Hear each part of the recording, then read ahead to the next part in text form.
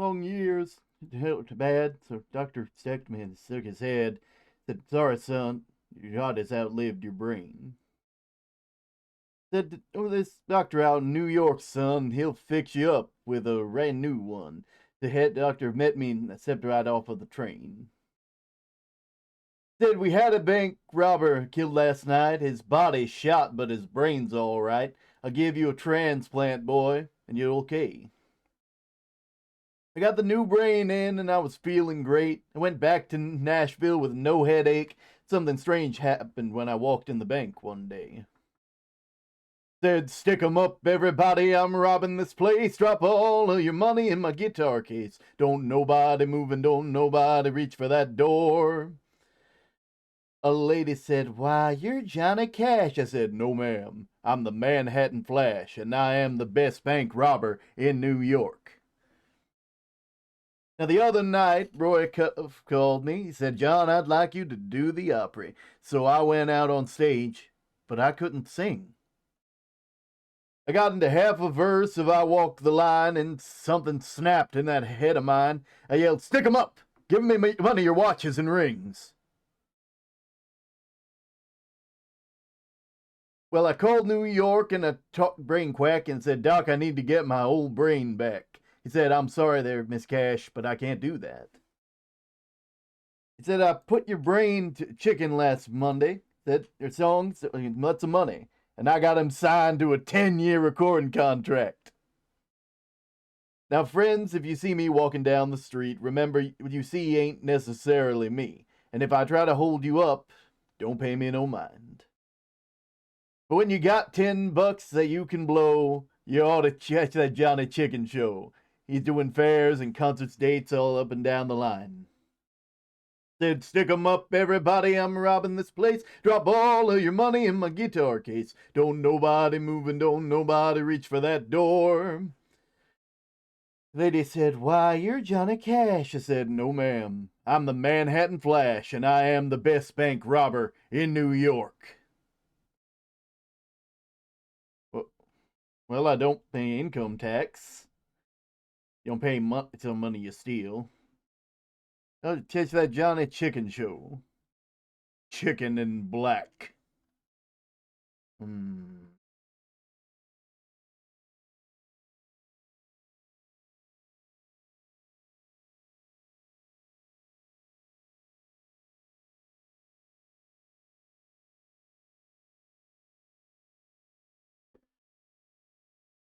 To the water, Father Finley walks hardly bothered by the 10-pound lock round his ankles.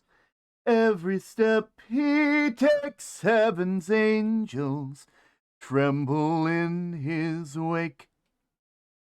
Never seen a wall so high, watchdogs around the clock, guards at every corner, and they don't bother calling the coroner. Once a man gets locked inside, he's there till the reaper knocks, or so they thought, till they saw one night that man escaped, and to this day every inmate knows his name. Water. Father Finley walks hardly bothered by the 10-pound lock round his ankles. Every step he takes, heaven's angels tremble in his wake. Legend has it he was raised in the attic, and Mom and Dad could barely afford the same hatting of asylum after asylum, praying to Poseidon to keep the darkness outside of him. They say he never uttered a word until the crucifix around the neck of a corrections officer caught his eye. Said, my, oh my, they had just found my ticket out of hell on earth. Father Finley walks hardly bothered by the 10-pound lock round his ankles.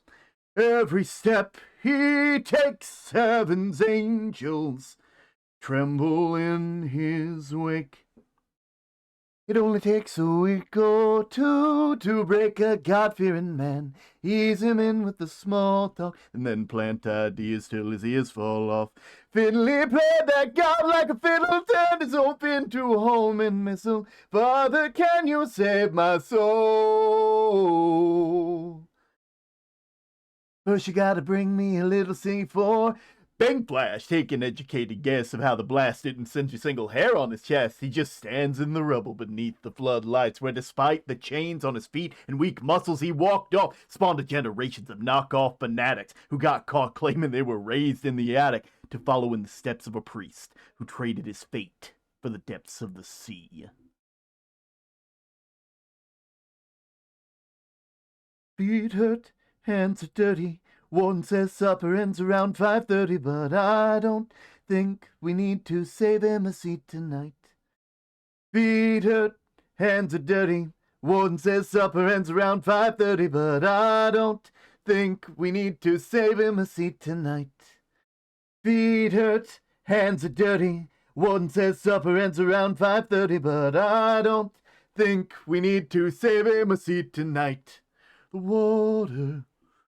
Father Finley walks hardly bothered by the 10-pound lock round his ankles. Every step he takes, heaven's angels tremble in his wake. To the water, Father Finley walks hardly bothered by the 10-pound lock round his ankles. Every step he takes, heaven's angels tremble in his wake. Oh, the water.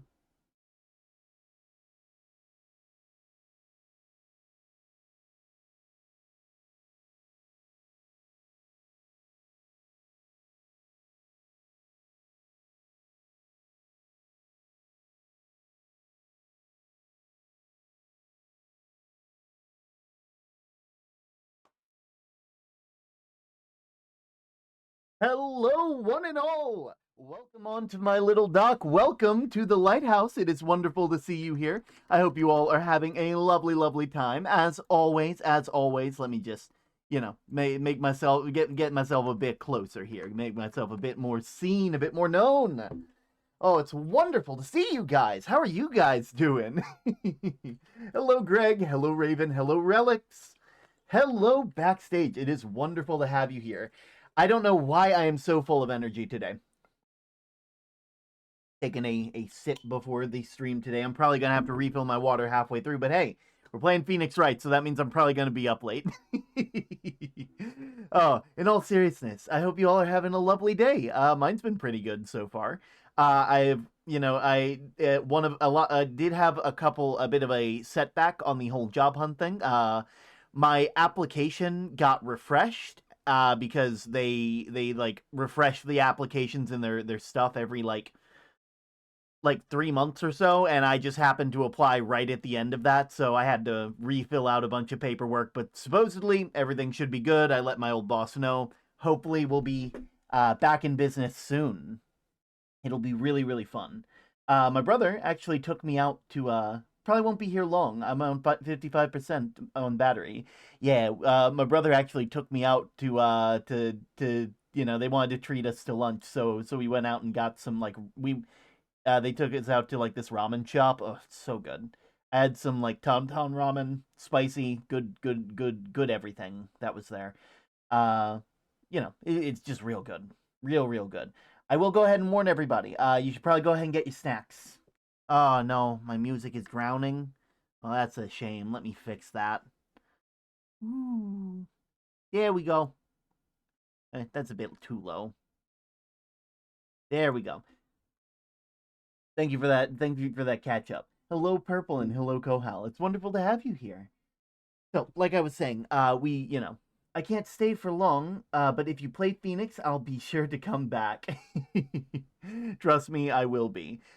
This is going to be a very interesting... We're going to be playing Phoenix Wright. I believe the specific game is Justice for All. It is a very, very good game. Would recommend. bit of a sequel to the last game. They struck the iron hot when it came to Phoenix Wright. I don't want to miss the drama, but I need food. Go and get yourself some food. I'm gonna be standing here for a little bit. It's like we're not going in quite yet. You don't have to worry too much about that.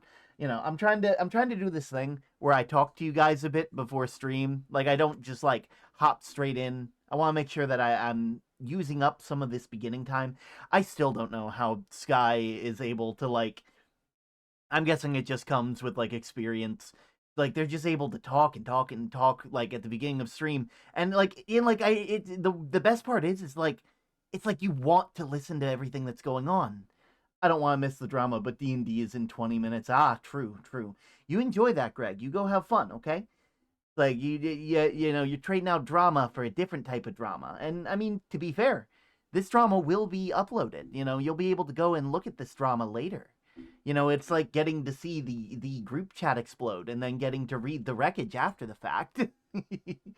Oh, in all seriousness, I hope you all are having a lovely, lovely time. I also have to fix my lurk command.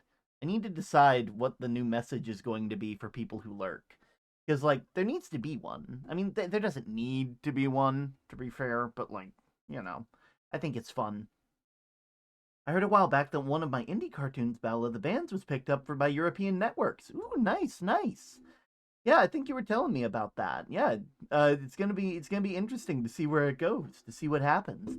I also realize I need to pull you guys up on my phone so that way when I'm not playing the game, well, when I am playing the game and I'm not, looking at my OBS, I can still see you guys. I gotta keep an eye on you. After stream, can I poke you about how you set something up in your OBS? Yeah, sure. Just, send, like, put it in, like, the media chat, so that way, because I assume if one person has the question, they can, they'll probably, someone else probably has an answer to that question. I'd be more than happy to make that public knowledge, as so to speak. I still am hoping it'll be released on YouTube, just like Lackadaisy. Oh yeah, that'd be amazing. Honestly, that'll be sick. Let's see. My channel. I just got a glimpse of what Sky's playing. They're playing that card game simulator, and they're just pulling pack after pack, and it's like, oh no, the brain rot. Oh no, the collectathon, the collector in them has awakened. Oh, it's gonna be something else. That is for sure. Oh, it's gonna be nice. If one person has a question, five are too nervous to ask. Exactly. You know, Sometimes it's like if you ever have a question, it's important to ask, not just for yourself, but for others. Because, some people might not know. It's important. It's very important. Oh, I think I might do. Now, I know that this game introduces something into the Phoenix Wright canon that becomes hilarious when you put it in the context of every other sort of Phoenix Wright thing.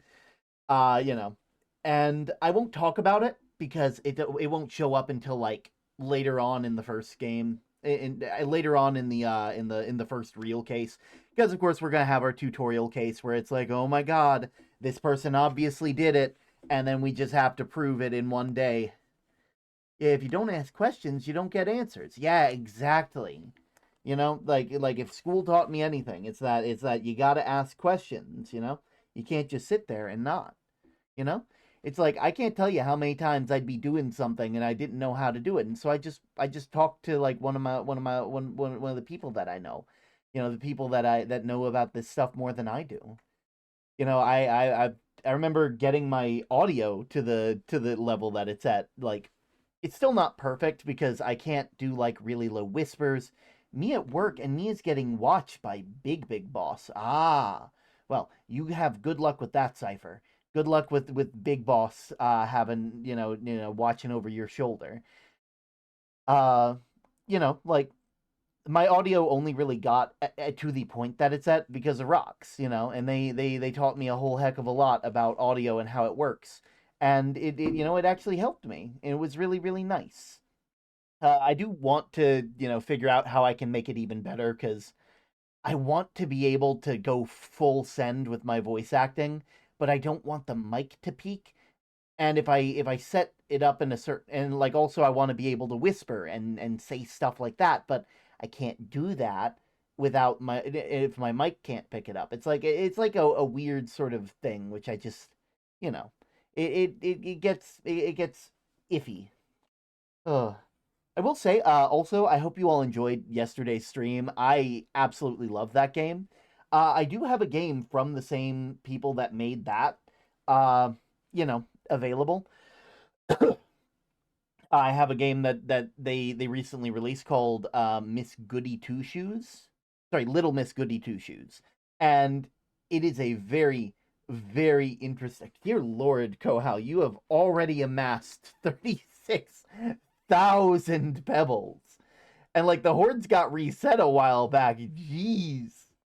Oh man, you really out here rebuilding your pebble horde like a pebble dragon.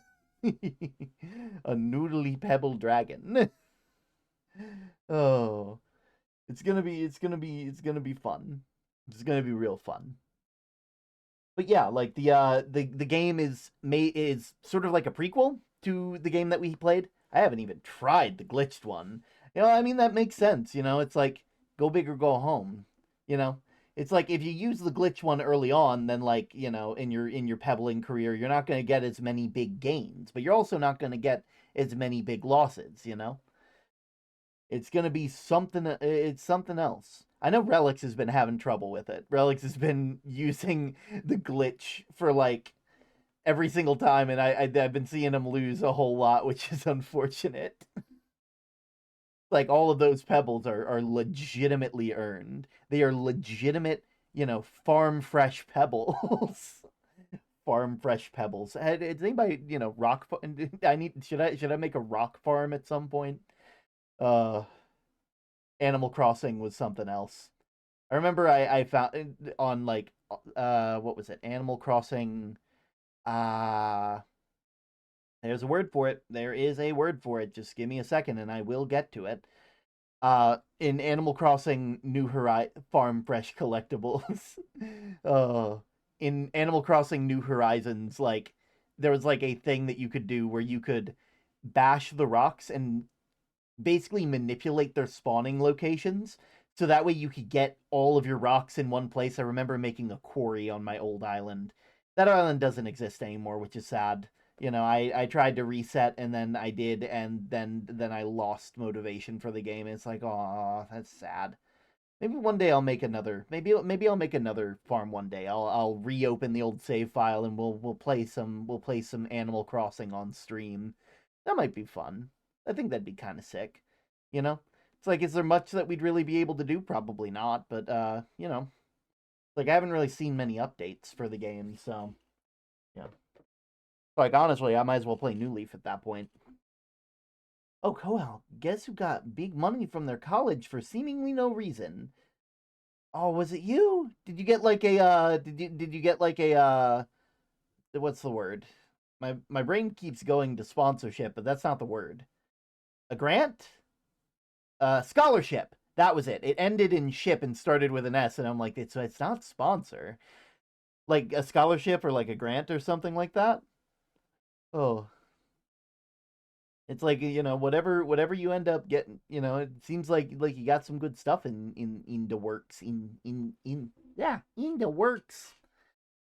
If I could actually have my words work for 2 seconds without me stuttering at least twice, that would be great. That would just be wonderful.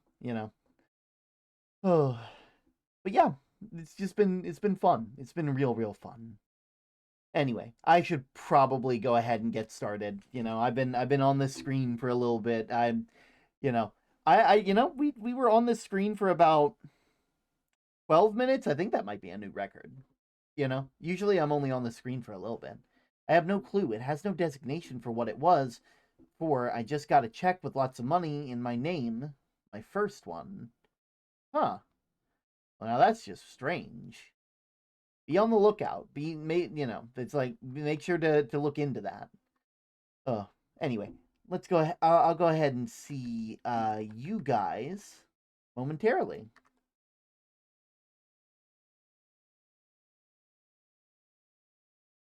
There we go.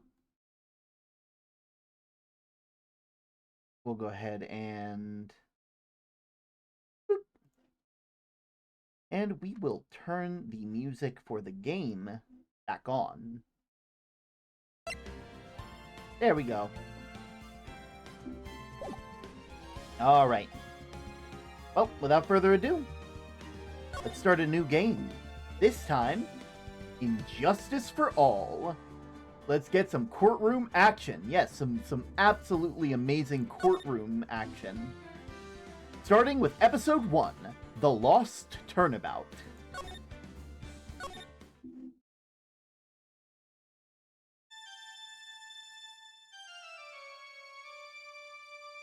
How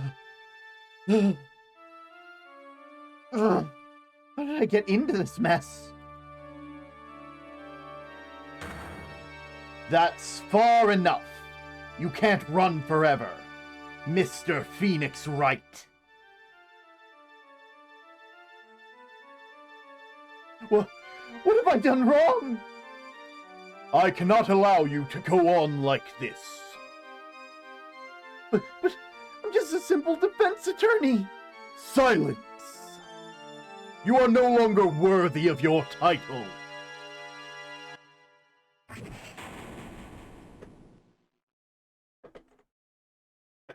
Oh, we getting into it. September 8th, 9:08 a.m. District Court Defendant Lobby Number 1.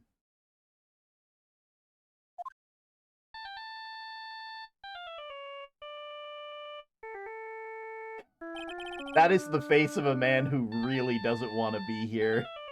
That is the face of a man who is so upset with where they are right now. Oh, yo!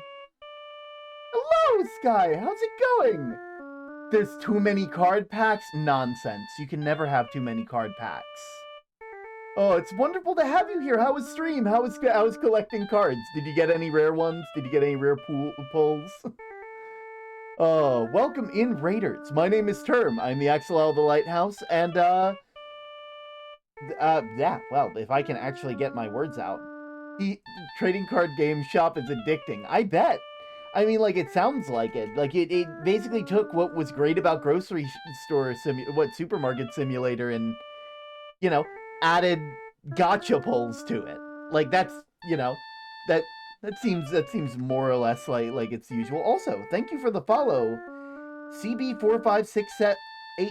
It's wonderful to have you here. I hope you're having a lovely day. I'll just call you CB for now. Also, I'm just gonna, because this sound is just, but yeah, my name is Term. I'm the Axel of the Lighthouse. I do my best to create a calm and cozy atmosphere for those of us just trying to find refuge from the storms of day-to-day life. You know, if you want to come and find our lighthouse again, do be sure to drop us a follow.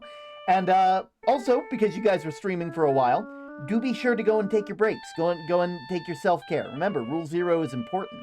Same with you, Sky. You know, just if you need to go and de-stress, go and do that. All right, but without further ado, I'm gonna get back into this game. We just started the game back up, so yeah, you guys haven't missed anything. Going for din din? Oh, nice. I know I just got finished eating din din. Made some spaghetti with like some deer ground beef, not beef, deer ground deer meat. You have to put the words in a different order. Anyway, what a nightmare. And I bet it was this ringtone that caused it. Really shouldn't be dozing off right before a trial starts anyway. Yeah, I would think that too. Honestly, why did you make that your ringtone, Phoenix? Legitimately. I helped out with dinner. Yeah, you did. You know, they helped, you know, take care of stuff so I could walk away from the stove for a little bit. Huh. Looks like they hung up. Ah, good. I finally found it. Holy. Talk about a close call. I hate to do this to you, but it's nothing personal, Mr. Attorney. Oh, shit is getting real. A few minutes later, District Court Defendant Lobby Number 1.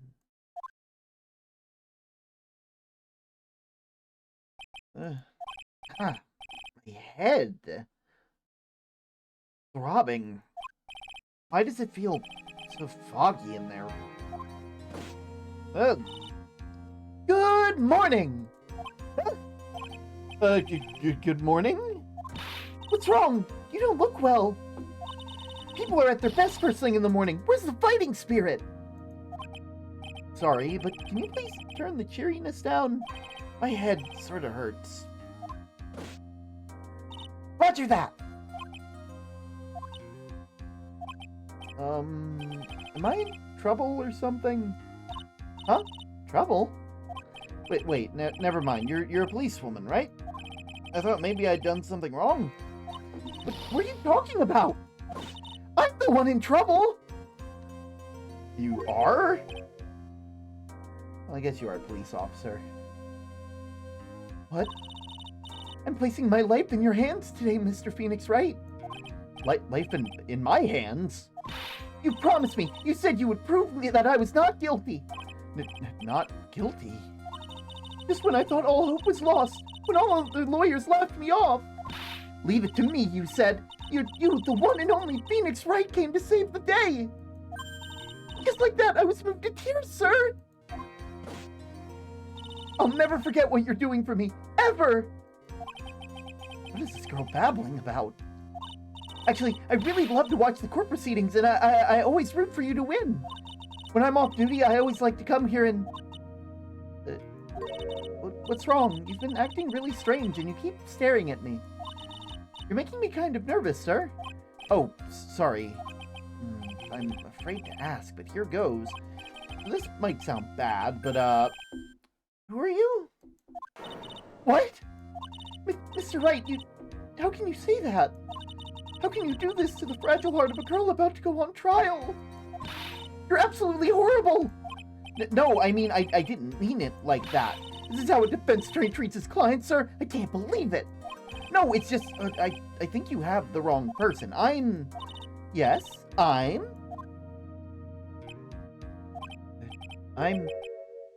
Who am I?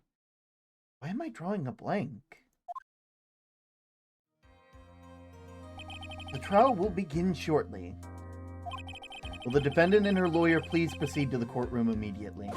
The trial's about to start. I'm counting on you in there, okay? Ugh, you chose the wrong person. Lucky for you, I happen to actually be an attorney, unlike this Phoenix whoever they are, you know, here's my badge. Oh. Guess I must have amnesia. When the Phoenix is right in the attorney role, really acing it. I don't know. I never played these games. Well, congratulations. We've already gone through the first game, and we just started the second. So thankfully, you'll get to understand who everyone is. Good luck, Termin Phoenix. Yay. Let's see. What can I piece together? From the sound of things, it's probably safe to say that I am a defense attorney. And that girl, I said I'd prove her not guilty. I can't believe I made such an irresponsible promise. Ugh. Someone, please! Tell me this is just a bad dream! Why do I get the feeling this is one dream I won't be waking up from?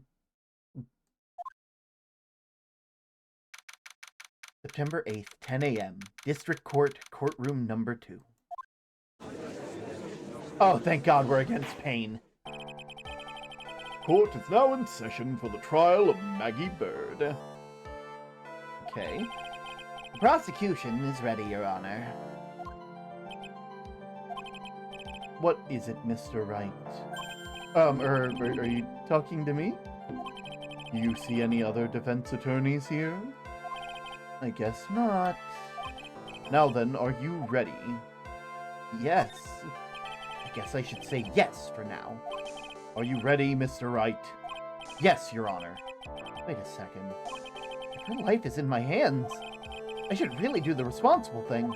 Actually, you see, Your Honor, my memory is kind of... The court will not hear the defense's excuses. Because the defendant is a member of the police, this case is under great scrutiny. Therefore, we must make this trial fair, but swift. I believe I have told you before. I hope you're not telling me you've forgotten. Actually, I have. Mr. Payne, your opening statement, please. Yes, Your Honor.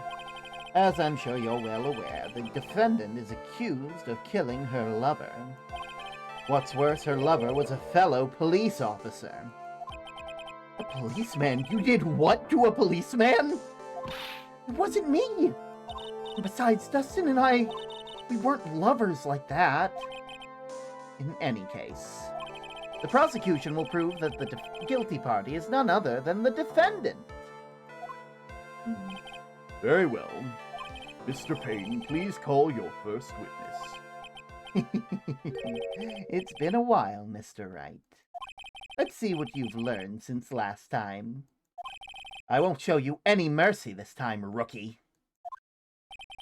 Okay, and who are you again? The prosecution calls Detective Dick Gumshoe to the stand. Here we go. Don't let me down, Mr. Wright. Nowhere to hide. I am so dead. Oh man, someone's already cut his salary. Oh no, he's already looking bad. I'm gonna go eat and then stream Subnautica in a bit.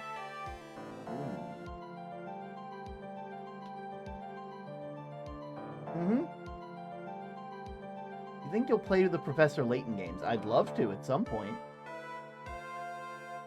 What a weird name, Dick Gumshoe. Well, I mean, Dick is another name for a detective, Gumshoe is a detective, and they are a detective, so, you know. Witness, please state your name and occupation. My name is Dick Gumshoe, sir. I'm the detective in charge of homicides down at the precinct, sir. You don't look very well, detective. Well, sir, the defendant, she works under me, so, you know. You work under that detective? Yes, sir. And while I have a trainee, he was always watching out for me, sir. He's such a wonderful guy, sir. I'll never forget what he's done for me. Okay, calm down. I believe you. Detective Gumshoe, please describe for us the details of the murder. Yes, sir. It happened at the park near headquarters, Expose Park. The victim was one of the local cops, Dustin Prince. He's Dustin for Prince. That's good. He was pushed down some benches on the upper path, sir. The landing beat his body up bad and snapped his neck. The details are listed in the report that was distributed yesterday. Yes, the autopsy report, correct? Why do I not remember getting a copy? I see everything is in order here. Even the estimated time of death is unusually well documented. The victim's watch stopped from the impact of the landing, sir. The result of the autopsy confirmed the time of death. If I may, Your Honor, the prosecution would like to submit this photograph. Very well. The court accepts this into evidence. The victim fell from the walking path above. Now then, I recall yesterday's preliminary hearing. A very important piece of evidence was brought to our attention. Yes, Your Honor. Yes, sir. Yes, I guess. I'm just gonna... The victim fell from walking above, found under the victim's body, with nearsighted lenses were found nearby. Dustin autopsy report. Time of death, 9/6/6:28 p.m. Broken neck. Body was covered in bruises. Found this in my pocket, but I don't remember what it means or how it got there. It's my all-important badge. It shows that I'm a defense attorney. Got it. Mr. Wright, is your head on right today? There's a very crucial piece of evidence found under the victim's body. Was there? Have you lost your mind? Well, actually, it's just nerves. Just give me a second. What? How can you talk like an amateur? I thought you were a pro, sir. All right, sir. I'll help you through this. At a time like this, maybe you just ought to take a glance at the court record. Court record? Yep. Info about evidence and people involved in the case are all listed there, sir. You can look at the court record by pressing tab. Tab? I'm looking... Like, I mean like flipping a tab on a folder, sir. Oh, okay, I'm sorry. I was looking for a keyboard for some reason. Why would you need a piano at this time? You know what I meant. Too bad I'm a cop, right? Just think, I could totally be a legal aid instead. Mr. Wright. Yes, Your Honor? Court is in session. Save your chit-chat for later. Sorry, Your Honor. Well, I guess I'd better check the court record and see what I can find. What was it again? All right, Mr. Wright, let's see if your notes are in order. What was the piece of evidence found underneath the victim's body? Glasses. That's simple, Your Honor. A broken pair of glasses. That's right. The victim grabbed the killer's glasses as he was being shoved, sir, and held on to him as he fell. Hey, what? Why are you giving me the evil eye? Hello, Term. Hope you're doing well. I am doing wonderful, Cloud. It's wonderful to see you here. A pun and a pun and a pun. I love the puns. Those glasses you're wearing? Yes, these are my spare pair. But these glasses they found at the crime scene are not mine, I swear. You sure about that? Look, it was a coincidence that on the same day I accidentally stepped on mine. Coincidence, she says. Ugh. Your Honor, I have further evidence to present. Oh, you have more? And this evidence is very decisive. Very well. Let's hear from our witness about this evidence.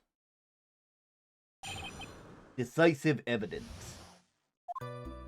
There's something even more incriminating than the glasses under the victim's body, sir. During this date, the victim was pushed from the bench area, but he managed to write the culprit's name on the ground where he landed.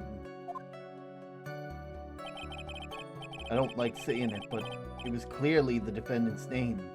Maggie, sir. With this piece of evidence and the glasses, it's hard to say. It's hard to not say she's the culprit. This is a picture of the writing, Your Honor. Why, this is... Yes, I can see her name is clearly written here. The prosecution would like to submit this picture. Understood. The court accepts it into evidence. Got it. As if the glasses alone didn't make you look suspicious. The victim wrote your name clear as day on the ground. But I already told you, those glasses aren't mine. And how do you explain this dying message? It's a conspiracy! I'm not guilty, sir! Oh. Mr. Wright, you may cross-examine the witness. Cross-examine? This is it. I'm counting on you. Sure, but what am I supposed to do? What? This isn't like you at all! Normally this is the part where you'd get in the witness's face. Get in their face and do what? I guess there's no way around it. Okay, I'm going to lend you a hand. The prosecution's witnesses all hide things from the court, which means they'll lie from time to time. Lie? But isn't that detective your superior? Well, even if they don't mean to lie, sometimes people just remember things wrong. Huh. Like that detective, he does look like a bit of a scatterbrain. Hey! Listen, he's my boy, and he may be a lot of things. He may be a police officer. He may be like, he may be struggling with all of his pay cuts. He may be a scatterbrain, but there's one thing he's not, and that's... Where was my point again? Anyway. Doesn't matter. Either way, it's bad for us, sir. That's why when you question the witness, you have to find and expose their lies. Mr. Wright, you cross-examination, please. Yes, Your Honor. Talk about trial by fire. Here goes nothing. As long as I can expose the lies, we should be all right. Decisive evidence. There was something even more incriminating. During the date, the victim was pushed from the bench, but he managed to write the culprit's name on the ground where he landed.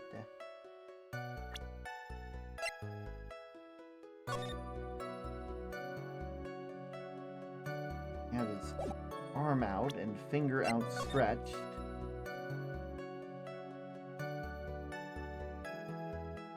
Huh. Yeah, I don't see it in this photo, and that's kind of the thing that's got me right now.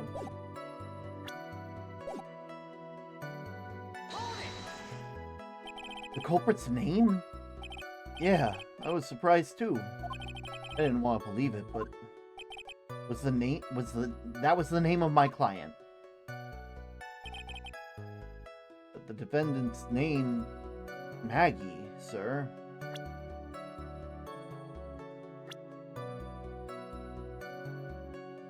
Excuse me.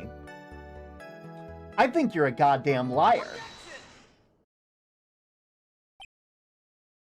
Huh? What is it?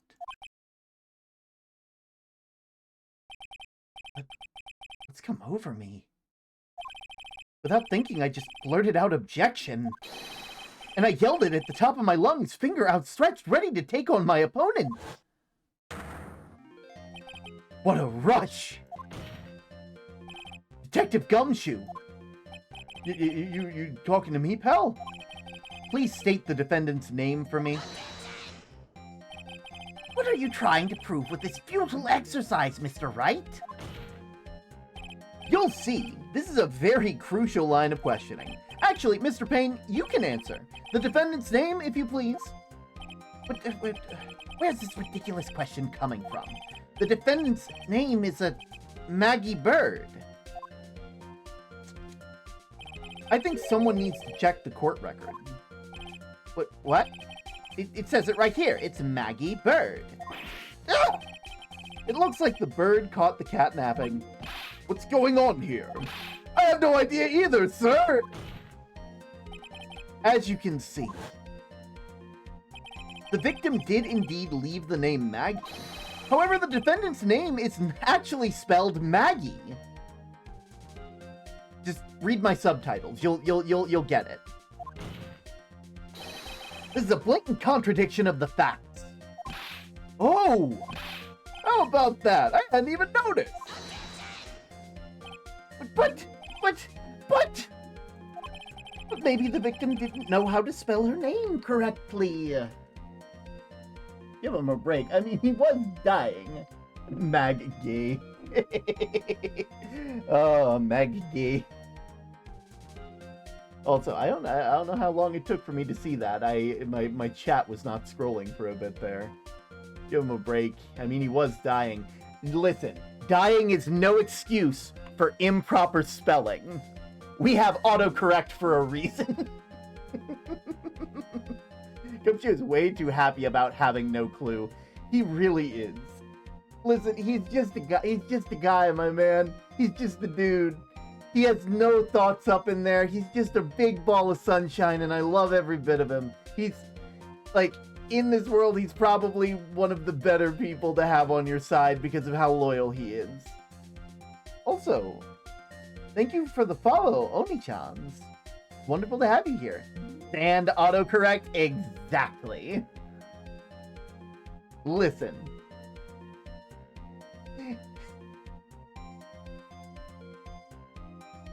Oh, but maybe the victim didn't know.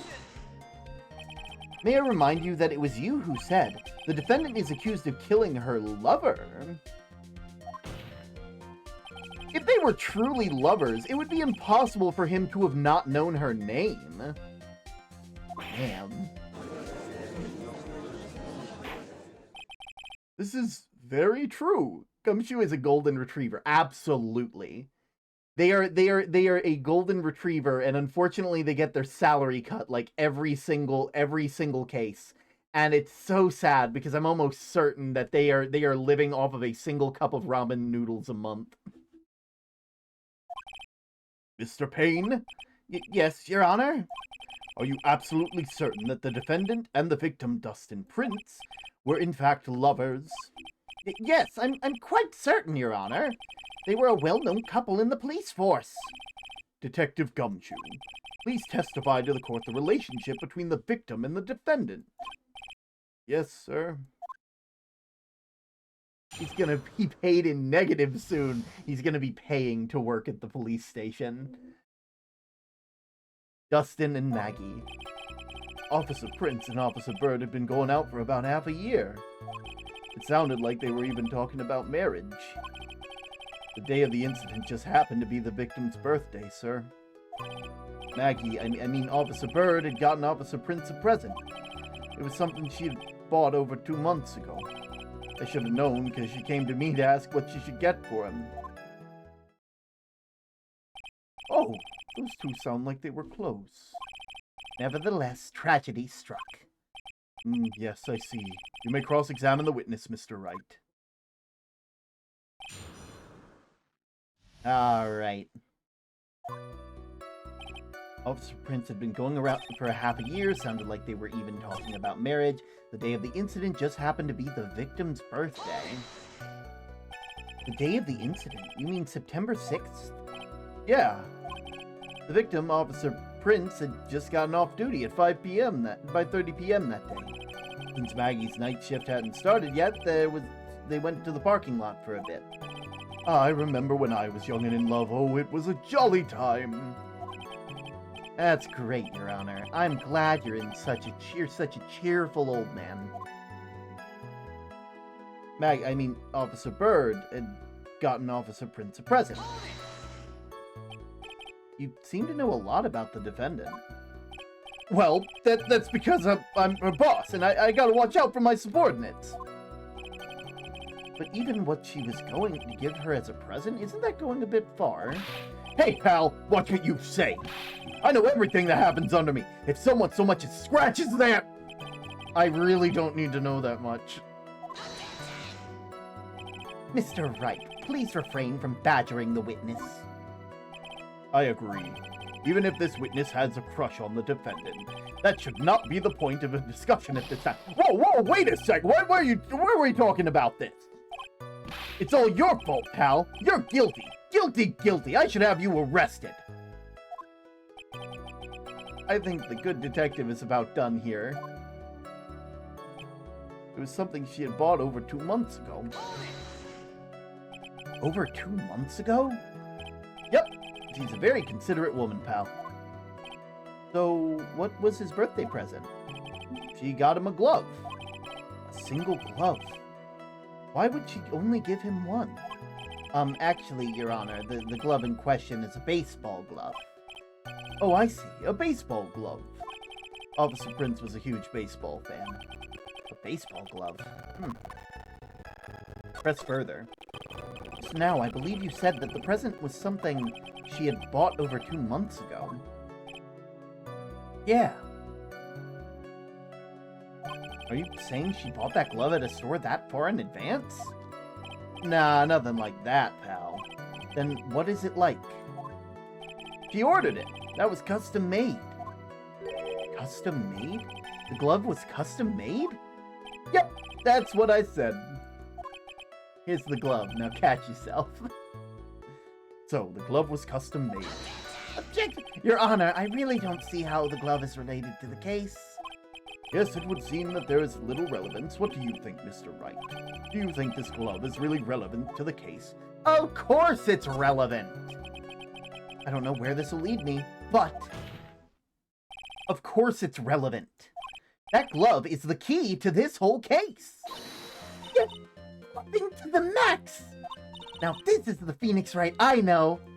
I'm so happy you're back, sir. I was wondering how long it would take. This is great! Pressing people.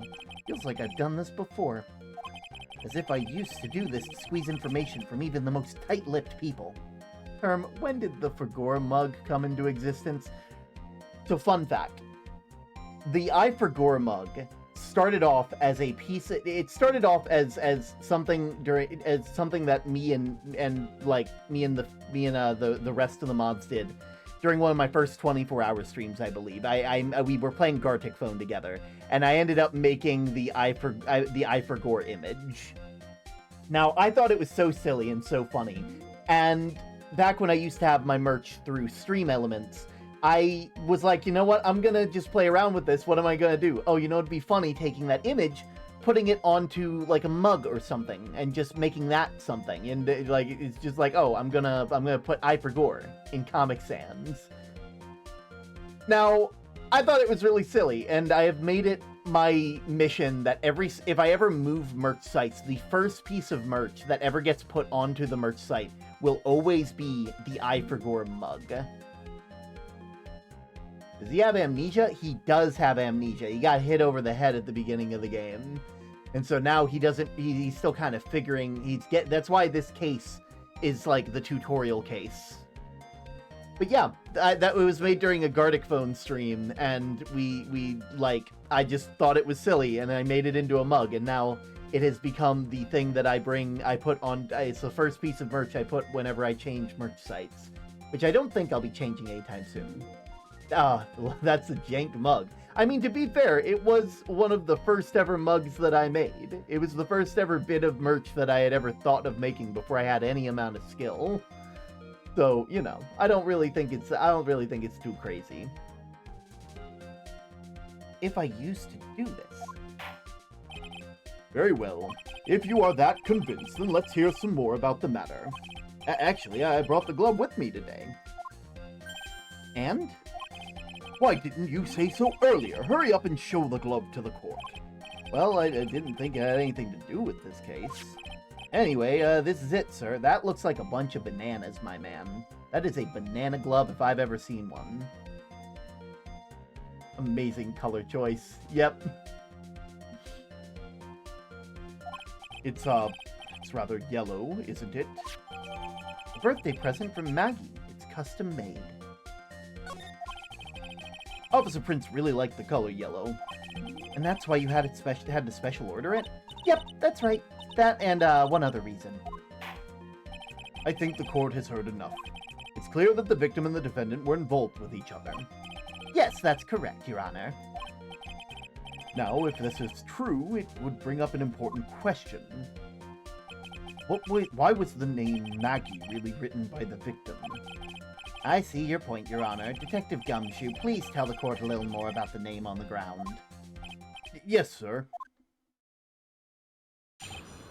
Writing on the ground. We first looked into the handwriting.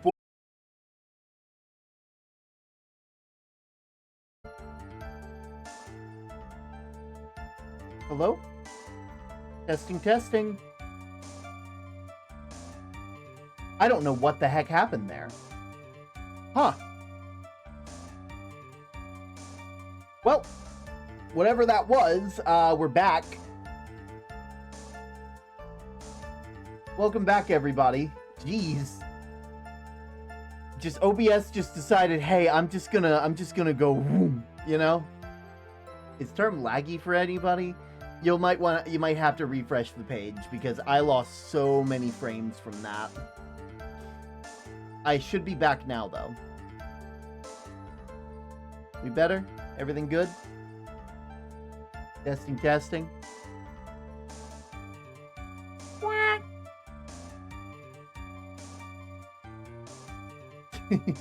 I've been refreshing the page. I'm sorry, buddy.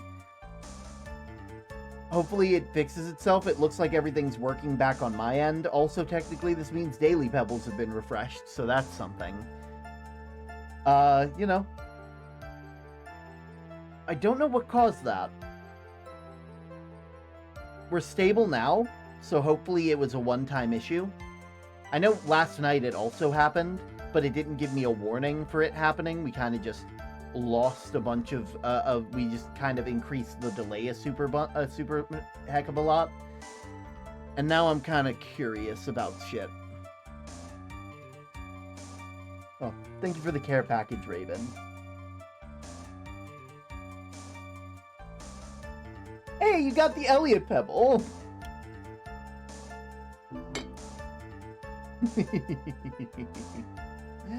Oh. Wrote with his right hand.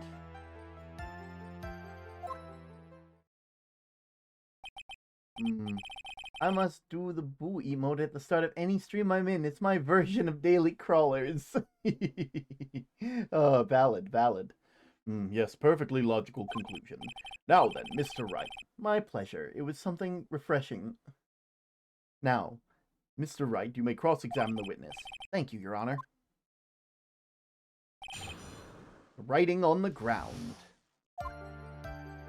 We first looked into the handwriting. Unfortunately, we couldn't confirm it was the victim's. Detective pointed a finger, found the scratches on the skin. We could confirm that they were writing with their right hand.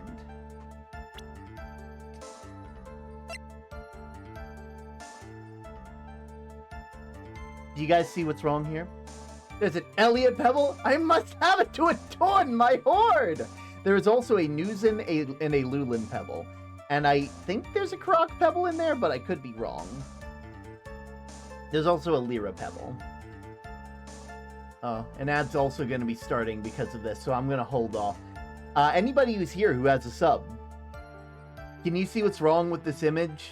From this, we could confirm that the victim wrote their name with their right hand.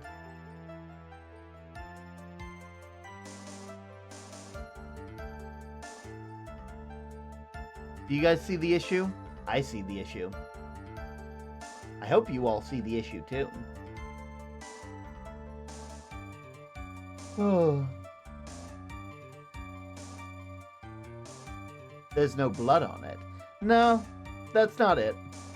That's not it, because this was a gift for them. They didn't have that on their person when they fell. And they didn't die from, like, anything blood-related. They fell to the ground and snapped their neck. And they had a bunch of bruises on them. So there's no, like, DNA evidence that's around. I see it. The little... He was left. Yeah, there we go, Raven. There we go. Raven's got it. Try to imagine putting your right hand into this glove. It wouldn't work. The thumb's on the wrong side. That glove is, right-handed. And in baseball, you would put the glove on your non-dominant hand. Because you need your dominant hand to throw the ball. This does require a bit of knowledge about sports, you know? Like, most catchers would not have their, you know, you get it. Anyway, I'm gonna present because I assume the ad's probably gonna be finishing not too long from now. Detective Gumshoe, take a look at this. That's the glove, right? Could you tell the court what's so special about this glove? I thought the glove was flipped, not gonna lie. You know how many times I put gloves on backwards because of that? Oh, God, don't even get me started. Being in marching band and, like, putting on gloves, and it turns out that, like, they're wrong. Like, it's like, and they're like, wrong in the subtlest of ways, where, like, the seam just messes you up. I don't know anything about bass, and I only know a tiny bit because, you know, my family's not a sports family, but, like, I know a tiny bit, just a tiny bit. Could you tell us, Court, what's so special about this glove? What's special? Never really thought about it, but, it's really yellow. That's about it. Softball gloves are no better. Yeah. Yes, it is really yellow, but, that's only one of its qualities. Huh? There is another reason why it's so special. And what would that be? You know, Term, if you like this, you might like Danganronpa and Master Detective Archives. I'll look into that. Like I said, like, I've heard a lot about Danganronpa, and I'm not sure if I would like it. Just because, you know, it gets a bit grisly. This is very simple. This glove is made for a left-handed person. Left-handed? Why, you're absolutely right. This glove is made to be worn on your right hand. That's why it has to be custom-made. I have never seen a bright yellow left-hander's glove for sale, have you? Well, no. So, Detective, which hand did the victim use to write his name with again? Well, that's easy. It's obvious from this picture. Wait a second. Don't forget that the victim was left-handed.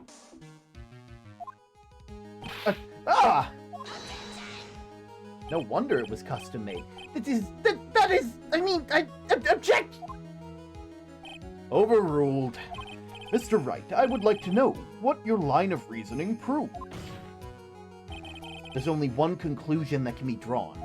The left-handed person could not have written a message with his right hand. Therefore, the person who wrote the name Maggie could not have been the victim.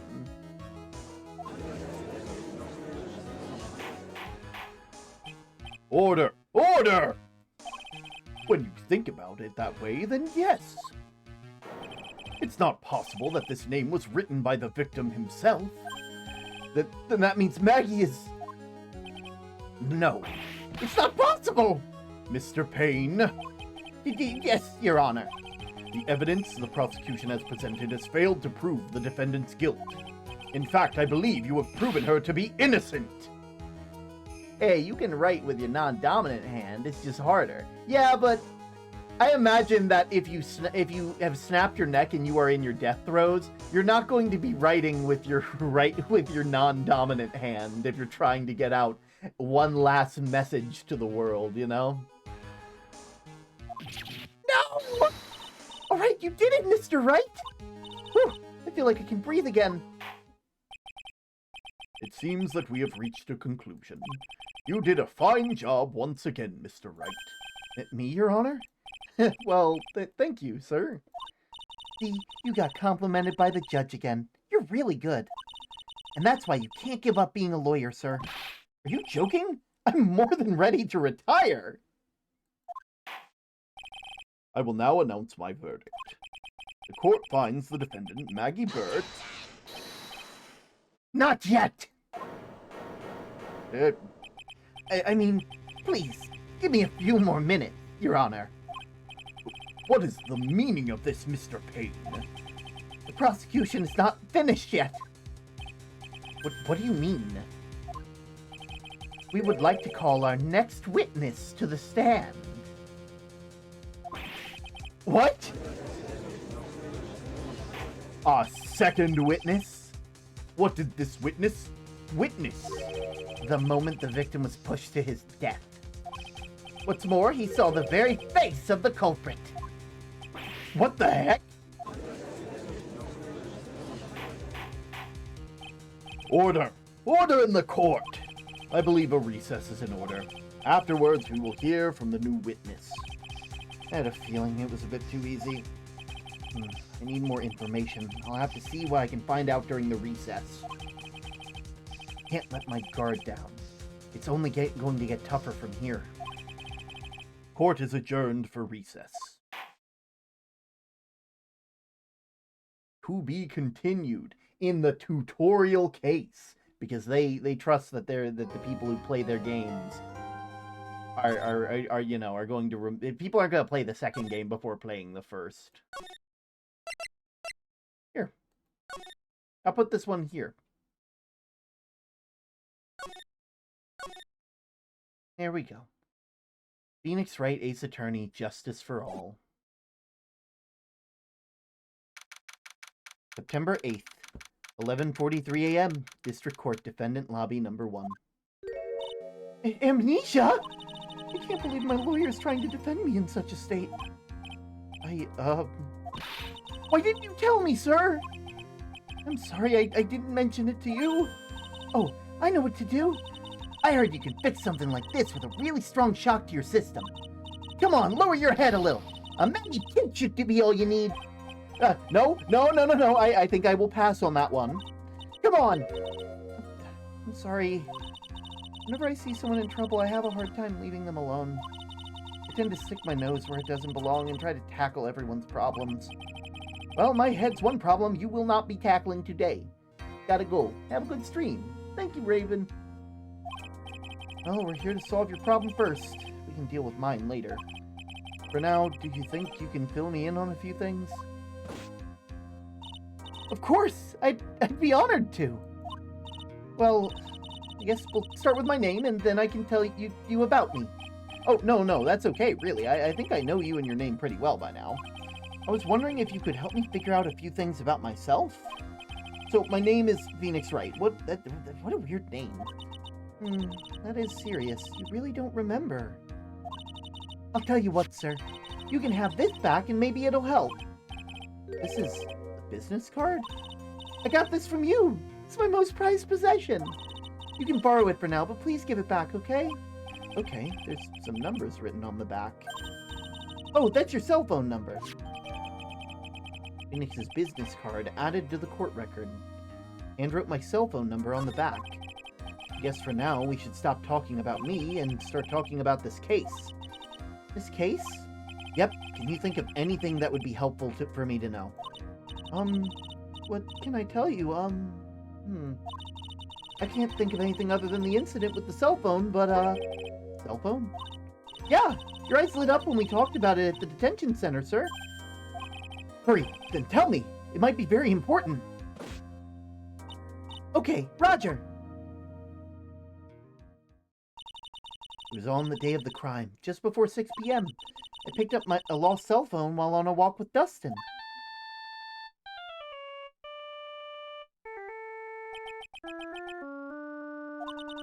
All of a sudden, the phone began to ring. Beep. Hello? Oh, thank you. I've been searching for my phone. Is this yours? Oh, I'm glad you called. We can meet up and I can give this back. I'll be right there. I'm sorry I didn't catch your name. You can call me Maggie.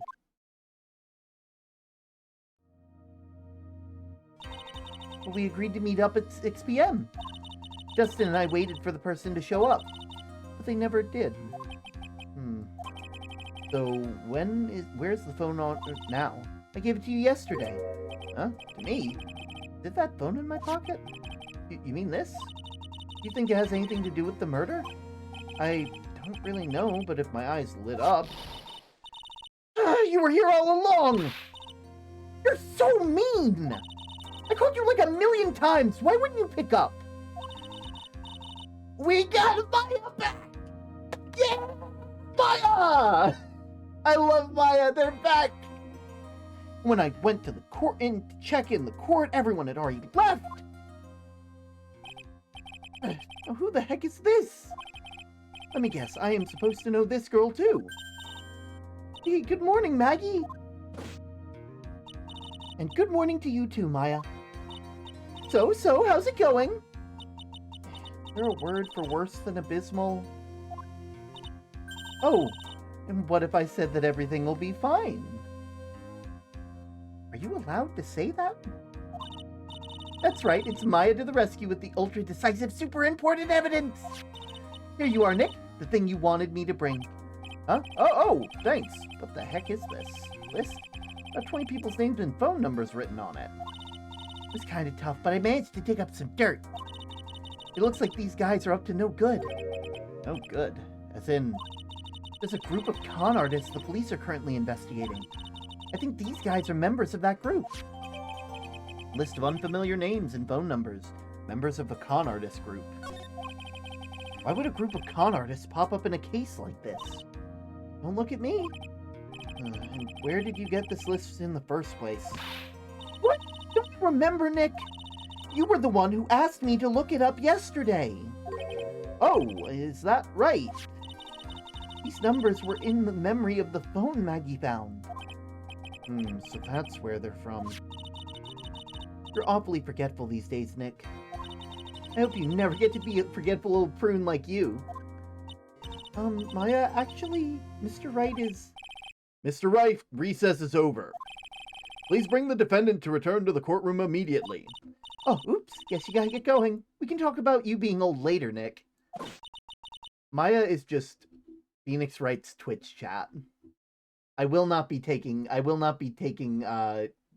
constructive criticism on this. I'm right.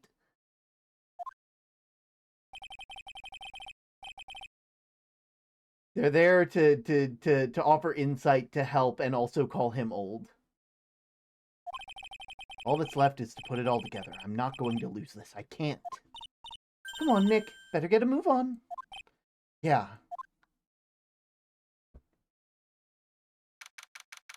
September 8th, 11:54 a.m. District Court, Courtroom Number 2.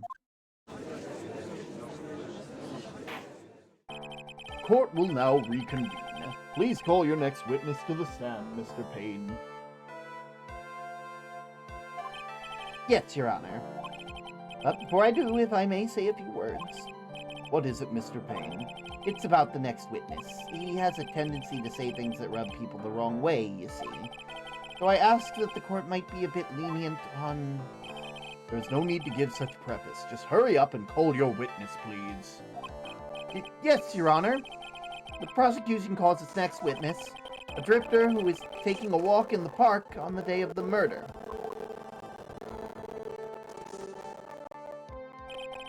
Please state your name for the court, witness. Before I do, I'd like to clarify something. Huh? Oh, all right. Go ahead. Just now, you introduced my wonderful self to the court, correct? Perhaps as a drifter who was taking a walk. Did I? But I will not stand for that. Now you've tinted the court's eyes and colored me wrongly. Sure, I suppose calling me a university student would just settle evil as death. Everything utmost top grade quality, top-notch, unbeatable university. I have a rigorous selection process during my... Yes, I understand. I'm very sorry. I will be more careful from now on. The drama just walked in. They look like the embodiment of the phrase "spill the tea." What is he? A human chatterbox? I have to question him. Yeah, he looks like the phrase "spill the tea." Fashion cards, women, glasses, and of course university. First rate only need apply.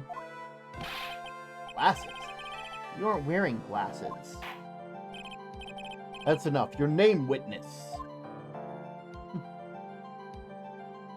Oh, is that how you want to play this? Using your power and influence to keep the young people down. I see how you work now. The eyelashes pull it together. It really does.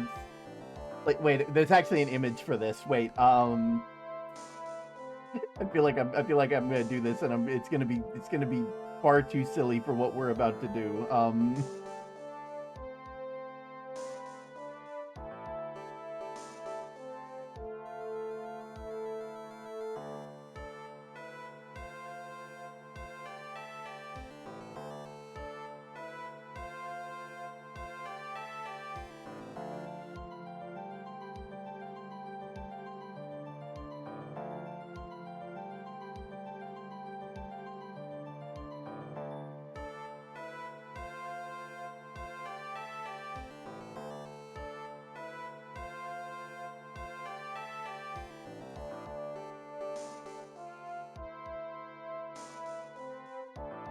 I found it.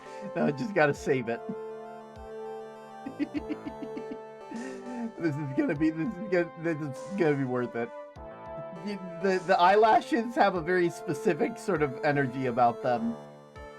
They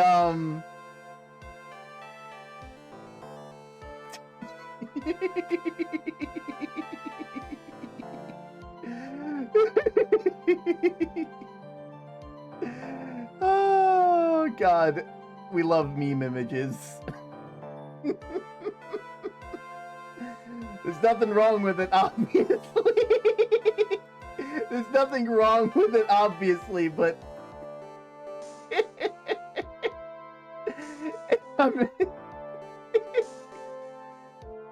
Okay. I feel like every time we have... Even got the hooded eyelids! Right? Character design... Peak character design right here. Honestly, same though. Yeah. Oh. You old people and your dirty tricks. You thought you had me, but you thought wrong. Oh, I'm sorry. It won't happen again. Peak. Oh, man. I forgive you, all right. I suppose I can tell you my name. I'm Richard Wellington, the drifting virtuoso, with a PhD in drifting, as it were. Oh shit, it's the Drift King himself. Richard Wellington. Man, okay, good to know. If you wanted to, you could also call me a university student in transit. Of course it's Richard. Of course it's Richard. Mr. Wellington. Why is his name Richard Wellington? No! On the day of the murder, you were strolling through the park, correct? It would appear that you are attached to that word. If you must, then by all means. But I remind you that I am in no way a prepubescent boy out on a walk with mommy. If you must know, I am... Anyway, please testify to the court about what you saw during the walk through the park. See, you said it again. Taking a walk. You know, you... What you witnessed will do, Mr. Wellington. What I saw that day. I was at the park all afternoon, deep in thought about my life situation. I don't remember the time all that well, but I do believe it was past 6 p.m. After all of a sudden, the police officer falls from above right in front of my eyes. Without a thought, I look up and there are the eyes of a charming young lady. Of course, I remember her sweet face. It was that of the pretty defendant there. The only other thing I saw was the banana that fell with the police officer. The banana? Certainly is a decisive testimony. Decisive? Nick, did you just hear what he just said? Yeah. That's all you have to say? How can you be so calm? It's strange. My mind is very calm and clear. Maybe it's because I believe in my client? You mean Maggie? Yeah. And if she really is innocent, then that can only mean one thing. That guy must be lying. You may now question the witness, Mr. Wright. I'll find out the truth, no matter how well you craft your lies. What I saw that day.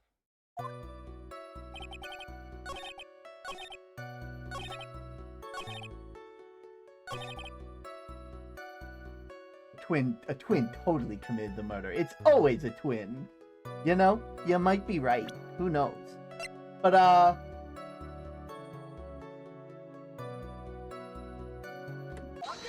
yeah. Mr. Wellington. I believe I have the bananas you saw right here.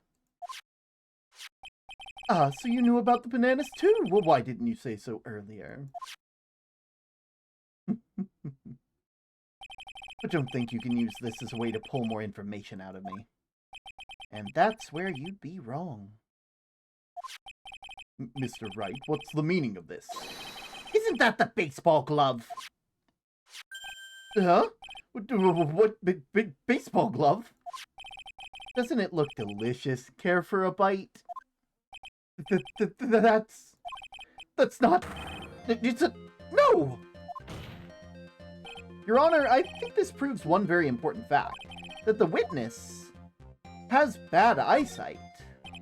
By the way, just how bad are your eyes? But how did you... Why are you asking about this all of a sudden? Your Honor, it's a very simple mistake, a glove for a bunch of bananas. No, I don't think so. Objection overruled. You're one of those people. Yes, I know you know what I mean. You're like those people who refuse to accept Galileo. You're too obsessed with your worldview for new possibilities. Sure, in the end, it was a glove and not bananas, but I think there's room enough for doubt, don't you think? And that's why I asked you how bad your eyesight is.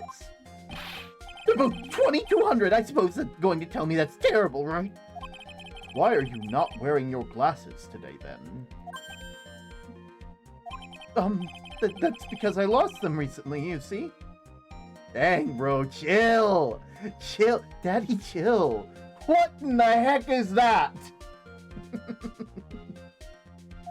Of course, I was planning on getting a new pair made right away. But you know, my glasses are no ordinary glasses, so to replace them... How about when you witnessed the crime? Were you wearing your glasses then? How about it, witness? You're unrelenting evil man. You're like those people who've rejected Joan of Arc. They're courageous only because honorable and righteous people. They did anything to be gruesomely burned. Which boils down that you were not wearing your glasses at the time. Therefore, the identity of the woman at the scene of the crime and that of the defendant cannot be proven to be the same by this witness. But the height difference was only 9 feet. It was very possible for him to see the face of the culprit standing on the upper path. Witness, please be more accurate in your testimony. Remember, a person's life is at stake. Ooh. Just, Your Honor. Now then, please continue with your testimony. Please. Damn, they really are sus, aren't they? Please tell the court what happened next in the moments after you witnessed the crime. Yeah, tell me another lie. What happened next? The girl on the upper path ran away as soon as she realized I was there. After that, I immediately called the police station to report the crime. It must have been 6:45 when I made the call. They must have had a lot of free time on their hands since they showed up within 10 minutes.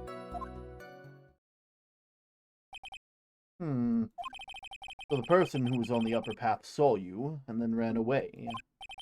Yes, that's correct. Which is why even someone without a superior brain like mine can understand that. That girl is the murderer. You may question the witness now, Mr. Wright.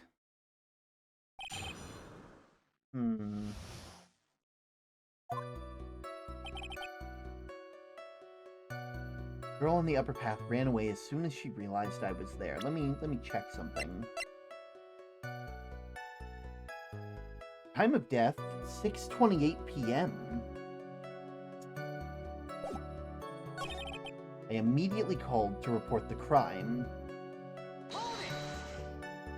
Immediately? As in immediately. I mean, sure, a minute might have elapsed before I did, but that's the duty of every good citizen, or did they not teach you that in your pitiful school? You think people learn about how to call the police in college? Hey, Nick, I think you should take a look at the court record. I know. Yeah, I don't fucking believe you, my man, because they died, like, almost 20 minutes, like close to 20 minutes before you supposedly called them.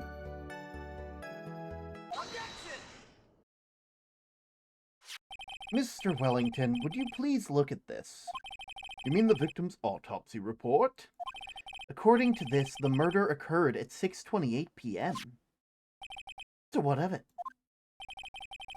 You said you called the police immediately after the murder took place.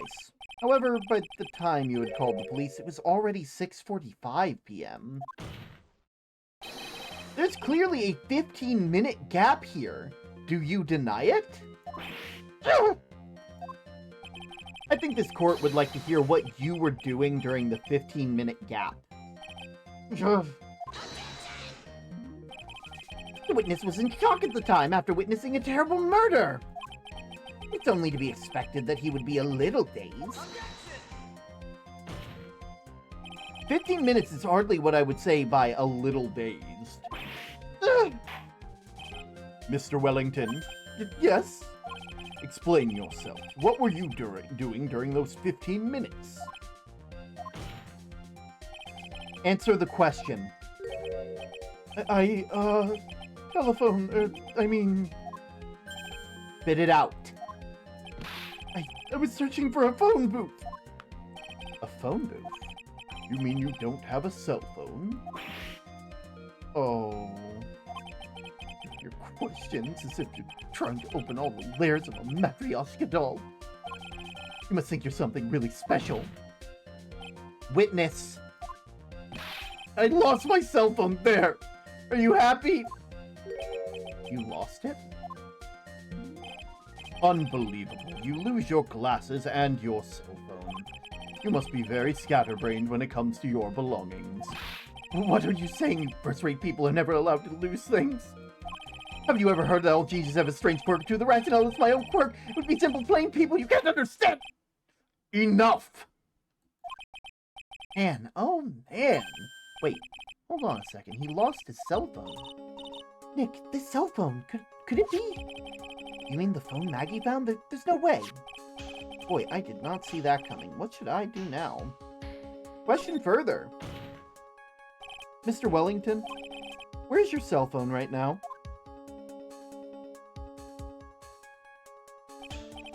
What are you getting excited about? You seem to be a little confused. I found my phone. I'll have you know. See? Here it is. Oh, I see. Looks like he got his phone. I thought that maybe this was his. Well, then I think we've cleared this issue up. At the time of the murder, the witness did not have his cell phone because he had lost it. Therefore, the delay in his call was caused by his search for a phone booth. Well, that's the gist of it. I guess you could put it that way and leave it at that. Do you have any further questions, Mr. Wright? No, there is something. Your Honor, the witness's testimony does not make any sense. I don't believe that there was ever a need for the witness to search for a phone. How dare you?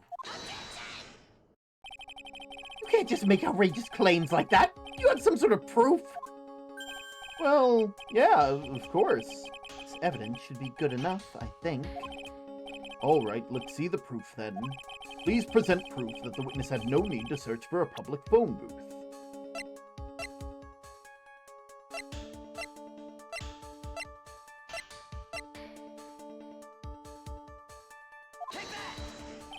It's very simple. This is the evidence that backs up the claim. And yet again, you presented this court with an obtuse, meaningless item. Huh? It's obtuse and meaningless. I don't get you at all, Nick. Why do you think he wouldn't need to look for a phone in the first place? Well, that's because I was looking at the evidence and it just hit me. I thought, hey, he really didn't have to look for a phone. Then why don't you hurry up and present that piece of evidence? All right, let's... Okay, thank you for giving me a second chance. Oh! The picture! Yeah, never mind then. Okay, yeah, that works. I just assumed that, like, they found this phone on his body, too, because it's part of the evidence. But, it's quite simple, actually. Take a look at this. The crime scene photo. Is there a problem with it? Oh, there's nothing wrong with the picture, but if you don't understand my logic after looking at it, something is wrong with you. No! It's a phone booth. That's correct. All the defendant had to do was walk 3 steps. Mr. Wellington, why did you not use the phone that was right in front of you?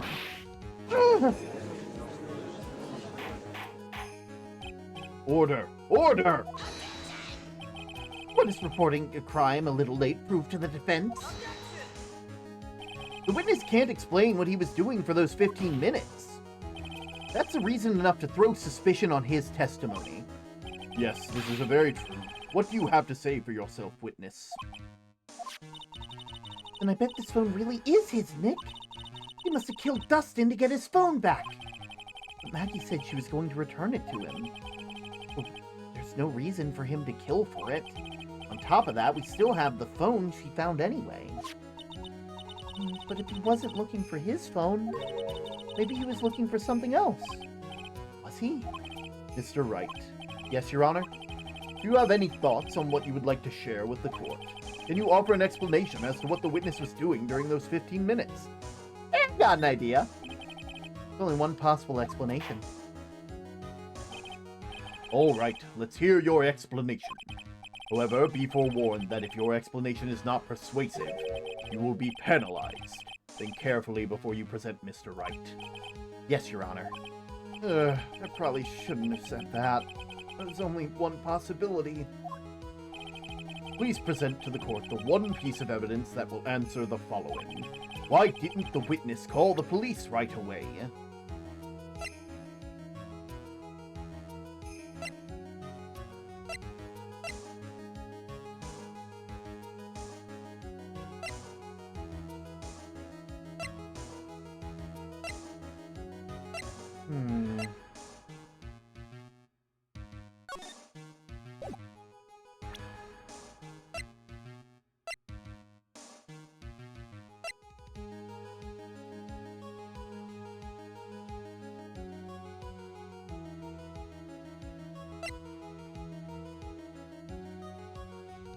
Time of death?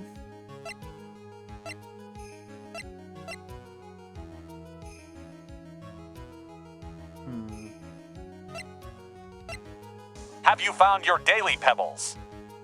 Have you guys found your daily pebbles? Anyway, So, my brain's only thinking of two things. One, the glasses. They wouldn't have been able to see the phone booth. And these would be their glasses. They had been taken from them. But also there's the possibility that it's their phone. I'm gonna take a leap and say it's their phone. That the phone they have is a fake. That they got it so that way they could claim that they don't have it, right? Perhaps this is the evidence you need to be convinced? Perhaps. It's just the idea I thought I'd throw out. I suggest that perhaps should be better. You should find. I suggest that perhaps you should find a better piece of evidence, Mr. Wright. Fuck you. Yes, of course, Your Honor. But before you do, you will be penalized. Ouch.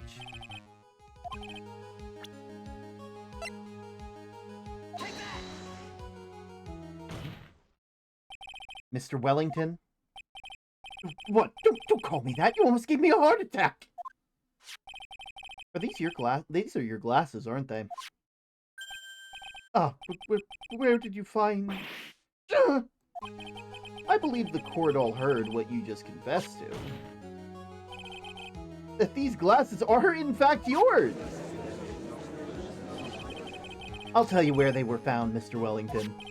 These glasses were found under the victim's body. Under the victim's body? Order! Order! No, wait, hold on. I didn't confess or confirm anything. Your Honor, I think the answer is quite clear here. As he fell, Dustin Prince grabbed the culprit's glasses. The culprit knew that he had to find his glasses and search frantically for them. What he didn't realize was that they were under the victim's body. And that's why he took him 15 minutes to make a call. Mr. Wright, are you indicating the witness as the real murderer? Of course. That's precisely what I'm doing. Jeez, he's gonna kill himself at this rate. I know I'm right. He's the real murderer. You figure it out, Nick? More or less. Turns out this cell phone was the key to the case after all. Anyway, now's our chance to deep six this guy. I'll sink him in one shot. Yeah, this is so exciting watching you work again. Somehow my old self is coming back to me. It's time to sink or swim. Everything rests on the edge of a knife. This is the moment I've been waiting for. Order! Order! Your Honor, the defense is making a mockery of this court! Without any solid ground to stand on, he accuses the witness of being a murderer! Yeah, that's right! I'm no criminal! This is third-rate fraud of a lawyer! In that case, why don't we look at it from a different perspective? Let's hear your explanation to why you're not the murderer. Why, that's easy. For example, this is the name of the victim that was wrote. What about that? Oh, you mean the name Maggie? Yeah, even an idiot like you can read that, right? But we already know this was not written by the victim himself. After all, the defendant's name is Maggie, and the victim was left-handed. In other words, in order to make the defendant look guilty, the real criminal used the victim's right hand to write her name on the ground. But would that mean that the real criminal was someone the defendant knew? Otherwise, how else would the person know that her name was Maggie? Maggie? That is a good point. The witness didn't even know that of Mrs. Bird before the trial. I forgot. Was there any way this creep could have known Maggie's name beforehand? There was a way. It would be best if I could prove that the witness had a chance to learn that the defendant's name was Maggie. Now, will the defense please present its case? How could the defense have known? How could the witness have known the defendant's name?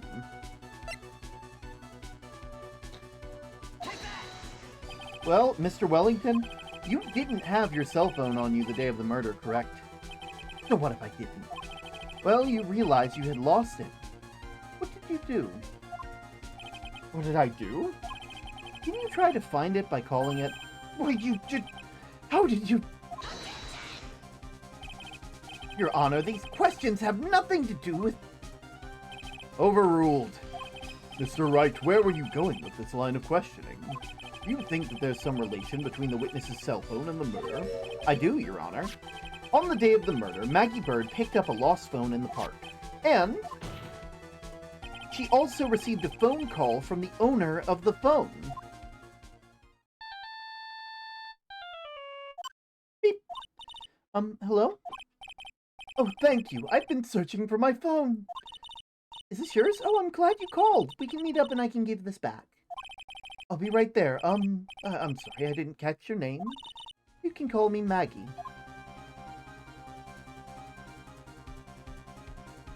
That was when they learned that their name was Maggie. But you made one fatal mistake. Fatal mistake? My client's name is Maggie, but the name that was written on the ground is Maggie. This really doesn't sound good. Like, you'd have to spell this out.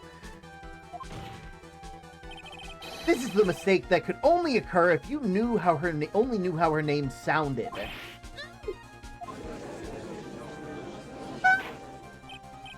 Order! Order! But, Your Honor, the witness had no motive. And your point is?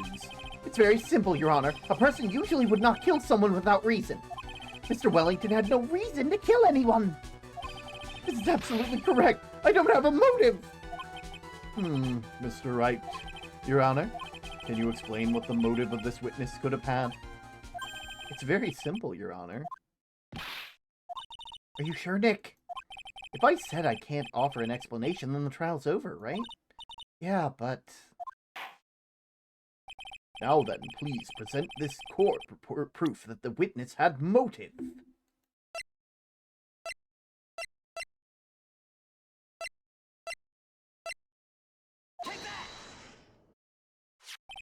Mr. Wellington's motive is right here. What is... a list? These phone numbers were pulled from the memory of the phone that the defendant found. And we have determined that the people on this list are members of a certain group. You looked up all those numbers? Of course! This list of phone numbers was stored in the phone's cell phone memory.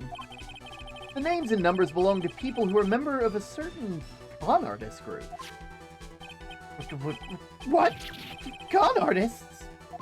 Can you explain why these numbers were on your phone, Mr. Wellington? This is outrageous and an invasion of privacy! Looking up phone numbers on a person's phone is worse crime than murder! You're one of those people. You're one of the cops who raised brilliant artists must disrupt the genes with the dialogue of the goddess. I don't care, Mr. Wellington. All I want for you is to tell us what this list is about. You think you know what it's like to be such a refined man such as me? Your Honor, this is unjustified badgering of the witness. Objection overruled. Mr. Wright, what is the meaning of this? Why would the witness have a number of a group of con artists in his phone? Isn't it obvious? The witness is a member of that group. Mr. Wellington is a member of this very group. All of your friends' phones are stored right in this phone. If anyone were to look into the phone numbers, it would be all over for you. That's why you had to kill. No! This is too much! This does make quite a bit of sense. Well, Mr. Wellington, would you care to explain? I got you now. The police officer! Your Honor. What is it, Mr. Payne? Your Honor, this is unjustified badgering of the witness! You said the exact same thing only a few seconds ago. Please! Please, let's think about the content of that phone call. Hello? Oh, thank you. I've been searching for my phone. This is yours? Oh, I'm glad you called. We can meet up and I can give this back. The defendant had already promised that she would return the phone. After that, all Mr. Wellington had to do was meet Miss Bird and get the phone back. Why then would he need to kill anyone? That is a valid point. What does the defense think about this? If you think about it logically, then it makes sense. Maybe we should be thinking outside the box. Yeah, if we think like that, let's see. Maybe that slime ball saw something at the crime scene that made him commit murder. Your thoughts, Mr. Wright? Well, I don't think Mr. Wellington went to pick up his phone in a very friendly manner. But he was promised his phone, so why would he have been so unfriendly to the defendant? I think he must have seen something that didn't agree with him when he got there. I just had a knock at the door. I'ma be right back. I'll see you all in a little bit. To be continued.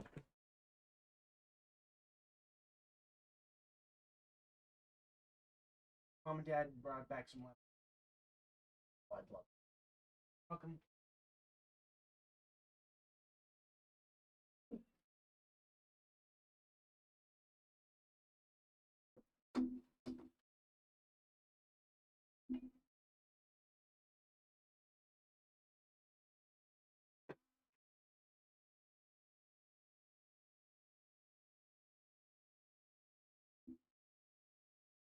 You guys will never guess who just got like some leftovers from a restaurant.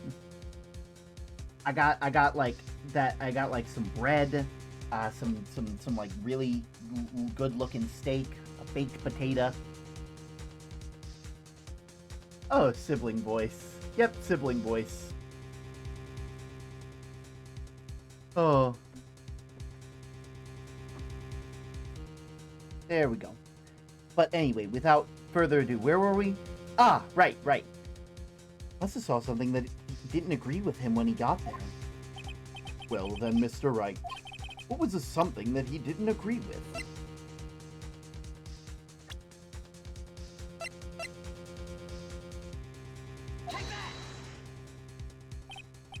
What Mr. Wellington saw was the victim. The victim? You mean Dustin Prince? Dustin Prince had gone on his date right after his shift was over. With no time to change, he went to the park still wearing his police uniform. Oh! The girl that picked up my phone is with the girl that picked up my phone is with a policeman. He couldn't have known they were going out, so he began to worry. He was afraid the police would ask questions before returning the phone. If I do anything suspicious, he might run to check my phone. In his mind, it was possible that they had already run to check on his phone. And he went into a panic. Is that what you're saying? Exactly. Officer Prince was murdered simply because he was in uniform. Mr. Payne, you have any comments? I'm thinking. It seems the truth has come out at last. The witness, Mr. Wellington, you are.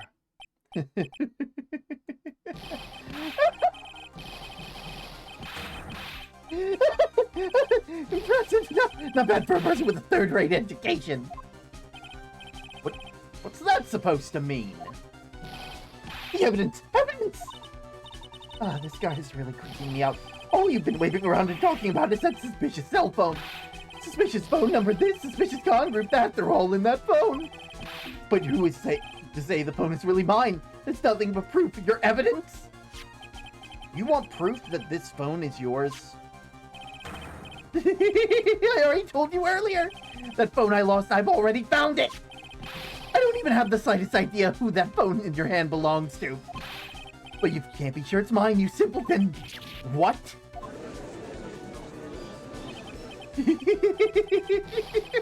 feels so good to see you squirm!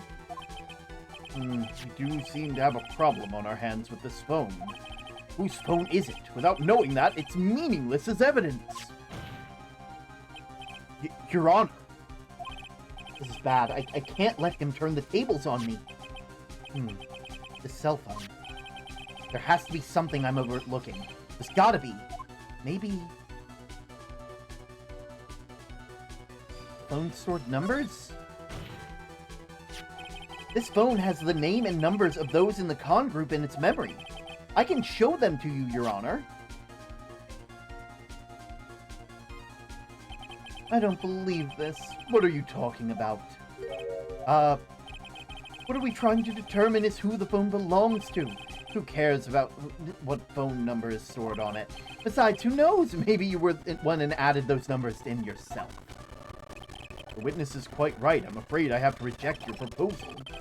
Jerk is back to his arrogant, annoying self again. Fingerprints? I got it. We should check for fingerprints. Fingerprints? Yes, Your Honor. Mr. Wellington must have left some prints on the phone. Nick, don't you remember? When you got it from Maggie, you wiped it off. I what? You said there was sand all over it, so... wiped it. I wiped it. Pretty thoroughly, too.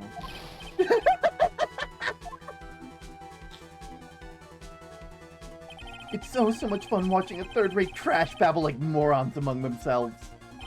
Ugh, it's made a complete recovery. How many times do I have to say this? My phone is right here, you see? Oh, and incidentally, you can't check the numbers stored on this phone. It must have glitched because all the numbers just magically disappeared. You've gotta be joking. He erased all the numbers I was going to use as evidence. Mr. Wellington? What's this? By the tone of your voice, it sounds like you still have some fight left in you. Where did you finally find your cell phone?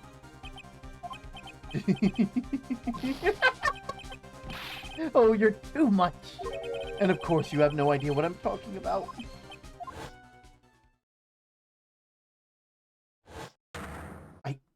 Oh my god! Now I remember.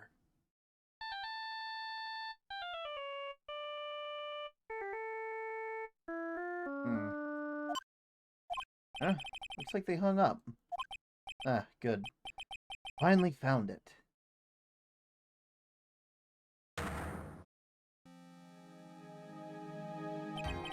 So that's when... What's wrong, Mr. Attorney? Why the harsh glare in your eyes? Be chillin'. Nick, we worked so hard to get this far, but... if you don't do something quick, he's gonna get off scot-free! I know this phone has to be his. How am I supposed to prove something like that? Mr. Wright, if you cannot prove who the owner of that cell phone is, your indictment has no basis and therefore no power. It looks like you came up a penny short.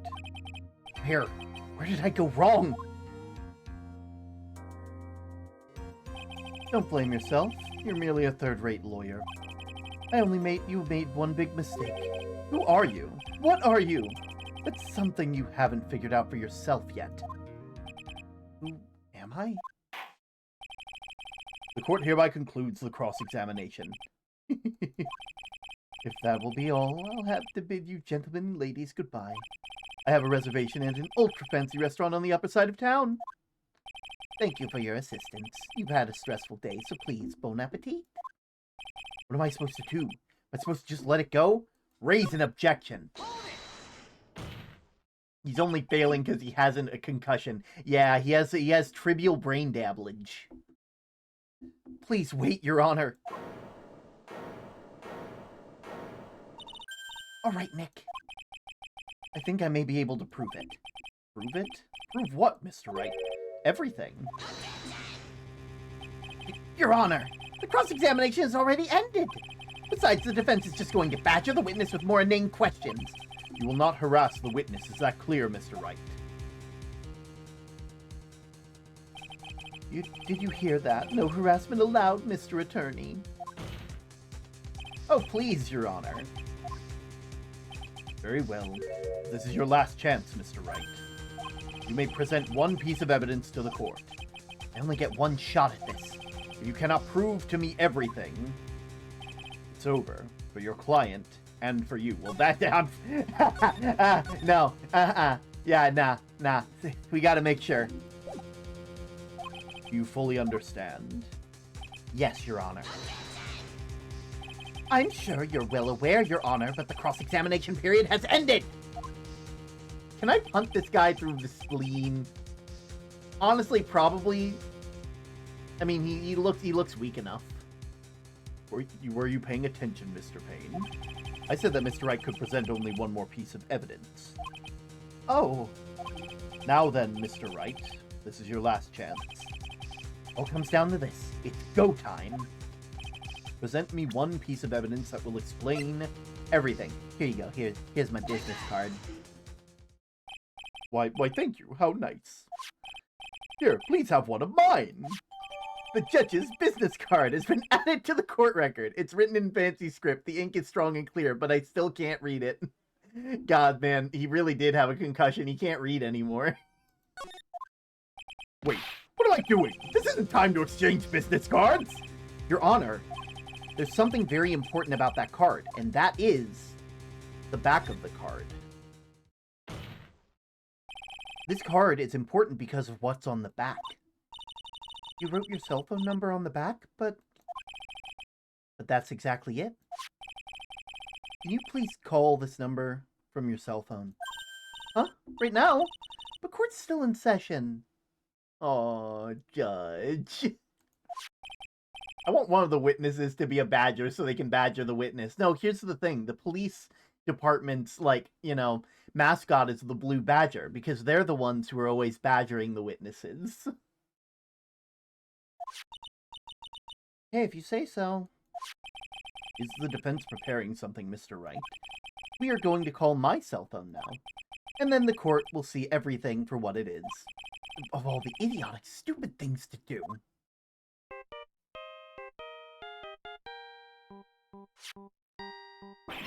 Ah! Why is my phone? What's with this stupid sounding ringtone? Mr. Wellington? That's strange. I could almost swear that you're holding my phone. You're...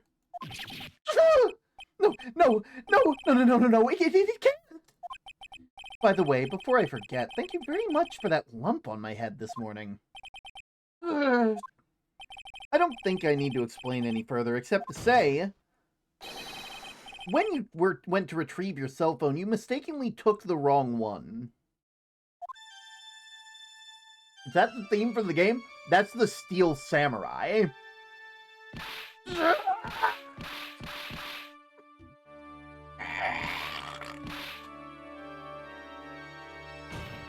Oh, fuck, he killed it. God. Jesus, it's not that bad, man. You're gonna go to jail for, like, the rest of your life, but, like, well, actually, we actually don't know what happens. So, that is what happened. You were knocked out by Mr. Wellington. He's a man who lives on his pride and self-image alone. In order to hide his involvement with the con artist group, he's tightening his own noose. Jeez. He just offed himself. Yeah. He had to become paranoid, and he lost all ability to make rational judgment. Then, Mr. Wright, the phone you're holding is Mr. Wellington's, naturally. Speaking of that man, how is he, Mr. Payne? He was arrested and taken away, Your Honor. Good heavens. Oh, no. We know the death penalty exists. Yeah. Very well. Now, the court will find the defendant, Maggie Bird, not guilty.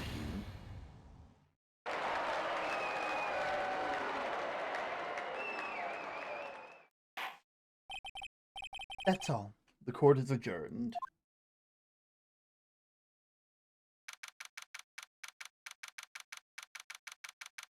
September 8th, 2:16 p.m. District Court, Defendant Lobby Number 1. Glitch Pebble hates me. I knew the real you would shine through eventually. I'm so moved by what you've done for me, sir. Thank you so much, Mr. Wright. I feel really bad for Dustin. He didn't do anything to deserve this. It's probably because of me. Huh? My whole life has been nothing but a whirlwind of bad luck and failure. Your whole life? It can't be that bad, can it? Since I was 6 months old, when I fell out of the 9th floor of my apartment building, I've been hit by all sorts of vehicles, gotten sick by all sorts of foods, failed at almost every test I've ever taken, experienced in almost every kind of disaster, and never won or even tied in a game of tic-tac-toe. My life has really been nothing but a string of disaster. That is, pretty bad. Up until I went to college, I was known as the Goddess of Misfortune. And then at the academy, everyone called me Lady Luckless. Lady Luckless! What's worse is my misfortune always seems to latch on to those around me.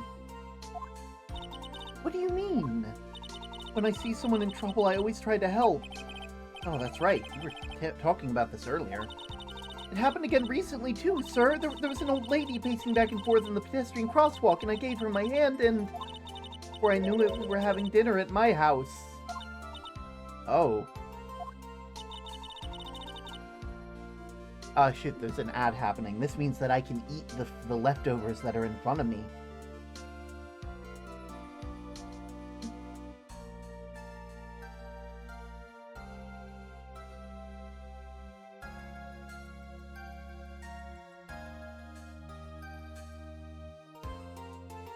Nom nom, nom nom!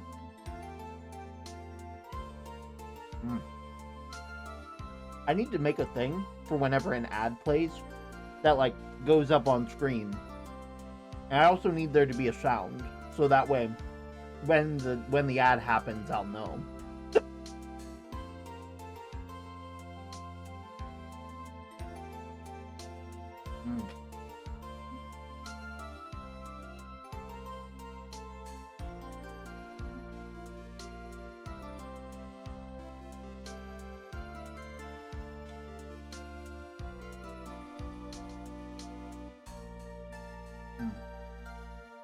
Damn good steak.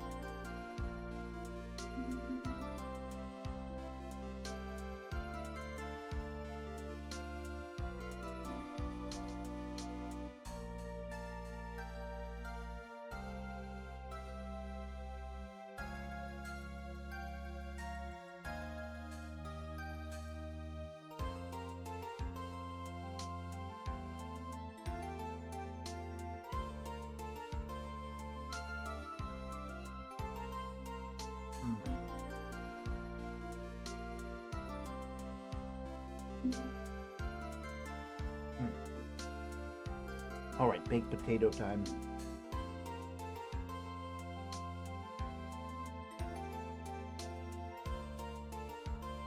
You guys ever realize that a baked potato is just mashed potatoes, but like with where you have to put in more work, and you get the skin afterwards? Like, I'm not wrong about that. That's real. That's true.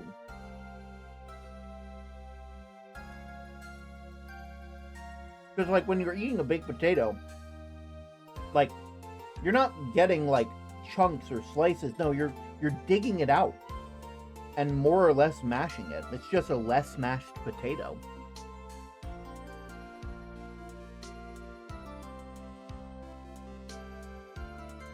And hell, don't even get me started on twice baked potatoes.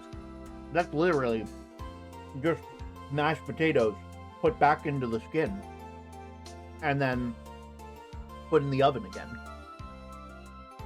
Choose your own mash. You know, you're not wrong. That is what it is.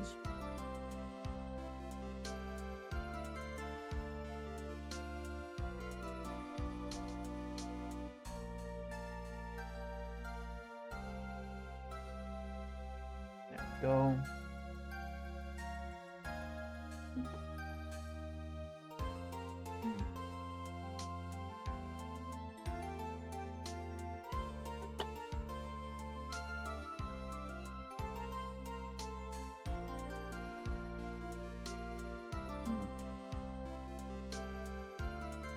Oh, right. I should probably get over here. You know, you guys may not see the baked potato, but at least you get to see round meal. I love round meal.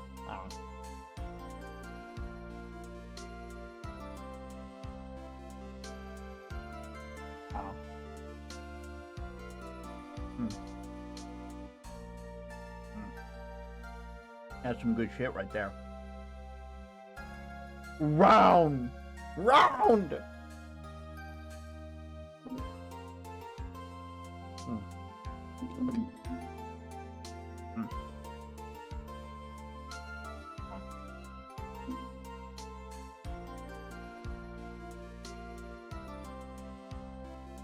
There's a part of me that worries about doing this as a bit, because I worry that there's going to be some people who really enjoy the round meal breaks and are going to start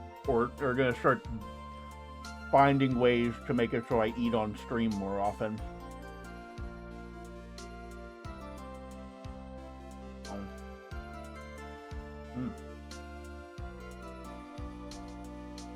Oh.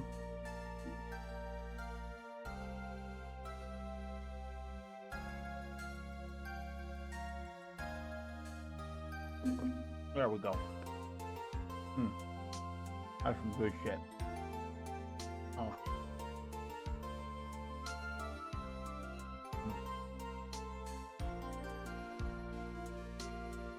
Oh. Delicious. And dessert is only good because you don't eat it every day. Yeah, but some people don't realize that, you know? Some people will completely burn themselves out on a bit. Just because they can. Also, it kind of does look like a bath bomb. But unfortunately, it is not a bath bomb. It is, however, it is protein blasted. So, I'd say that's close enough to a bomb, right? Hey, just in time for me to finish up. There we go. I'm sure that Dustin is gone because of me. That's not true. Ugh. Protein blasted. Ugh. I know, right? That glove didn't even have any sort of special meaning. It was just a present to say thank you for covering one of my night shifts. Oh, I see. Everything's all my fault. Dustin's death. Your head being all messed up. Well, I don't think my head is that messed up yet. I'm gonna go find a new life for myself starting now. Next time we meet, I'm sure I'll have found a whole ocean's worth of good luck by then, sir. Yeah, after all, the goddess of misfortune is only a name. You bet! I'm gonna make it, I promise! Next time we meet, I'll only be an unlucky person instead of a goddess. Yeah, that's the spirit. Well, Mr. Wright, Maya, I should get going. Okay, good luck to you. Thanks, you take care of yourselves too. What a horrible day. Gotten my memory back, but things are still a little fuzzy. But you're okay, and that's what counts. You really had me worried. Come on, let's go back to the office. Huh? I'm afraid to ask, but here goes. This might sound bad, but, who are you? What? I thought you said you got your memory back! At that moment, everything really did come back to me. Detective Gumshoe. He's someone I've had clashes with in the past due to certain cases, but he's always been a good ally during others. The judge.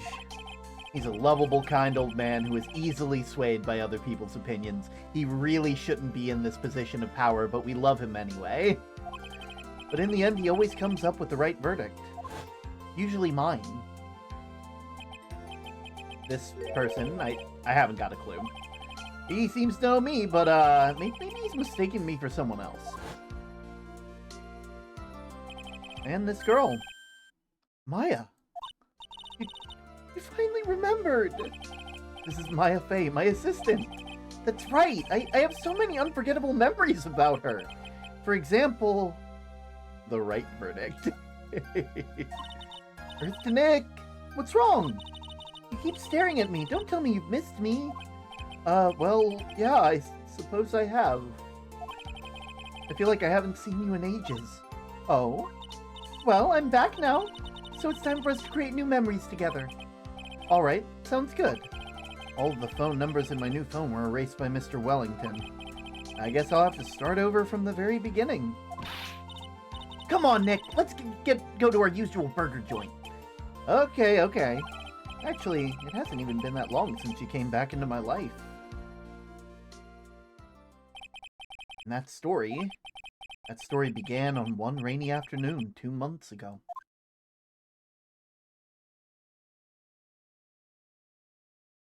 So we started in media res.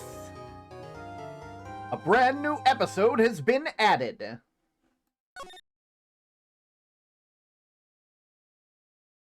All right, I'm gonna save my progress. I'm gonna stretch my legs for a short tiny bit, and then we're gonna do this next case. There we go. That was no accident. Okay, we gotta get into here first. I was drugged with sleeping pills. I was murdered by that person.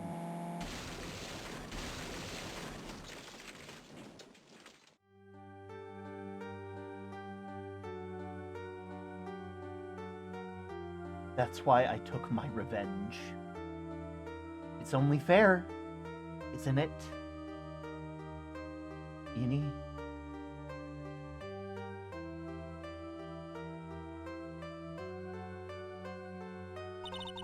I finally get to see you again, and it's not your fault. You didn't do it. No, I did it. I killed that person. But that wasn't you. It doesn't matter. It might as well have been me.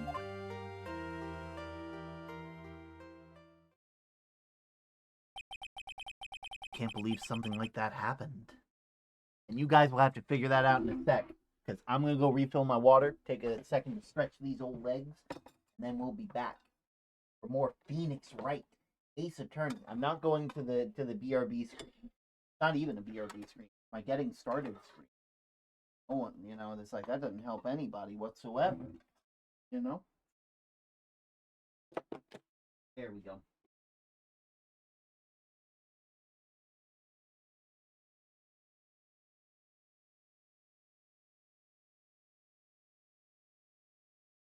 Oh, it was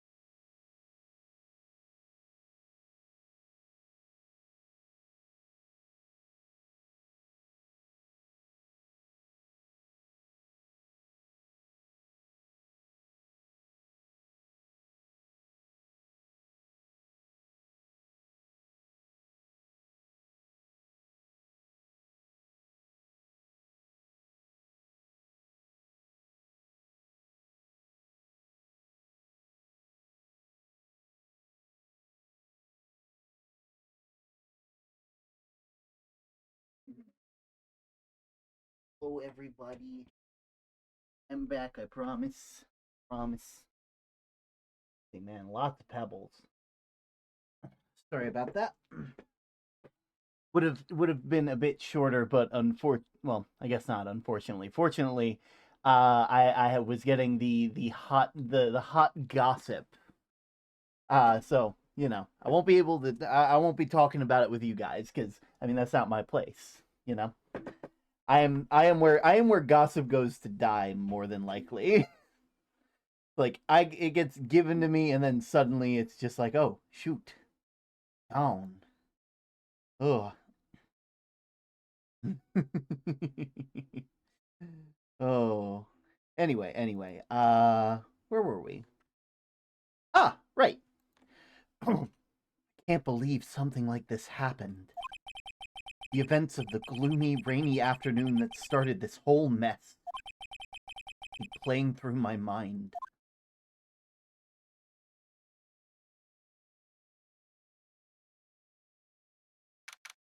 June 16th, 3:34 p.m. Wright & Co. Law Offices.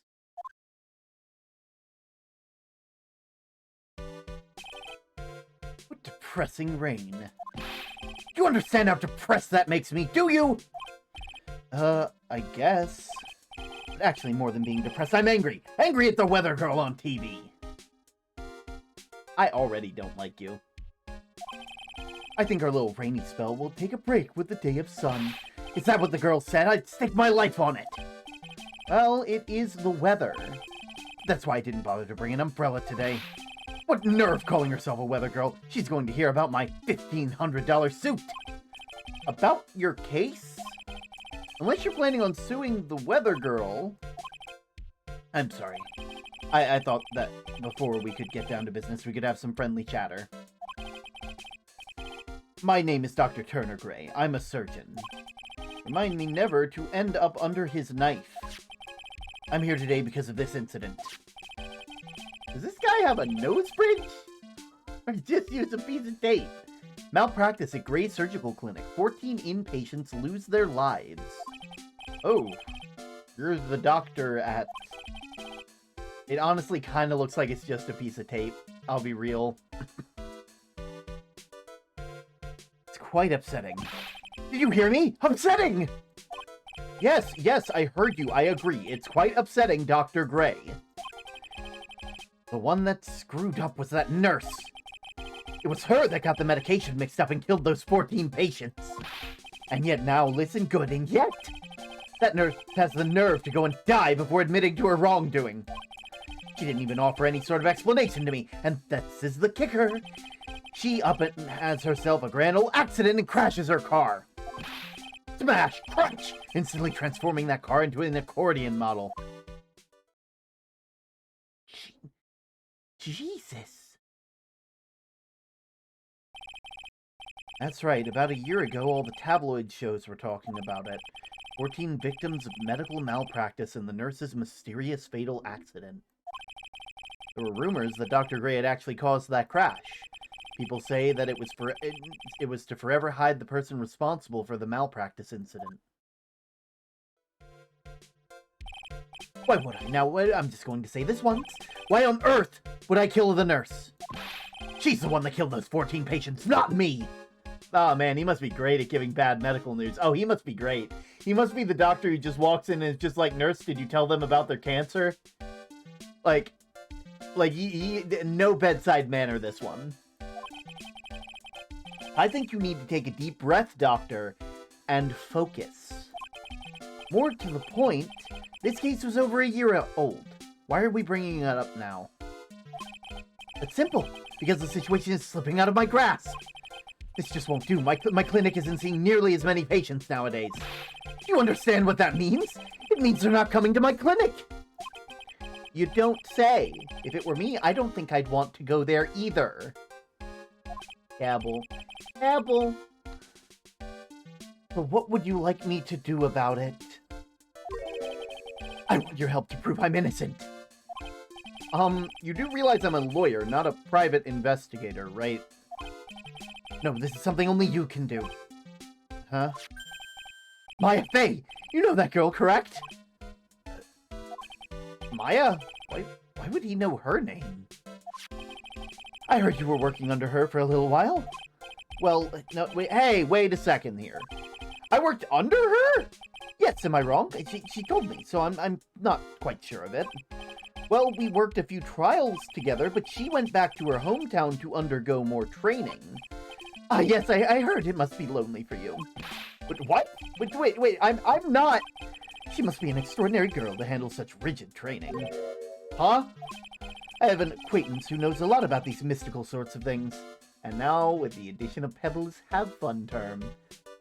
Thank you. You enjoy your night as well. She's the one who introduced me to Miss Faye. Is Maya really that famous? And I've already set up an appointment. For what? What else? A channeling! I'm going to have her call the spirit of that nurse that went and got herself killed. Oh. Maya, I wonder what she's up to right now. We, the women of the Fae clan, have always been spirit mediums. It's because the power to communicate with spirits flows strongly within us. That's what she told me. I guess she learned to accept her responsibility and become an adult. Not counting training, this will be her first time channeling a spirit. So she gave me one condition before accepting my request. A condition? The condition is you, Mr. Wright! She said that she wouldn't do the channeling without first seeing you again. Me? And this is why I've searched you out! You want to see her too, don't you? And so, that is how I ended up visiting Maya's hometown with the doctor. June 19th, 1:25 p.m., Karain Village. So this is Karain Village, Maya's hometown. Why, hello there. Huh, what an odd little girl. Hey, wait up, Pearly! Huh? Someone else is coming this way. Oh, Maya! How are you? It's good to see you again! Wow! I didn't think that you'd really show up! It's not that big of a deal. You made it sound like you were so far away. Well, maybe I exaggerated just a little. It was only 2 hours by train. If I had known you were this close, I would have visited more. No, you're not allowed. I already decided, you know? Until I become an adult, I have to work hard and be strong by myself. Oh, well... Anyway, congratulations. I'm glad to hear your training is going well for you. Oh, we examine first. Giant rock that seems to be reaching for the sky. Its origins are written on the beat-up old sign. It looks like the giant rock is called the Karain Boulder. It's a really complex explanation written here, but long story short, it's a big stone for spirits to live in, or something like that. Rustic, thatched roof houses where the other villagers line in the streets. They're nowhere near as large or as nice as the manor in front of me. Kind of odd that I don't see any of the other villagers walking around. An old bus stop that says Karain Village on the signpost. The bus seems incredibly inconvenient, since it only comes 3 times a day. It's an old-style phone booth. I can say it fits in the area too well. My cell phone doesn't get reception up here, so who knows, I may need it later. The biggest, most elegant building I can see from here. This is Fae Manor, the place Maya calls home. It's easy to be overwhelmed by its presence. Alright. Well, actually, before we do anything... Maya, did you know I'm a defense attorney? Oh, it's good to see that tarnished badge again. What do you mean by tarnished? Well, look, the badge is like this badge is like every other. It's bound to lose its color and shine after years and years. But you know, polishing it once in a while wouldn't be a bad idea. Oh, but I do polish it. Okay, today's channeling. Looks like you're finally becoming a fully fledged medium and taking on your first job. Yeah, I didn't think it would be so soon. But this case, do you know the messy story behind it?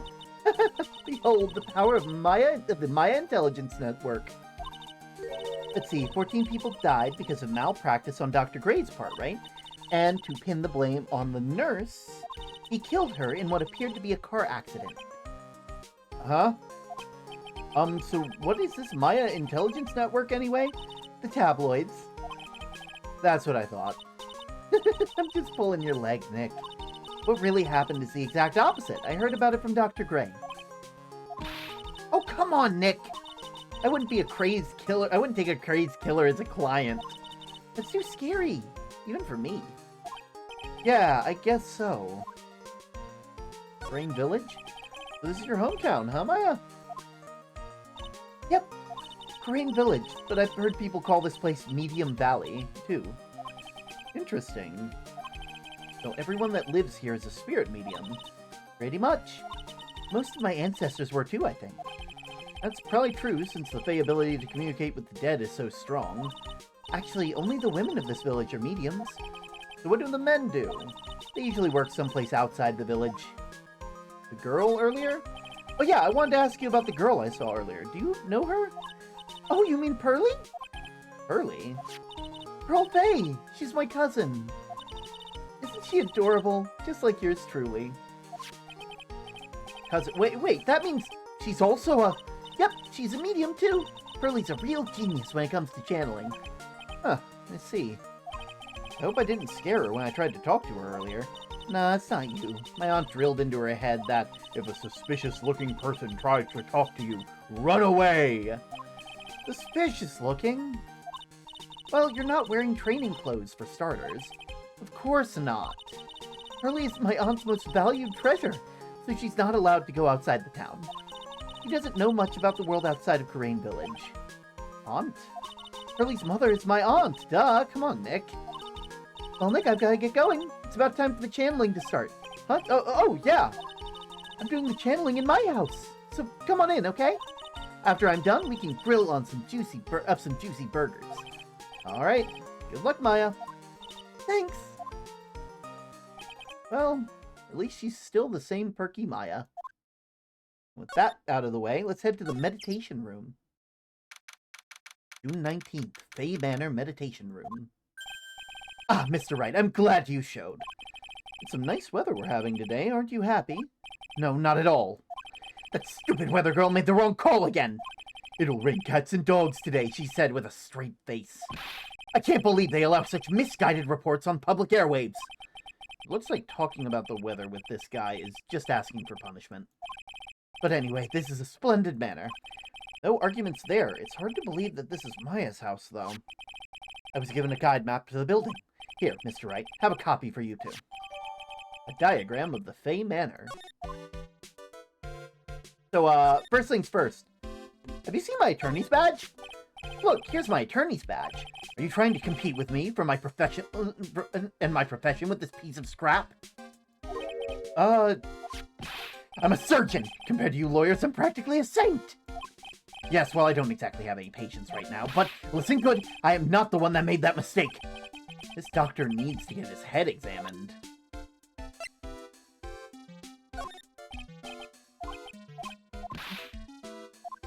I'll have something much greater one day. I'll build my own grand mansion.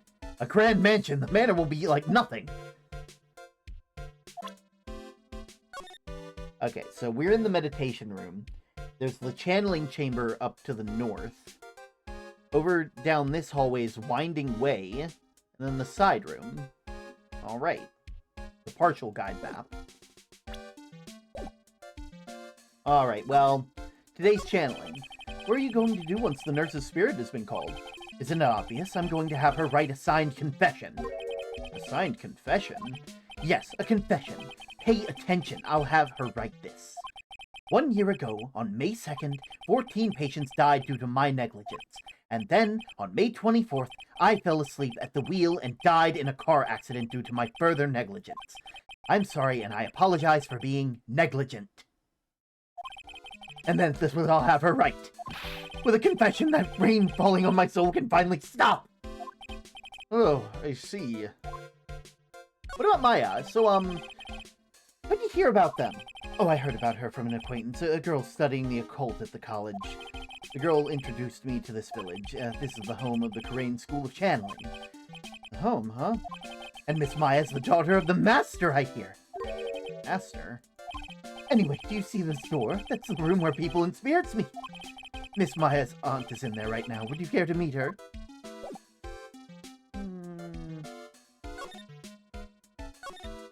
This door leads out to Winding Way. The weather outside looks really nice. A piece of cloth with a ton of finely written characters jammed onto it.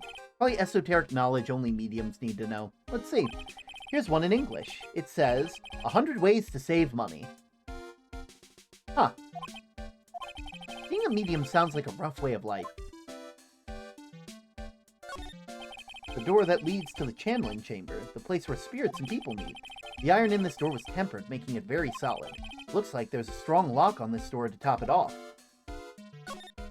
Someone with a lot of skill wrote these 4 Chinese characters with a brush. Oh look, here's a translation. Once in a lifetime. Its message is people should value their ghostly meetings as once-in-a-lifetime chances. Actually kind of sweet.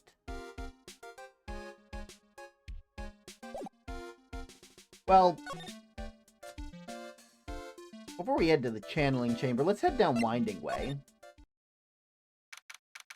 June 19th, Fey Manor, Winding Way. Wow, this garden really is breathtaking. Someone put a lot of love into this. What's that over there? Is that an incinerator? Looks a little out of place in a garden like this. Yeah, let's examine. A small incinerator. I don't think garbage trucks come all the way out to tiny villages like this, so every family has to burn their own trash. A splendid garden with a small lamp and traditional decoration.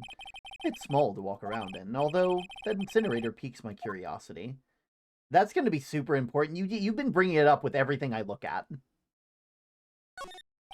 looks like there's a room over there, too. A peaceful feeling is emanating from it.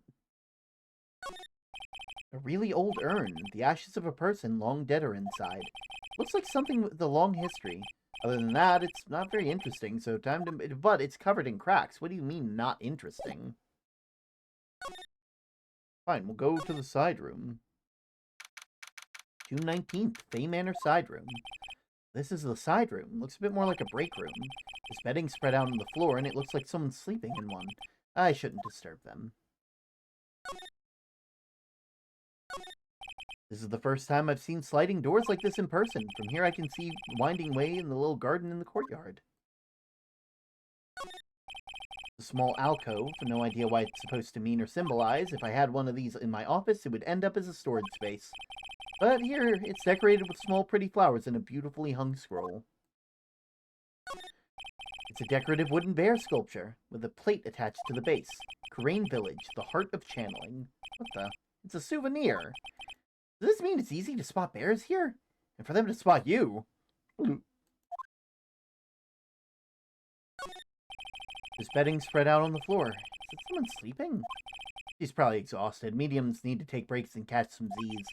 If I wake her up, she might be grumpy and throw a spell on me. Probably a good idea not to disturb her. Yeah, I think so too. Okay, let's actually go the way we're supposed to go. Meditation room. And to the channeling chamber. June 19th, Fey Manor channeling chamber. Wow, such a strange atmosphere in here. These flickering lights? Guess they're candles. Good sir, who might you be? My name is Phoenix Wright.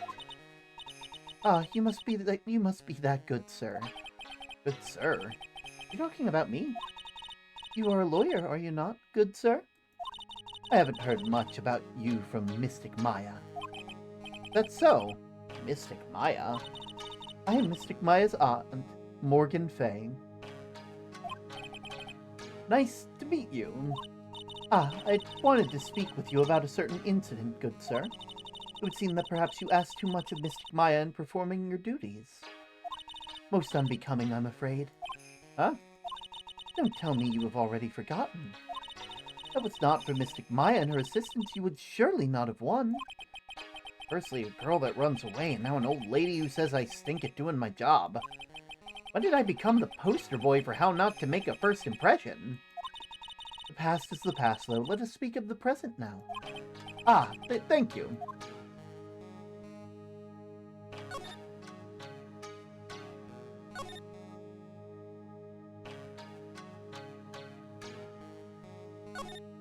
This is where the medium sits, I assume. There are 4 panels in this floor. Crawl on the floor feels a bit damp, probably from the humidity in the air. An empty space behind the folding screen. The light of the candles can't reach back here, so it's completely dark. This folding screen is really showing its age, and all the edges are a bit tattered. The lettering is fading too. I think I recognize a few characters. I'm pretty sure that's what it says. Maybe I'll ask Maya about it later. I guess this is an altar, or whatever it is. It feels very important. Mirror-like object with a cloudy reflective surface. The branches of a sacred tree have been set in a predetermined arrangement. Good sir, I wonder if you could please not touch the sacred objects. Those objects are being offered to the spirits. If you were to touch them, good sir, they would become cursed. Yes, cursed. You really didn't have to talk down to me. I am not that much of an idiot. Alright, so, first things first. Hey, have you seen my attorney's badge? Good sir. I would like to begin the channeling at 3 o'clock. If you don't mind, good sir, would you mind allowing me to make preparations? Sure, go ahead. She is a fae, alright, just as odd as the rest. Maya? So, why do you add Mystic to Maya's name? Isn't that a little strange? Good sir. Yes? How dare you be so rude and disrespectful towards Mystic Maya? Hey, Minecraft Cat, it's wonderful to see you here. I'm sorry. She must be addressed by her proper title, good sir. You must call her Mystic Maya. So about Mystic Maya, It is the blood. Excuse me? Blood? Mystic Maya carries the blood of the Master. In actuality, she is the only one remaining. Only one remaining?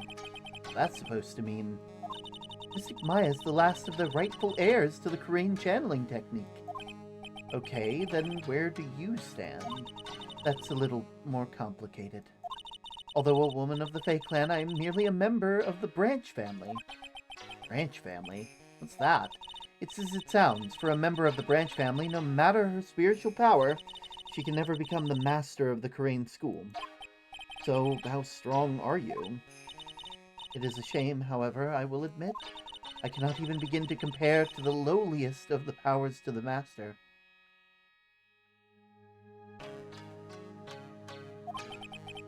That's how it is. What about today's channeling? Today's channeling will be your first? Yes, good sir. Because spirits of a person who die in the traffic accident are usually very strong. It's usually easier to call that person to our world. Traffic accident, indeed. The channeling will take place here, in the channeling chamber, good sir. As you can see, I am in the process of preparing. And, yeah, tell me more about this chamber. This room's the channeling chamber. This place where the spirit mediums speak with those who have departed. I don't suppose you'd mind if we observe the session. Do not even think such nonsense. Only a medium and the client may enter here. Oh. The secrets of the Korean technique cannot be seen by just anyone. That never stopped Maya from doing it in front of me before. It's also for your safety, good sir, if something were to go wrong. That's why while channeling it being performed, the heavy door is securely locked. Ah, that's what the lock is for. Oh, yes. I wonder if you've yet to meet Pearl, good sir. Pearl? She's an adorable, angelic young girl. Oh, that's odd. She's my daughter. Now then, what was it you were about to say? What a cute daughter you have. A pure heart that knows not the evils of this world is a powerful thing, good sir. Please refrain from affiliating with her, I request. Well, it's not like I had the chance to anyway. I must insist and stress that you not let it occur. Okay, cool. Got it. Well, I guess I'll be going now. Back to the meditation room. Go back to Winding Way. Hey, you! Hold on now! This gal's got a few questions to ask. Huh? Sure, I heard that southern accent somewhere before. Well, Alfie! It's Mr. Phoenix Wright! How you been? Haven't you seen you in, what, a year? You are, it's a lot of heart. You're a lot of heart, right? Bingo! I'm the one and only paranormal photographer at a lot of heart. Ah, so you're still at it, being a photographer, I mean. Of course! And today I'm gonna get myself a real scoop. You wait and see. Oh, that's right. This ain't no time to be wasting time. The channeling's about to get started. Is it that time already? We all should hurry and get to the meditation room. What are you waiting for? Come on! A lot of heart, huh? I have been judging her harshly because of that case, but I guess looking back, we had some good times too. Anyone else in the side room? Nah, okay, we're going to the meditation room. Good to know.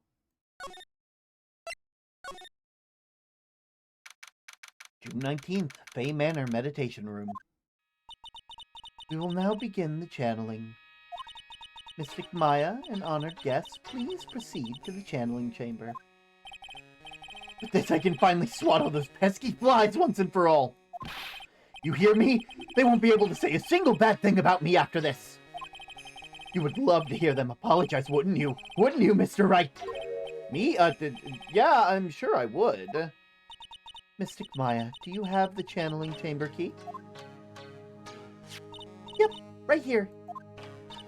That's the most satisfactory. That key is one of a kind, so please take care of it. It'll be fine, Aunt Morgan. I won't lose it, trust me.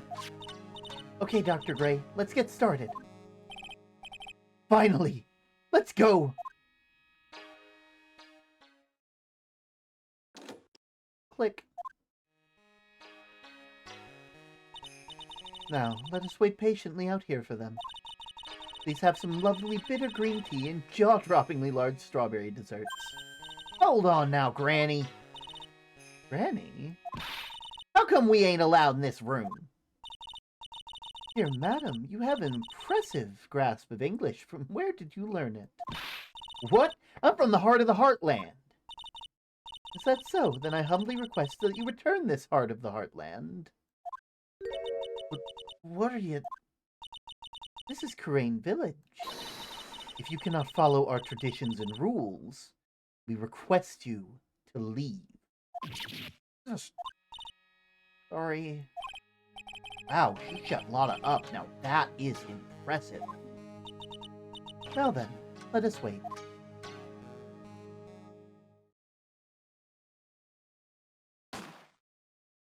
Ooh. Hey now! What was that just now? It came from inside the channeling chamber. Hey, that's a gunshot! Excuse me? I've heard that sound before. It's a gunshot. I'd bet my afro on it. Maya's in there! Miss Faye, what should we do? Yellow-bellied chicken liver, what are you waiting for? Kick it down already! But the key! That key is one of a kind. In this world, there is only that one. Even I am powerless to open that door. There's really no other way. All right. Stand aside. I'm breaking the door down. But wait, please! That's sort of recklessness. Yeah, now that's what I call being a man.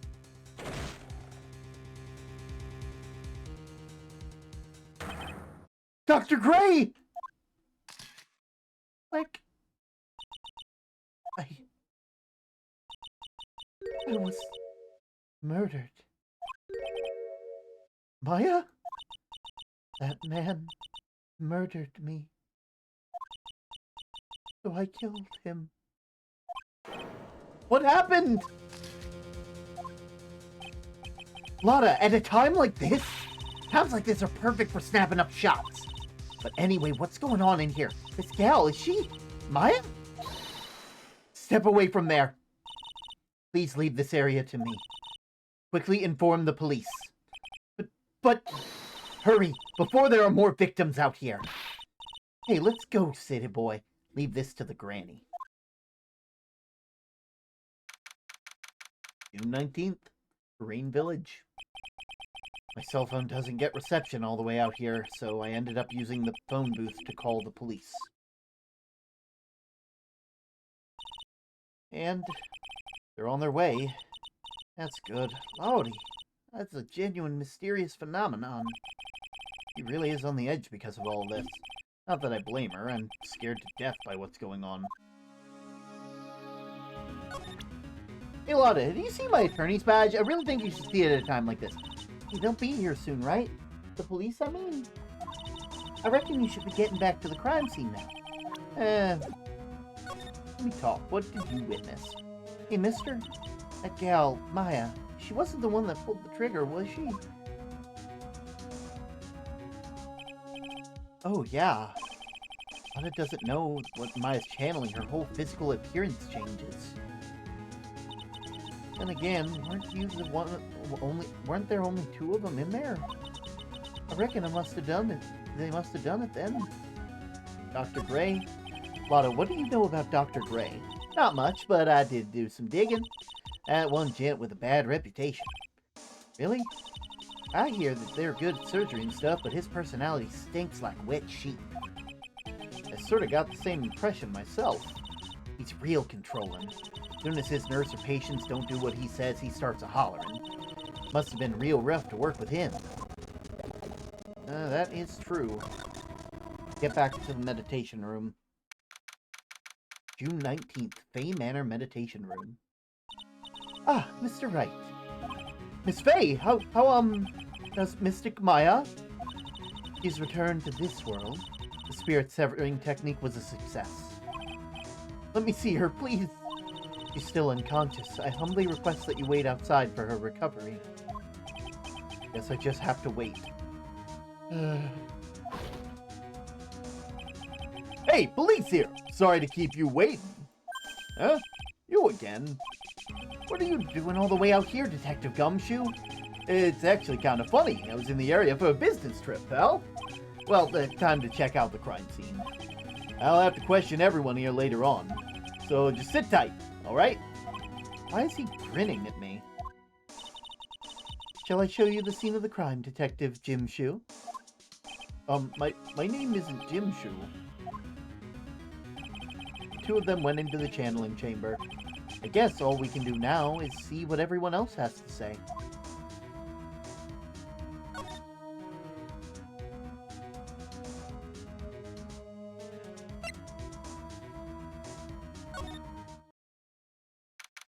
June 19th. The police are busily running here and there, and I don't see Maya anywhere. Hey, you! Don't touch anything! Look, I really just need to ask some questions. Don't look at me like I'm some uncaring jerk. Tell you what, pal. I'll let you ask me a few questions, alright?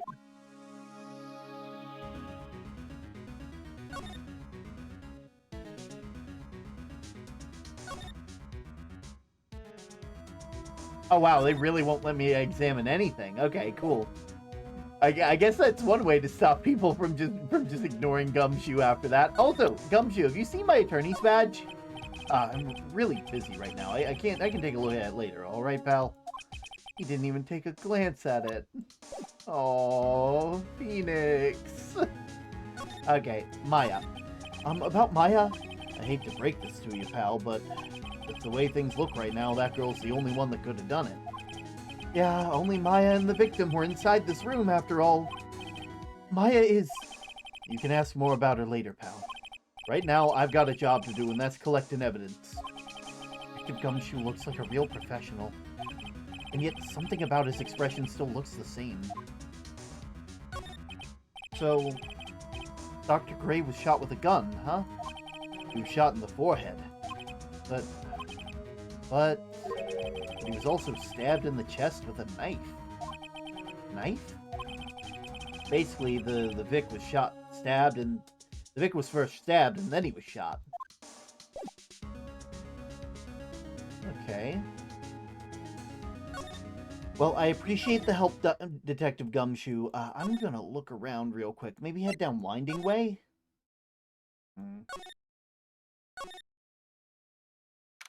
June 19th, Fay Manor. I'm pretty sure there was someone sleeping in here earlier. Like, How can I help you? This is I. So isn't it like time to start? Huh? Time to start what? You know, like the channeling. Channeling? No, actually, the situation's kind of changed. Huh? Like, what do you mean? I mean, stay calm, but there's been a murder. So, like, a murder is that the thing where, like, one person kills another, right? Yes! A person has killed another person! Oh, that's, what are the words I'm looking for? It's like totally a bummer. Yeah. After all that effort, that's all she had to say? Oh, I'm sorry. I forgot to, like, introduce myself. My name is Have you found your Mimi. daily pebbles? My name is Daily Pebbles. At the college, I'm researching and studying parapsychology. Parapsychology? That's right. I think people, like, usually call it occult studies or something. Like supernatural phenomenon, ESP, psychic powers, that sort of stuff. That's pretty out there. I'm Phoenix Wright, attorney at law. Have you seen my attorney's badge? Like, I'm really sorry, but I'm not at all that smart. So I don't, like, get it. Why does it feel like she's just putting on an act? Hey, Eeny Meeny, what brings you here today? So, I was the one who told Dr. Gray about this place. He asked me, like, do you know of a good spirit medium? Huh, Dr. Gray did say something about being introduced to this place. Because, like, talking to the dead people and, like, multiple personalities are my thing. I see. Then why are you taking a nap here? Like, I wasn't feeling good. Huh? I'm, like, allergic to sesame seeds. They, like, must have put some in my food when they served me lunch.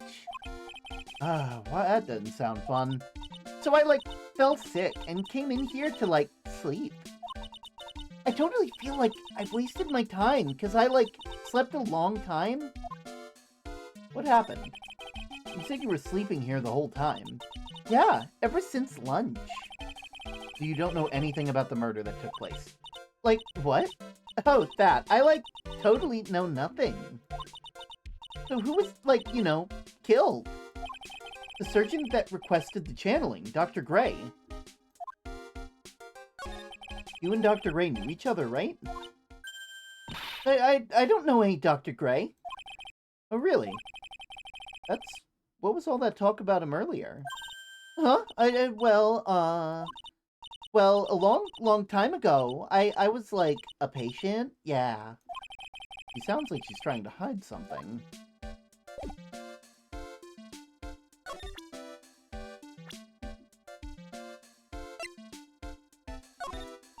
I'm, like, totally bad at remembering people's names.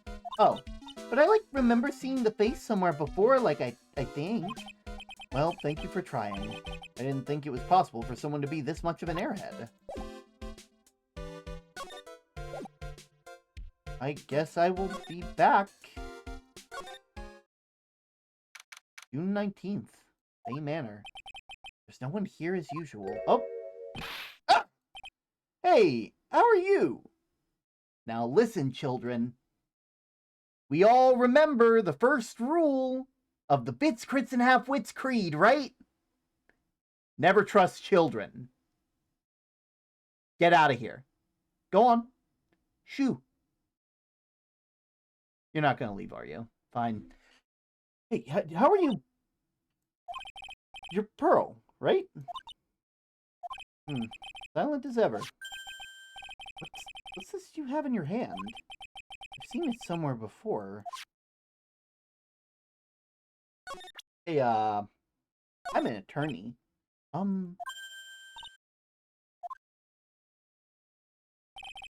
What is it? Is it my hair? Is it too spiky? Not spiky enough?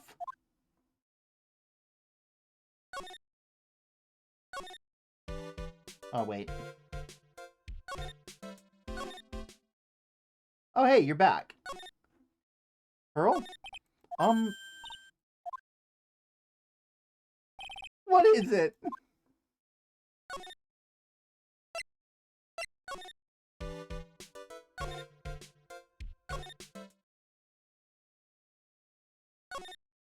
That item in your hand?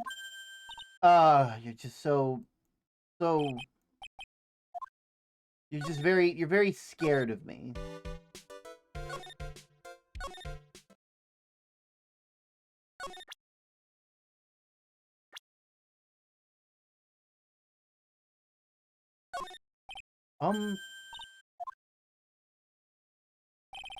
What is it? Okay, fine. We head back to the meditation room, probably. Handling chamber.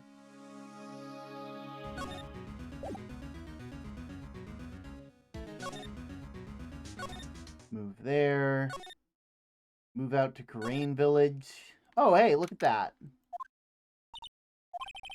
Probably scared out of her wits after having a murder take place right by her. Lotta? No, don't let it be me next! Yeesh, don't scare me like that. What do you mean? You're the one scaring me. If I weren't so tough, you'd have another dead body on your hands. Mine. Hey, nope, don't know nothing about that. Things that don't catch my eye, don't catch my interest. And she calls herself a journalist. God. Any ideas? Do you see or notice anything that stuck out to you? Nah, well, maybe one thing. What is it? Turns out my poor stomach's not good at handling this kind of thing. Huh? What? Curses and ghosts and stuff coming back to get you? This is just too much.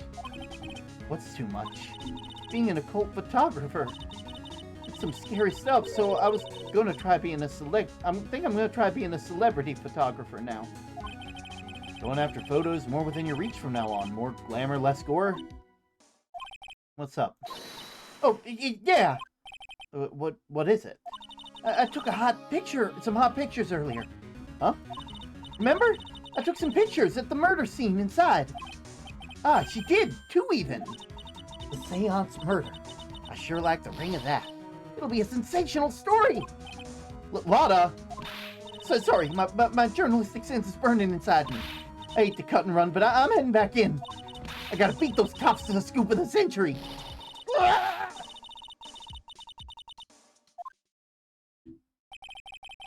I don't know who's scarier, Lotta or the spirits.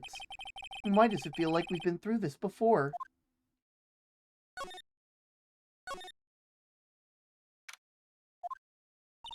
Oh, dear madam, you have such impeccable timing. Like, what's all the buzz?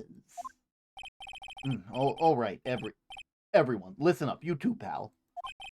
I'm going to give you all a brief update. All right, right now, it looks like the investigators are not going to be done until real late. That is a terrible shame. I propose that everyone sleep here under the roof of the Fey Manor tonight. What a mess. I can't believe how crazy this day has turned out. Maya was arrested and taken away by the police, and I don't see myself getting any sleep tonight. June 20th, 8:02 a.m., Fey Manor Meditation Room. Oh, morning. Guess I must have nodded off at some point. Hope Maya's okay. I should hurry and get to the detention center ASAP. June 20th, 10:34 a.m., Detention Center, Visitors Room. Nick! Maya, what am I gonna do? I never imagined it would turn out like this.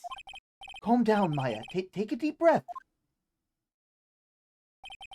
Come to think of it, the first time I met her, it all started right here in this detention center. I finally get to see you again, and it's not your fault. You didn't do it. No, I did it. I killed that person. That wasn't you. It doesn't matter. It might as well have been me. I was too weak, and I couldn't control the spirit's powers, so... I don't want to bring up the case quite yet, but You don't have to be nice to me. I understand. Channeling. You're the master or something of the Korean School of Channeling? Actually, my mother is, for now. But since the title is passed from mother to daughter, I guess I will be someday. Many people think that channeling isn't real, that it's just some act. You believe in us, don't you? Well, yeah, because I've seen you with my own eyes. When Maya's channeling a spirit, not only her voice, but her whole physical appearance changes. It's a supernatural phenomenon that occurs every time.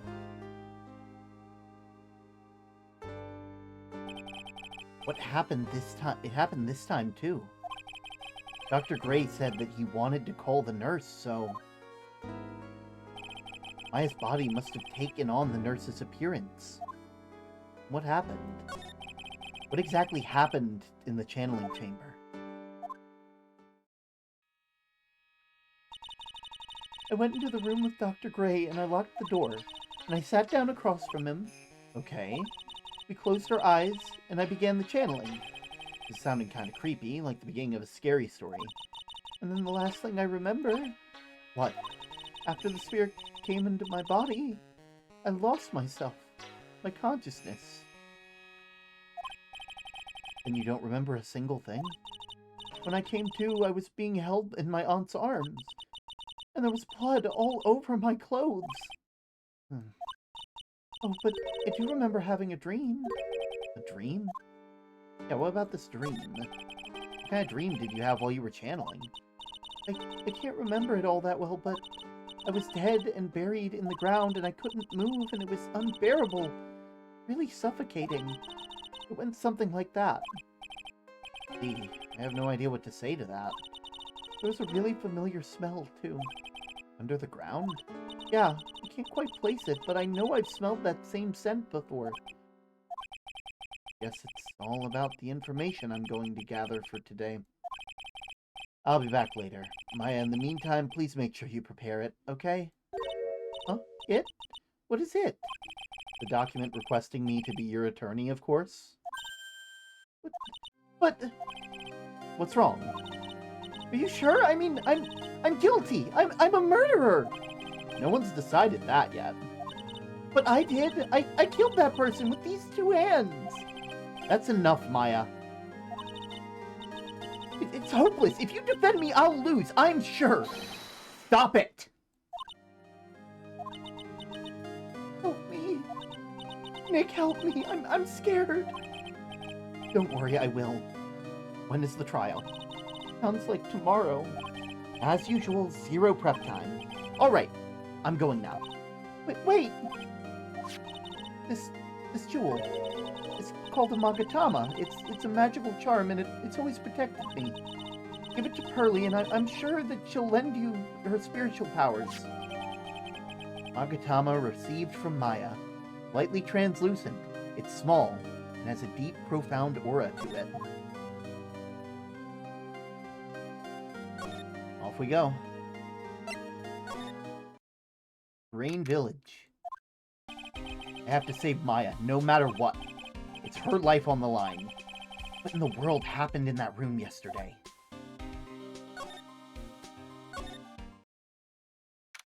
June 20th. Meditation room nurtures all mediums, young and old. Even mediums in training, I'd wager, but it's pretty deserted today. Probably because of the murder yesterday. Alright. Bay Manor. Looks like Detective Gumshoe isn't here today. Should take the chance to thoroughly check this room. If I'm lucky, I might uncover a clue or two. Oh, Mr. Wright. Good morning. I'm on my way to go meet Mystic Maya. And I thought I'd bring her some items to make her feel more at home. Namely tea so bitter you'll lose your tongue and jaw-droppingly large strawberry desserts. I'm sure Maya will be very grateful. That's Mystic Maya, good sir. She's one scary lady. Oh dear, sweet Mystic Maya. Pearl wept constantly for her last night, as did I. I know it's important for me to search the site, but I should ask her some questions too while I have the chance. What happened? would like to ask you a few questions on what happened. You mean the awful tragedy? That man murdered me, so I killed him. Maya? Step away from there. Please leave the area to me. Go quickly and inform the police. What happened in the room after I left? Well, first I struck Maya on the head to make her go unconscious, correct? That is correct. Next, I performed the spirit severing technique. Spirit severing technique. The spirit of that nurse was inside Mystic Maya's body. I used the technique to send the nurse's spirit back to the other world. I wonder if this kind of testimony is even admissible in a court of law. Channeling chamber. By the way, what is this room exactly? The channeling chamber. The room was created for the sole purpose of preventing such a tragedy as yesterday. What do you mean? Sometimes when an inexperienced medium calls in an especially strong spirit, that spirit may become violent and revolt, as you witnessed yesterday. Revolt, but how? When a spirit enters a medium's body, she loses her will and her self steps aside. To put it another way, the spirit is borrowing the medium's body, good sir. But isn't that extremely dangerous? An experienced medium has very little problem controlling a spirit. But Maya, I mean, Mystic Maya, that was her first channeling. And that's why I insisted on locking the door. However, I never thought that we would be calling danger upon the client themselves. I'm grateful for one of our heirlooms was not damaged in the horrible accident. Oh, and that would be? That folding screen there. It is the Karain sacred writing. Along with the Karain secret urn, they're the village's most treasured possessions. If I ever found out that something had happened to either one, oh, the humanity. Odd for her to be worrying about a folding screen at a time like this. I guess that it's just some dilapidated old screen. And Pearl. How is Pearl today? Mr. Wright. Yeah? In this world, Pearl is my most treasured possession. When compared to even Mystic Maya, Pearl has a spiritual power to become a master. That's very impressive. Until now, the women of the Branch family have thought themselves to be inferior. But Pearl is different. Her spiritual strength is so great that even greater than some of the main family. Yes, Pearl is a channeling prodigy and is the pride of the Branch family. Wow, she got really fired up just now. In any case, our world is so different from yours. Perhaps it's best for you to quit, good sir. Quit? Quit what?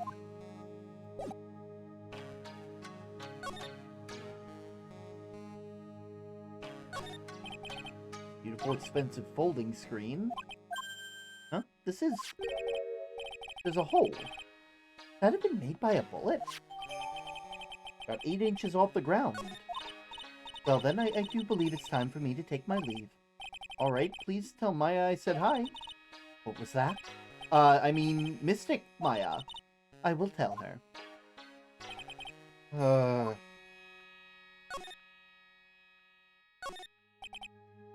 Altar.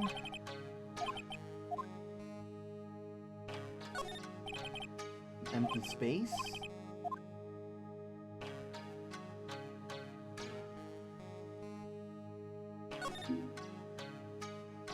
Bloodstain. This is where the medium sits, I assume. There are 4 panels. The straw floor is a little damp. No matter what I do, my eyes keep getting drawn to the pool of blood in the center. And this meditation room is on the other side of this heavy-looking door. The lock on it's broken because I broke it. Doesn't seem possible, but I managed to break it pretty badly. When we want to do something bad enough, people can do the most amazing things. So you say. Go ahead and move. Let's head down Winding Way. Huh. Little Pearl isn't here today. Maybe she's at school?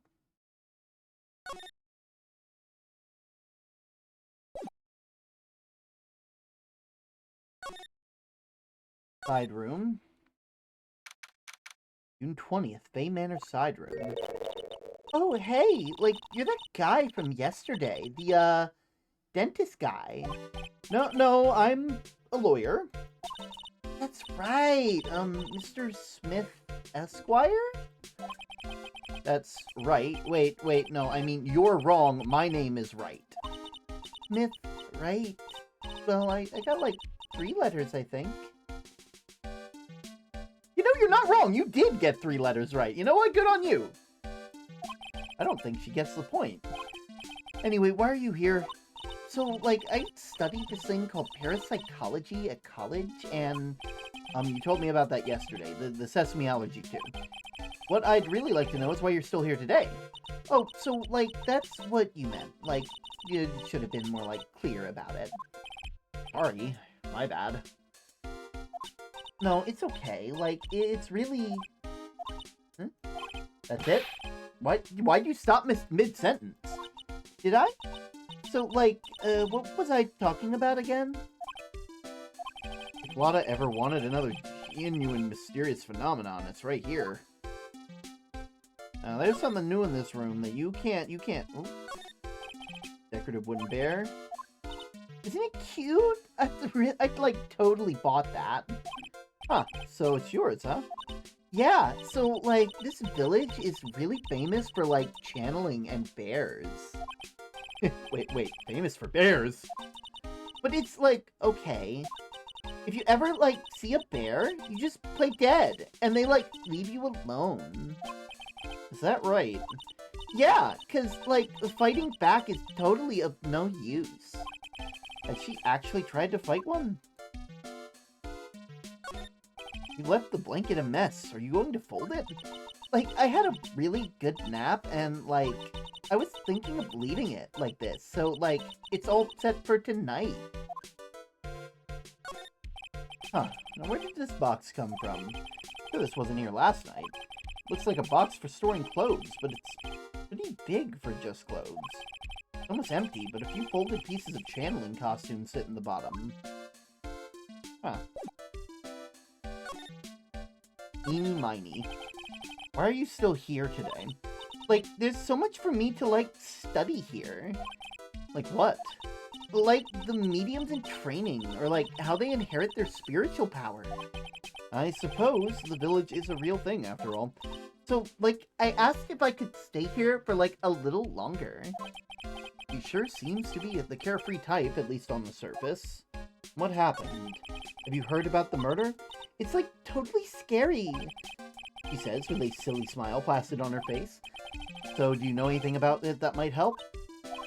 Somehow, I don't think she has a grip on reality, let alone what's going on here. And the victim? About the victim, Dr. Gray? I don't know who you're talking about. Like, wait, I think you asked about him, like, yesterday, too. That's right. Her reaction yesterday when I asked was... You and Dr. Gray knew each other, right? I don't know any Dr. Gray. Oh, really? What was all that talk about him earlier? Huh? Well, like, a long time ago. I was, like, a patient, yeah. Okay, she is definitely hiding something from me. Like, is something wrong? Nothing yet. June 20th. You surprised me! And how are you today? I guess she isn't open to friendly chatting. She's still holding something in her hand. Looks like the same thing she had yesterday. Well, Maya did say to hand you this. Oh, yeah! Maya said to give you this.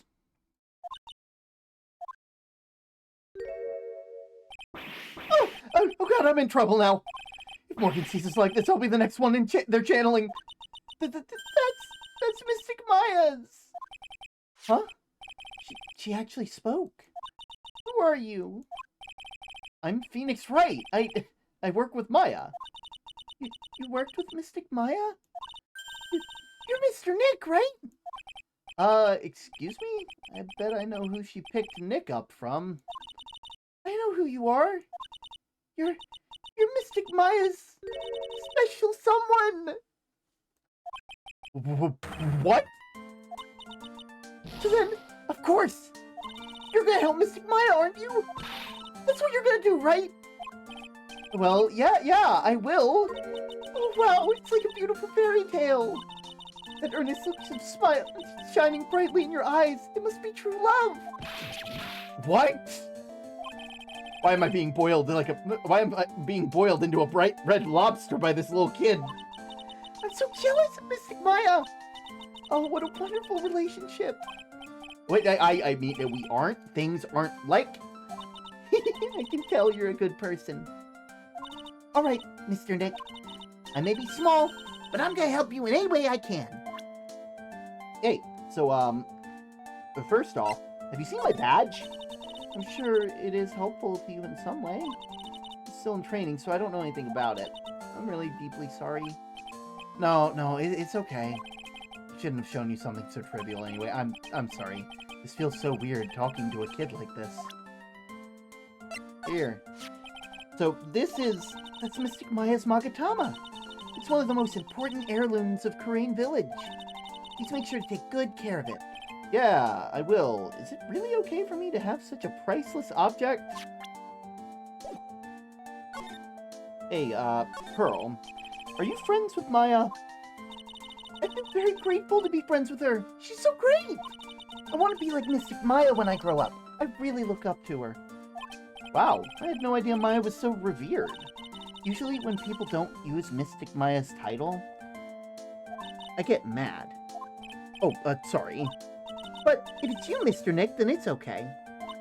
Because you're special to her. Oh, you're in for it now, Phoenix Wright. Where in the world did you get an idea like that? By the way, this may be rude, but which channeling school are you from? Which channeling school? Yeah, for example, I study the Crane technique. Ah, I get... No, I'm a lawyer. A lawyer. Lawyer? Yep. Is that related to spirit mediums in any way? None that I know of. Wait, are you telling me you don't know what a lawyer is?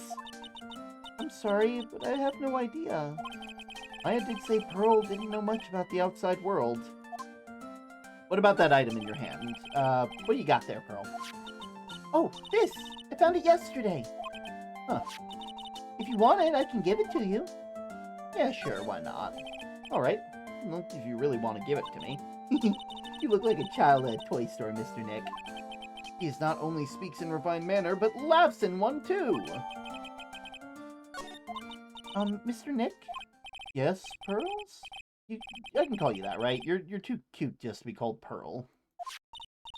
Sure, Mr. Nick. Are you sure it's okay for me to have this Magatama? Yeah, it's okay. I was told to give it to you. But I can't accept something like this. All I really should do is charge it with spiritual energy. Spiritual energy?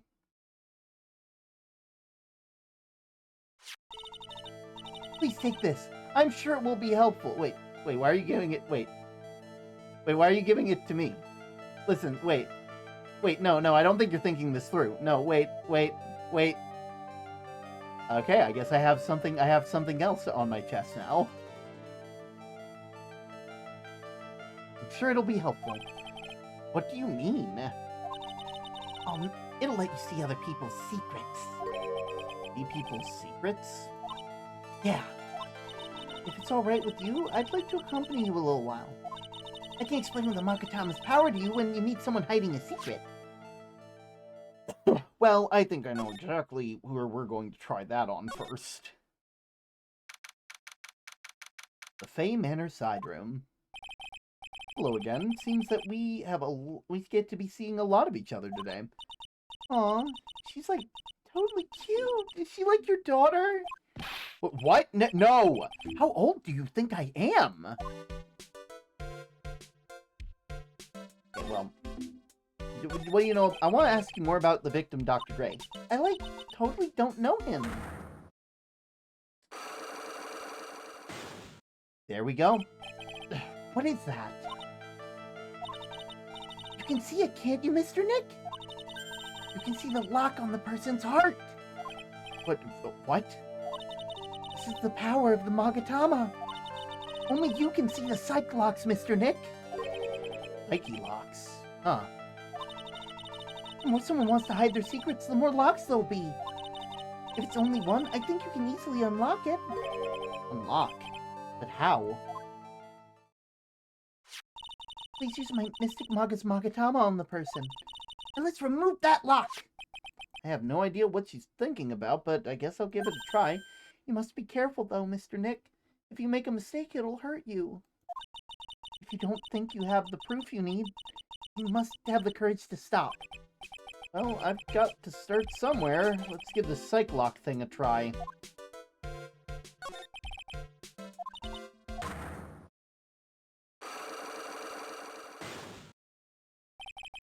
Girl's hiding something. I have no choice but to remove this lock. Okay, you have to use the Magatama on them. Okay.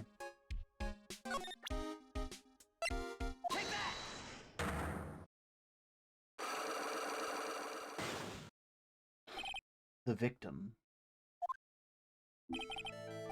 Eeny Miny, I believe you know who Dr. Gray is. I told you, like, how many times do I, like, have to repeat myself? If you're, like, so totally sure, then where's your proof?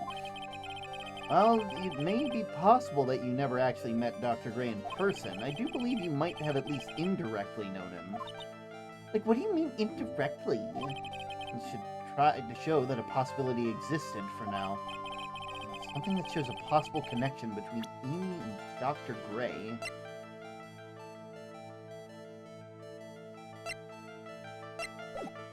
Yeah, we don't got enough evidence for that. We gotta keep investigating.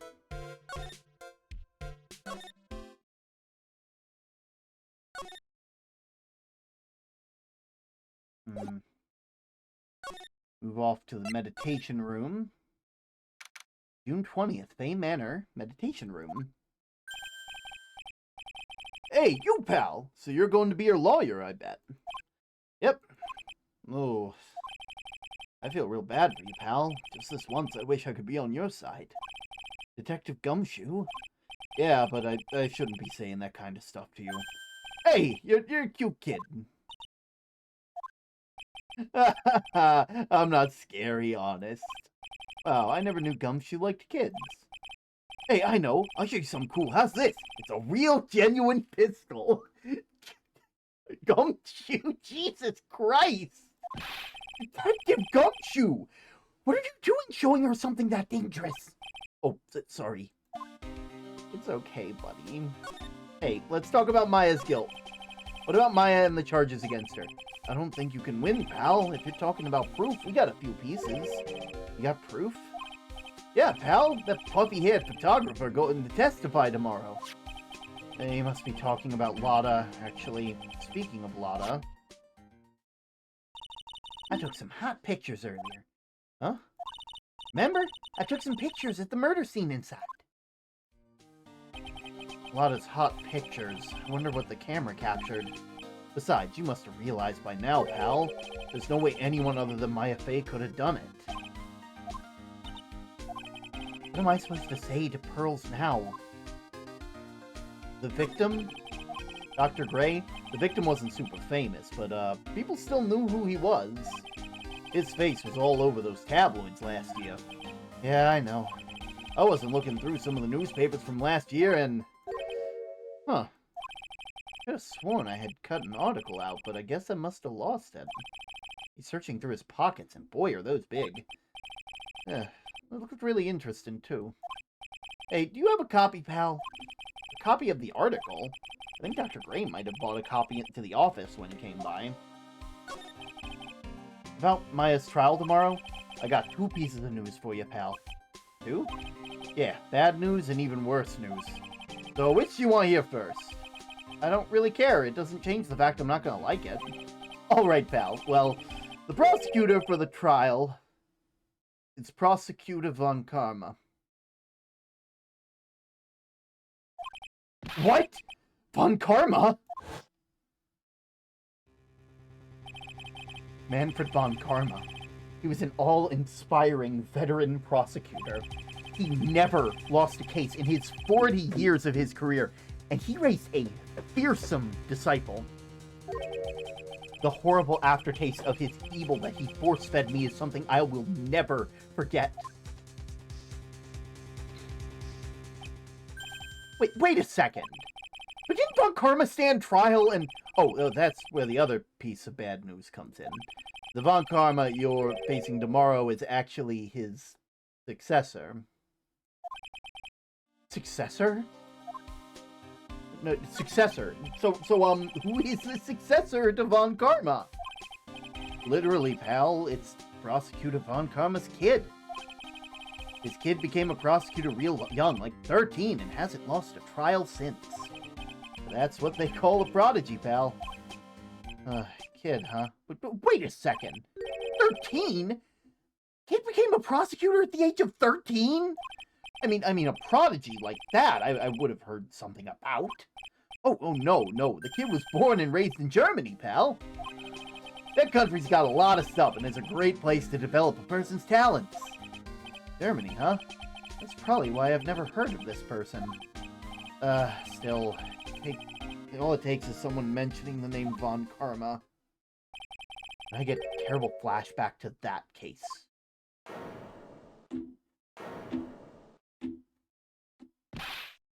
Stop it! Get a grip on yourself, Phoenix! None of that matters anymore, now that he's gone. Hey, also, have you seen my badge? Hey, look, it's my attorney's badge. Ah, good one, pal. You're always good for a laugh with that your little badge. But a real man has a police badge. Mr. Nick? What is it, Pearls? I was wondering if I could see it too? No, it's okay. It's not that important. Maybe we go to... Let's see how things go in Winding Way. Can I talk to you here? No. Meditation room. Move to Brain Village. Move to Wright & Co. Law Offices. Whew, it feels like I've been gone forever. It's only been one day. Oh, that's right. Where's that newspaper Dr. Gray brought the other day? Ah, here it is, right on the top of my desk. This is the only thing left behind after that's going to be of any help. 1 year ago, May 2nd, 14 patients died from malpractice. Detention center. I must be in another round of questioning. I hope they're taking it easy on her, but these kind of cases aren't really taken lightly. There we go. Hey, I found it. Dr. Gray brought this over to my office the other day, and hey, it's the new story about the malpractice suit. 14 patients died, and it caused a huge stink. Yeah, but that's not all, pal. Things only got worse after that. You mean the car accident the nurse died in? Huh. Oh, here we go. I brought my own clipping with me today. Here, pal, this is for you. Alright, thanks. Mimi Miney. Nurse at Gray Surgical Clinic died after falling asleep at the wheel. Mimi Miney? Well, that might just be what we're looking for now, isn't it?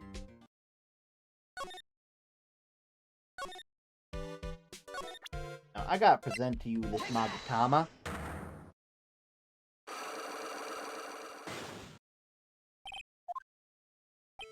Ooh. You might have indirectly known them. Here you go. Newspaper clipping. Take a look at this newspaper clipping. Like, what is it? A story about an accident? Please read the victim's name. Mimi Miney. Miney is a pretty rare last name, wouldn't you say? Miss Mimi Miney wouldn't happen to be a relative of yours, would she? So you noticed. She was my older sister. Sorry about your loss. Your sister, was she a nurse, perhaps, at Dr. Gray's surgical clinic? Gray Surgical Clinic. I don't think I need to tell you that the victim was run by the victim, Dr. Turner Gray. Which is how you knew Dr. Gray. You knew of him through your sister.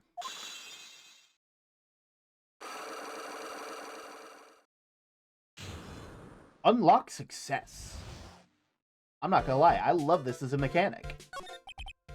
Please tell me what you know about Dr. Gray. My sister's name was Meanie Miney. She was like a nurse at Dr. Gray's clinic. That's what I thought. I heard that, like, Dr. Gray was really tough on people. Like a total slave driver. My sis was, like, always coming home, like, wiped out because she was overworked. Wiped out? So is that why she fell asleep at the wheel? That guy, like, drove my sis so hard, so, like, that's why the accident happened. The one where 14 patients died of malpractice? Yeah, like, I think that was the doctor's fault, too. My sis was pushed by, like, everyone's expectations and, like, her duties and stuff. And it pushed her to her death. Oh, I'm sorry. But, like, are we done? I, like, already told my story to, like, everyone. You understand now, Mr. Nick? This is how Psychlock works. Well, I don't plan to pry into people's hearts unless I absolutely need to. The lock this time was pretty easy, but you might need people who aren't willing to give in later on. If you don't have enough proof, be careful and know when to stop trying.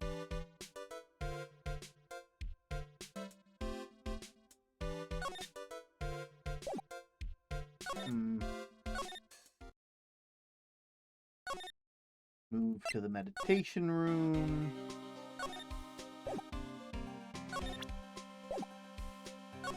Move to the channeling chamber. Move back to the meditation room.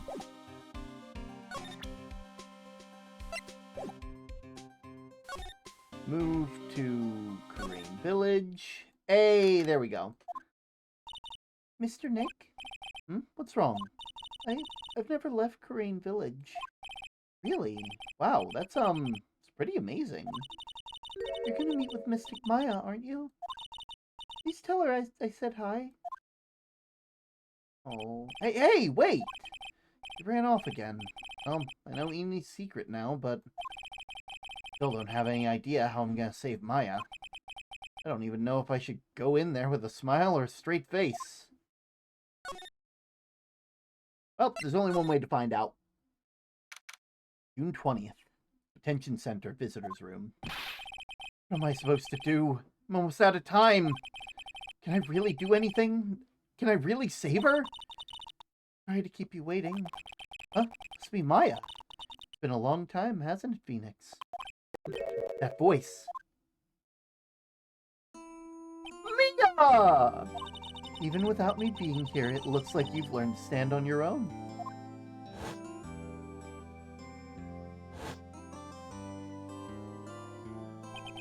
Mia. She's Maya's older sister and my mentor. She was a top-notch defense lawyer, but a certain case forced her into retirement. But whenever I'm in trouble, she comes in to help, just like this. Her spirit comes back from the other world and borrows Maya's body for a bit. Phoenix, you can't make that kind of face in front of your client. A lawyer is someone who smiles no matter how bad it gets, especially when it's bad.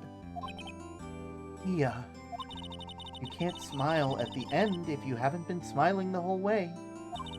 In any case, the face you're making now is no face to show your client, Phoenix. But so tell me about it. I'm going to guess that my sister is in a lot of trouble again.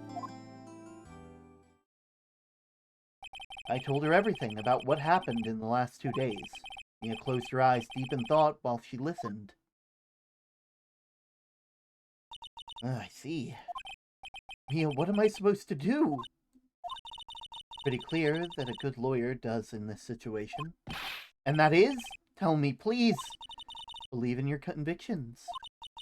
And fight for the complete acquittal of your client.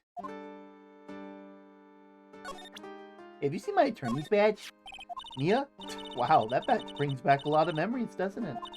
I would love to stand with you on the defense bench one more time. Mia. This is Maya's Magatama, isn't it? Why do you have it? Maya gave it to me, but I see. This is something very important to me. Take good care of it, okay? Looking at it with with a soft look in her eyes. Have you seen this key before? Ah, the key. It's literally the key to understanding everything that happened in this case. This key? Phoenix, listen, right now that key is sitting in your hands. However, it shouldn't be. It contradicts the facts. What does she mean? I'm certain this key will be a piece of evidence that'll make your case tomorrow. Huh. Not guilty. You think Maya's not guilty? How can you be so sure? Oh, I know she is. I'll give you a hint as to why. Yes? Mediums can't have dreams. They can't? From what you told me, it sounds like Maya was having a dream while channeling. Yeah, she said she dreamt that she had died and was buried in the ground. But that's impossible. You've heard it from her, I'm sure, when a medium channels her own spirit disappears, which means that it's impossible for her to dream during that time. Then, what does it mean? I think it's safe to bet that Maya was set up. Set up? It's up to you to blow the lid on this case tomorrow. Show how she was set up. And the evidence? How am I supposed to prove her innocence when I have nothing to go on? Well, you're looking for a clue. You've already got it in your hands. It is? Just as it sounds, Phoenix. You already hold the key. Really? Come on, show me the key to this case. The key, huh? You already know everything you need to know. You know what the key to this case is. That's enough. But... How can I win tomorrow without knowing who the real murderer is? Who could have...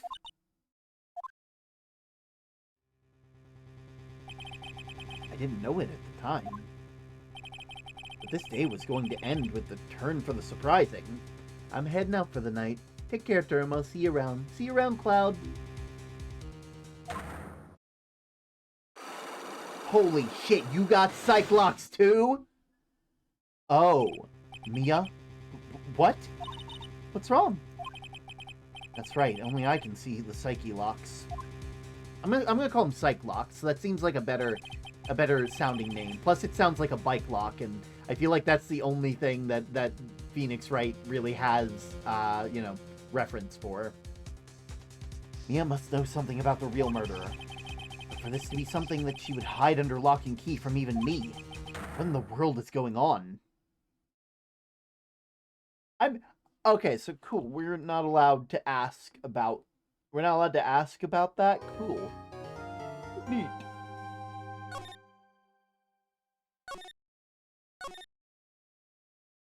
There we go. Trial day.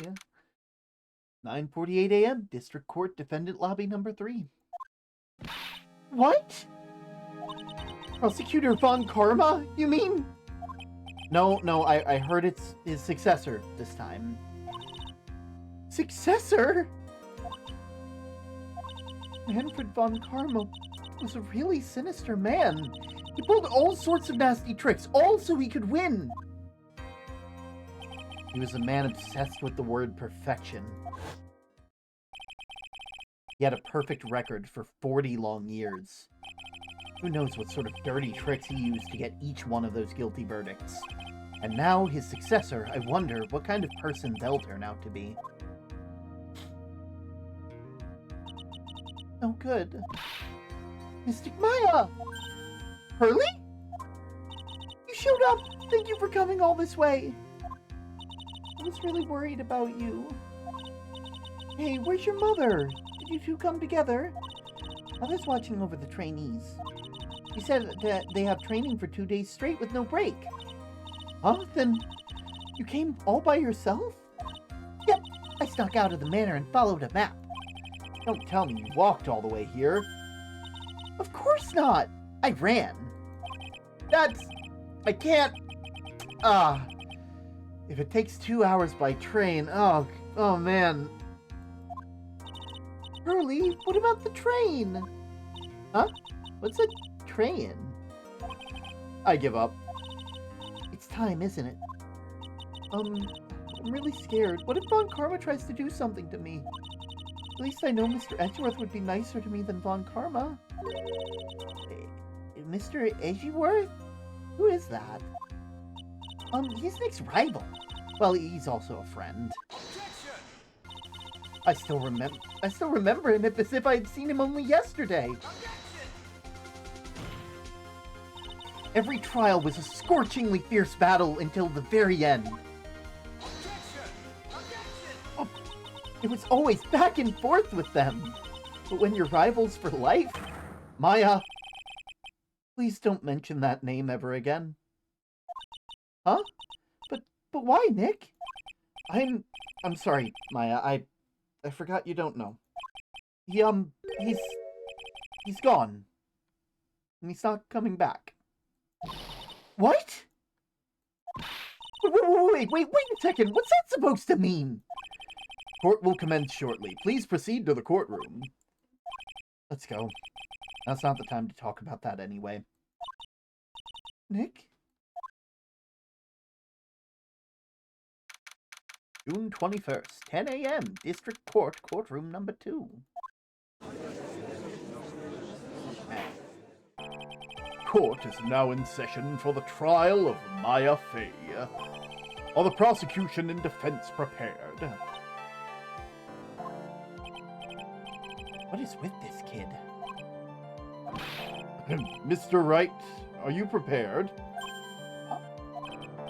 Yes, Your Honor. Why does he seem mad at me? Mr. Phoenix Wright. You must be shocked, because I am a woman, correct? Hold on, so she's the famed successor to the prosecutor Von Karma? I'm Franziska Von Karma, the prodigy. I see. I gave up a promising career in Germany and came here to the country for one sole reason. Revenge. Revenge? Is this about her father, Manfred Von Karma? It's something of personal nature. I'm sure you can... I'm talking.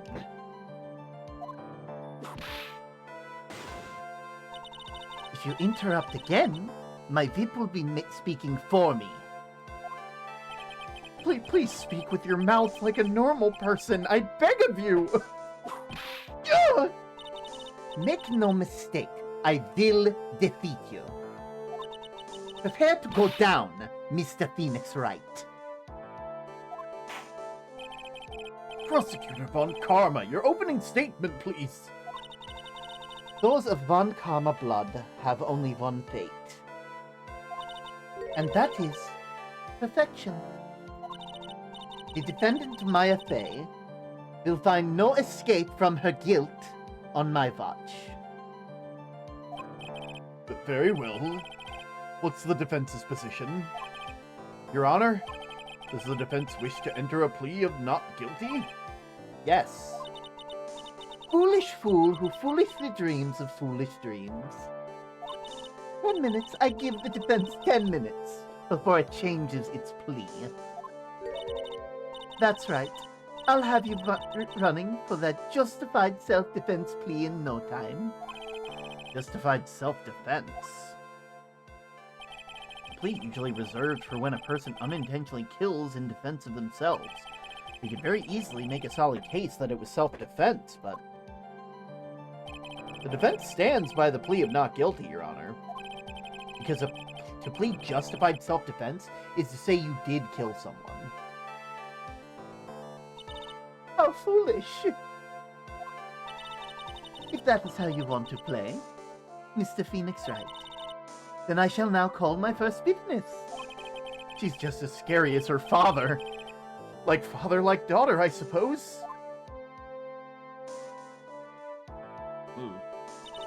Witness your name and occupation. Yes, sir. My name is Detective Dick Gumshoe. I'm the detective at the local precinct. Yeah. Get to the point already. Explain to the court the details of the murder. Yes, sir. If everyone would please look at the map. The channeling chamber has no windows and doors, and a door that locks shut. At the time of the murder, only the victim and the killer were in the room. What were they doing in there? They were channeling a spirit, sir. Channeling a spirit? And there's quite the look of disbelief on your face, Your Honor. Anyway, a few minutes after the channeling started, gunshots were heard coming from the room, sir. A few of the witnesses broke the door down and rushed into the room. And that's when they found that the victim was already dead, correct?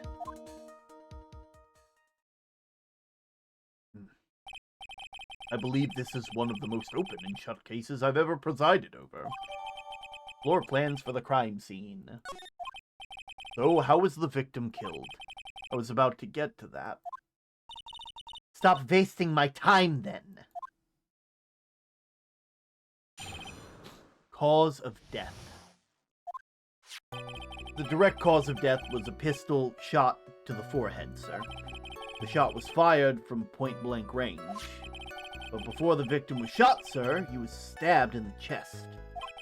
That wound was very severe, but not enough to cause instantaneous death. The murderer used the pistol to finish the victim off after the stabbing.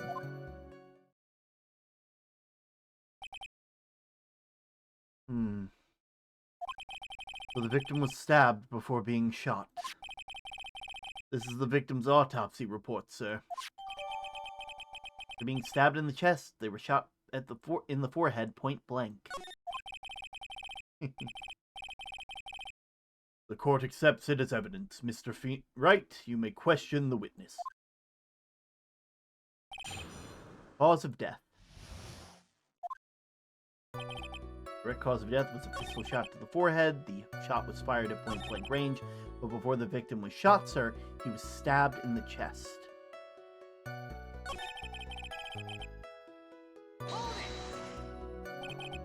Point blank, huh? So how far away is that? Anywhere between 12 to 20 inches away. And how do you know that they were shot point blank? Tisk, tisk, tisk, Mr. Phoenix Wright. I grow tired of the foolish foolery of the foolish fools of this foolish country. Excuse me? Gunpowder burn. Gunpowder burn? When something is shot from point blank, a burn area is left around the bullet hole. Gunpowder exploding is what makes a bullet fire, and that gets real hot, pal. And, well, there was definitely some gunpowder burns left on the victim's forehead. Wow, never knew that. Live and learn, I guess. Stabbed in the chest. The wound was very severe, but not enough to cause instantaneous death. The murderer used the pistol to finish the victim off after the stabbing.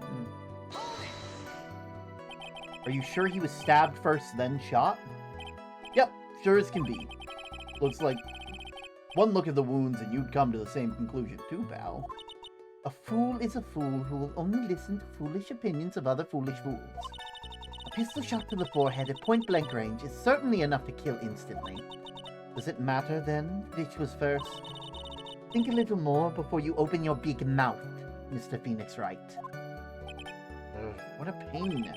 Everything sounds out of place. I should try to learn more about the murder weapons for now.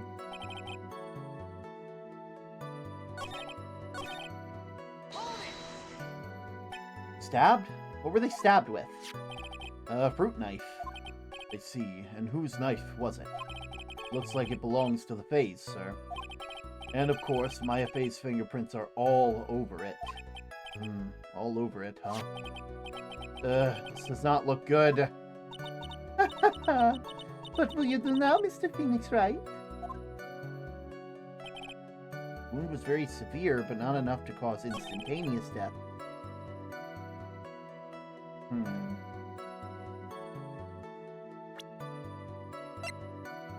Stabbed in the chest and shot at point-blank range.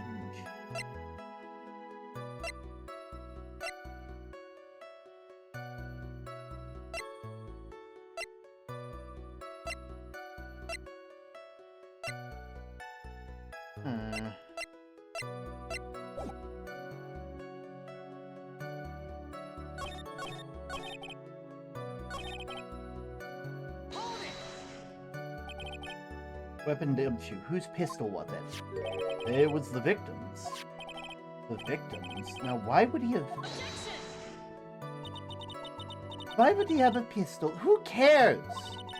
The point that you are missing is whose fingerprints are on the pistol. If you're already paying attention to that, then I suggest you start. Fingerprints? There were fingerprints? Along with the victims. The defendant and Maya Faze were also on the grip, sir.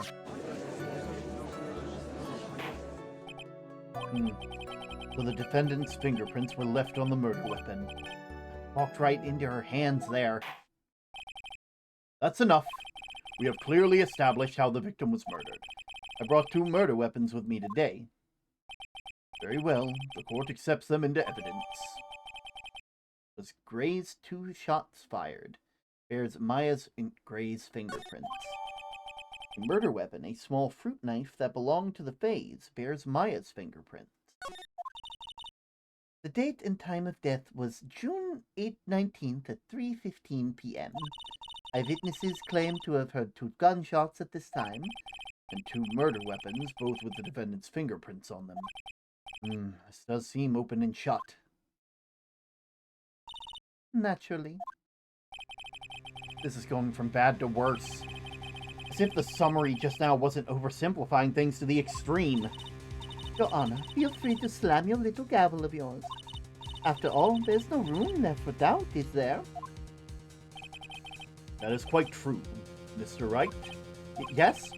Even in the face of it all, do you still wish to plead not guilty? It's the opinion of the court that if you do not adjust your plea, you stand to lose. Be just as I promised, Mr. Phoenix Wright. You would change your plea in less than 10 minutes. What will you do, Mr. Wright? Will you change to justified self-defense? Because now would be the time to do so. This is your final chance. This is a huge decision. Thank you for telling me that. Nah, we ain't guilty. If we plead justified self-defense, we would basically be confessing to the murder. After the trial, Maya's life would be ruined, and she'd be labeled a murderer. I can't let that happen. Your Honor, have you reached a conclusion, Mr. Wright? The defense will not change its plea. We will accept nothing short of complete acquittal.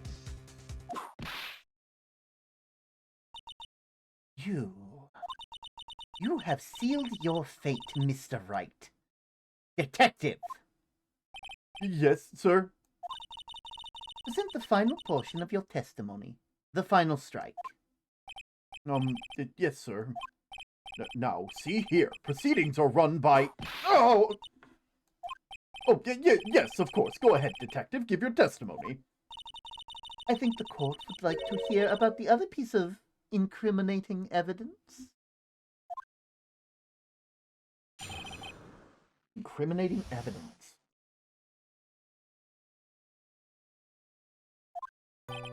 Sorry, pal, but there's even more incriminating piece of evidence. The costume the defendant was wearing at the time of the crime. As you see, it's covered in blood. The defendant attacked and killed a person who, without a doubt, was not fighting back. So this is the costume. There certainly is evidence of a back spray of blood on this.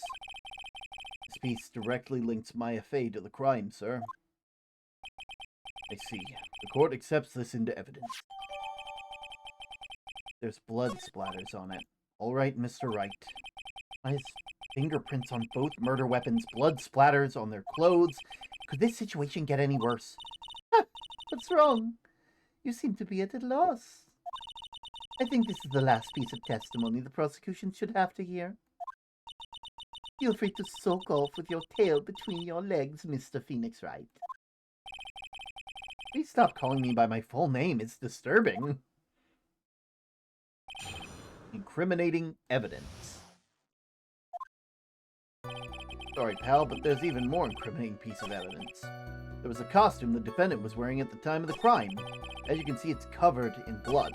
The defendant attacked and killed the person who, without a doubt, was not fighting back.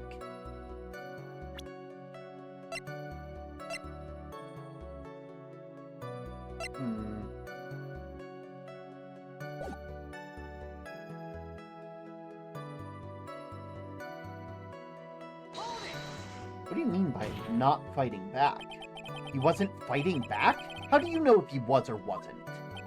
We could find no evidence that the victim put any sort of struggle, pal. So did the murderer have to fight with the victim or not? Depending on this, the circumstances around the murder changed drastically. We're in real trouble. If only I had something to prove they did. Von Karma, she thinks she can decide the verdict with the testimony alone? Well, I'll find a critical contradiction, and I'll stop her. So, if I'm not mistaken...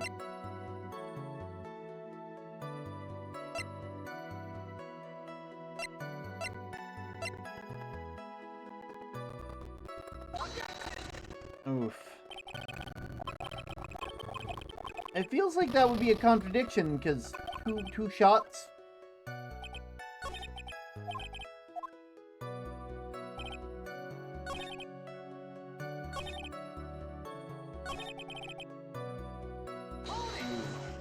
Jeez. Maya's costume? Yeah! She was wearing this when we arrested her. Maya, she wears her channeling costume today, too. You're not allowed to wear anything else? As you can see, it's covered in blood. There's blood on the costume. Lab results show that it is the victim's. So there's blood from the victim. Definitely not good. So, were there any other clues that could gleam from this piece of evidence? Well... If you must change the topic, then your good detective here must testify again. But too bad, not enough time, let's move on. Yes, Miss Von Karma's perfectly correct. Now, even the judge is on her side. But if I bite off more than I can chew here, what should I do? No, press further. Don't let them dictate your battlefield, Mr. Wright. Why is Miss Von Karma suddenly putting up resistance? There must be a reason as to why she suddenly threw out an objection like that. There must be something about the costume. Yeah, there is. I just have to look harder. Mr. Wright, Von Karma's logic is perfect. There's no way you could poke a hole in it. Look, my... No, there is one little thing wrong with it. Your Honor, actually, there is something very wrong with this piece of evidence. What? What are you talking about, pal? Where's the problem that you're talking about? I've come this far. There's no turning back. The problem I have with this piece of evidence is here.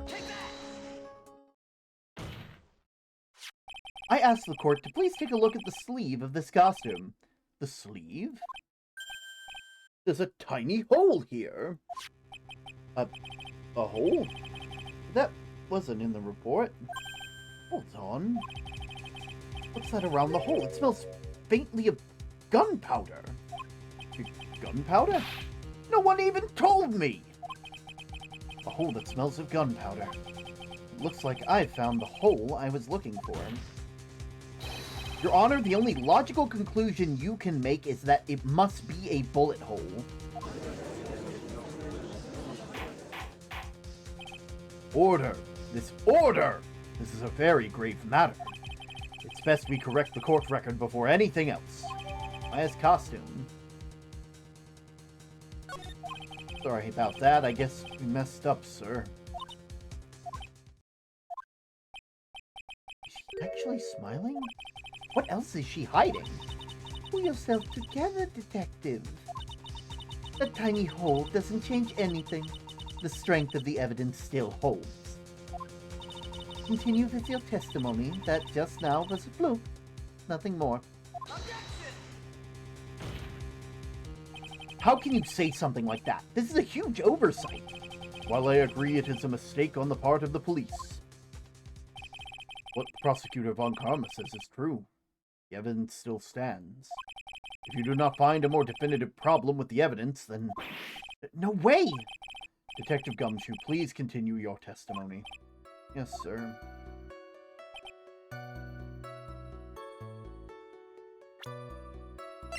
Now we can use it.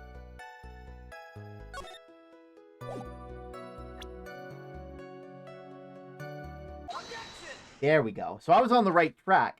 It just didn't, you know, point out that bit yet. Detective Dick Gumshoe. Yes? Having you call me by my full name is kind of weird feeling. You said that my client killed a person who without a doubt was not fighting back? Yeah, I did. Well then, might I ask, is this bullet hole your police overlook what's that supposed to mean? What does it mean? I'll tell you what it means. It means that the victim had fired off a shot. This is what it means to not fight back? Well, I mean, are we in Florida? Okay, that was kind of... That was an okay joke. Not the best. Wait, you're right! Seems like you're correct. If the victim had tried to shoot the defendant, then, well, it would change everything. Alright, the wind seems to be shifting. What is with that "are you finished yet" laugh? Are you finished yet, Mr. Phoenix Wright?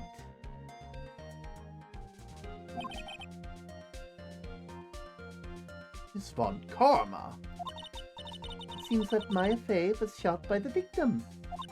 However, that is only grounds enough to support a justified self-defense plea. That is correct. But I'm sure you remember, Your Honor, that the defense clearly stated they rejected justified self-defense and pleaded not guilty. Now that you... Why, that's right. Which means the defense is yet to prove anything at all. No! Yes, well, that's true. Furthermore, just the fact that there's a bullet hole in the costume is not enough to substantiate even a plea of justified self-defense. Well, how so? Ugh! Don't just stand there. Hurry up and tell the court what transpired that day. With the new information we've acquired added in, of course. Oh, you mean by myself? You want me to put together this scenario all by myself?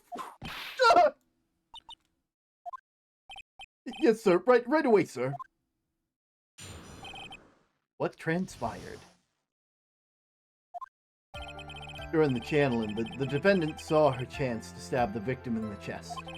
Of course, the victim used the last of his strength to fight back, sir. While the two were fighting, the victim took out his gun. The victim took a shot, but because they were too close, he missed. The defendant then picked up on the opening, took the victim's gun, and ended it.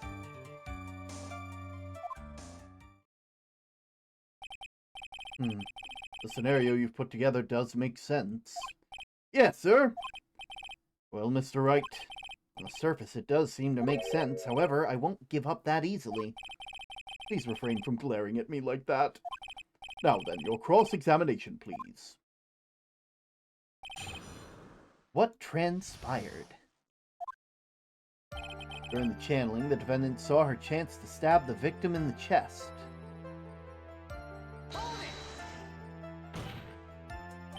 There's quite a difference in height between Dr. Gray and the defendant. Add in body strength, and it seems unlikely the defendant could have stabbed the victim. Now that you mention it, yeah, I guess. You think you can get away with such flimsy reasoning, Mr. Phoenix Wright? Miss Fay was in the middle of a channeling, was she not?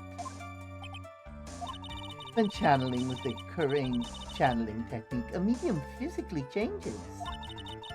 With the nurse's build, the defense could have easily been a match for the doctor. I don't believe it. He even studied up on the Kurain channeling technique. Like I said before, I am perfect. About what you were talking about, I didn't quite get it. Never mind. Just continue the testimony. Of course, the victim used the last of his strength to fight back, sir. So he was stabbed, but the stab wound didn't kill him. But if you think about the blood loss, he was probably hurt really badly. How badly would you say he was hurt? Actually, I went to give blood the other day, and afterwards I felt a little lightheaded and dizzy. I guess the damage was maybe about 10 times the dizziness? Sorry. While the two were fighting, the victim took out his gun. Where in the world did the pistol come from? It looks like the victim's Dr. Gray had specifically bought it for that day. But a handgun? He got it off the black market with about 2 days before the murder. Why did Dr. Gray bring a gun? Was he taking precautions against something? The victim took a shot, but because they were too close, he missed. So, you're saying that the bullet hole in the costume was made then? Sorry, pal, but yeah, that's what I think. Two of them were already fighting when a shot was fired. I am really glad you weren't hurt. The defendant then picked up on the opening and took the victim's gun and ended it. Maya has never fired a gun before in her life. The victim had already taken off the safety. With the safety off, even an amateur like you could fire it. Even me? Wonder. Now do you understand? Uncommon logic is perfect. Testimony certainly makes us look very bad, but there's gotta be a contradiction.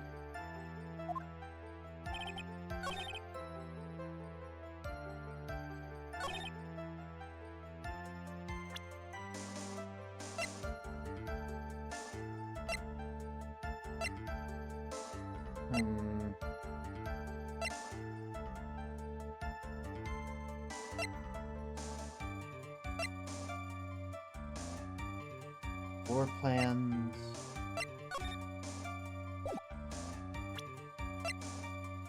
Been shot at point blank, gunpowder residue around the bullet hole.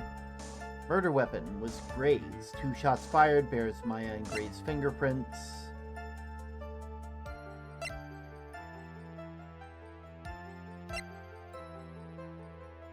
Oh.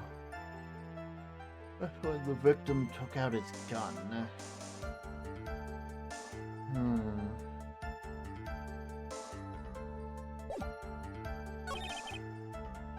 But he missed because he was too close.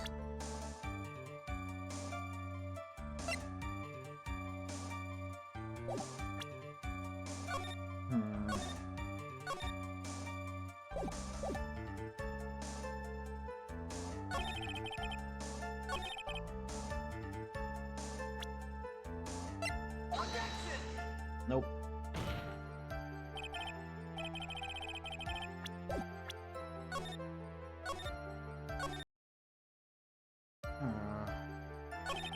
While the two were fighting, the victim took out his gun.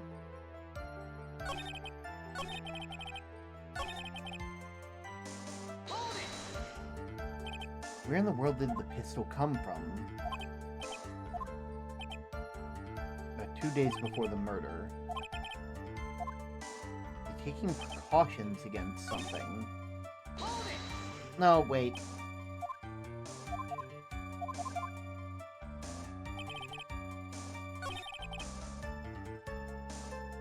The victim took out his gun.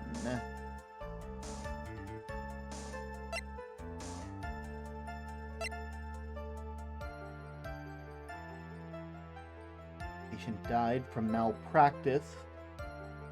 A great surgical clinic.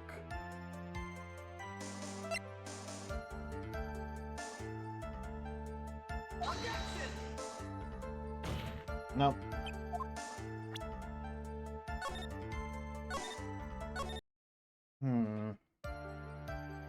Victim took a shot, but because they were too close, he missed.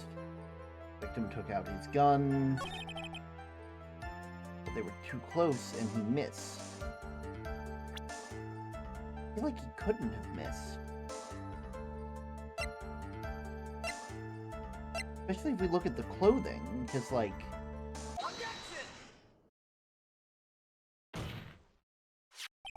Missing the tiny hole in this costume will be the prosecution's undoing. Eh? What do you mean? The little hole has created a huge hole in your testimony. Explain yourself, Mr. Wright. You said the two of them were fighting when the victim fired his gun at point blank. If that were true, then where's the gunpowder burn on the costume? Gunpowder burn? This is what you just testified to earlier. When something is shot from point blank, a burn area is left around the bullet hole. Oh! But there's not a single trace of gunpowder burn on this costume. See, I feel like this one seems like one of those ones that probably should have had a bit more testing. That is a very good point. And what exactly does this mean? It means that when the shot was fired, they were standing apart from each other. I'm disappointed, Mr. Phoenix Wright. You think you can punch a hole in my logic with that? With wishy-washy thinking like that, anyone can explain anything away. Then I implore you to disprove my line of thinking. Let's see. In the middle of their fight, the victim pushed the defendant away. And it was then that they were separated and he fired. How about that? As if that was even possible. According to the testimony, the wound from the stabbing was very severe. The victim would not have had the strength to push the defendant very far after that. Then... That's right. The defendant must have pushed the victim away. After stabbing him, she must have put some space between themselves and between the doctor and herself. And then, while she was preparing to strike again, the doctor took his shot. There, that should satisfy even you. That does make an awful lot of sense. What do you think, Mr. Wright? Must be careful, I can't afford to make a mistake here. Concentrate and think. No. This one... It don't make sense! There's a fatal flaw in her argument, sir. Fatal flaw? Very interesting. I would love to see where this flaw is. Show me something that contradicts my explanation. There has to be a snag in her explanation. She put some distance between them before rushing to make the final blow, and then she was about to strike. The doctor took his shot. Must be a piece of evidence that contradicts that line of thinking.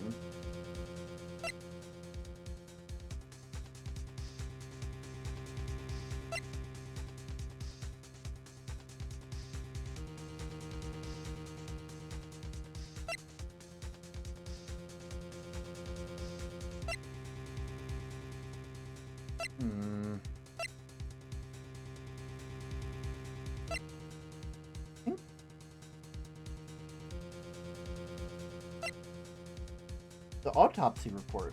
Maybe? Because, like, getting some distance and then making the final shot causes the problem.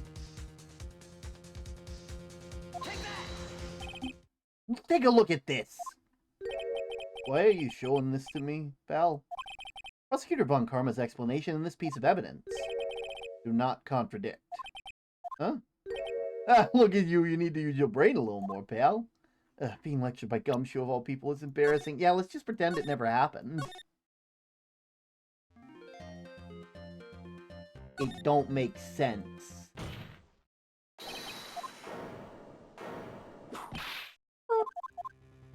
Put some distance between them before rushing to make the final blow. And when she was about to strike, the doctor took his shot.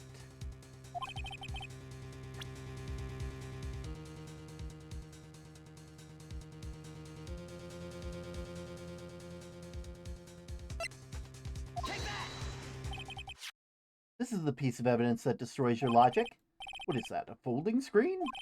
I would like to point out to the court that there's a hole in the folding screen. It looks like you already know what I'm about to talk about. Who, what, where, what? Mr. Wright, your explanation, please. Are these two really this clueless? The bullet went through the defendant's sleeve first, and then the folding screen. It passed through the height of approximately 8 inches off the ground, which means... when the shot was fired, Maya, or I guess the defendant, was not getting ready to strike, but was actually squatting low to the ground. Order! Order! This changes everything. Please look at the diagram of the crime scene. The victim, Dr. Gray, was here when he fired the shot, and the bullet hit this folding screen. It hit this location at about 8 inches off the ground. At this time, the defendant was in this area.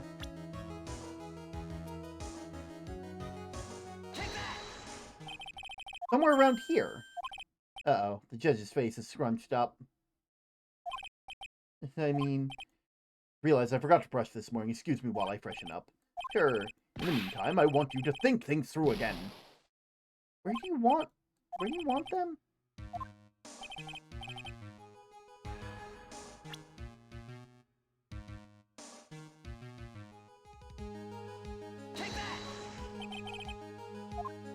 Off here near the folding screen.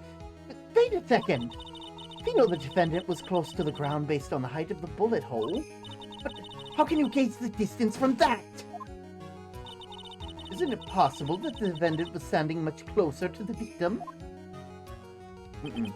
That's impossible. But why? You of all people should know the answer to this question, Miss Von Karma. If she were shot from somewhere closer, there would be gunpowder burns present. However, there is nothing of the sort around the bullet hole of this costume. Curse you, Mr. Phoenix Wright. You! I believe it has now been proven that the defendant was standing a ways away from the victim when she was shot at. But do you think she has changed the defendant's situation? Yeah, it changes everything. Honestly, Your Honor, this changes everything. The prosecution claimed that the defendant was aiming to kill by stabbing. If this were true, delivering the final strike with a knife would be ideal. However, where and what was the defendant doing at the time? Squatting all the way by the folding screen? Exactly. If Maya Fey was the real murderer, why would she be by the folding screen instead of preparing to strike? Upon further consideration, it does make very little sense. Yeah, I figured there had to be a reason. Figuring things out and proving the logic behind everything is your job. Ugh. Alright, with this, the rest of the trial should be last radius of disaster. You're such a smart man, Mr. Phoenix Wright. To think that you've been able to take a completely hopeless case to this point. Now I know why Papa had a tough time with you. You amuse me. Of all the things to inherit, why did it have to be the smarmy smile? Detective, how dare you damage my perfect logic? Huh? How was this my fault? You can start by preparing your standing by first removing the 3-strand goatee. Oh, and rest assured, your punishment will come later. Punishment? Well then, Your Honor, I think I've had all I can take of the detective's face. I think it's time to call in the next witness. Next witness? Gotta be Lotta. Very well. The court will take a 5-minute recess.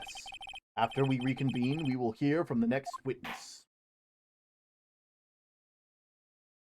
To be continued.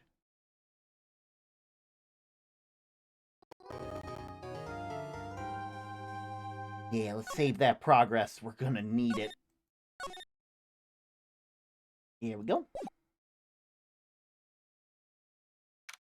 June 21st, 11:37 a.m. District Court, Defendant Lobby Number 3. Whew, that was a close one.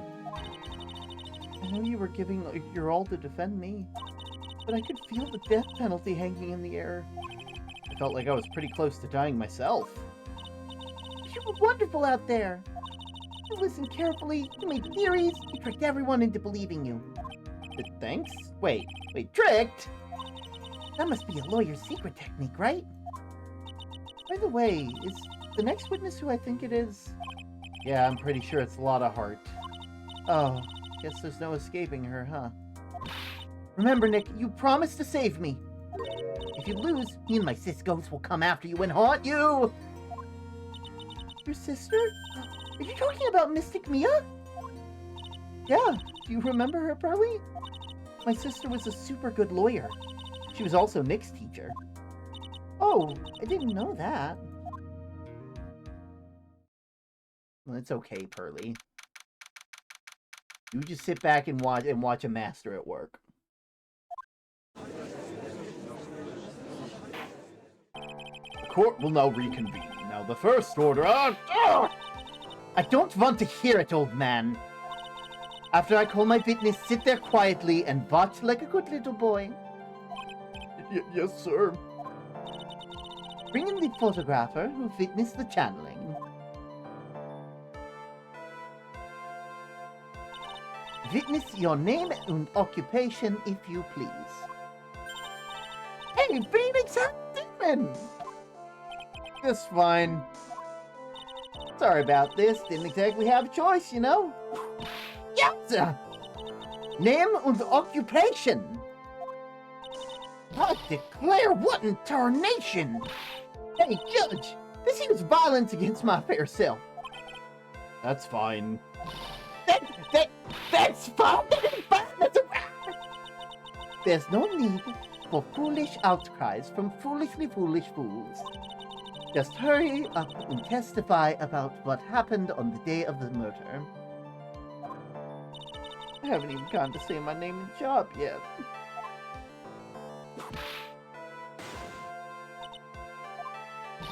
My name's Lotta Hart, paranormal photographer. I'm here to testify. Now, let's all be one big happy family, okay? The witness's account. Only the doc and the defendant went into the chamber. We were waiting outside the door when bang! We heard a gunshot. Mr. Lawyer then broke the door down. We rushed into the room. Inside was a dead victim and a defendant waving a pistol around. I swear, other than those two, there was no one else in the room. And did you take a picture of the scene right after the murder took place? Reckon course. Excuse me? Reckon course. It's short for you reckon? Of course I did. Does it look like I care? Just hurry up and show the picture to the court. The moment of truth. What will be in the picture? Let's see. Here's the picture.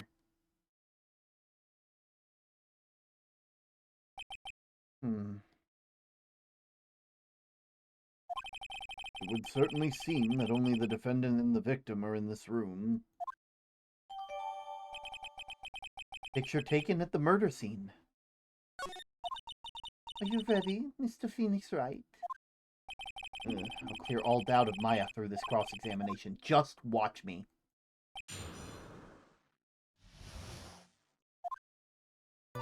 Only the doc and the defendant were in the chamber. We were waiting outside the door, and then bang, we heard a gunshot. Mr. Lawyer then broke down the door, and we rushed into the room. Was it really a gunshot? That, Phoenix, that isn't the question you should be asking. You must have heard it as well. Why don't you testify to the court, Mr. Phoenix Wright? Was it really a gunshot? Yes, I think it was something that sounded like a gunshot. And why are we here listening to the defense testify? And the world becomes just a little crueler. I heard a gunshot a long time ago, so I know. And I tell you that it was a gunshot I heard. Now this is where the story heats up. So let me get this straight. This Mr. Lawyer there broke the door down. Honestly, Mr. Phoenix Wright, why don't you tell us what happened? Yeah, Miss Von Karma, so I broke the door down. Sorry. Why does this feel like an inquisition? No need for apologizing. That was great. You were a real man. Oh, really? That's something I would have liked to see. The judge is smiling rather openly. I'll take that as a good sign. And what did you see once you broke in? Dead victim and the defendant waving a pistol around. Are you sure it was the defendant, Maya Fey? Sure, I'm sure. Lotta seems awfully confident. Nah, we pressin'. We pressin'. Lotta, please, think back to that day one more time. What you getting at? Remember what you said when we broke into the room?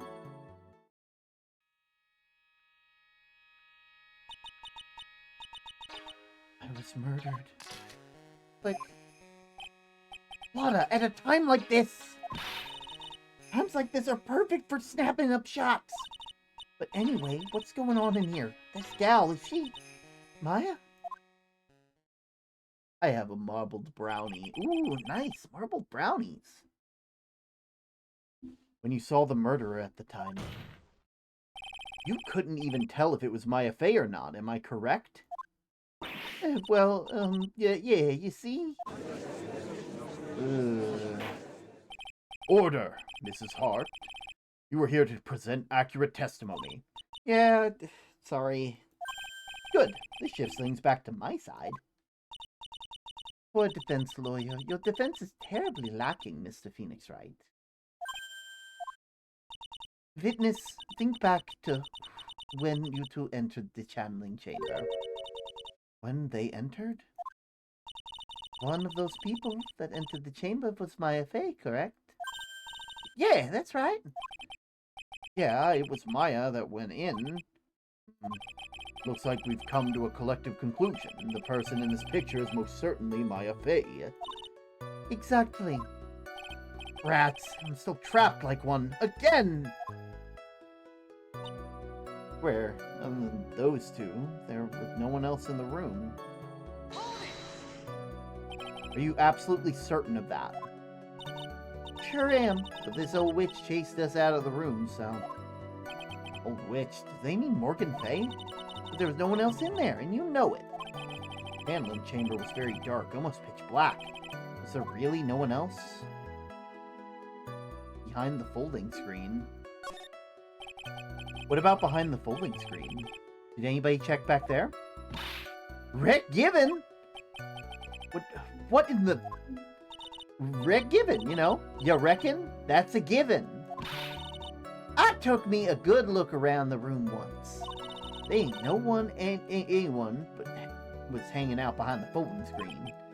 If I may have a word with you, Miss Hart? But what? You got a problem? Rick Given. I mean, I am having a little difficulty in understanding you. If you could stop saying things like Rick Given... Now then, Mr. Phoenix Wright, do you see the problem with the testimony, don't you? Her story adds up.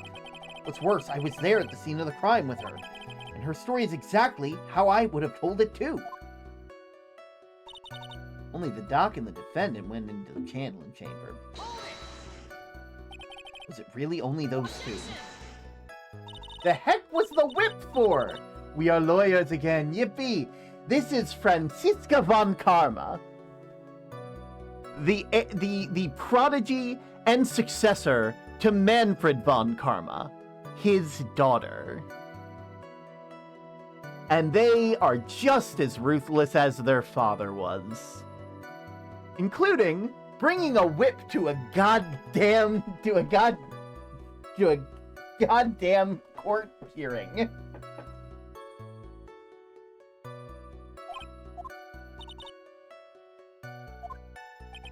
Dr. Gray and Maya were the only two that went into the room. Can't have the defense testifying against its own client. She sounds like a mess to deal with. Oh, she is. And she's the person we'll be dealing with for the rest of the game. Or the bitch who needs to get it's too extreme. This is not a dungeon! Anyway, folks, two of them went into the channel chamber, you hear? Just as I thought, there's nothing wrong with the testimony. Enough. It seems that there are no issues with Miss Hart's testimony. At the time of the crime, only 2 people were in the channeling chamber. The victim, Dr. Turner Gray, and the defendant, Maya Fey.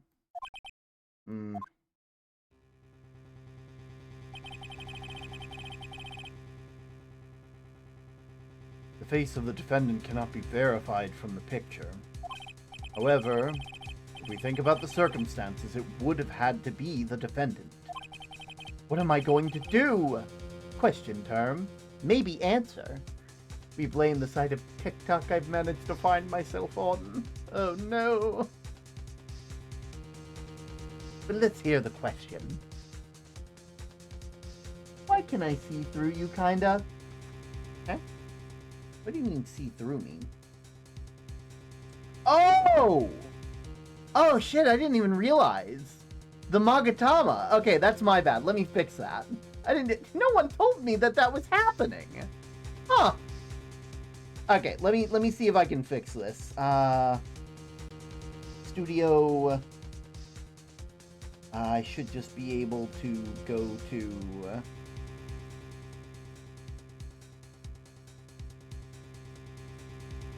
So who do what? I'll show you. I'll show you in a bit.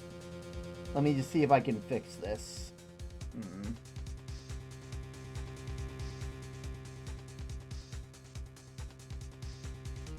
Properties. Allow transparency.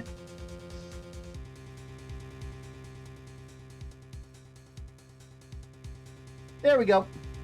Yeah, I'm not sure why I had that set up like that. Let me see how I look now.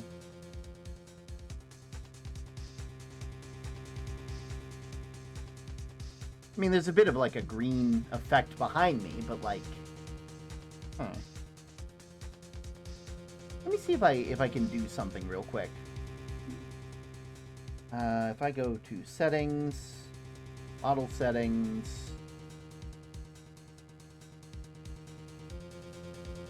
And maybe none of... Are these all the ones? Doesn't feel right. Definitely not. General configuration.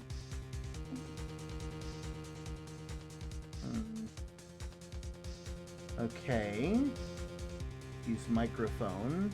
Mouse configuration. Cubism. None of these. That's an expression editor. This one probably. Visual effects.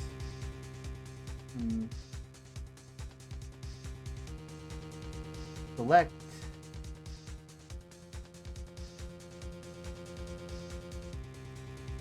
Background overlay, model color darken. Backlight.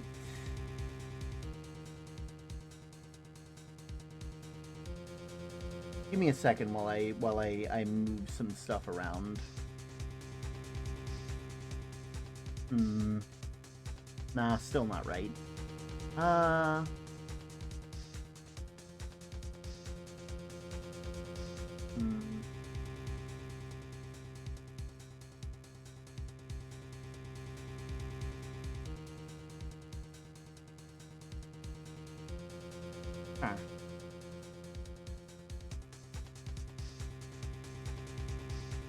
Should just be able to...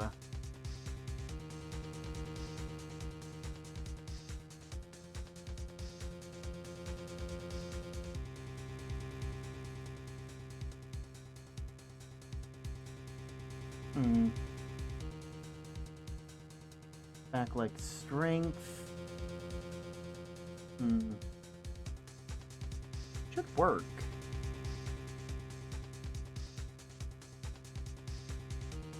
Select. Backlight direction.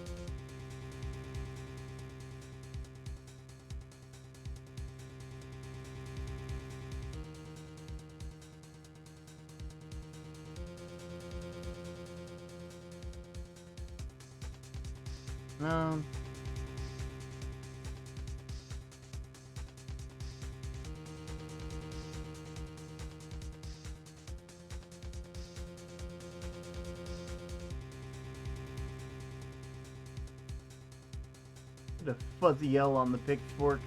I knew I forgot something. Wave distortion. Now, the only thing I can really use is the backlight and outline. It should just go.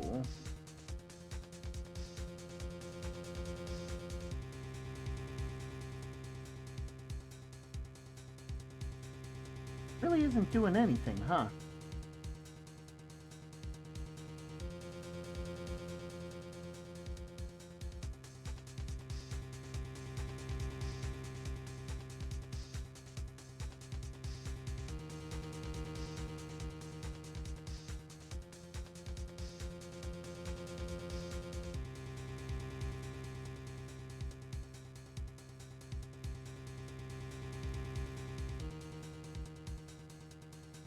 I'm just wondering why none of this is working.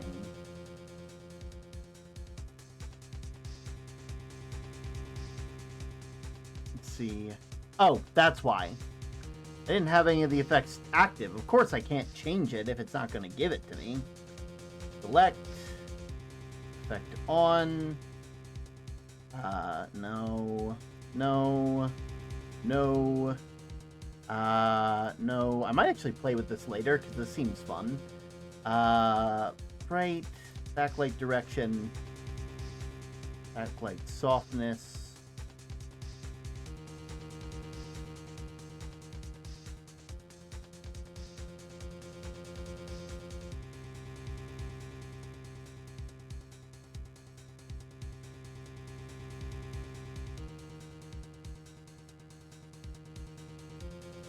Or maybe...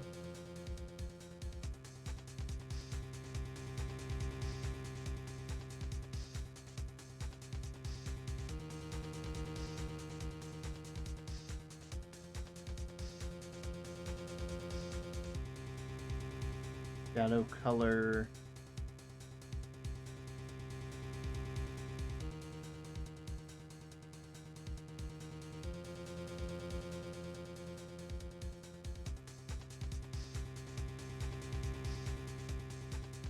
There we go. Okay.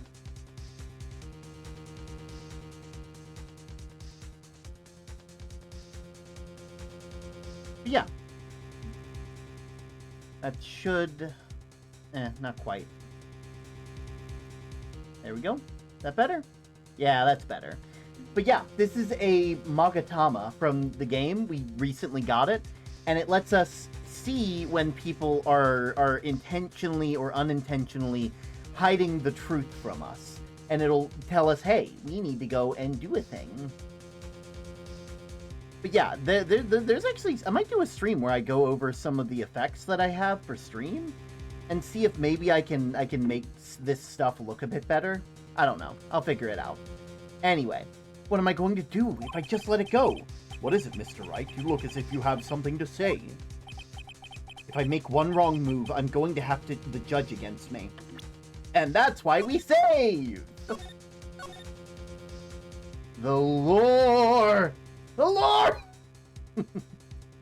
But essentially, like, we got it from Maya, and we got charged with spiritual energy. The only problem is that if we use it and we don't have the evidence to back it up, we'll actually we'll get hurt as well. Is there anything I can present that would prove it's not Maya in that photo?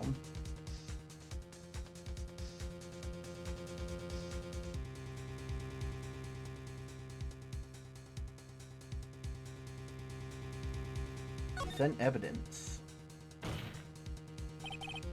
Your Honor, Mr. Wright, is it possible that the person in this photo is not the defendant? Call Matt Pat. What? Do you know what you're proposing? Yeah! That's just plain fool's talk. Thanks, guys. You really showed that my support was just great. Now, when Mr. Wright, please show proof to the court. Prove that this person is not Maya Fey.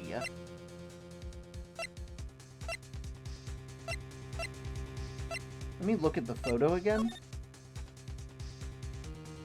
I don't see any bullet holes, and I don't see any blood splattered on them.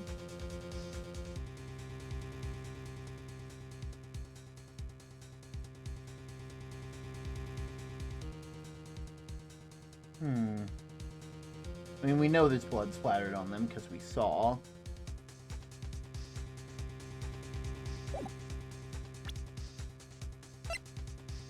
Maybe?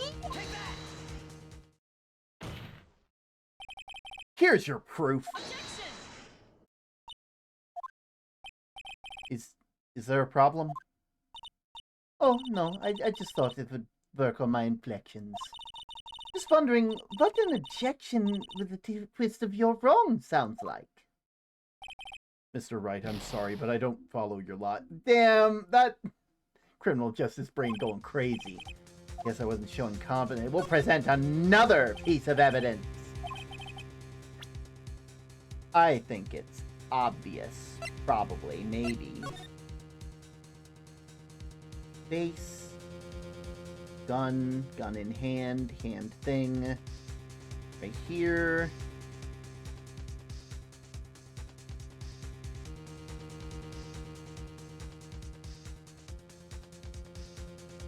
I think the autopsy. No. Something that proves it's not Maya.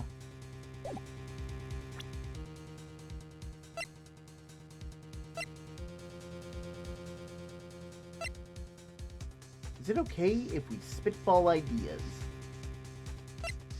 I'm gonna try one more thing. One thing to prove that it wasn't Maya. Have The you found your autopsy daily report. pebbles? Because they shot him at point blank range, and if they fell like that, well, that wouldn't prove that it's not Maya, but maybe. Here's your proof. Okay, good to know. Let me load. A lot of bullet wounds, unless done super up close, won't have much blood splatter unless it's a big bullet. Same with gunpowder residue. So, I'm gonna fill you in on what we have.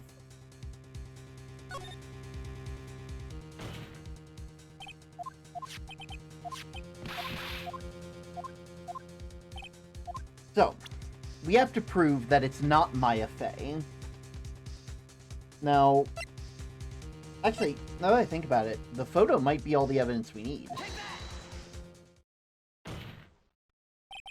Here's your proof! Okay, good to know. I thought I was being clever. It's like, I will use the photo to prove the photo!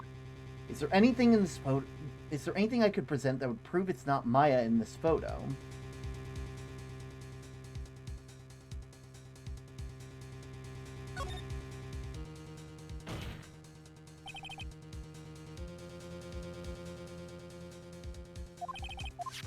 So we need to prove that it's not Maya.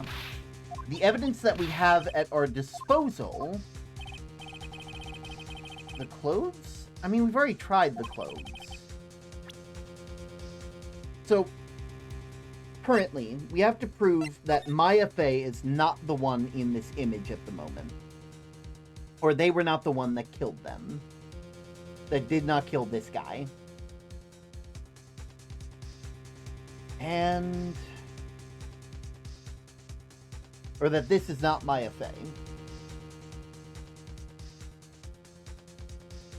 So it means we need...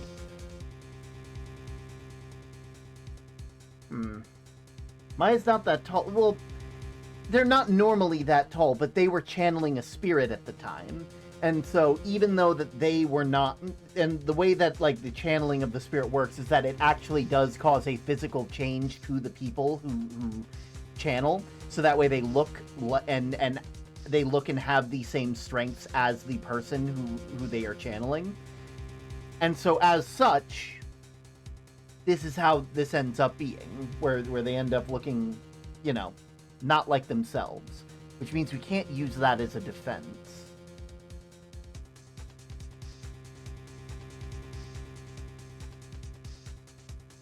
What have we got evidence-wise? Fair. What we have currently, we have the photo that I just showed you. We have the clothes that Maya was wearing at the time of the murder. One important thing to note is that it's splattered in the front with blood, and it had a bullet hole through this little bit here, you know? This was not from point blank range, and the only reason they know that is because there's no burns around it. There's no gunpowder burns. Actually, I should start from the beginning of what our evidence is. We have a newspaper clipping from 1 year ago, May 2nd, 14 patients died from malpractice at Gray's Surgical Clinic. Gray is the person who was killed. They were coming to Maya to basically talk to Mimi Miney, one of the nurses at the hospital who died after falling asleep at the wheel, and shit like that. We have the guide map of the Fey Manor, which I don't think is going to help us. Maya's Magatama also won't help us. This folding screen, there's a bullet hole that is about 8 inches off the ground, implying that at least at some point, someone, shot them. See, that's not a good defense for a court of law, though, Purple. Because it's still their body that has been used. It was their inexperience with channeling the spirit that would be blamed, and therefore they would still be the one who killed them. This black key, a green jewel, is set in the center of the key's grip. This is the only key that allows entrance and exit to that room. And Maya, for some reason, had it at the beginning, and somehow it ended up in our hands, despite the fact that it should not have. Crime scene floor plans. There's the thing.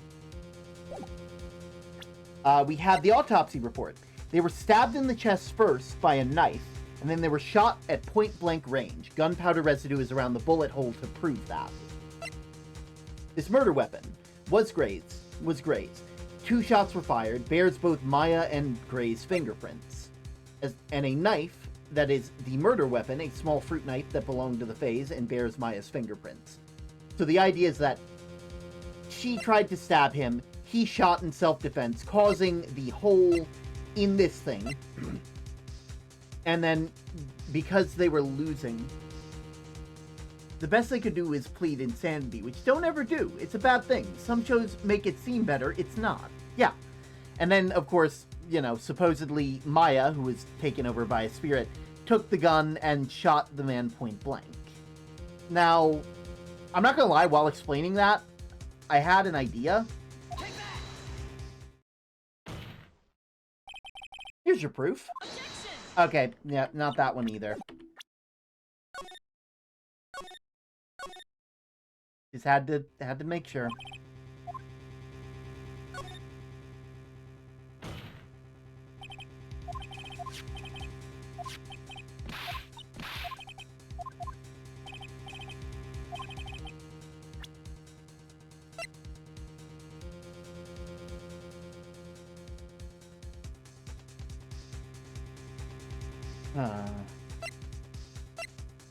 Dr. Gray's autopsy report, pistol.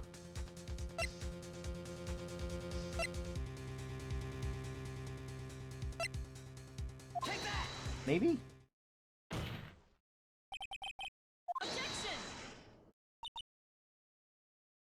What order did you say the attacks happened in? So essentially, they were... Let me pull this up real quick. So, they were stabbed in the chest, and then they were shot point blank. 2 shots were fired from this gun. The gun was, attempted to be used on Maya, and it missed them. Supposedly, Maya tried to stab them. Did succeed in stabbing, and, the guy was losing blood fast. He pulls out his own gun and tries to shoot Maya. Misses. And then Maya takes the gun and shoots them point blank. Meaning that making 2 shots that were fired, but the only thing that happened to the body was a stab wound and a single bullet shot.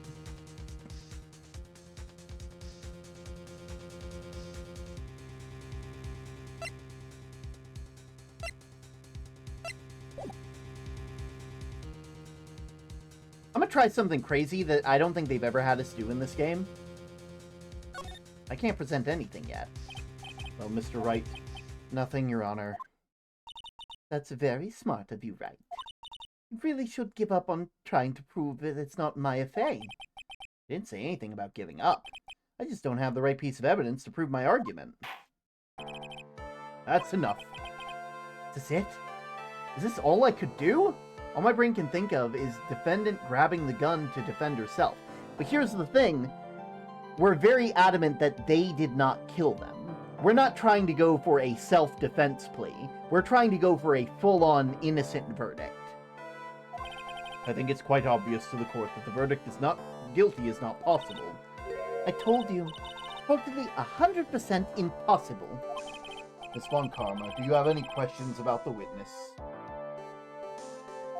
Having established the defendant's guilt, further questioning won't be needed. What about the defense? I couldn't protect Maya. The defense... Phoenix, you can't make that kind of face. A lawyer is someone who smiles, no matter how bad it gets. I get what you're saying, but where the fingerprints are could help. Possibly, but we don't know the location of them. We just know that fingerprints are all over everything. Mia? I guess I made it just in time, wouldn't you say? But pearls?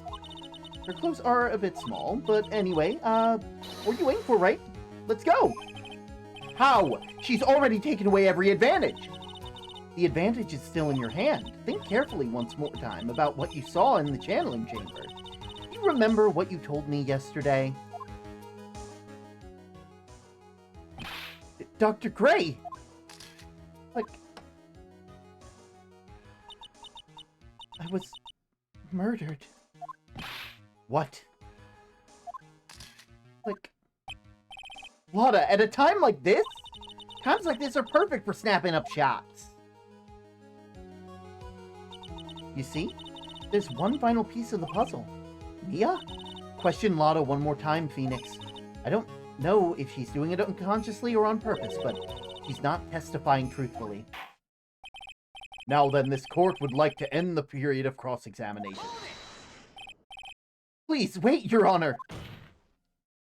The defense would like to request that the witness testify one more time. Overruled. I'm afraid that you're too late, Mr. Wright. The cross-examination is already ended. Furthermore, are anyone It's fine. I'll allow another testimony. The Von Karma's case is perfect. Absolutely flawless. And what's better time than this for you to see that? But, I mean, I have some places I must go after this. All right, I will allow it. Miss Hart, hurry up and give another testimony. Well, heck, what am I supposed to talk about? Please tell us once more what happened when you burst into the channeling chamber. I'm about to steal her whip. Okay, you got it. See? You go through the judge somehow, right? Well, actually, it was Von Karma's whip that got through to him. Witnesses account part 2. When you broke into the room, all I could focus on was Maya. I was, kind of scared of the dead body, so I didn't take a good look at it. I'm really bad when it comes to blood and ghosts and stuff. But I still managed to point my camera at Maya and take a shot. If this happened in the USA, the judge would put them in jail for contempt of court. Absolutely. But thankfully, this isn't America. Or maybe it is, but the judicial system is completely fucked 6 ways from Sunday. Some parts of her testimony were vague. I should press her on those. Struggle all you like, but you'll taste the bitterness of your defeat. Well, amuse me with your useless questions, Mr. Phoenix Wright. I'm waiting.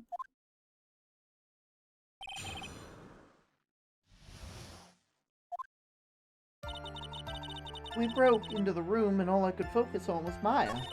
I was kind of scared of dead bodies and I didn't get a good look at it. Is that perhaps that the body was not Dr. Gray's at all? Well, I reckon that's possible. The body inside the room was not that of Dr. Gray. If the body was not that of Dr. Gray, then whose body was it, Mr. Phoenix Wright? Well, what if it was that of Maya Fey, or after the channeling, or maybe... Ugh!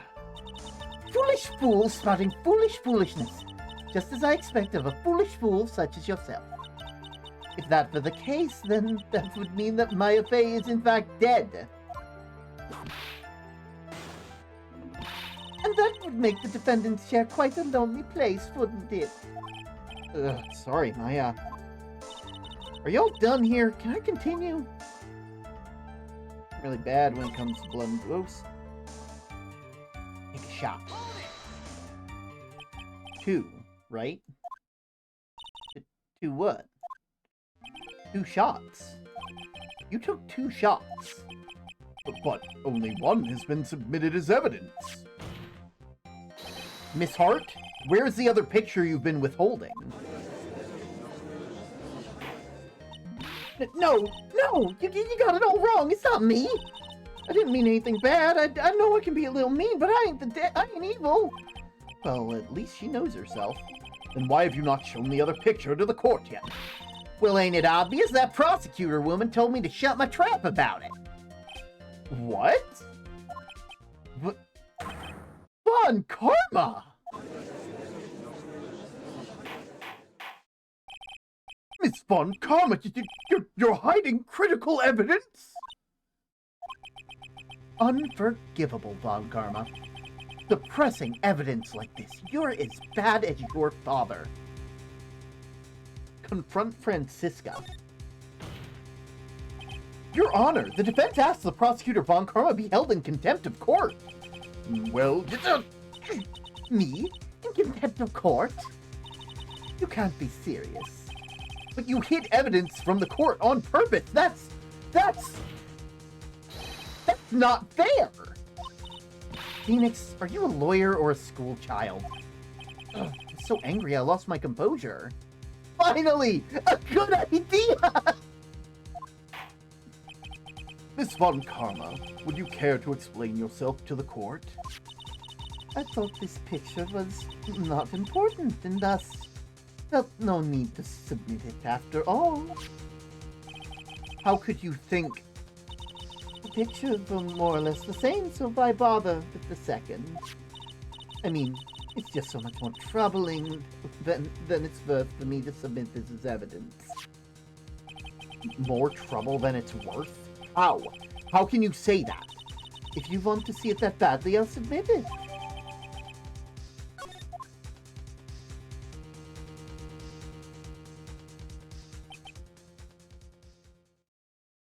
Oh, I see the problem. What is this picture?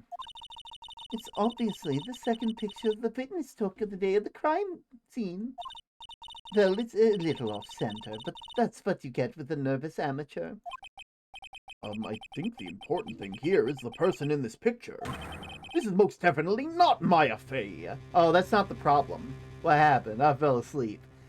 We have gotten more pictures.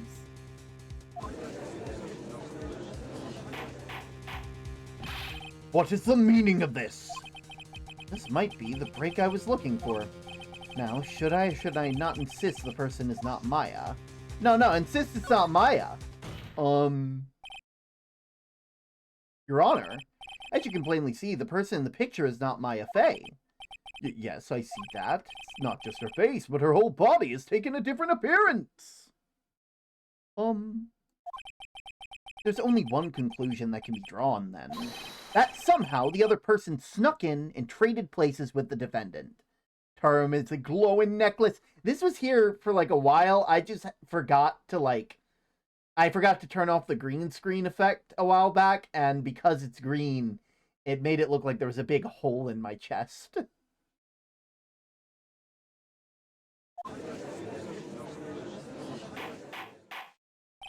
Order! Order! Well, yes, I believe you are correct, Mr. Wright. The person who was inside the channeling chamber was not Maya Fey. Mia, we did it! You're too soft. Huh?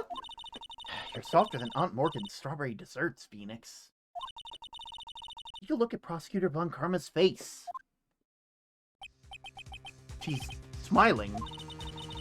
I think you better continue to worry, Mr. Phoenix Wright. Miss Von Karma, what do you mean by that?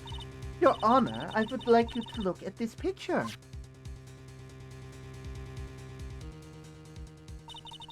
This was taken yesterday at the detention center visitor room. This is Mr. Phoenix Wright and the defendant, Maya Fey, during a visit. Maya Fey? But it's a totally different person! This fox has a question again. Let's hear that question. Von Karma got gender swapped. Wow. No, that's actually his daughter, who has been training since they were 13 to be a prosecutor out in Germany. And after their father, was convicted of fucking murder, they decided that they would return to the States to enact revenge on Phoenix Wright. Does Pitchfork like to eat? Crafting materials, usually. I think, I usually see them with, like, yarn and stuff, which is pretty neat. I'm hoping I can get, like, a redeem to give them snacks and stuff as time goes on. No wonder why they're fucked up as a person. Yeah. You see why they are the way they are. This is Franziska Von Karma, and she is our main antagonist for this for this game. I think I can help with this. Nice. Isn't this a totally different person? She looks that way because she is obviously in the middle of channeling a spirit. It's unbelievable that she can... Yet it is the truth. When Maya Fey is in that state, she physically changes into the person she's calling. Miss Von Karma, a word if I may. Mia? Taking pictures of someone during a private visit is illegal. Surely you must know that picture can't be submitted as evidence. Obviously I know this picture is illegal, but I never intended to submit it as evidence in the first place. What is she? From the moment I showed this picture to the court, the case became all mine. After all, this image has now been forever burned into the judge's mind. I don't even have a single witty line. It looks like we've been had. I don't claim to understand this, and I still cannot believe it. Are you saying that this person is the defendant Maya Fey? If I give up here, the trial will end. But if I slip up and say something wrong, it'll cost me. Is there any way I can prove that this person is... Yeah, you can prove it. We can prove it. Your Honor. Oh, the fire has returned to your eyes, I see. This picture. With this picture lies a critical contradiction to the testimonies up till now. A contradiction? So you think you've spotted a problem with the picture? Then earn your keep. Why don't you point out exactly what's so strange about the picture? This. Please direct your attention here. To the sleeve? Yes, but isn't there anything odd about it? And that's it. That is exactly what is so odd. Something that should be here is suddenly missing. Should be there? Ugh! There is a bullet hole in the sleeve of the defendant's costume. If that's the case, then it should be in this picture as well. Miss Von Karma, you intended to hide this valuable piece of evidence. You will most certainly be assigned a penalty for this. All right. This should do some major damage to her argument. Don't celebrate yet. You like to bring down the mood, don't you? Take a look at Miss Von Karma's face. Oh, she got that condescending grin plastered all over her face again. Jumping the gun again, I see, Your Honor. I would like to extend an apology on behalf of those incompetent fools. What do you mean? And what incompetent fool? If those fools down at the precinct hadn't missed the bullet hole, I would have gotten a report about it. And as I didn't, I could not have known this picture was any value to the case. I see. She's lying through her teeth, I know it. That woman knew everything. The bullet hole, the picture, everything. But you can't prove that. Franziska von Karma's idea of a perfect case is quite fascinating, don't you think? Your Honor, you need not worry. If you must assign a penalty, I'll personally make sure the detective gets what's coming. I'm sure there will be a great gnashing of teeth at this next salary discussion. Poor Gumshoe. Poor Gumshoe, man. In any case, this is a very big problem. When the defendant was taken into custody, her costume had a bullet hole in its sleeve. However, from this photo, it would appear that right after the shooting, there was none. The judge is confused by the strange twist of events. This is your chance, Phoenix. Load all you've got into this one shot. Got it. Watch this, Maya. Your Honor, there's only one logical explanation for this contradiction.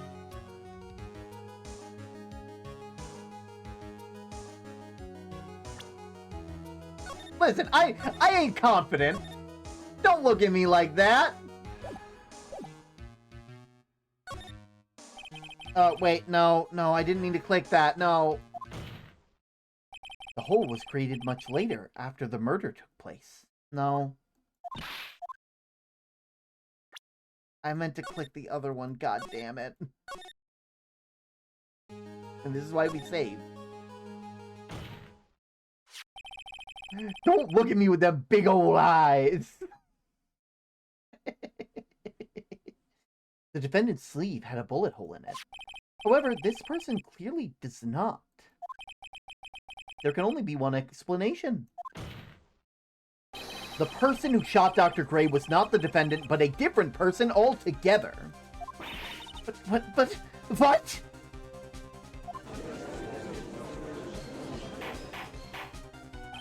Order! Order! Order! If order is not restored, I will suspend this trial. Oh, God! Me! The defense's argument is a complete mess! A complete mess? I fail to see how. Please, enlighten us. Hey, witness! Gosh, what the heck? Is that any way to ask a gal a favor? Be quiet, you! You were the one who said it was only one of two of them who entered the room!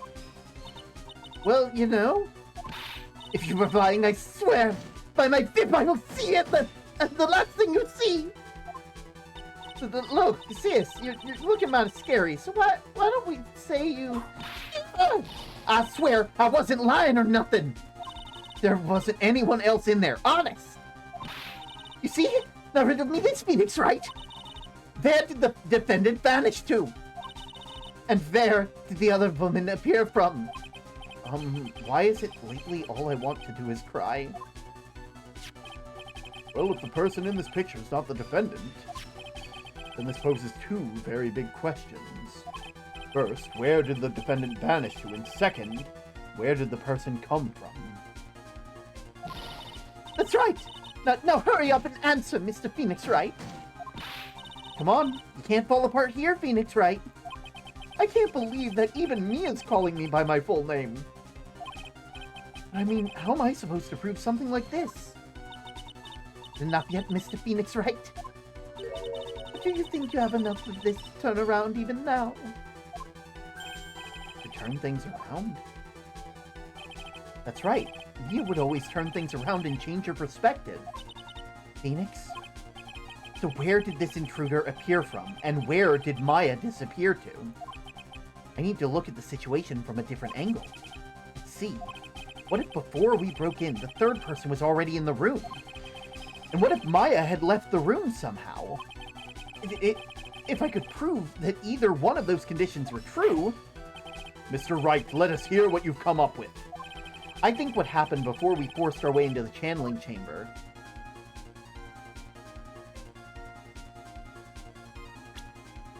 I'm not confident!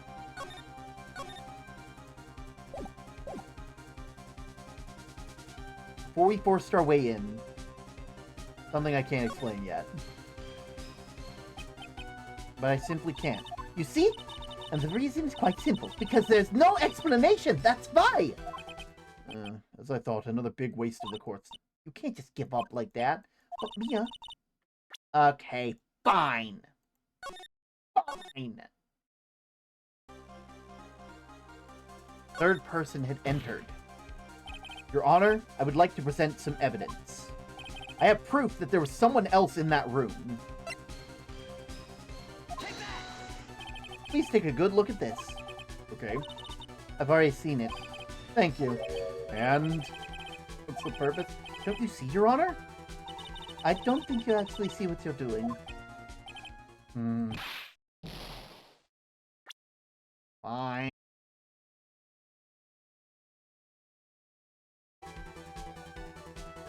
Okay. Am I back? Testing, testing. Testing. Am I back?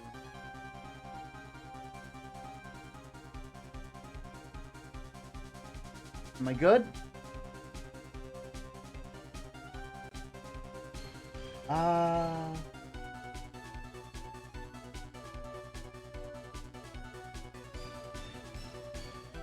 I hope I'm back. Am I back? Also, I still have the green around my character. Why do I still have green?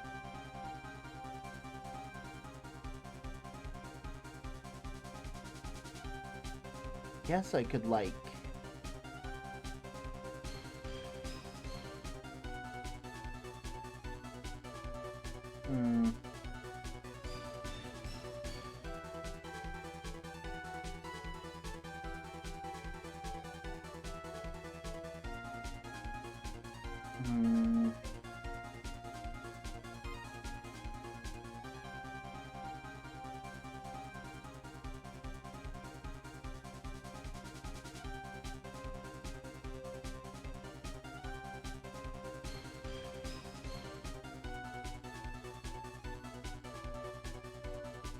That'll have to do.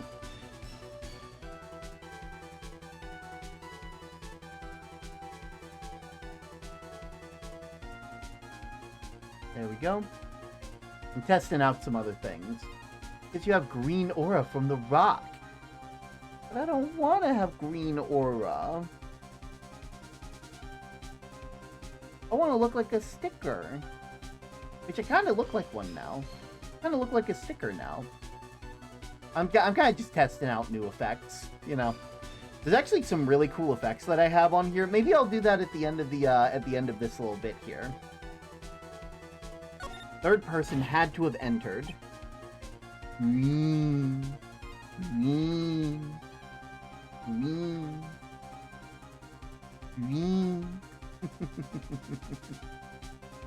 Your power is green. Manifest. Domain expansion. Sticker star. Oh. Your Honor, I'd like to present some evidence. There's someone else in that room.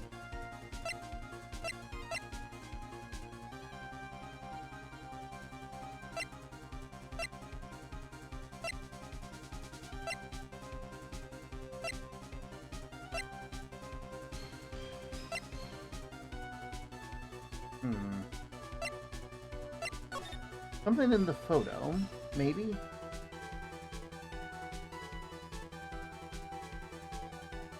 Maybe it is the photo. Maybe it's the first photo.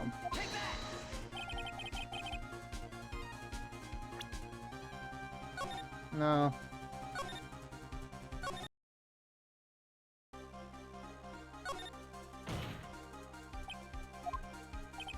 Actually, wait, why am I trying to prove this when I can just prove that they left the... Well...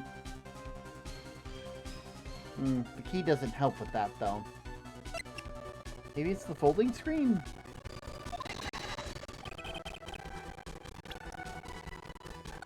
Let's see if I try to prove the other one.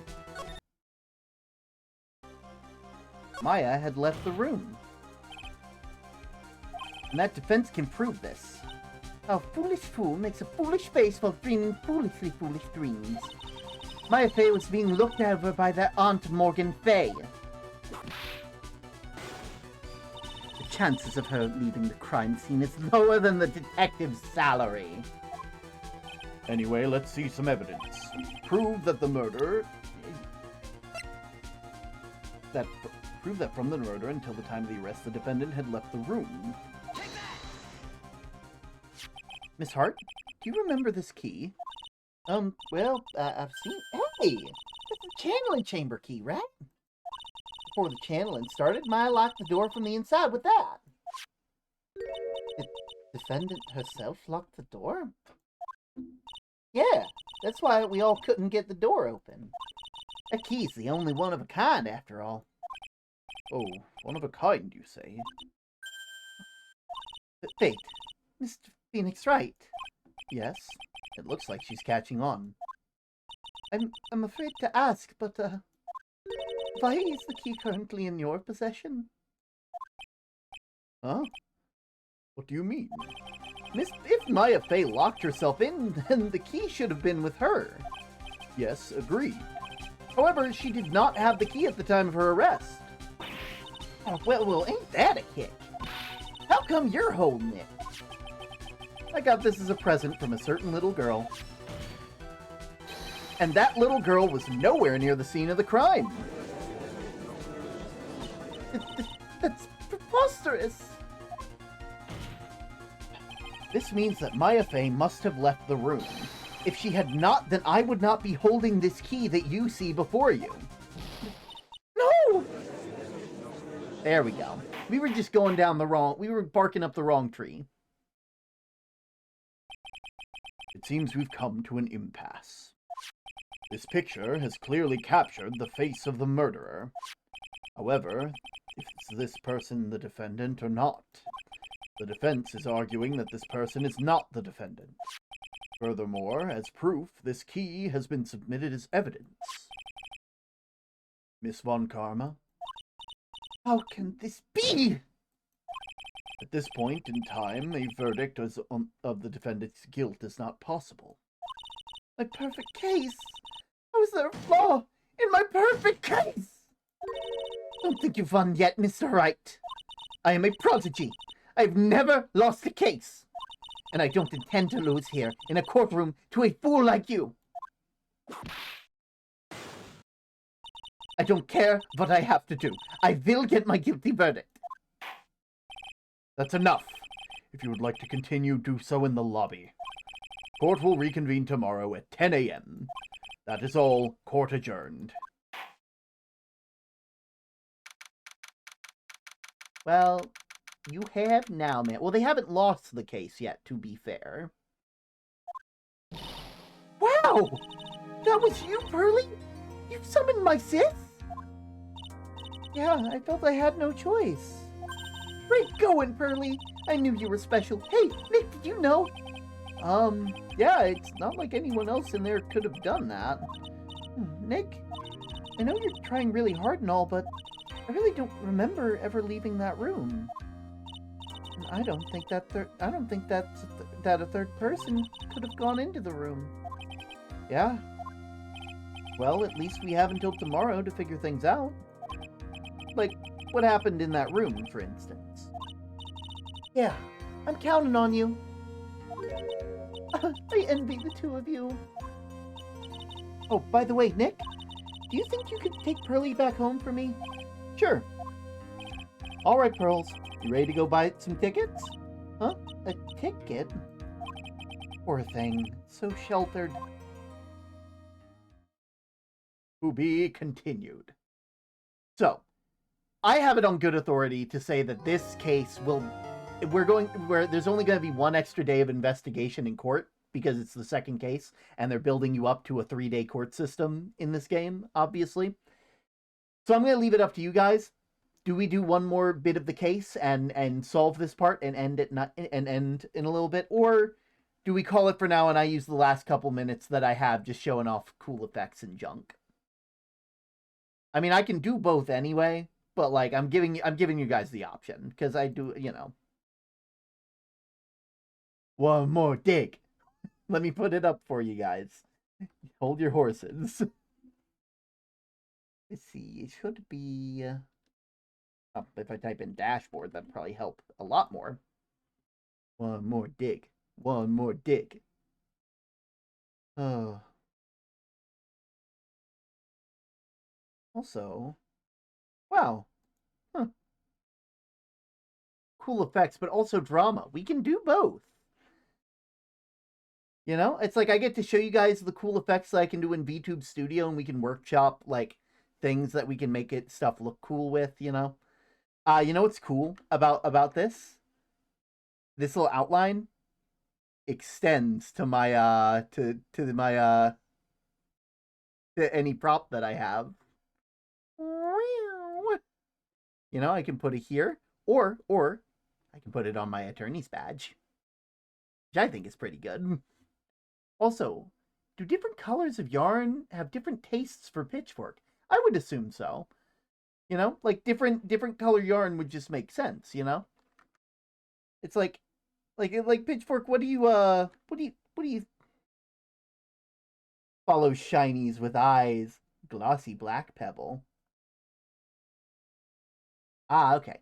Let me see. Let me ask Pitchfork themselves. Pitchfork. I do gotta know. The different yarn and like fabric colors and things like that. Do they have different tastes? Like do they have different tastes? Of course they do. Okay, that's good to know. That's good to know. Follow-up question: what's their favorite flavor color? Hmm. Well, that is a good question. What's your favorite color at the end of the day? Give them some time. I got to pull their pull string, and I gotta be careful.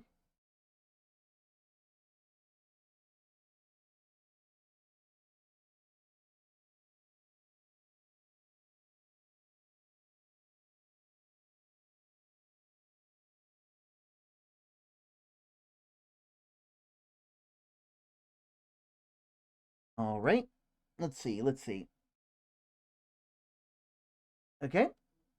My favorite color is blue. It's the tastiest. Ah, good, good. You know, that makes sense. That makes sense. I mean, you know, blue raspberry, you don't really get blue in nature all that much. Like the blue Jolly Ranchers are pretty good, you know. I guess it makes sense why they like this cushion the most, you know. They get to sit on, they can nibble on it sometime. Anyway, I need to go ahead and put the thing in real quick. Also, I have a lot of things. Ah, okay. It's like I was wondering where all those messages were coming from. Now, if I do a poll, new poll, you, yes, no. There we go. I'll go ahead and start the poll. I'll be back in like 3 minutes. Don't worry, Pitchfork. I'm making you a snack. Nice, nice. There we go.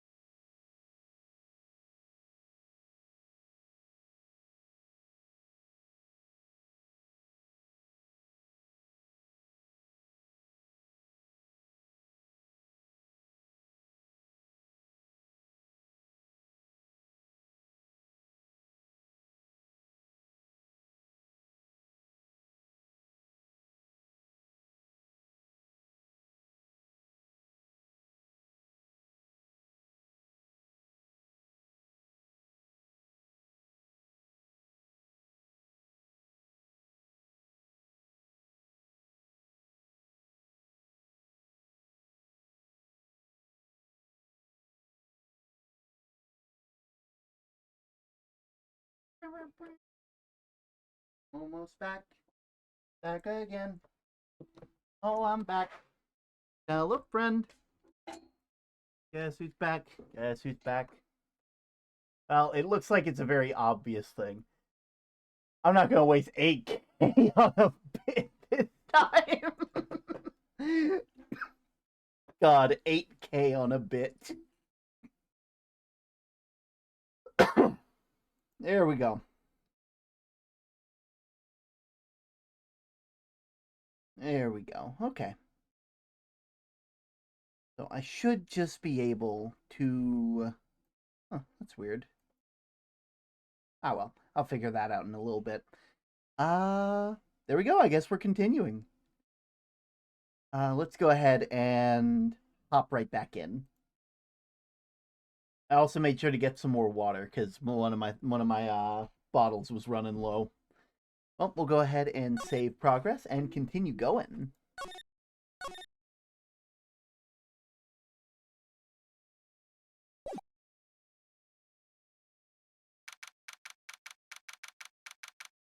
Also, I'm gonna eat a tiny bit before because I did get myself a tiny snack to eat.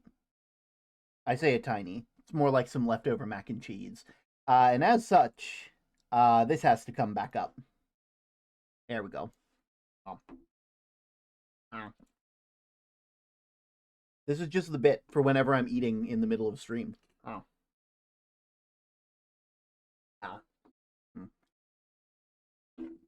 It's like you can't escape brown meal.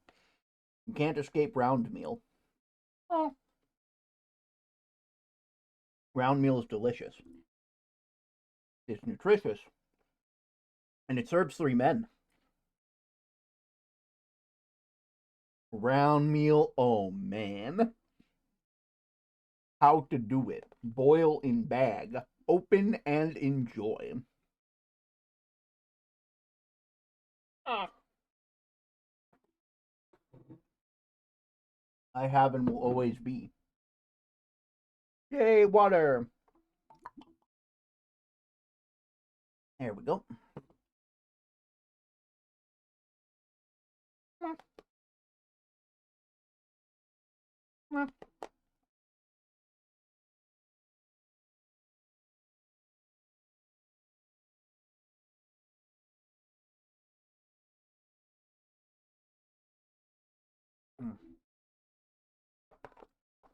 God, that's some good shit. Oh. It's like a reward. Um.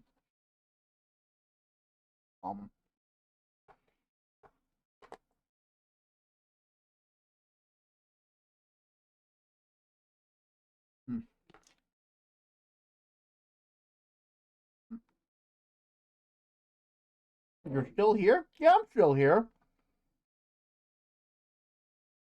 We're finishing off the I put it up to a vote, and we're deciding to stay up a bit so we can do the last the last bit of this case, which is 1 bit of investigation and 1 bit of casing. You've missed a lot, by the way. There is a lot that you missed out on.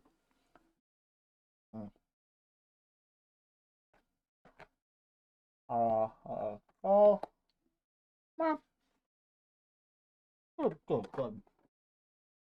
Mm-hmm.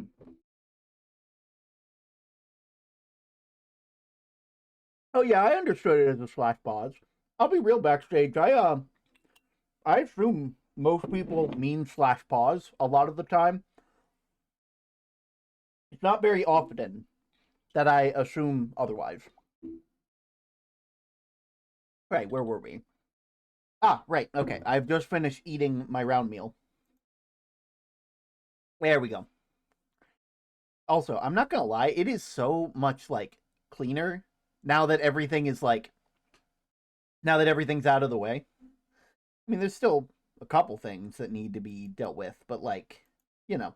So, let me just explain where we are and try to catch you up. So, we went to go and help we went to go meet Maya. We did our first little case and stuff like that. And we went to go see Maya because someone wanted to use their spirit medium abilities to you know, they wanted to use their spirit medium abilities to meet up with a person who died in a car wreck that they believe was responsible for all of this malpractice that happened at their at their hospital. Now that place is not that good of a place because he's kind of a fucking slave driver and he's awful with work hours and shit like that. And so, he kind of had what was coming to him. During the spirit medium thing, they were killed, and Maya was supposedly the only person who could have been in the room at the time with them. And so we are currently trying to prove their innocence. We have proven that there is a chance it could have been someone other than Maya. Because, Phoenix Wright was able to find a key. Also, Phoenix Wright now has a cool mystical green gemstone that he can use when people are lying to him. And more or less, have proof that they're lying and then, use evidence to break them out of the lies that they're telling, which is a whole thing, and we'll get to it. We'll get to that. Also, we're not going against Edgeworth. No, we're going against Von Karma.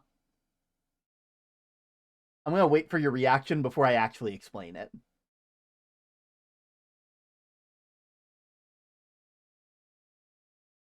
Also, I'm going to quickly...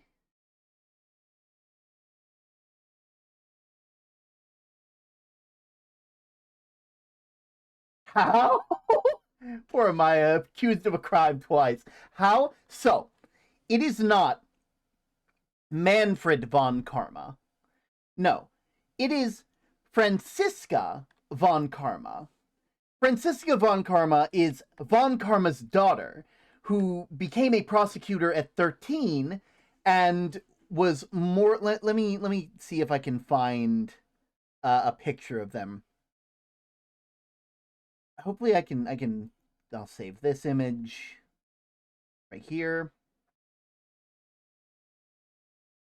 And essentially, they have returned from their training in Germany to be a prosecutor to get revenge on Phoenix Wright for daring to besmirch the Von Karma name. 13? Yeah, that's when they started. Now, like they're basically about the same age as Edgeworth, more or less. But this is them. If it shows it. Come on.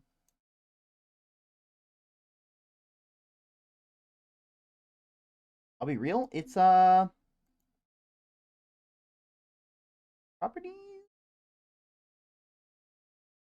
It's not showing. Let me fix that real quick. A straight up gender swap.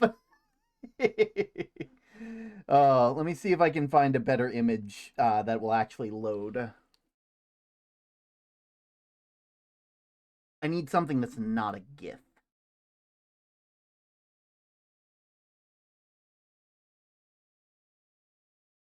Where are they? I need something that's not a fucking GIF. I need a sprite.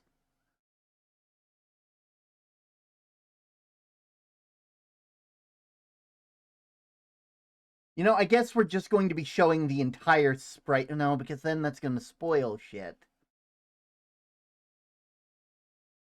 I guess we're showing, like, the high-definition version of Franziska von Karma. Which we don't get in this game. So, everybody remain calm. Remain calm while I showcase who the hell Franziska von Karma is. This is Franziska von Karma. If you're wondering why she has a whip, she uses that in court. Yeah, in court. On the judge, on the defense attorneys, on the detectives, on the witnesses. Yeah. Uh-huh. She is something else. Yeah, she does. Oh my god. Yeah, you think Von Karma was bad? At least Von Karma had the fucking decency to not use a goddamn whip to get to control the fucking courtroom. What? It's like, what do you mean, what?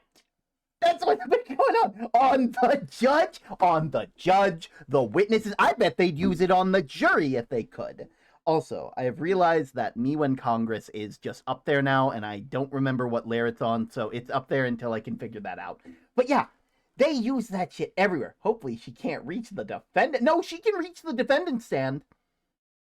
They have hit Phoenix. They have hit Phoenix. They have hit the people who are testifying. They have hit all these people. And like they have not taken the fact that we have made they were pulling a full-on Von Karma at the beginning, being like, it'll take you 10 minutes and then you'll agree with my decision. And it's just like when we went the entire day and had to go on to a second day, they took it very bad. So that's fun. Anyway, without further ado. Also, this is why is there no sound?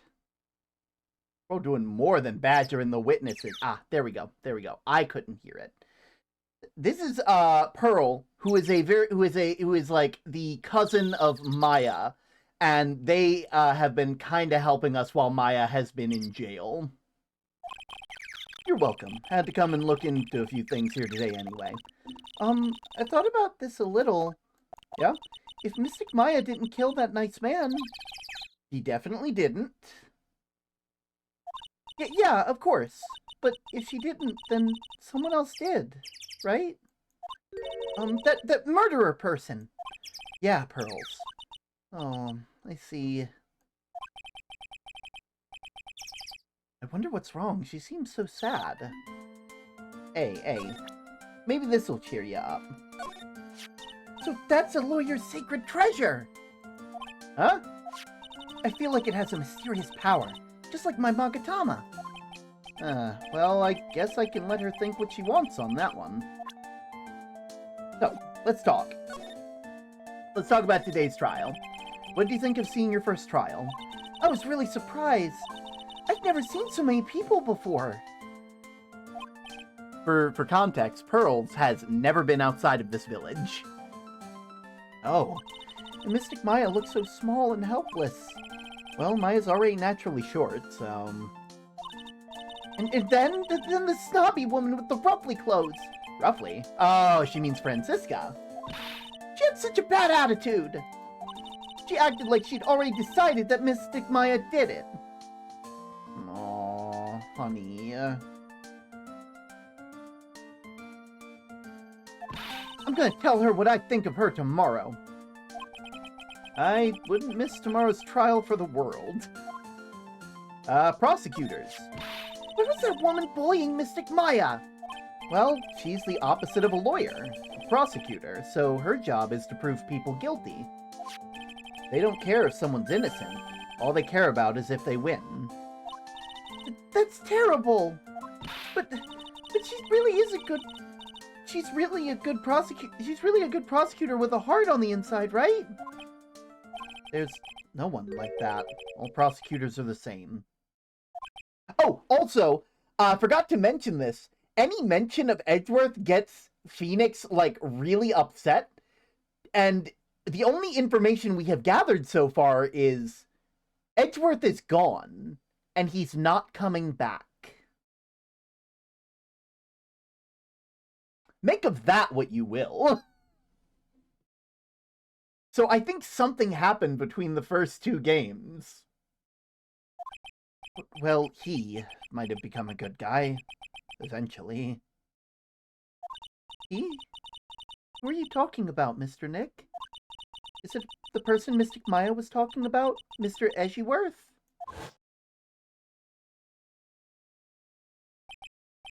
That was a long time ago. He's not around anymore. Saying that about Edgeworth. Huh? He clutched onto his foolish pride too fiercely and died for it. Oh, shit! Okay, so...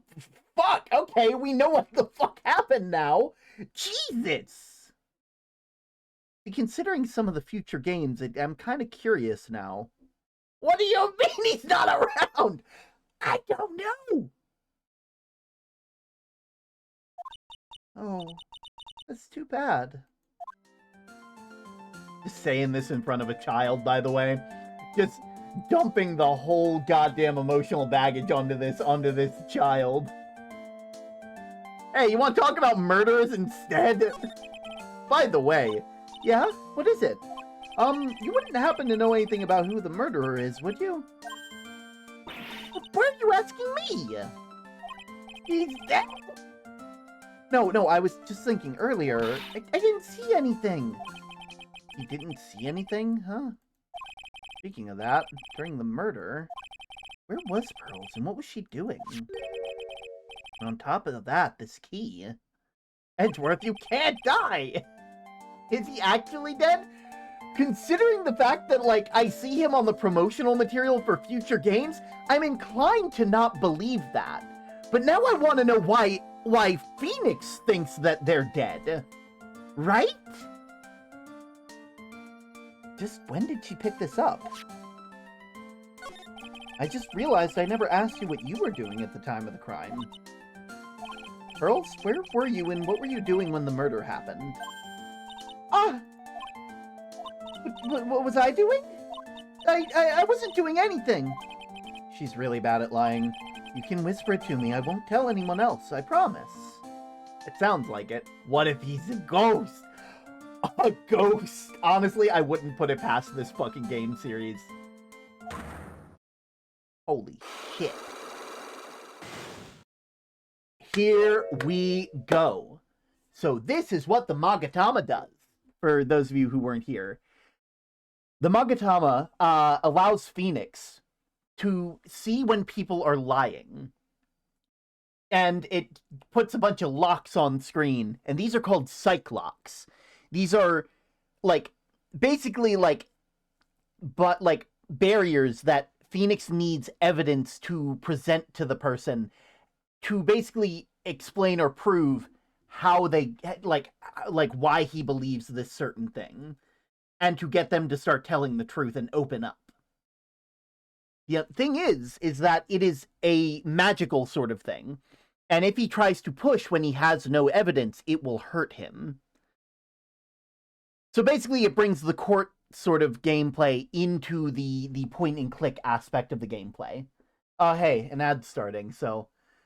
Hey, everybody who's here right now, who's talking, who's listening, how many of you have Twitch, or have a sub at the moment? Yo! First Magic, next Ghost Edgeworth. Maya Fey channels Edgeworth and becomes Edgeworth. I'm honestly surprised that hasn't happened yet. You know, it seems that there's only a specific type of people that they ever channel, and that's, you know. Oh, raise his hand. Yes. Right. The question I asked earlier. So. I'm not gonna lie, it's getting late. If anybody is here, then obviously, if they're this late, then they probably, you know, are they probably have a sub of some kind. You know, they're willing to, they don't have to worry about ads this late. So I'm just gonna keep going, even if the thing says that we're doing ads right now. I guess you can see through my lie, huh? Yeah, clearly. Can't lie to you, can I, Mr. Nick? Let me see what we got. I'd kill Edgeworth if he's dead. Pearl's alibi. Pearl, you have to tell me what you were doing when the murder happened, okay? But what if I can't tell you what happened? Then I'll guess what happened. How does that sound? What you can do that? You'll tell me if I guess something right, won't you? Yes? Now, when the murder was taking place, you were here, right?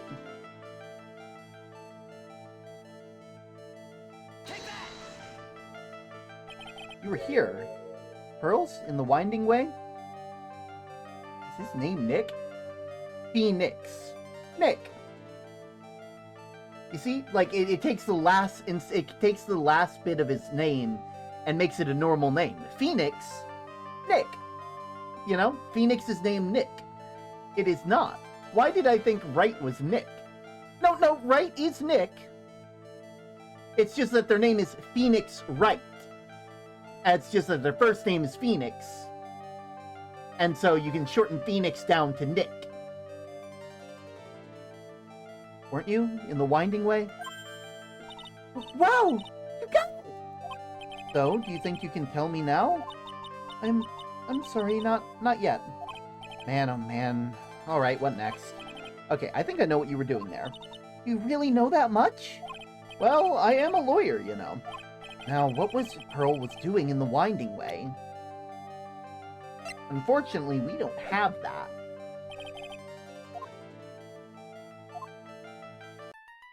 I will talk later.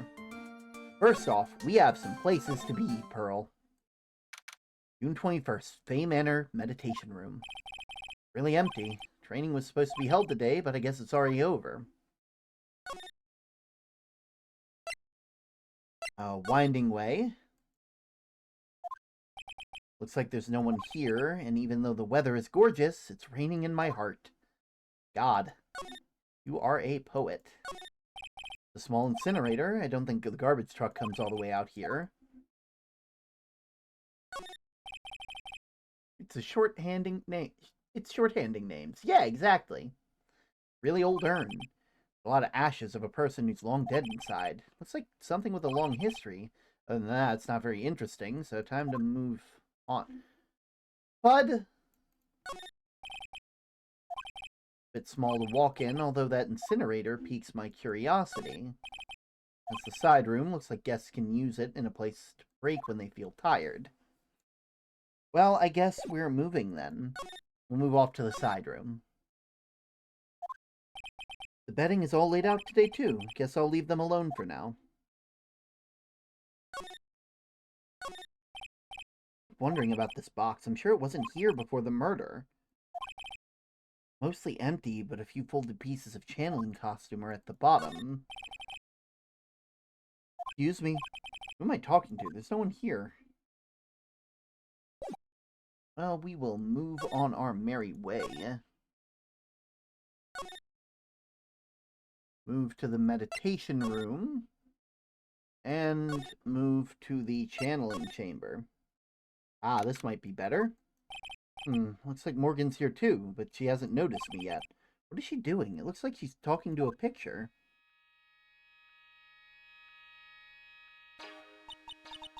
Don't you see? Take a look around. Oh, right. So, extended family of Mia and Maya. Mia and Maya's mother is the, like, leader of Kurain Village. They are the master of, the mystic master of, like, the channeling technique. This is Morgan Fay, who is, like, the sister to their mother. This is Maya and Mia's aunt. They are part of the branch family, and therefore they can never become the master of this place. Pearl is this lady's daughter, I think? Maybe granddaughter? I don't know which. And, you know, I hate to say this, it feels like they're going to be one of the reasons why all this shit even happened. Because, I mean, just look at them right now. And also, they have a reason to get Maya out of the way. Because Maya is the last of their family line. And if Maya dies, then it's only the branch family left. And then they'll have to take over. Daughter, thank you. Don't you see? Take a look around. Finally, my chance has come. I've waited for this day for so long. That's right. Prepare yourself, dear Misty.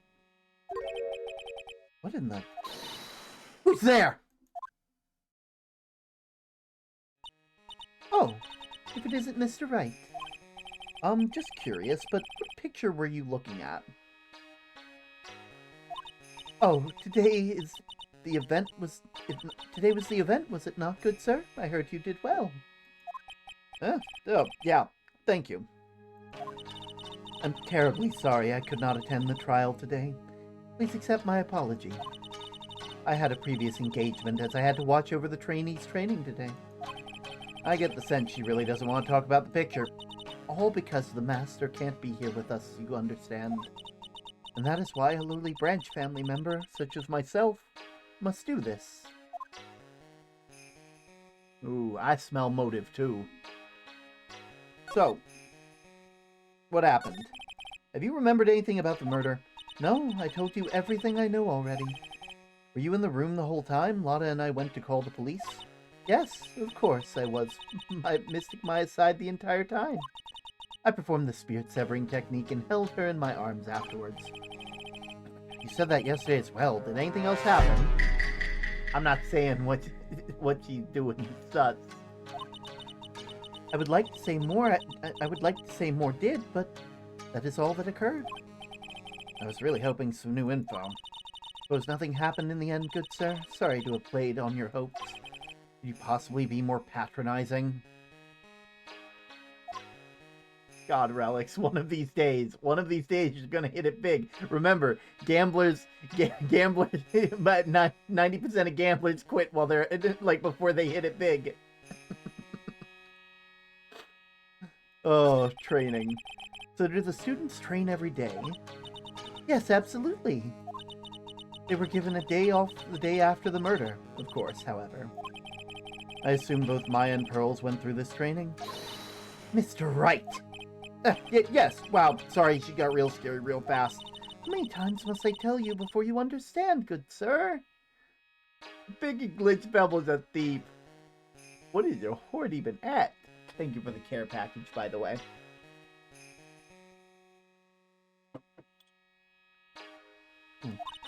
They are to be addressed as Mystic Maya and Mystic Pearl. Sorry, I mean Mystic Maya. I meant Mystic Maya and Mystic Pearl. Wait, I'm sorry, but Mystic Pearl? Isn't that going a bit far? Next question, please. Oh man, she's really being a pain in my butt about this. Please remember to watch not only what you say, but how you say it, good sir. You have some to lose, but still. Oh. The Master. So the Master is, Maya's mother, right? Mystic Misty. She's a brilliant medium. And where is she now?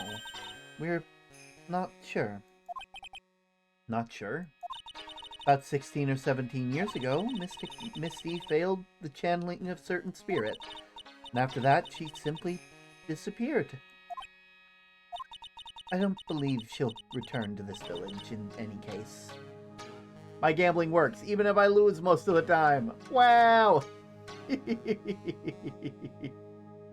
Oh, thank you. And in 4 years' time, her name will be forever erased from the village. I bet she killed them and put them in a big urn. Oh, no. Erased? A person who has been away from this village for over 20 years is considered dead. Oh, I see. That is 4 years from now for her. When that happens, a new master will be appointed to Karain Village. And Mystic Maya was supposed to become the next master. However, with this murder, I'm afraid... Must be imagining things. I thought she was laughing to herself for a second there.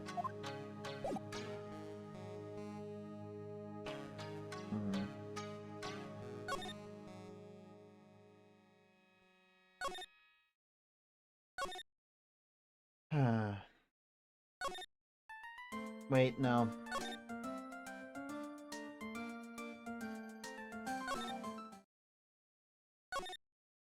Why would they strike the dead from your record? Meh. Do we really need a why when we know that they will? You know?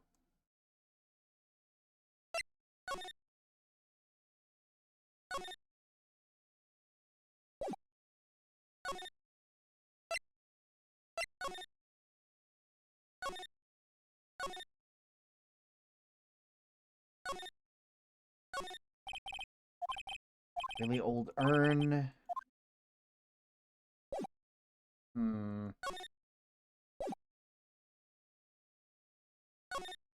I guess that means that I have everything I need to get them anyway. Let me just save real quick. Because I'm not... no. No, no, no, no, no, no. Take that!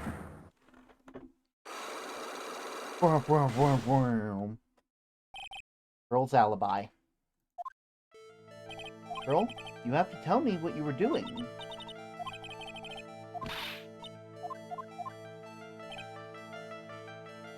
You were here, right? There we go. We're in Winding Way. Wow, you got it! Do you think you can tell me now? I'm sorry, not yet. Oh man, alright, what next? I think I know what you were doing there.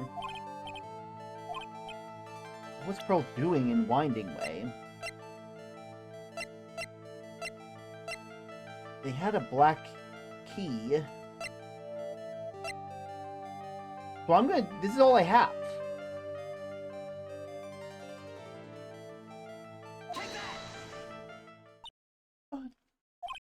So?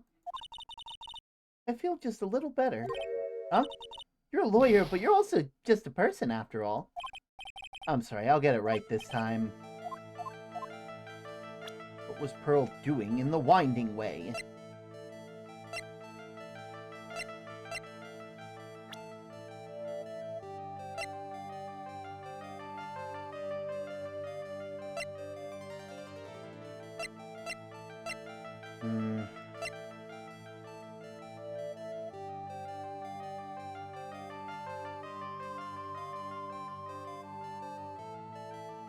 It helps me out. Anyone else get a bet? Is on the bet on either... Anyone else want to get in on the bet on either side? Take that bet?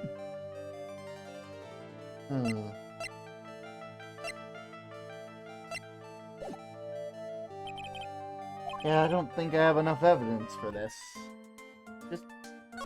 I'll be back. The only evidence that I'll be able to find...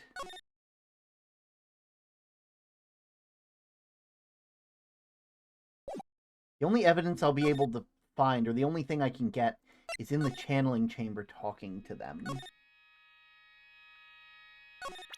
Hey, I want to know more about this key. This is the key to this room. That's right. Why do you have it, good sir? Well, that I'm not telling. Return it at once! I can't. It's evidence, after all. I think she knows exactly how important this key is to the murder. What's this feeling I'm getting from her? It feels... I can't describe it.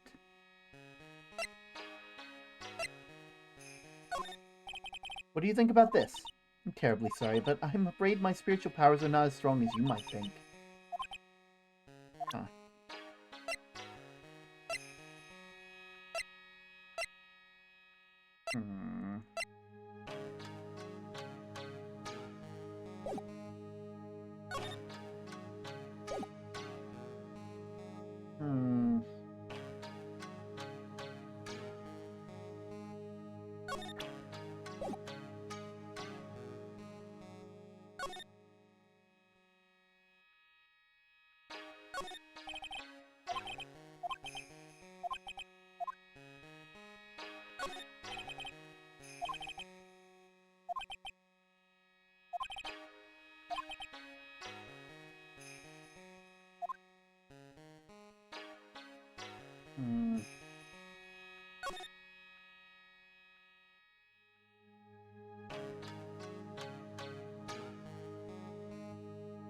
Aw!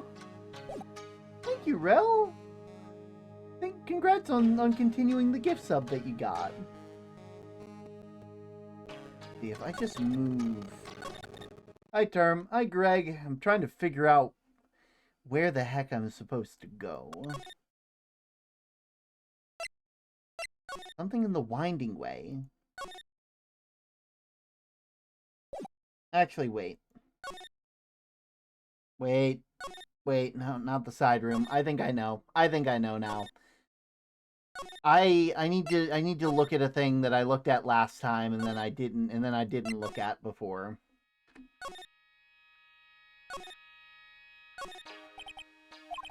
You're like object.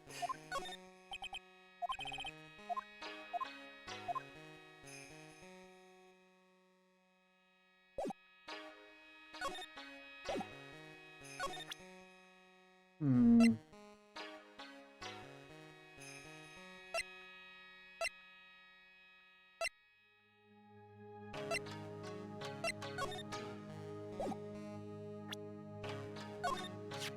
That's Mystic Maya's costume.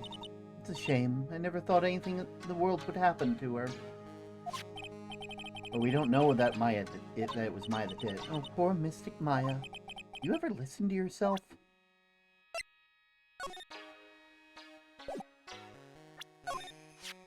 That's Mystic Maya before I applied the spirit severing technique.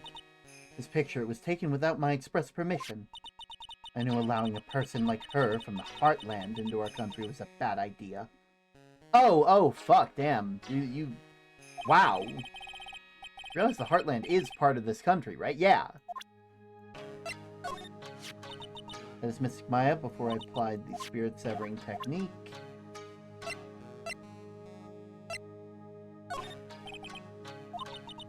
Terribly sorry.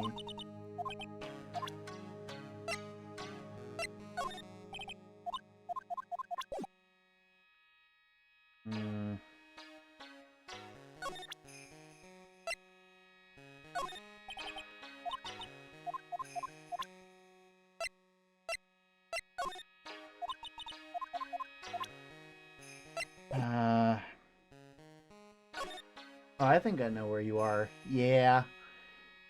I'm assuming that I'm going to have... Like, I'm assuming I have what I need. Because I've tried to go to Winding Way. I think Pearl was doing something with this urn. You know? Really old urn. The ashes of a person long dead inside. Looks like something with a long history. Other than that, it's not very interesting, so it's time to move on. You know? And so if I go to the... And since I don't have anything else, I have to do this here. You found it on the day of the murder. Where you found it is important. Where did you find it? I found it in the incinerator. Huh. The door was a little open, so I took a peek. What was that? It was after the channeling when everyone was in a panic. Mr. Nick? Yeah? Are you going to tell my mother? Huh? You mean tell Morgan what you did? Yeah, if she finds out that I was playing in the leftover trash, I'll get a spanking. Ah, gotcha. Well, we'll keep it a secret from her then, alright? The incinerator. Sounds like a good place to search. There we go. So now we have a reason to search. I'll be real, Phoenix. You think after a while you would just check incinerators the moment that they show up? Because that is literally, like, the way. That wasn't there before, you motherfucker. Looks like they noticed me, and now they're running at top speed towards me. Oh, hey. Like, you're that dentist guy. Actually, it's Phoenix Wright, attorney at law. Nice to see you again.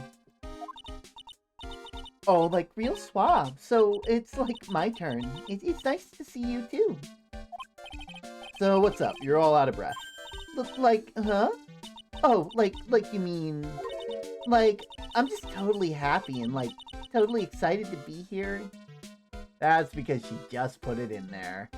Yeah. Excited? Like, I mean, there's so many things to, like, see. It's, like, the real deal here. Oh, really? For example? For example, like that urn over there. You know about it? All I see is an old cracked up piece of pottery. Before I talk to you... That's right. Pearl said she found that key in the incinerator. I guess I should take a look for myself. This is from Maya's costume. There's blood on it a tiny bit, but still.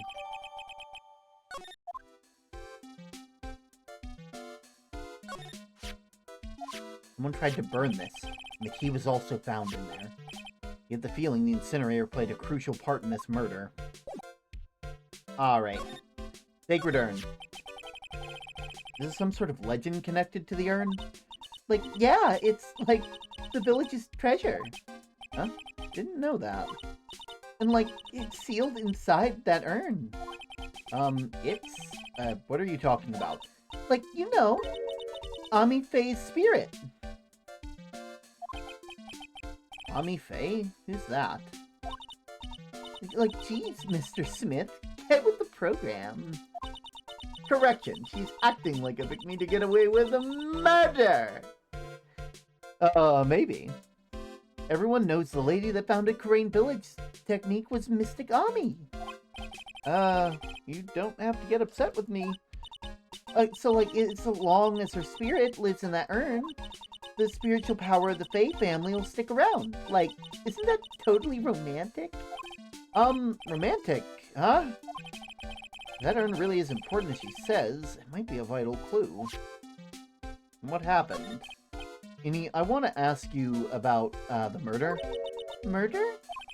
Dr. Gray's, remember? As if there's another one? Oh, that one. Like, you should have said so in the first place.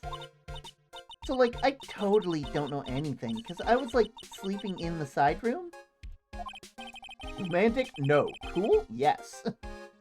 Well, it's not much help. Did you notice anything at all? Like, come on. What a total bore. I, like, totally have nothing to do with this, like, murder thing. Oh, yeah, you only introduced Dr. Gray to Karain Village, no relation at all, sure. Even if you're only acquaintances, that sure means you knew him. Furthermore, your sister, who died in that accident, was the nurse at the clinic. Alright then. Why don't you tell me about your sister's fatal accident? Like, why? You think, like, it's got something to, like, do with the murder? I don't know yet, but I'm trying to chase down every lead I can. Oh, you're lying again, you jackass. Hey, Glocks! Like, what is it? Like I'm going to need something to pry her mouth open on this one. Not yet. Nah, we... The spirit in this urn, huh? But all I see are a bunch of cracks, but I guess maybe... Have you found your daily pebbles? Did you? But I guess maybe a spirit could live in the space between the cracks. Looks like something is written on it. I am. Weird.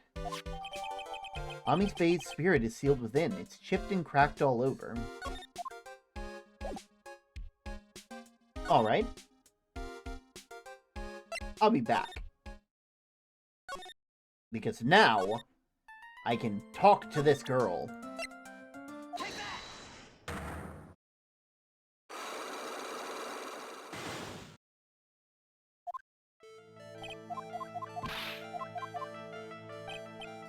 You were in the winding way! You were here, weren't you, Pearls? In Winding Way. So, I'm sorry, not yet. Man, oh man. Alright, what next? I think I know what you were doing there. You really know that much? Well, I'm a lawyer, you know. Now, what is Pearls doing in Winding Way?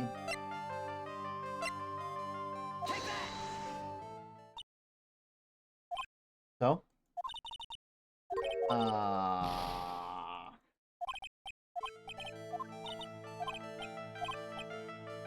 Fine.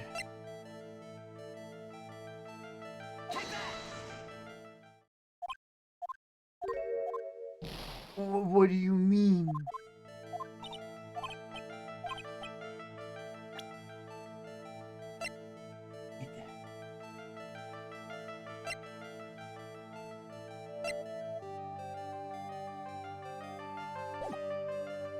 I don't know, I'll come back. Maybe it's the other person that I have the ability to go talk to.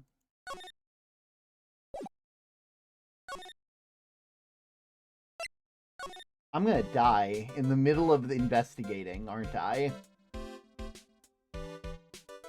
No, I think that's a glitch. What do you mean that's a glitch?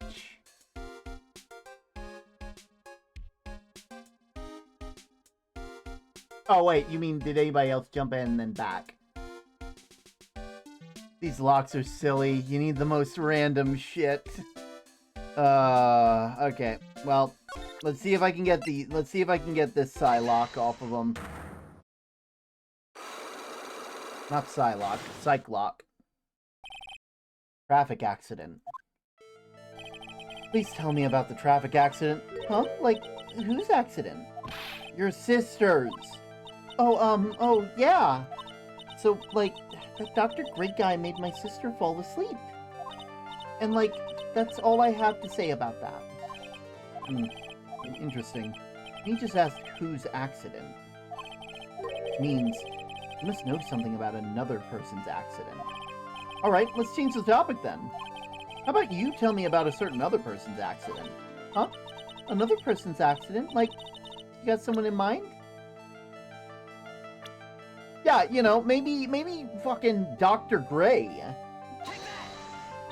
Oh, wow, so, like, that person had a car accident, too? You can't tell me you don't know. Like, how would I know if that person, like, had an accident? Oh, besides, like, I'm an occult fan and not an ambulance chaser like you.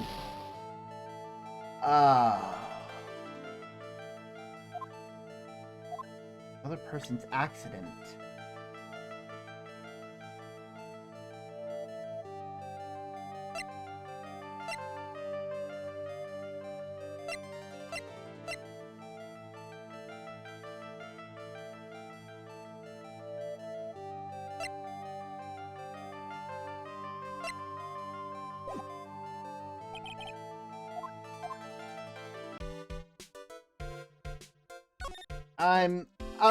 Maybe I have to go to, like, maybe I go to Green Village, and then I move, and I go 2 hours to the detention center. Hey, Nick, I've been waiting. You look so helpless. So how was it? What did you find out? Well, I found a few things. Is it so bad that you can't even look me in the eye? I just need a little more time. It'll all come together by tomorrow, I promise. What about the current master? I'm sorry, Nick. Every time I see you, all I do is cause trouble. Today's trial. How was it? Today's trial, I mean. You were fantastic, Nick! Every time I thought our goose was cooked, you managed to turn it all around. I bet you would make a great Hollywood movie. But don't be silly. We have to concentrate on the trial. We're gonna win this, Maya. Thanks a lot, really. Hey, Nick? The person who shot Dr. Gray wasn't me, was it? Of course not. You're completely innocent. If that were true, then I'd be really happy, but there wasn't anyone else in the room besides the two of us, right? Well, did you check behind the folding screen? I took a quick glance, but there wasn't anyone there. That's exactly what Lotta said, too. Not guilty? Nick? Yeah? Why do you believe in me? Why do you think I didn't kill Dr. Gray? Well, because of something Mia told me. My sis? What did she tell you? She said that spirit mediums can't have dreams when they're channeling. It's impossible for you to dream because your soul leaves you. Now that you mention it... Wait, then I really am? You're not the real murderer. I think that maybe before you even called the spirit, you were drugged. Drugged? I think that was planned from the very beginning. And you were set up to take the blame for killing Dr. Gray. That's... Pearl's alibi. I want to ask you something about Pearl's. Pearly? What about her? No matter what I try, she won't answer me. I want to know what she was doing at the time of the murder. Huh? But wait, Nick! You don't think she did it, did you? No, nothing like that. She'd never do anything like that, you hear me? Never. She's a great kid, and a really cute, and really great, and cute. I didn't really think that she was the murderer, but she's definitely hiding something. You were with her on that day, right? Yeah? The two of us. We were playing with her ball. Ball, huh? Sounds like a dead end to me. Nah. So about the ball. It's nothing really special, just plain old ball. I think she was still playing with it when I started channeling job that day. Really, really loves to play with that ball. He loves to play with that ball? Huh? Yeah, when she wants to get it, she always climbs right into the clothing box. Clothing box? Yeah. Curly's always hiding in there. You know, the side room with the clothing box. It's really big, so once you see it, I'm pretty sure you'll know what I'm talking about. Clothing box in the side room, huh? There we go! So, if we go to Karain Village... Oh, hey. Ah! Ah! Hey, wait, please, Lotta! She ran off into the manor. We'll head into the meditation room. Oh, great, you're in here. Lotta! Ah! Hey! I'm telling you, quit following me, you hear? I'm a worthless piece of trash. You lay eyes on me and they'll turn to dust.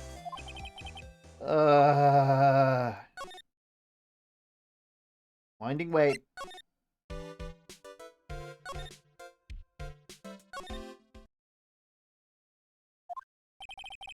Pretty sure I saw Lotta run in this direction, but it doesn't look like she's here.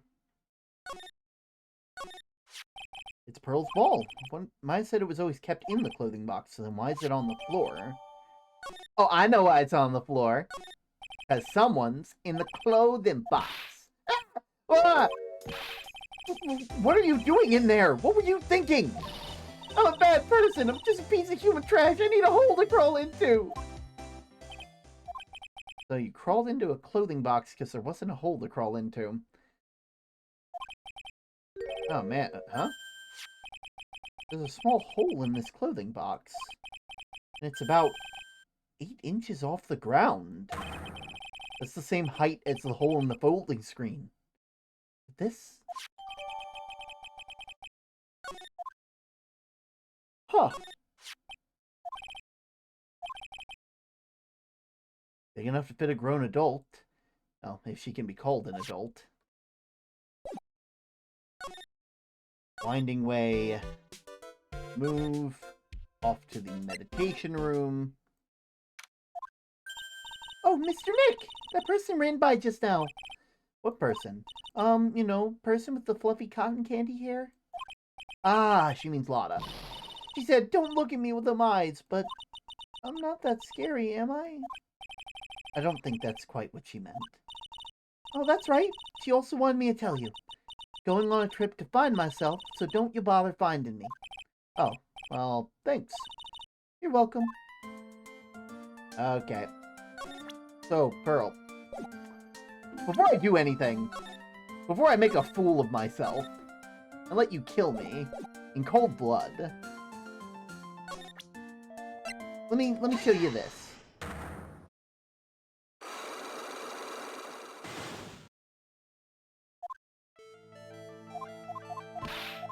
Alright, I know where you were.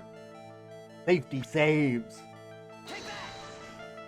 You were in there. And you know what you were doing? You know what you were doing, Pearl? You'll never guess.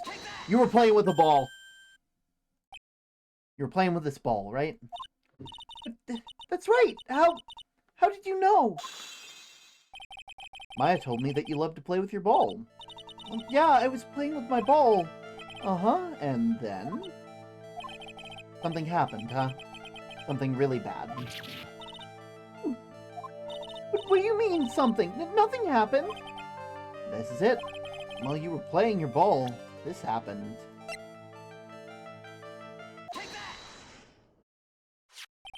This urn. The village treasure, right? And the spirit of the founder of the Karain technique is sealed in here, isn't it? Yes.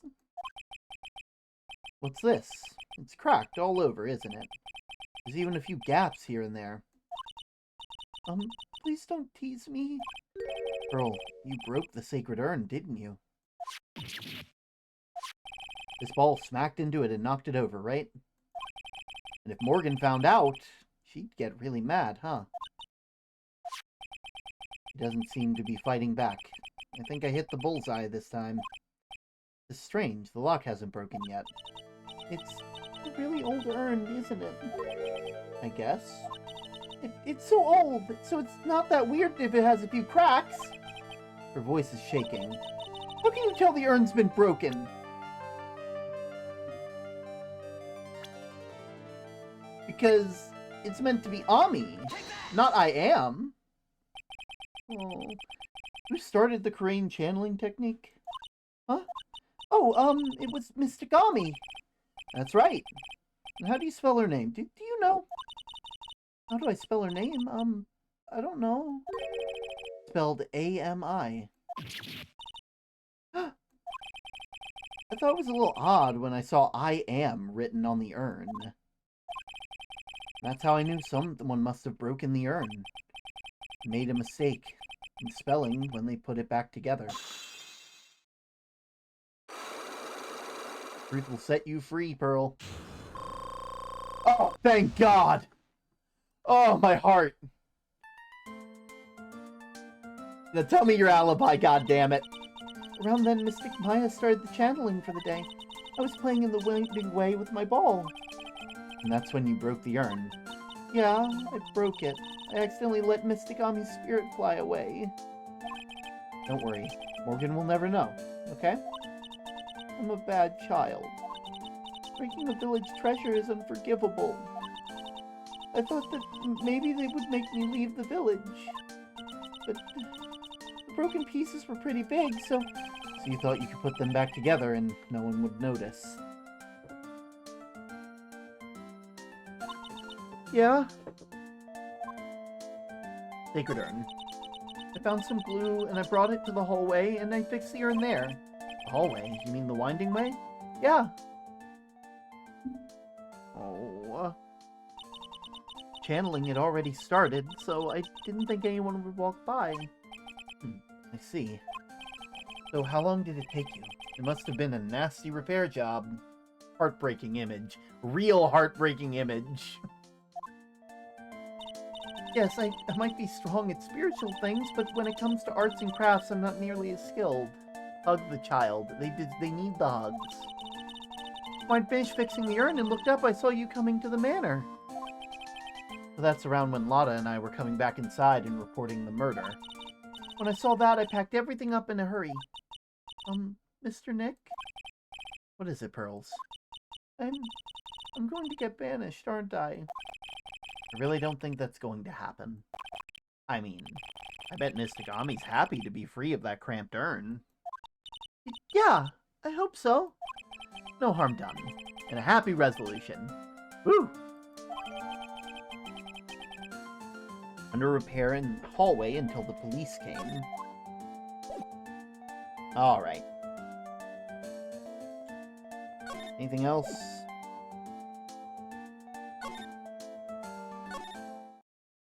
Hey. Ooh, I think I found everything I can. But I can't see how it all adds up. Hey. And is Miney being here just a coincidence? Hey, mister! How is it that the spirit Dr. Gray wanted to call what happened to the nurses?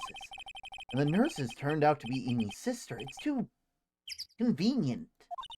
Hey, Phoenix, I'm talking to you!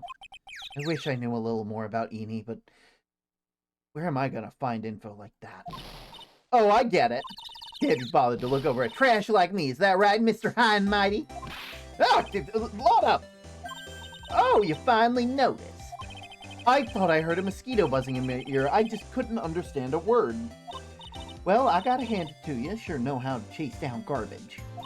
I mean, I'm grateful for you for chasing this large lump of one around like this. Thanks? But you know, you're just wasting your time. I'll be fine on my own.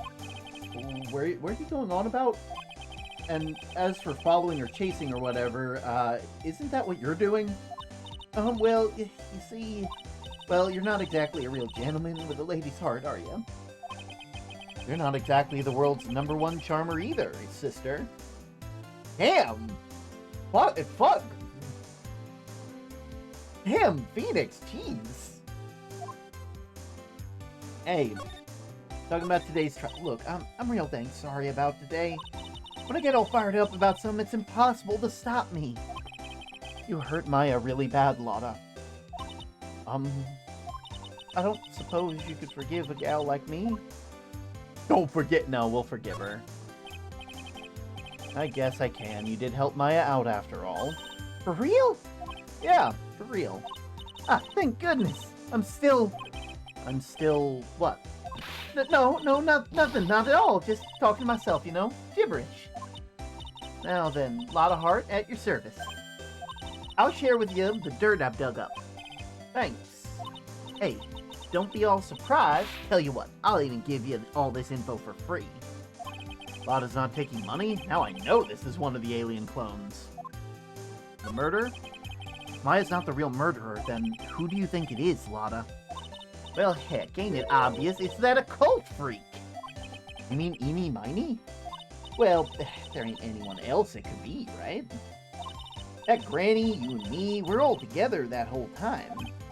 So Lotta suspects Eeny, which means she might have already found some info about our mysterious Eeny. Hey, about this clipping? Now you listen here, boy, and listen good. You can go looking at such an old piece of paper here. People got eyes on the front side, you know why? So they can see in front of themselves, not behind. So how about it? You feeling my energy? Nope, not an electron.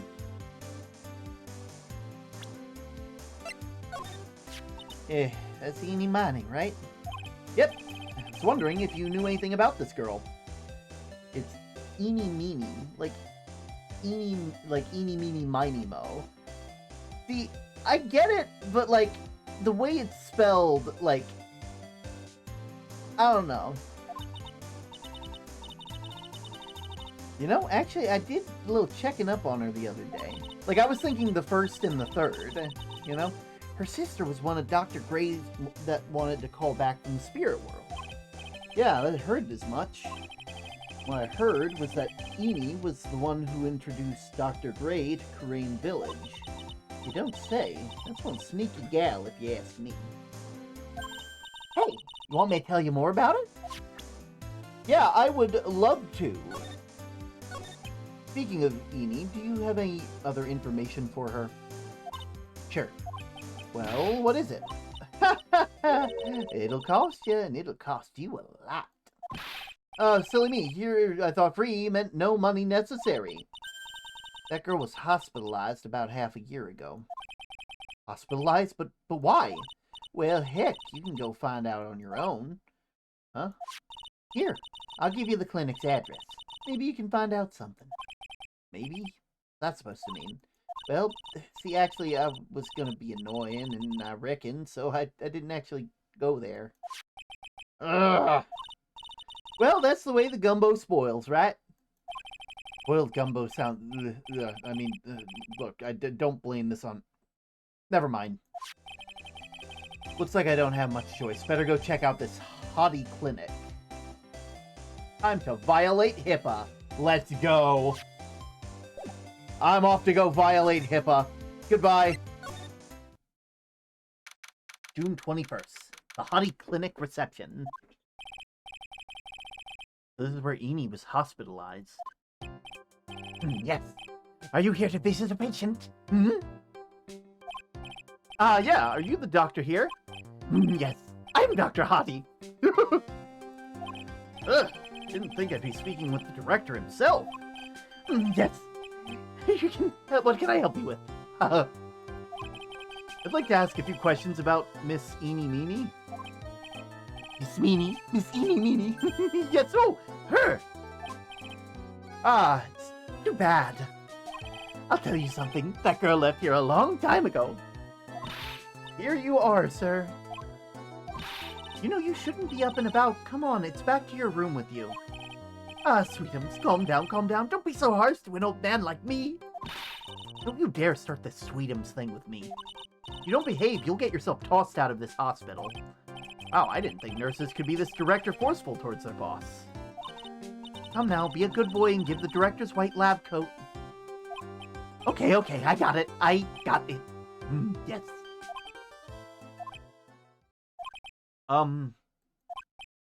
Yes, Oh, yes, me? Who in the world are you? I'm Director Hottie. The nurse went off somewhere. Oh, the inhumanity. Only person I can talk to is this guy. Ugh. Hey, so, the Hottie Clinic. So what exactly do you treat at this clinic? Yes, we treat all sorts of doctory clinical stuff. Yes. Doctory clinical stuff. Well, I don't actually know the particular cares about the no one particularly care about the details. Yes, what does that look for? Ah, yes, this really big general hospital around the corner. Yes. When they can't accommodate everyone, they move some of their patients here. We do surgeries here, right? Yes, we do some plastic surgeries here, it seems. It seems? Yes, it seems that way. Cool. Hey, have you seen this badge? Director Hottie is a nutcase. Yep. What's this? I'm a lawyer. Right now, I'm investigating a murder. Yes, what's with it? What is with your angry face? Violence isn't the answer. Yes. Trial's tomorrow, and I would really like some information from you. Is that right? Well, I think I can get you in on a little secret. What is that? Yes, actually, I'm not the real director. Are you kidding? Anyone with half a fly's brain knew that. Eh? What do you mean? Do I have to explain this to him? Well, hold on. I'll give you something. Real information, okay? I'm actually the clinic. See, I'm like this place. Walking Dictionpedia. You mean walking encyclopedia? Yes, that! It's my specialty in the young, silky smooth body patients. There's nothing I don't know about them, but I get embarrassed talking about it. Yeah, how about you keep that kind of information to yourself?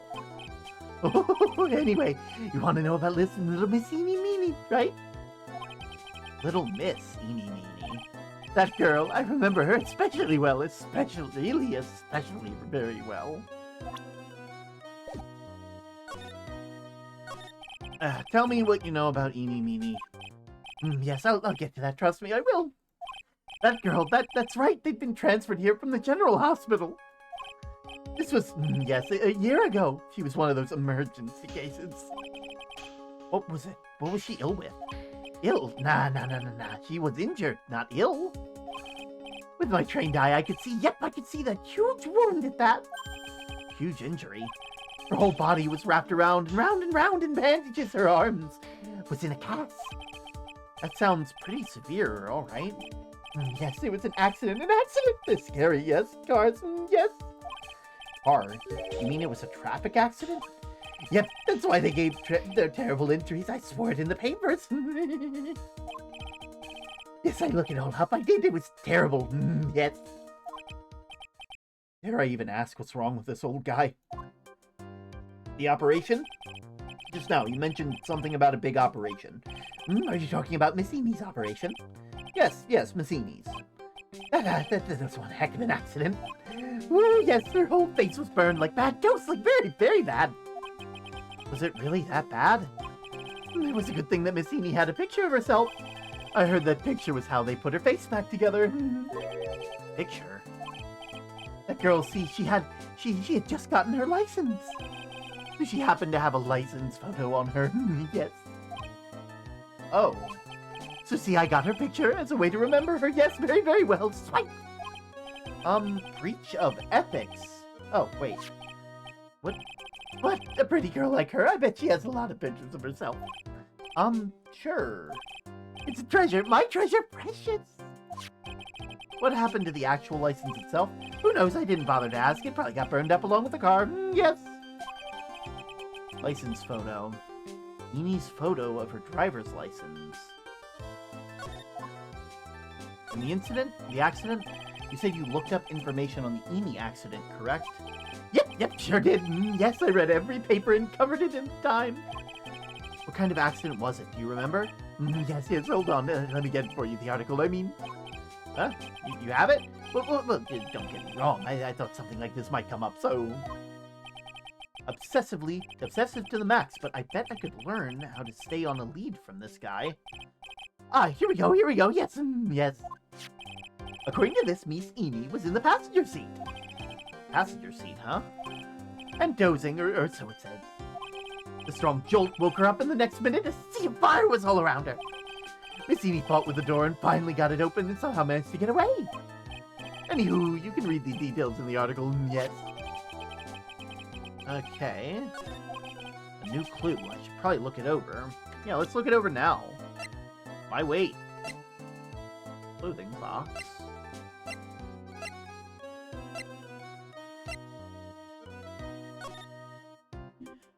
May 24th, late last night, two women's car crashed into the highway center divide. One of the women were not able to escape the flaming wreckage and died at the site.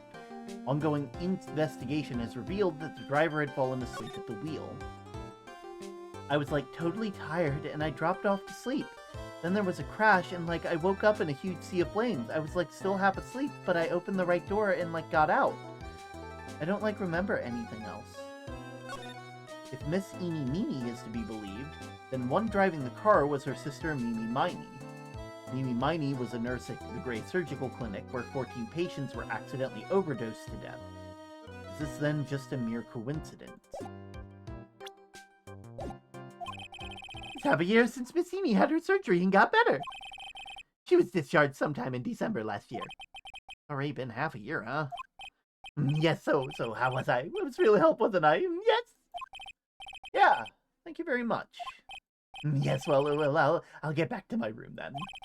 No, Miss Eeny, I said hi, okay? Yes. Time for me to leave, too. Okay, definitely time to leave.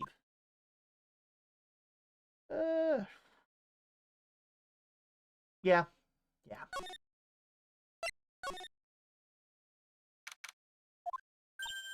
Hey, so how was it? Did you go to the clinic?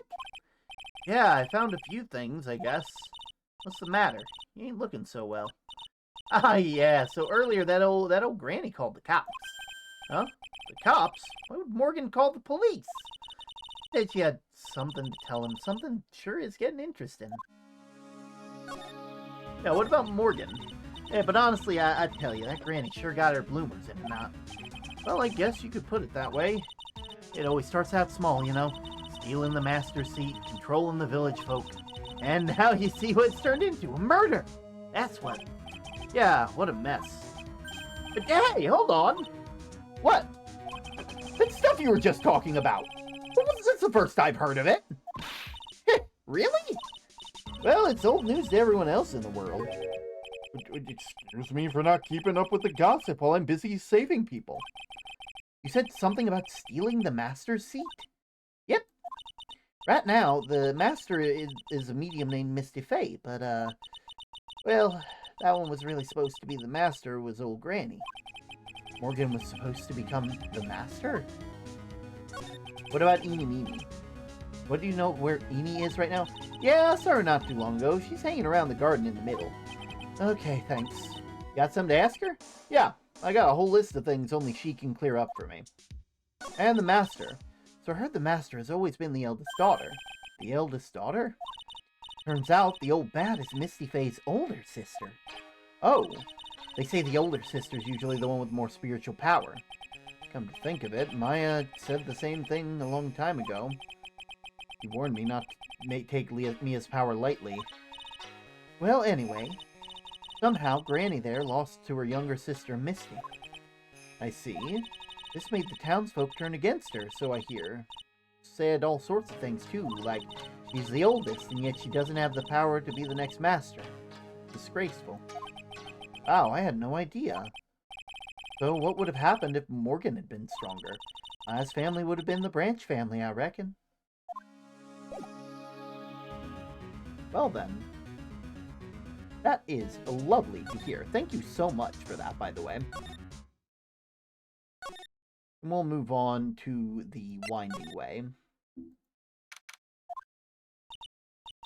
Hey, like, I haven't seen you in a while. Yeah.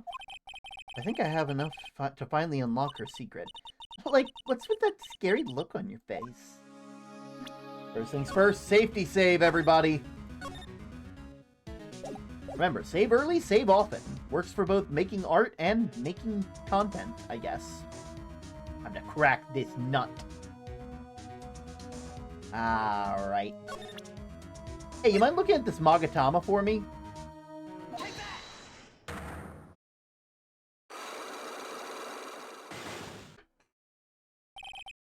Traffic accident. Please tell me about the traffic accident. Huh? Like, whose accident? Your sister's accident? Oh, yeah. So, like, the Dr. Gray guy made my sister fall asleep.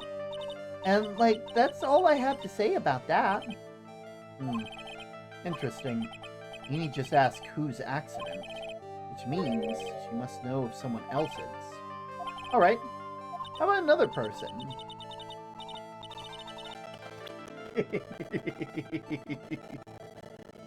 Oh. I got someone in mind. Namely, yours. I want to ask you about your own car accident. Me? Yes! So, wow, how strange. I have, like, no idea what you're talking about. Can you, like, prove I was in, like, an accident? Yeah, I actually, weirdly enough, I kind of can. You know, because there were articles on it. Would you take a look at this newspaper article from a year ago? It says Miss Amy Meany holds interview about the crash. You suffered a very bad injury and had to be admitted to the hospital, correct? Like, wait, What now? that's not me. Huh? I mean, like, the person has, like, the same name, but she's totally not me. My name is Eeny Meeny. It's, like, pretty common. Where in the world are you babbling about? Your sister's name is Mimi Miney. Mimi Meeny is in here too. Like, totally, wow, what a scary coincidence. Did she just say to prove it? Fish, please! Totally, wow, what a scary coincidence. Like, I'm totally getting goosebumps. You think I'm going to let you get away with that? So, like, what now? Like, do you have something that totally says I was hospitalized?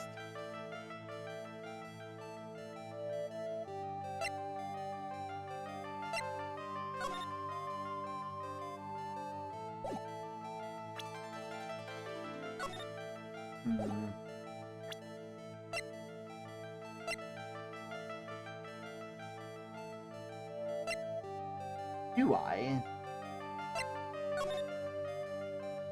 Ongoing investigation revealed that the driver had fallen asleep at the wheel. I don't remember anything else. Mimi Miney was a nurse at the Gray Surgical Clinic where 14 patients were accidentally overdosed to their death.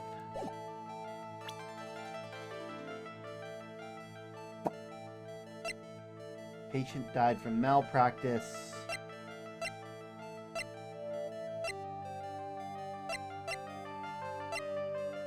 Maybe this? This is your proof. Like, what's that picture supposed to mean? I got it from the hospital where you were hospitalized at. Huh? So? There's a certain patient there. He's quite a fan.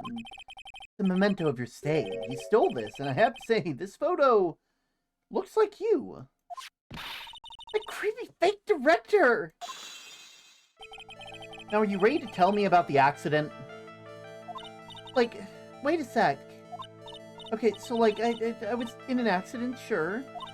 But that's, like, totally not related to the murder. Actually, it is. Look at the article. It says that one of the women died, correct? And? The woman who died, who do you suppose they mean? Do you suppose the woman who died in that accident could be...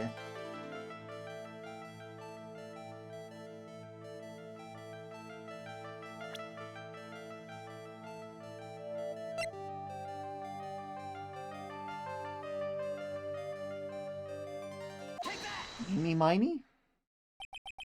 I believe it was your sister, Mimi Miney. Mimi! You were riding in your sister's car while she drove. The two of you were together when the accident occurred, making it one and the same. Now, come clean, my man. Fuck yeah. Heal me up. Tell me about your traffic accident, your traumatic traffic accident. Don't skimp on the details. Yeah, I was riding in that car with my sister.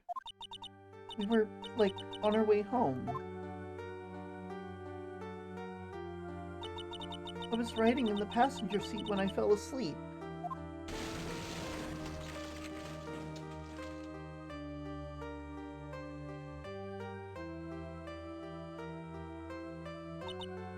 And then it happened. At the time, I grabbed for my purse and escaped the passenger side door. And your sister?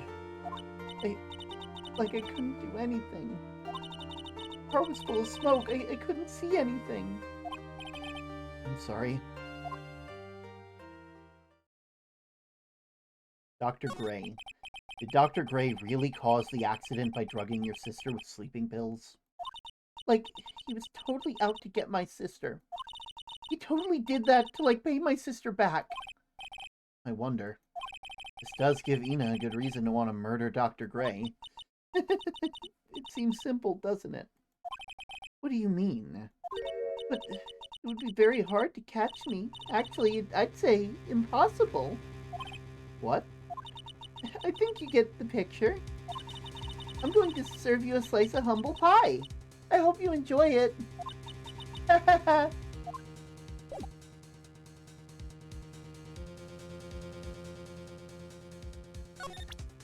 have you seen my attorney's badge? Hey, it's like one of those little badges people in Congress all wear. Oh, no, no. Oh, God. Phoenix Wright is me when Congress. We gotta get out of here. No. I'm a lawyer. L-A-W-Y-E-R. Like, so is that what you are?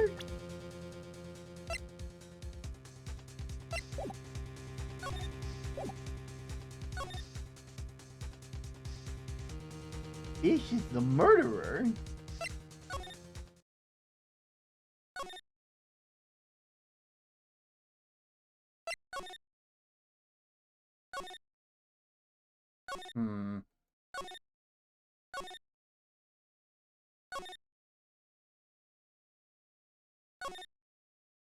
There we go.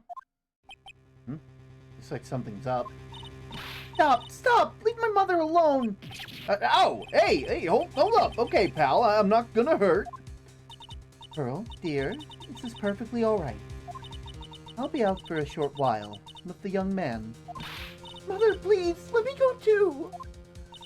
No, you must stay here and protect the manor. But... Oh, don't make that face. Hey, I'll tell you what. I'll show you something cool. Here, look. It's a real pistol.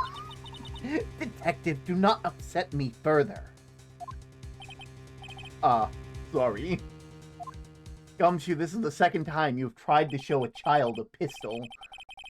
Poor Gumshoe, being dragged off by the ear of like that by Morgan. Ow.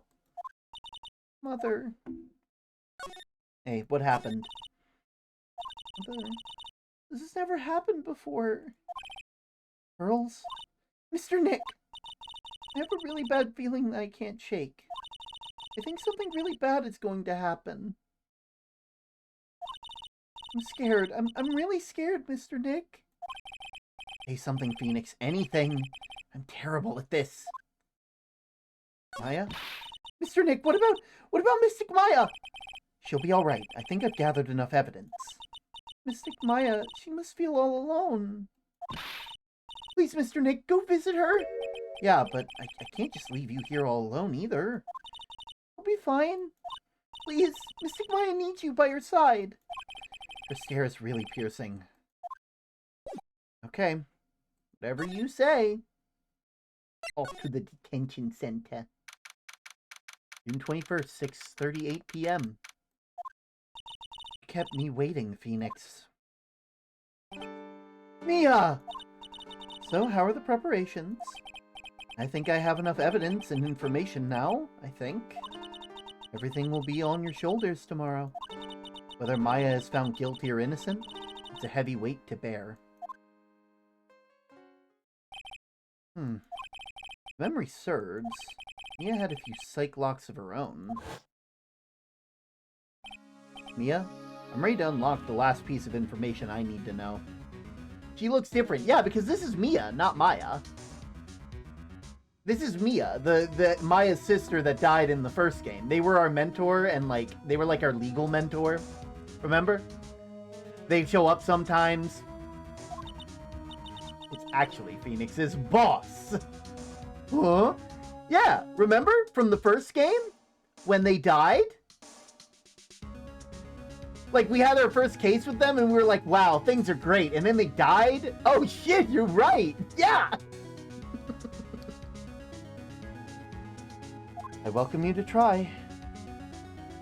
Well, I know what needs to be done. Come on, Phoenix. You don't have time to look at a thing like that. You need to find everything in the trial tomorrow. The murderer. Mia? Mia, you know something, don't you? About the real murderer.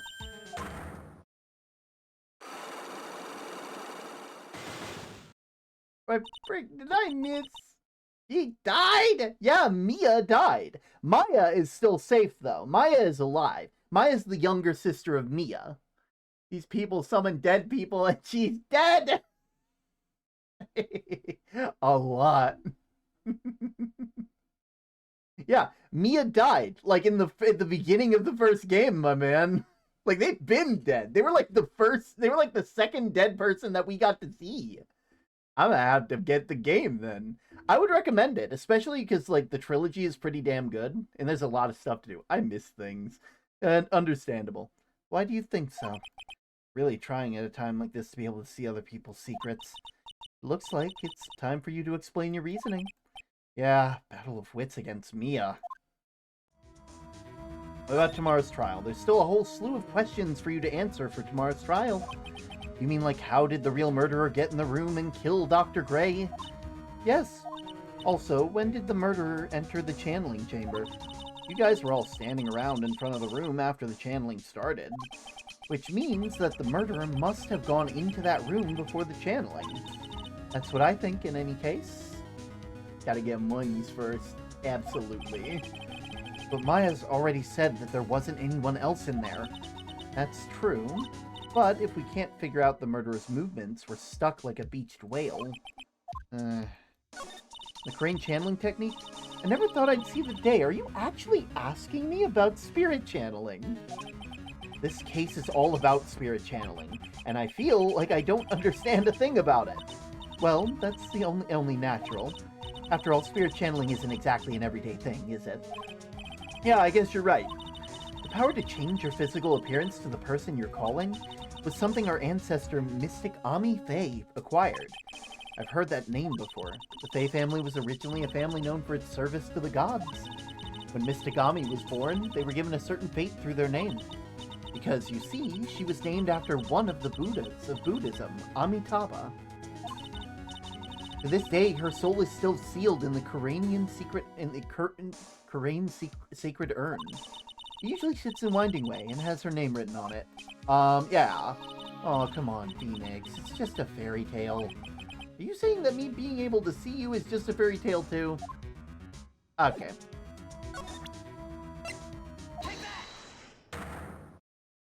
Listen, Mia, you can't be lying to me. You can't be lying to me. Phoenix, you think I'm hiding information about someone from you? Isn't that right? Yes. Alright then. Tell me who you think I'm protecting.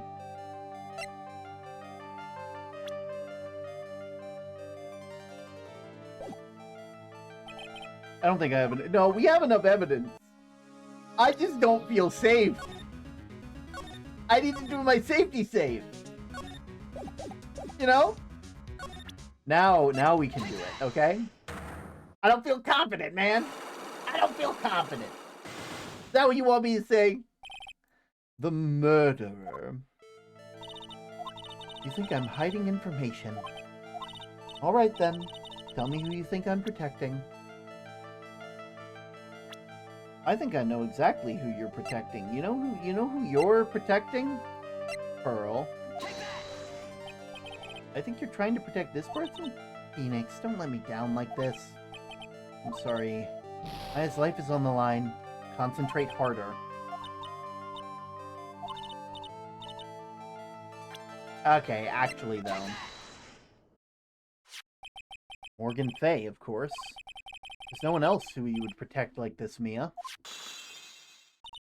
Well done, but while the murder was being committed, my aunt was outside with everyone else. Which means she already had an alibi. That's true. Show me evidence that would cast suspicion onto my aunt. Oh, no, I meant to press R. You're wrong. Try again. You're really unforgiving, and I keep telling you, don't take this lightly.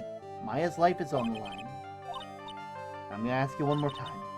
While the murder is being committed, my aunt was outside. Which is you with the big old eyes. Stop looking at me with the big old eyes! Alright, something that would cast suspicion on the aunt.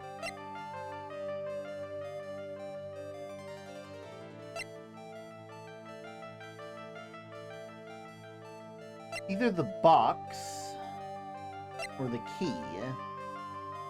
I want to say the box. You know? No, don't wanna. No.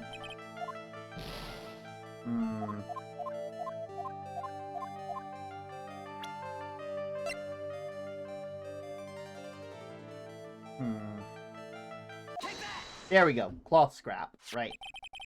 Proof is this piece of cloth. I found it in the incinerator near Winding Way. The same material as Maya's costume, except for the splotch of blood. You mean it's from Maya's costume that they were wearing at the time of the murder? Yes. But when Maya was arrested, she was wearing her costume. That just means someone changed her clothes. One thing that always gets me is, when Mia takes over Maya, she's more generous than her sister. Feels, yeah. Yeah. Changed her clothes, but why? I don't know why. But there's only one person who could have done that. That one person who was taking care of Maya. My aunt. What's that look mean? Your argument is too flimsy. Huh? You have no proof that the piece of cloth is actually from Maya's costume. But this blood. And do you know whose blood that is at that point in time? You don't, do you? Do you have any proof that that piece of cloth is from Maya's costume?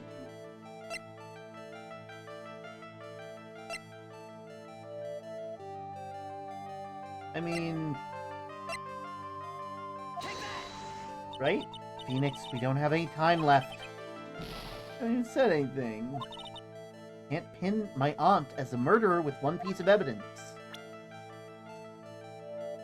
Something that proves the piece of cloth is from Maya's costume.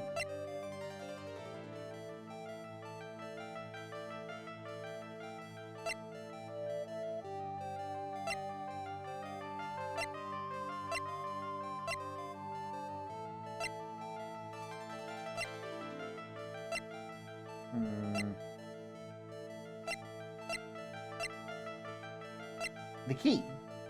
Right, the key, because Maya had the key and that was with it. Right. I don't know why that was taking me so long. This is the proof you're looking for. The key to the channeling chamber, huh? At the beginning of the channeling, Maya had possession of this key, and yet somehow it magically ended up in the incinerator in the center of the garden. You're right. And this is what Maya told me.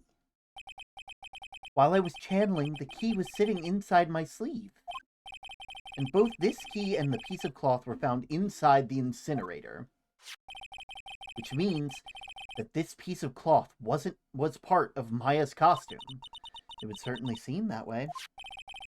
Someone changed her into a different set of clothes, and then burned the costume she was wearing in the incinerator. There's only one person who could have done that. The one person who was taking care of Maya, my aunt.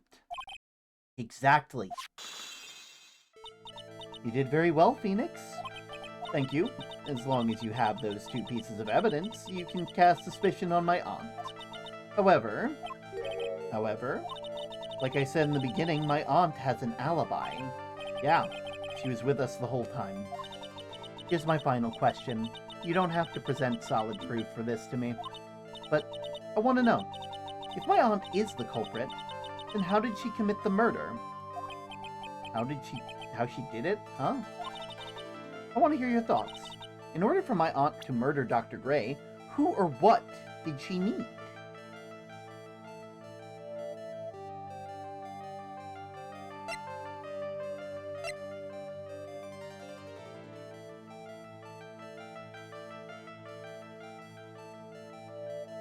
Who or what did she need?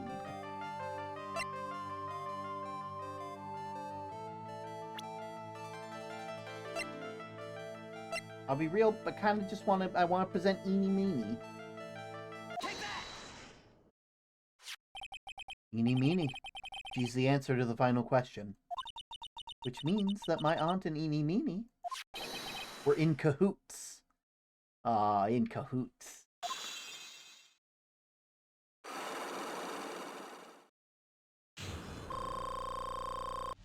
Lock success.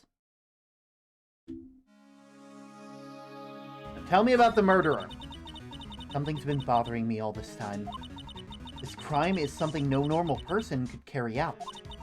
The person would have had to know a lot about Fay Manor and the village itself to do this. But Morgan already has an alibi. Yes, which is why I can't figure out how it's done. We can assume that Eeny Meeny is involved somehow. But we have one big problem on our hands. A problem with what? We don't have a motive. Why would Morgan want to kill Dr. Gray? Why would she have to? Also, we don't really know for sure that she's cooperating with Eeny Meeny. Mia doesn't have a clue either, huh? Then there's only one possibility. Huh? Think about it, Phoenix. Why would my aunt do something like this? Why would she do it in such an underhanded fashion? Full heel before the trial. Yeah! Because... Mother. She's the one who holds the key to this. Mother? Who's... mine? Don't be silly. Mine, of course. Misty Fay. Mia and Maya's mother. Why would she bring her up now? Now then. Looks like we gathered everything we could. All we have to do is win tomorrow. Everything will become apparent then. Right, Chief. We won't lose. I know why. I have a feeling why, too.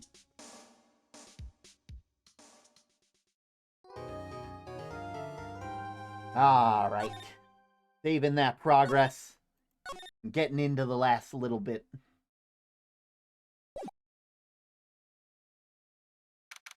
June 22nd, 9:51 a.m., District Court, Defendant Lobby, number 3. Nick? Yeah? Trial time! Did you know that Von Karma's daughter is only 18? Like me? Yeah, why? I was just thinking about how strong she is. I mean, she's been in Germany all this time all by herself. And she's so grown up. Yeah, and I'm sure she felt a lot of pressure from her father's reputation. And then you look at me and, well, I'm the daughter of the master, but I'm still just a little girl. And on top of that, I'm the suspect of the murder trial. Rail time! But I think you're really strong too, Maya, for all you've gone through. Good morning! Oh, you two look like you're doing well today. I'm happy for you. Hey, morning, Pearly. You'll be safe today, Mystic Maya. Huh? What do you mean? My mother's coming today to show her support. Yeah? Yeah! That's right, Pearly. Hey, Pearls, Yeah, Mr. Nick? Do you think you could do me a big favor? Could you channel Mia today, too? Huh? I was sort of hoping to sit in the audience today and watch. Please, it's important to me, and I don't feel confident enough without her help. Mr. Nick, that's enough. You can't show weakness in front of the person you love. Pearly, not this again.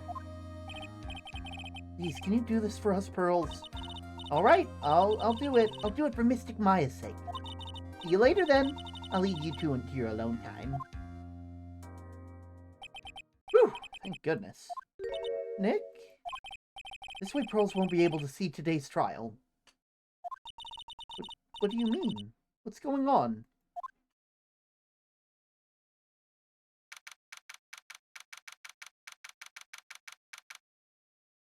I'm not gonna lie, that's pretty fucking smart. That's pretty fucking smart, Phoenix. Wanting to make sure that the child doesn't have to see their own mother get cast for suspicion of fucking murder. Girlie, you don't want to know. You really don't want to know. Ah, here they are. Franziska von Karma. Court is now in session for the trial of Maya Fey. The defense is ready, Your Honor. Let's start already. Mr. Phoenix Wright, I look forward to tonight's news with great joy. The image of your defeated face will be transmitted all over the world. All over the world, huh?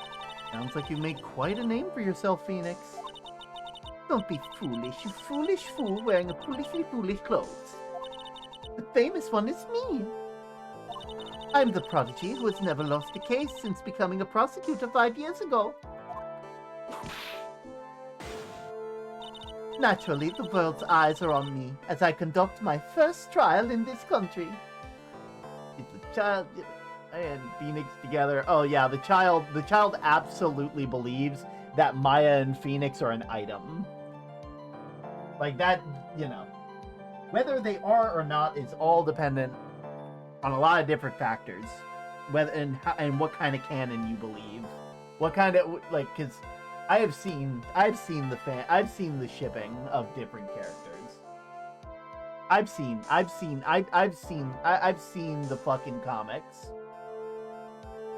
Naturally, the world's eyes are on me as I conduct my first trial. That's nice, Miss Von Karma. Glad to see you in such good spirits today, Miss Fey. It's true what they say. Women really are scary when they fight. Why does she seem like the main supervillain in an old show? I'm going to world domination! I'm gonna get world domination! Why? What are we doing tonight, Von Karma? The same thing we do every night, Von Karma.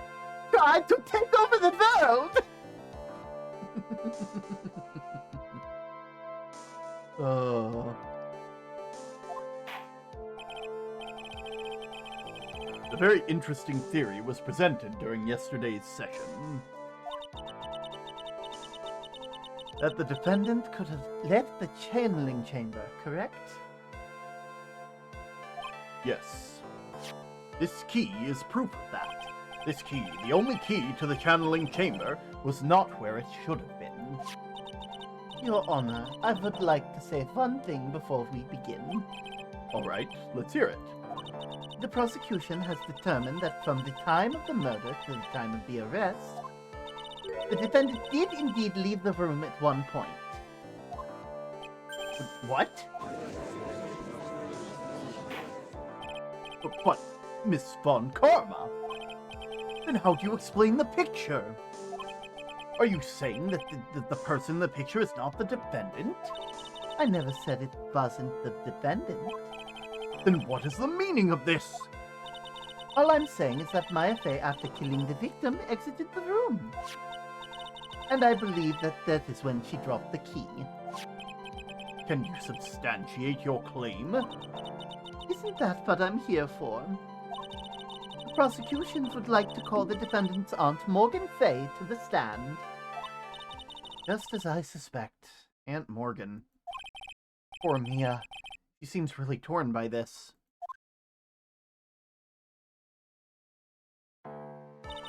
Witness, name and occupation. My name is Morgan Fay. I'm a spirit medium, in the manner of speaking. This bitch, I'm a fighter. I'm sorry, but what do you mean in a manner of speaking? Ah! I don't think anyone really cares. Now then, after the murder took place, you kept watch over the defendant, correct? Yes, that is correct. I performed the spirit severing technique on Mystic Maya then. Spirit severing technique. A technique to remove a spirit from a body and send it back to the other world, that is. I do! Yes, that is. Ugh! You be quiet. Now, witness, something happened while you were performing this technique, correct? There's 3 bitches to fight today, and one of them isn't who you expect. Yes, that is correct. Well, what in the world could have... Mystic Maya, she escaped from the room. What? And here we come to the heart of the matter. Maya Fey, while in a possessed state, managed to escape from the channeling chamber. Of course. Order! Order! I just clicked outside of the window. Oh, God! Miss Fay, please testify to the court what happened during that time. Your Honor, I will try my best. I think someone just upped the ante on this trial. Up the ante. More like up the ante, am I right? Am I right, chat? Am I right? Am I right? Am I right, though? Am I right? Oh, God. Taking bits way too far is one of my favorite things. Maya's escape. After we heard the gunshots, the two broke the door open and entered the chamber. I requested that Mr. Wright and the other lady please contact the police. The pistol was hanging from Mystic Maya's hands as she was in a daze. Yay, spiked boots, here I come. Then, quite suddenly, she thrust me away from herself and escaped from the room.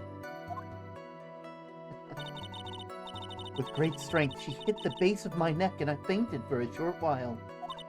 I'm afraid I have no knowledge of where she went after that.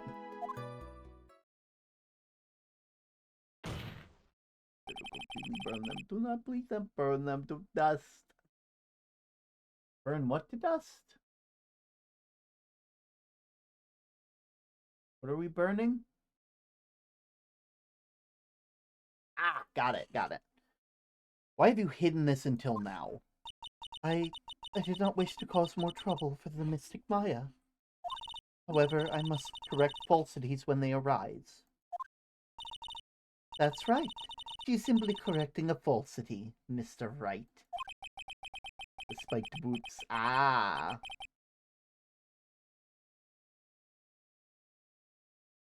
Why is she making a point to take a stab at me? Never mind. Mr. Wright, your cross-examination, please.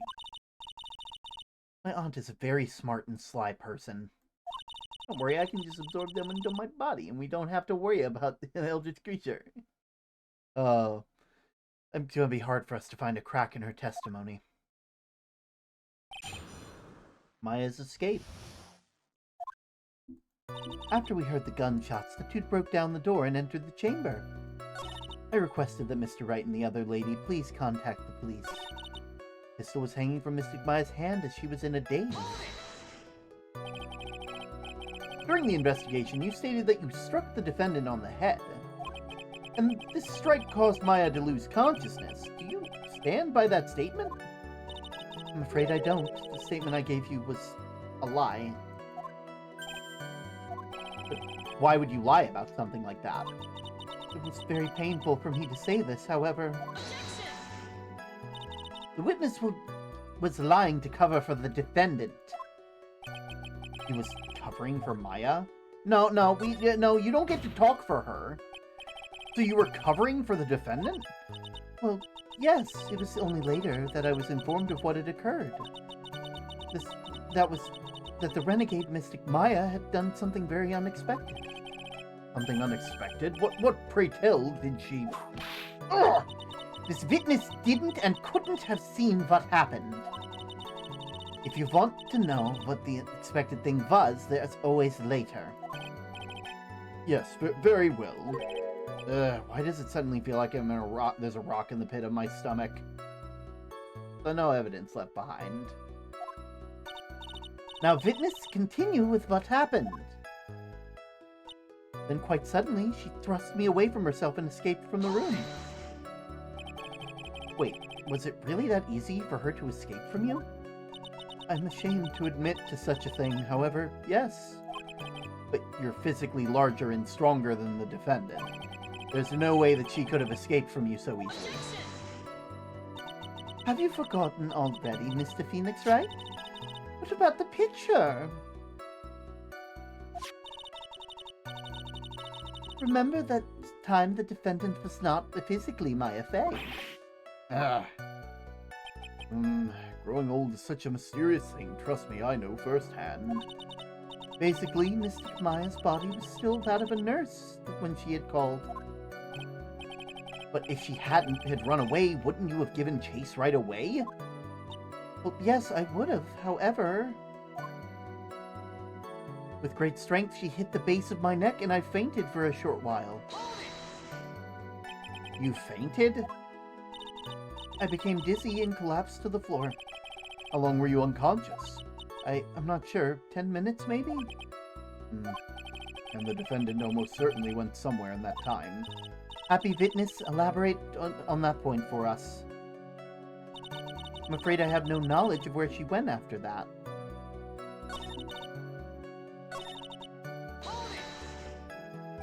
Is that because you were unconscious? Why, yes. Great. Well, now what? Question further. While you were unconscious, you have absolutely no idea where the defendant went? I would think that was obvious, good sir. That's true. Then how can you know for sure that the defendant left the channeling chamber at all? Now that you mention it, I have to wonder myself. It's true that the witness is not able to confirm this. But the key word here is this witness. What do you mean by that? It means she has another witness up her sleeve. That's what. Looks like Miss Von Karma's ready to move on to the next one. Can't see a crack in her testimony. But what should we do? For now, we should try to get more information out of her. After we get more information from her, we may be able to use it later.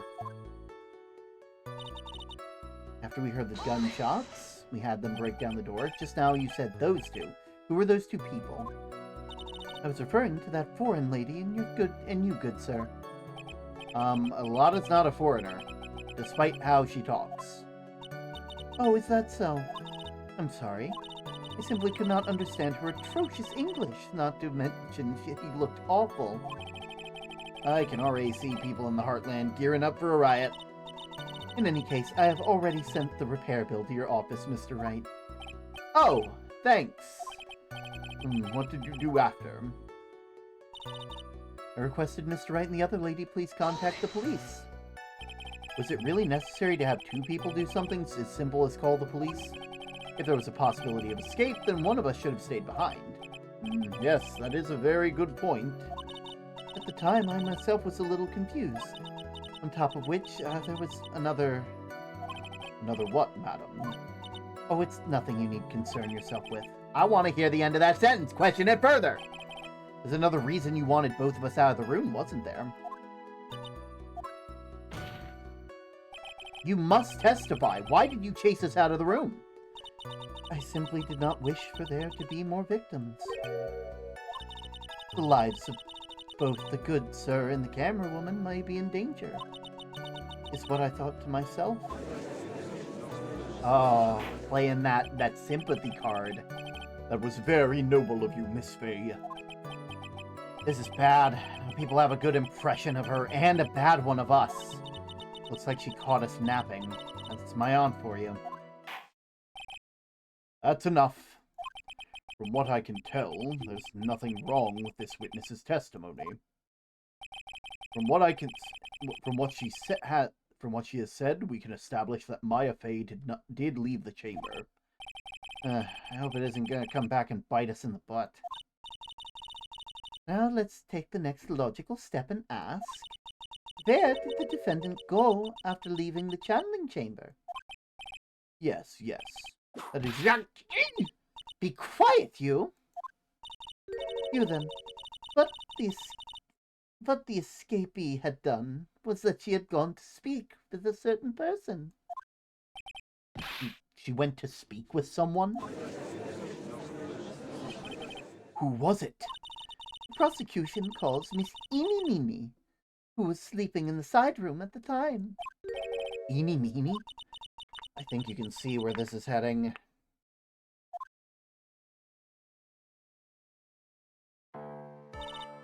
Witness, name and occupation. Okay. My name is, Eeny Meeny. I'm, researching parapsychology stuff in a university. What is this parapsychology? Let's see. It's I guess most people call it occult stuff. Even if that's what most people call it, I can't say I understand what that means. Then I suggest you go home and research it yourself. Yes, sir.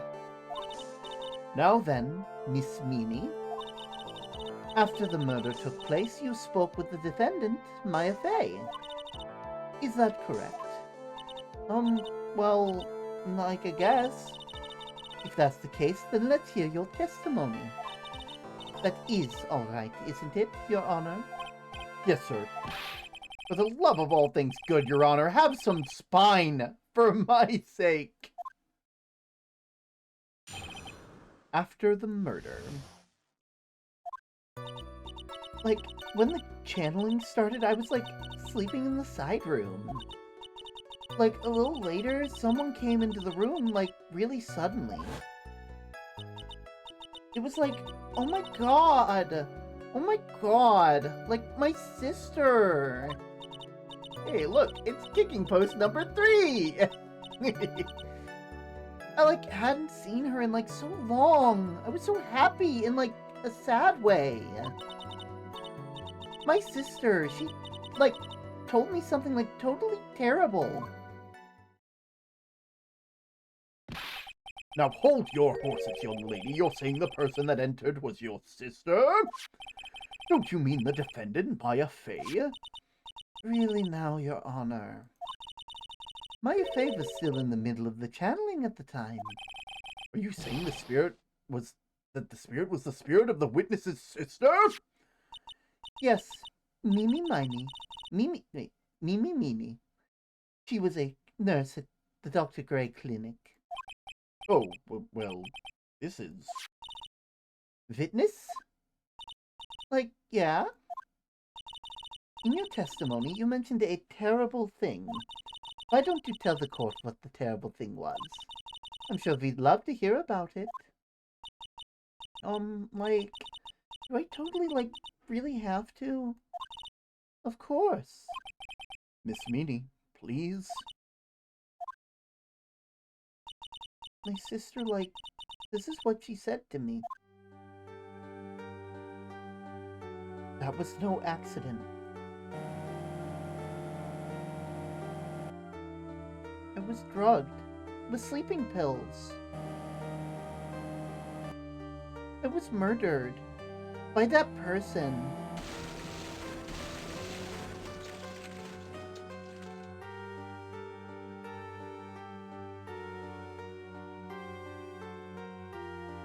That's why I took my revenge. It's only fair. Isn't it? Inni?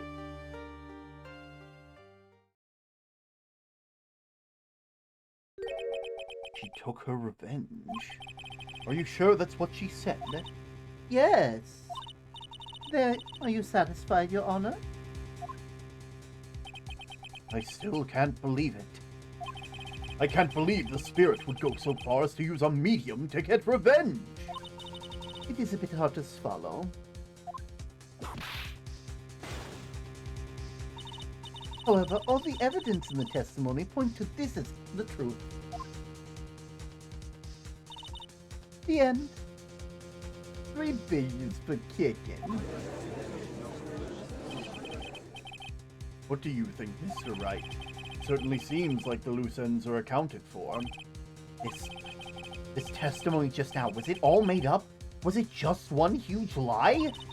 Of course it was, Phoenix. Mia, what do you mean? It's well constructed, but that's all it is. But even the most well-spun lies can be undone. We can do it, Phoenix. Let's find that one loose thread and unwind this tapestry of lies. Your Honor, there's room for doubt, so the defense will cross-examine the witness. We believe that our cross-examination will reveal the real truth behind the murder. Yet again, with the foolish fool spouting up more foolishly foolish drabble. I wonder if he will make one more entertaining than the last.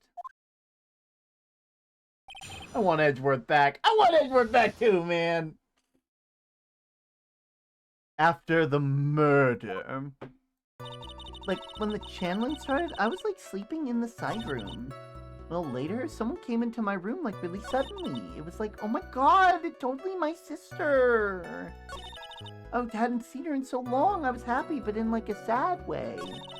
My sister, she told me something, like, totally terrible. I know there has to be something here, but where? Really put a lot of thought into it. We can't rush this. Let's take it slowly. She's bound to slip up. Don't give up. Don't get careless.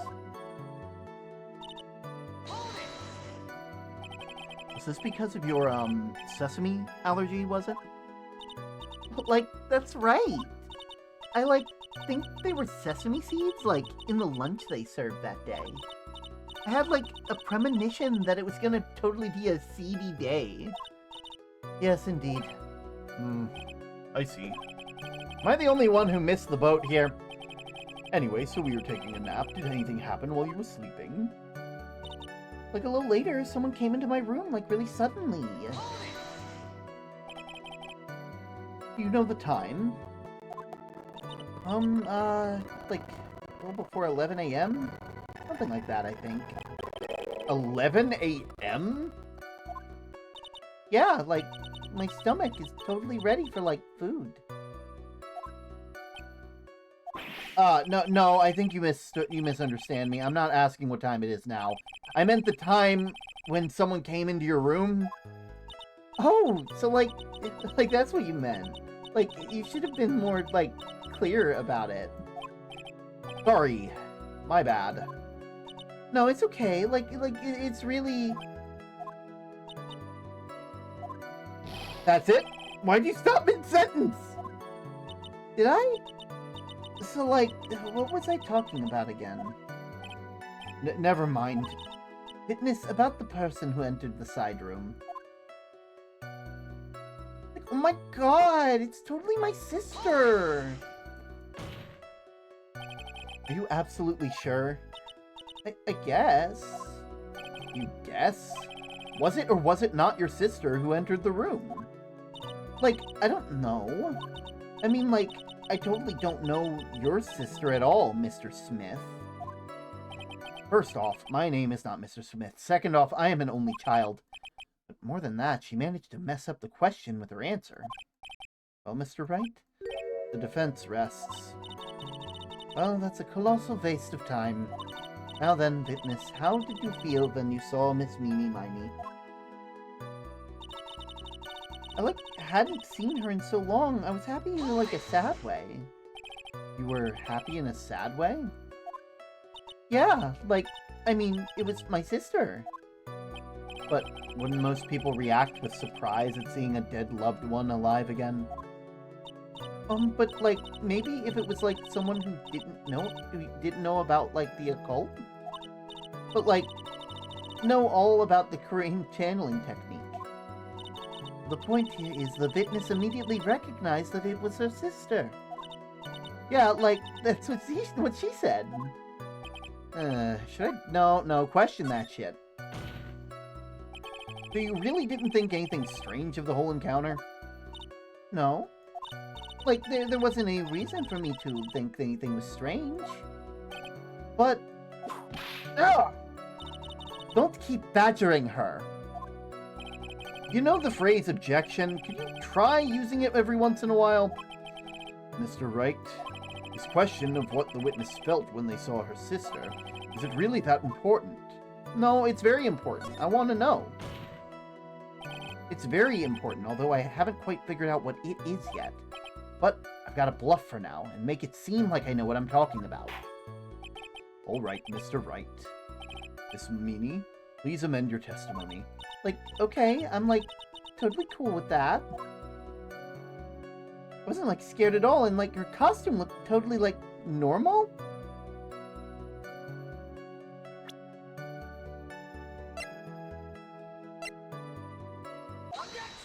No, it fucking didn't. That was a very well-spun lie, Miss Meanie. But what are you babbling about this time, Mr. Phoenix Wright? Well, it's well constructed, but that's all it is.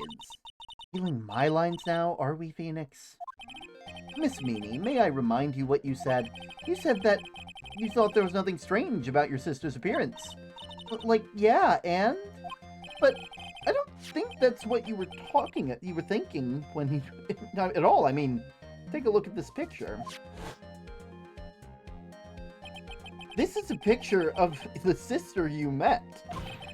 I would think that even you would be surprised if someone appeared before you like this. The blood spray. Exactly. Miss Meanie, why did you not include the blood in your testimony? If you were really testifying and not lying, you would have noted it right off the bat. We know that's your tell. Order, order. Mrs. Meanie, what is the meaning of this? Mrs. Meanie? I'm thinking! Don't interrupt me! I'm good. And what are you stammering about, Your Honor? Well, I'll... That witness, her personality did a complete 180 there. A lot of people do that when they get on the stand, though. First of all, calm yourself, witness. Like, I'm sorry. I didn't mean to snap. Now, hurry up with the testimony. If you please. The judge still looks a little shaken up. A little help here will be going a long way. After the murder.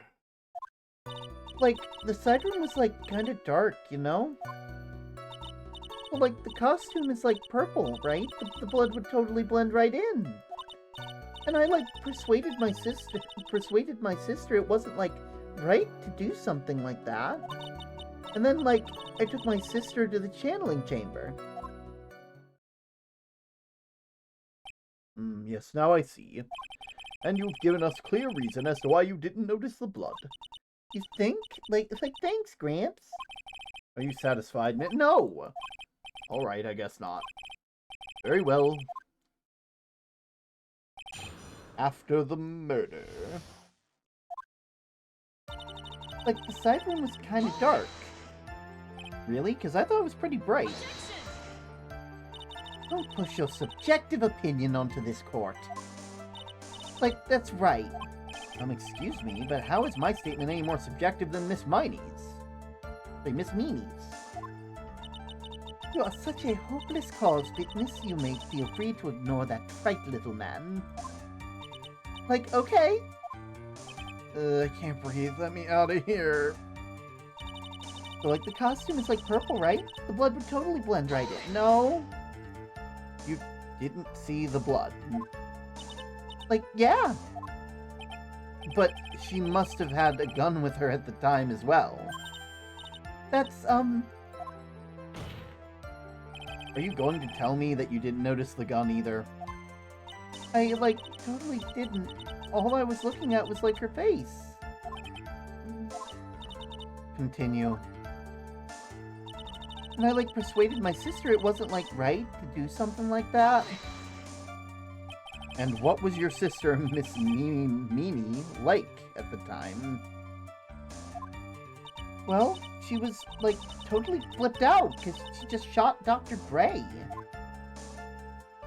But I think, like, she knew. Like, she said she did something really bad.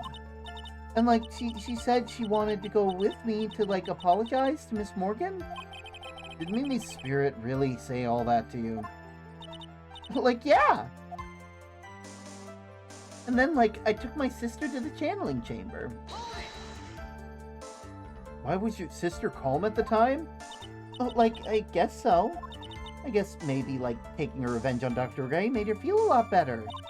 I'd like to feel a lot better, too, Mr. Wright. The sooner the better. She says with her whip at the ready. And, like, Miss Morgan was the only one in the channeling chamber, you know? May I ask you one more thing, Miss Mimi? Like, sure. Was there anything you found strange or unusual or just out of place? Something out of place? Like, when do you mean?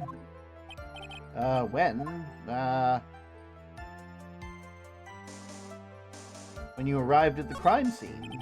Talking about when you arrived there. Like, no, nothing strange.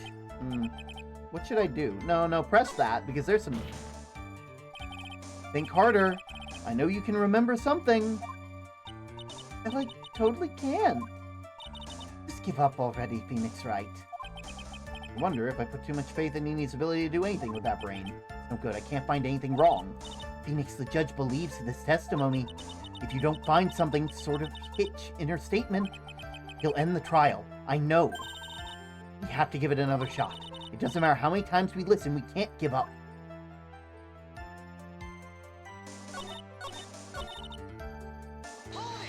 Let's try the other two.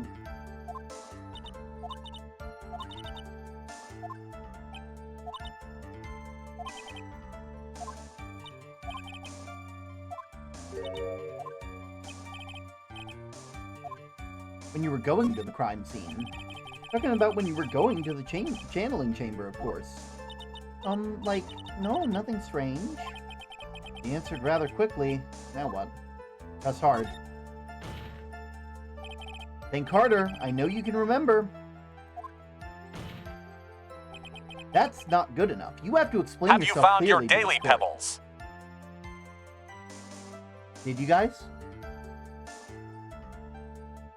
Do you think, Mr. Wright, that whether or not there was something odd on the way to the channeling chamber is all that important? Yeah, it's very important. I ask because it's very important. Not that I know where I'm going with this. Very well. Miss Miney, if you will, please include the statement about your testimony. I had, yeah. Like, I don't get why, but okay. I, like, didn't see anyone on the way there. Like, the channeling chamber. Try to remember that time.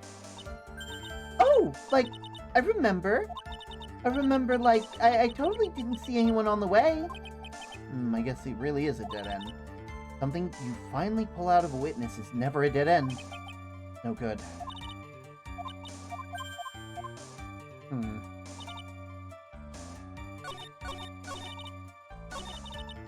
Didn't see anything on the way to channeling chamber.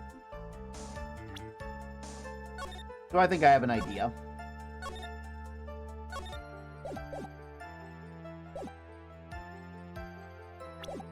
See, I find that kind of weird, because, I mean, Sacred Urn. I finally found the fault, or I guess, in your case, the crack in your perfect little lie.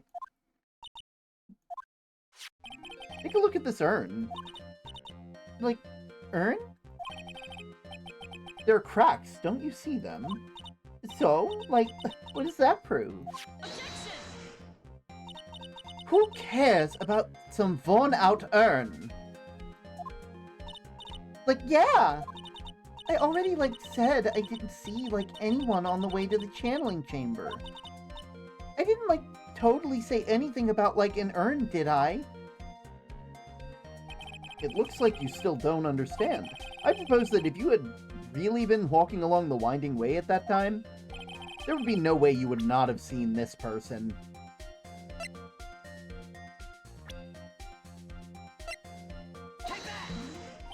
I'd like to introduce someone to you.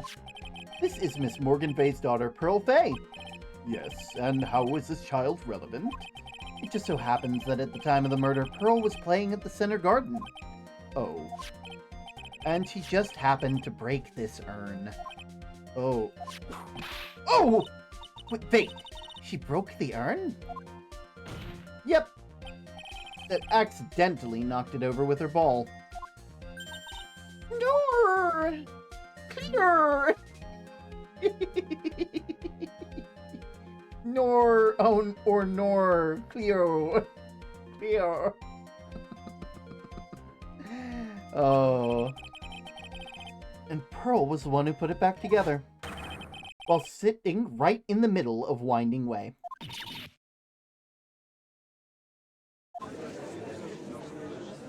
Got him. Miss Meanie? Pearl was there in Winding Way at the time. He was hard at work, putting the pieces of that urn together, you see. If you couldn't see that while you were walking, I'd have to declare you legally blind. I think I've sufficiently proven one thing, Miss Meanie. You are a masterful liar. Mr. Wright, you need to watch what you say. The one who needs to watch what they say is the witness. So, Miss Meanie, tell us the truth. About what? About what? About where you really were at the time of the murder, of course. Oh, nor. Or you, man. The witness just testified about that. That's right. I was, sleeping in the side room. Can I really believe her? Was she really sleeping in the side room? There's no way. Your lies end here. Thank you for the care package. It is much appreciated.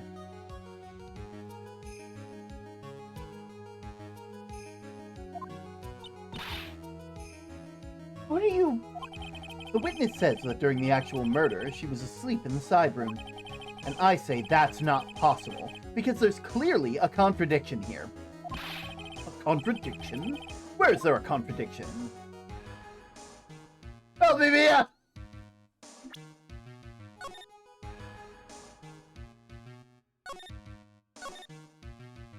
Oh.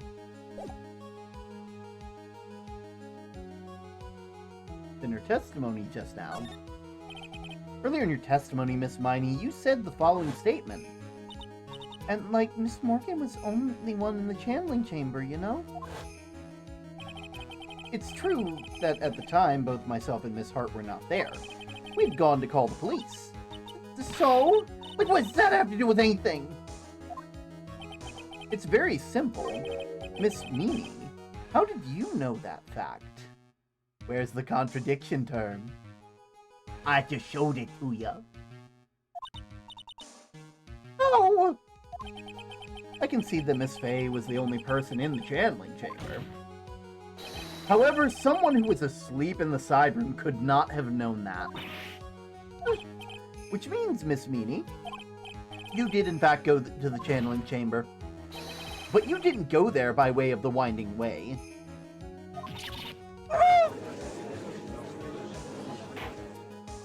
But look at the Manor Guide map. If one were to go between the side room and the channeling chamber, the one would have to use the Winding Way. Yes, that's right, Your Honor. Which is why I ask a very important question. Where was the witness at the time of the murder? Miss Meanie, please answer the question.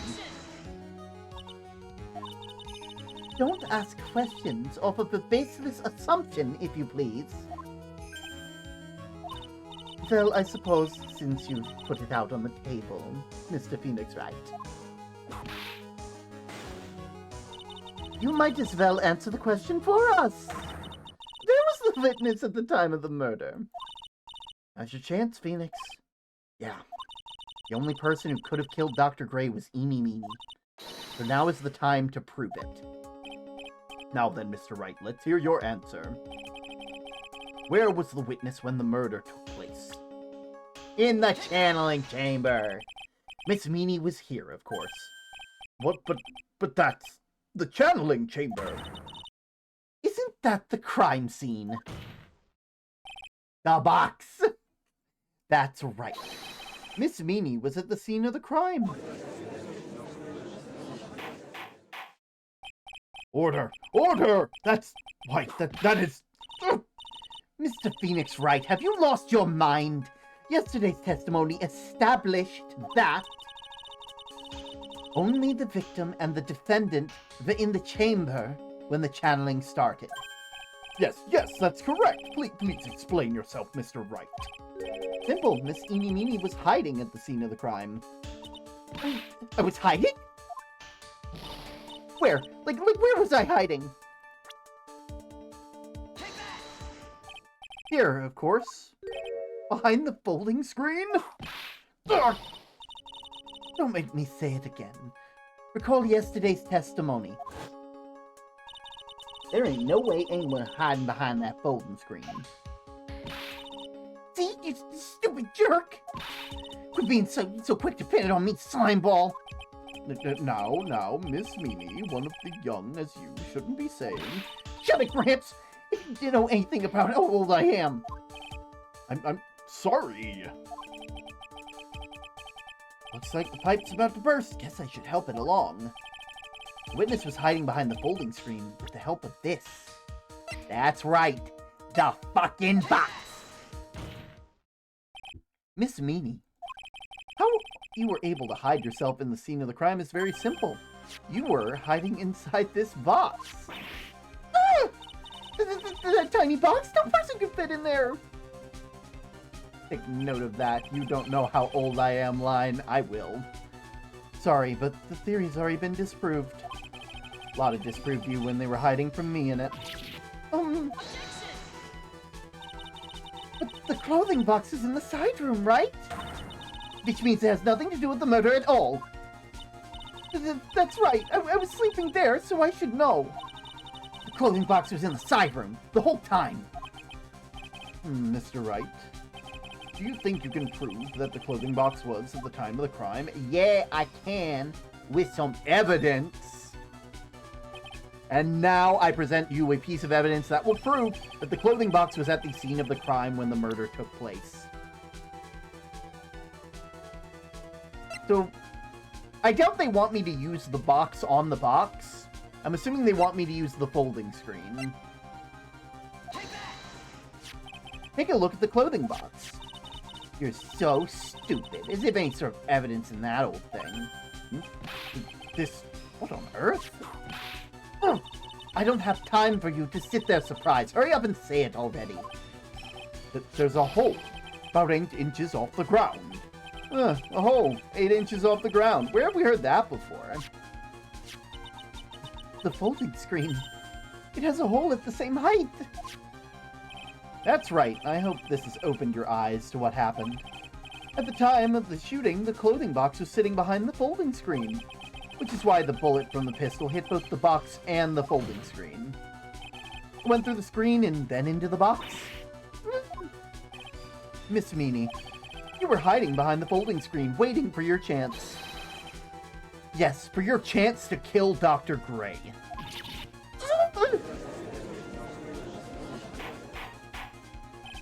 Order! Order! So what you're saying is... Then, Mr. Phoenix Wright, what about this picture? Are you saying that the person in the photo is Eeny Meeny? That's exactly what I'm saying. Miss Eeny Meeny. You were hiding inside the clothing box all along. and you wore a medium's costume to masquerade as Maya Fey. To masquerade as Maya Fey? She had it all planned from the very beginning. She would kill Dr. Gray and pin the blame on my client. No! Stop! I can't stand to listen to any more of this foolishness. If that's the case, Mr. Phoenix Wright, then I have a proposition. This whole idea that the witness moved the clothing box to the crime scene, pretended to be the defendant, killed the victim, and then fled the scene of the crime. It's not possible for one person to do all by herself, correct? It's not possible.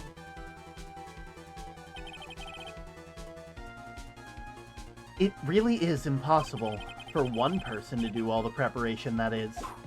Oh. Need I remind you, the foolish receive no mercy. Wait. Miss Von Karma, you said that it's not possible for one person, correct? But you can't be serious. Miss Mimi, you had an accomplice. And that accomplice's name is Morgan Fay. This person! If it wasn't someone from Green Village, you couldn't have gotten the costume. And if it wasn't someone from the Fay household, you wouldn't have had the box to use. Morgan Fay? Isn't that the wonderful lady witness we had earlier? What do you have to say to that, Miss Meanie? You shot Dr. Gray with your own two hands. Do you deny it?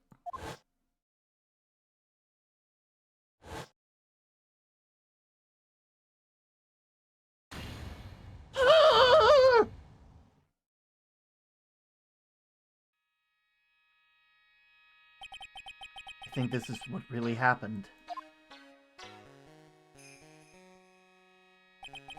The murderer had planted herself at the scene of the crime long beforehand. Dressed in a medium's costume, wearing a wig, she pretended to be the victim. And then, the channeling started. The murderer crept silently towards the other two, both of whom had their eyes closed. First, she drugged Maya Fey with a strong sleeping agent. And then, she stabbed Dr. Gray with the knife. Next, she hid my client inside the clothing box. She did that so she could take Maya's place and frame her for the crime. But that's when something unexpected happened. Unexpected? Yes. Bang. Dr. Gray was actually not dead. With the last of his strength, he fired a shot at the attacker. And that's why the hole in the folding screen was so low to the ground. The murderer then took the gun from Dr. Gray and... After that, you and the other lady thought to break into the room. Yes, a gunshot is certainly something you wouldn't expect to hear. See, I'm hearing this, and I'm trying to figure out how the fingerprints got on. Because they are Maya's fingerprints. We'll figure it out. Which is why, upon hearing the shots, we forced our way into the channeling chamber. Click. Miss Meanie. She immediately covered her own costume with blood. And pretended to be Maya Fey. But sort of deception would be easy to see through. Which is precisely why Morgan Fay chased us out. Please leave the area to me. Go quickly. Inform the police. Hurry, before there are more victims here. What is one supposed to say? This is the real truth behind the murder.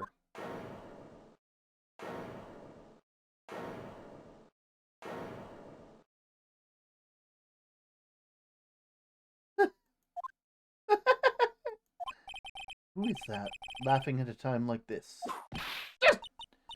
Oh, you simple-minded fools. I'm sorry, are you still by chance evolving? What is it this time? Miss Von Karma? Surely. Of course it was me. You really think someone of Von Karma blood would lose due to something this petty? What in the world? Mr. Phoenix Wright, your argument is flawed in one very crucial area. And that is? The witness is the real murderer. Why would she go through all the trouble? Huh? Working together with a medium, pretending to be one, putting on this whole act. What reason would she have to do such a foolish thing? Well, that's, Yeah, that's right. What exactly was I going to say? Oh, and one other thing. Why would Miss Eeny Meeny want to kill Dr. Gray? There's her motive. Yeah, that's exactly what I want to say too. Yeah, motive! You don't have a motive! A motive?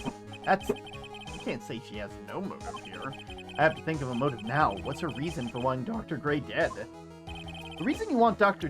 Gray dead is this. Ah, just as I thought, you bore me with your silly answers, Phoenix Wright. Just great. Now even she's calling me by my full name. The frick you don't.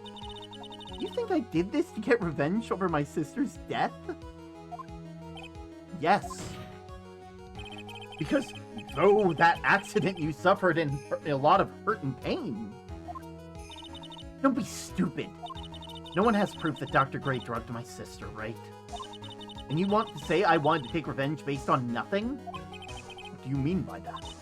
Penile, stupid Gramps! I'm, going to explain, so, please listen, okay? It's been, half a year since I was discharged from the hospital. If I, wanted revenge, then, I wouldn't have waited that long. And besides, the guy thought of the spirit thing was, Dr. Gray. It was, a total coincidence that he asked me about it, you know? Yeah, she's back to her airhead persona. However, you... Pathetic, Mr. Phoenix Wright. You failed to support your own theory. The end. I think we've had our answer, Mr. Phoenix Wright. What Miss Meany has stated is very true.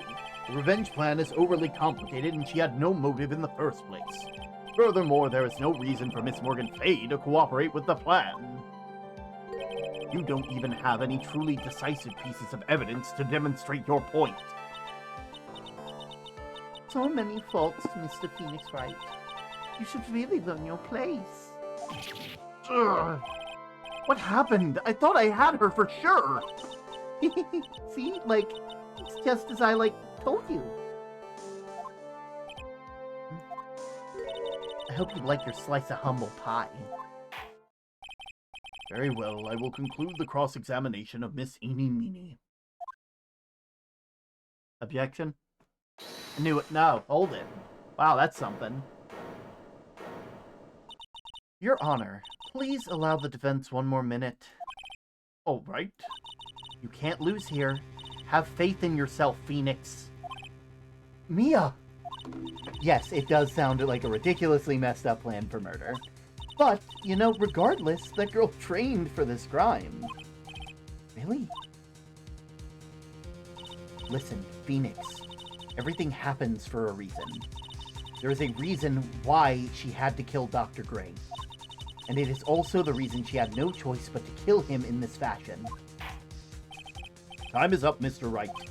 Your final answer, please. If you want to say that you can prove Miss Meany had a motive, then... Save for dramatic effect. Why did she kill the victim in this way? Can you provide a reason? Can I really do this? Yes, I can. Bullshit all the way. Totally not confident here, but I know that I must press on no matter what. Right, Phoenix. Only you can do this now. I will show and substantiate the fact that Miss Meany had a motive. Too bad. You're too late. My cross-examination has already ended, after all. Interesting. I'll let you have your chance, Mr. Phoenix Wright. What? You're supposed to be on my side! Von Karma only cares about a perfect win. As long as you have the will to fight, I will knock you down, Mr. Phoenix Wright. And suddenly I have a tiny bit more respect for Franziska Von Karma.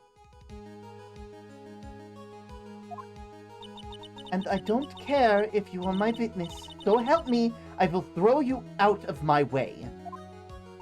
But no way! Very well. The court will take a 5-minute recess. We will continue the cross-examination after we reconvene. Hey, wait a second! Jeez. Things are getting crazy.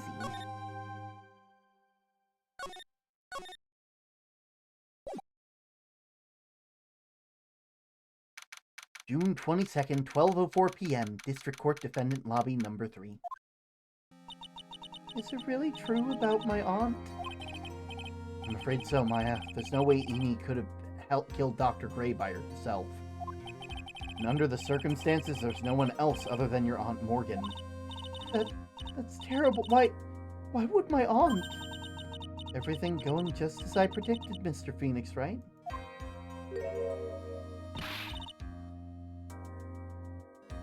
That is a wonderful character portrait. Kudos. He's such a bitch, but damn it if she doesn't have a ridiculous amount of confidence, right?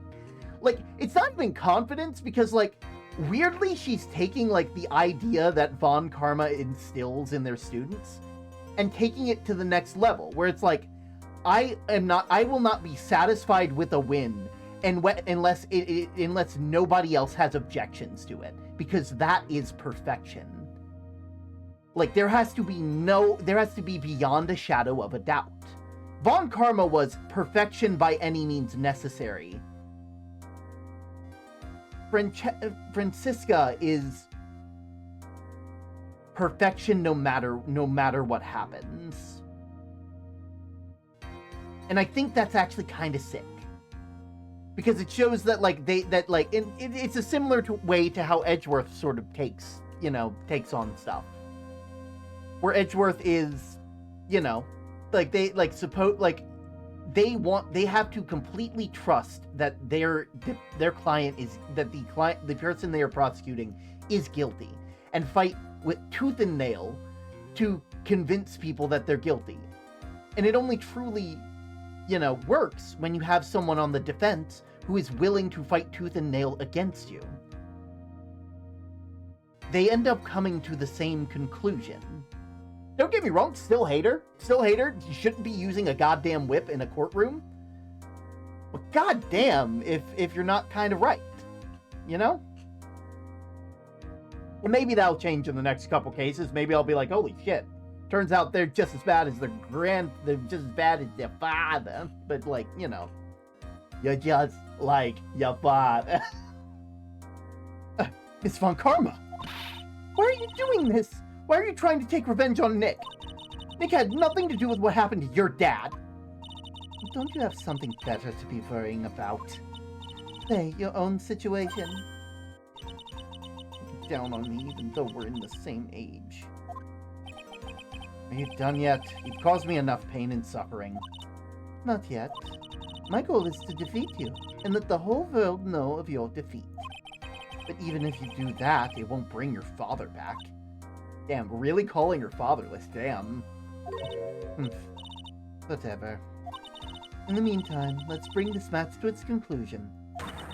And then we will know who the real winner is.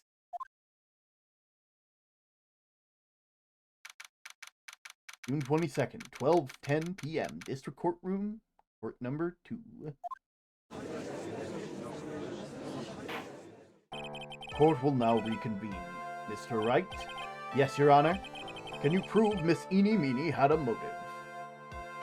It'll be term.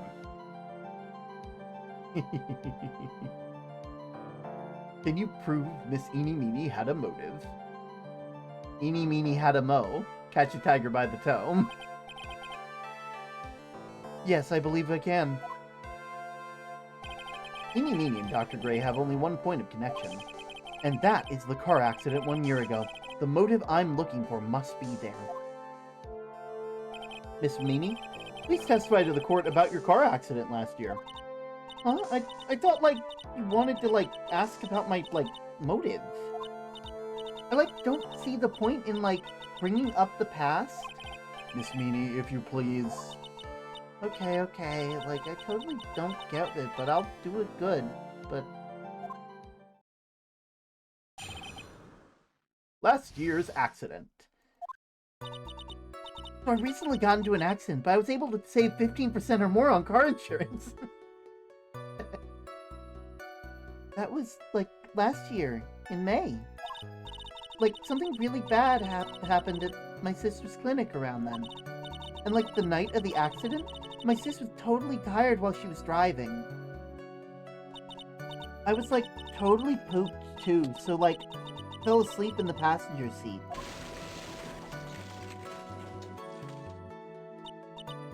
I like, woke up because of the jolt, and, like, it was a sea of flames around me. I, like, opened the door and, like, got away. I think I've heard of this incident. That was the talk on all the tabloid shows day after day last year. Yes, and it'll be the talk of Dr. Gray drugging your sister. Those were merely rumors. Totally baseless gossip.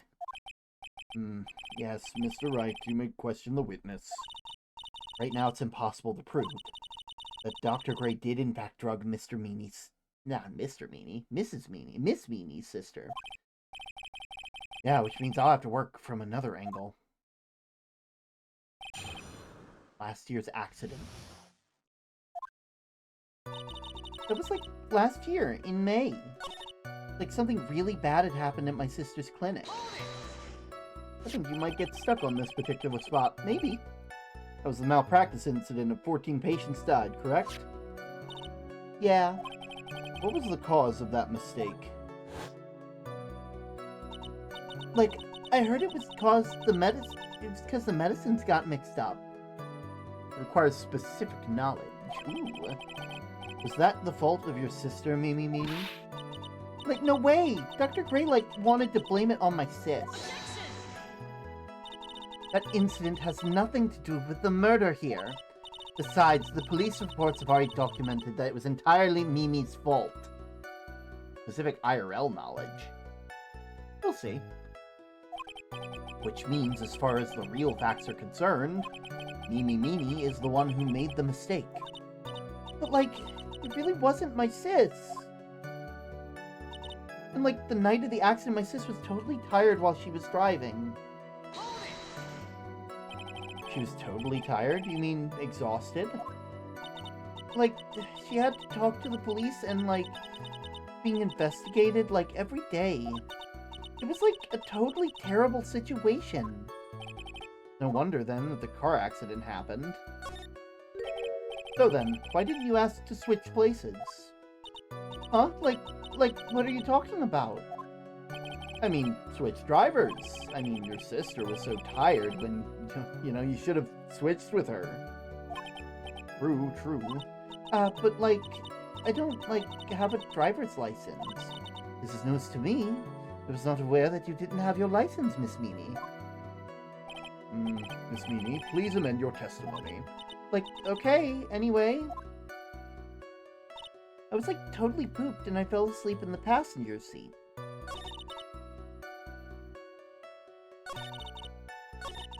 I woke up because of the jolt of a sea of flames around me.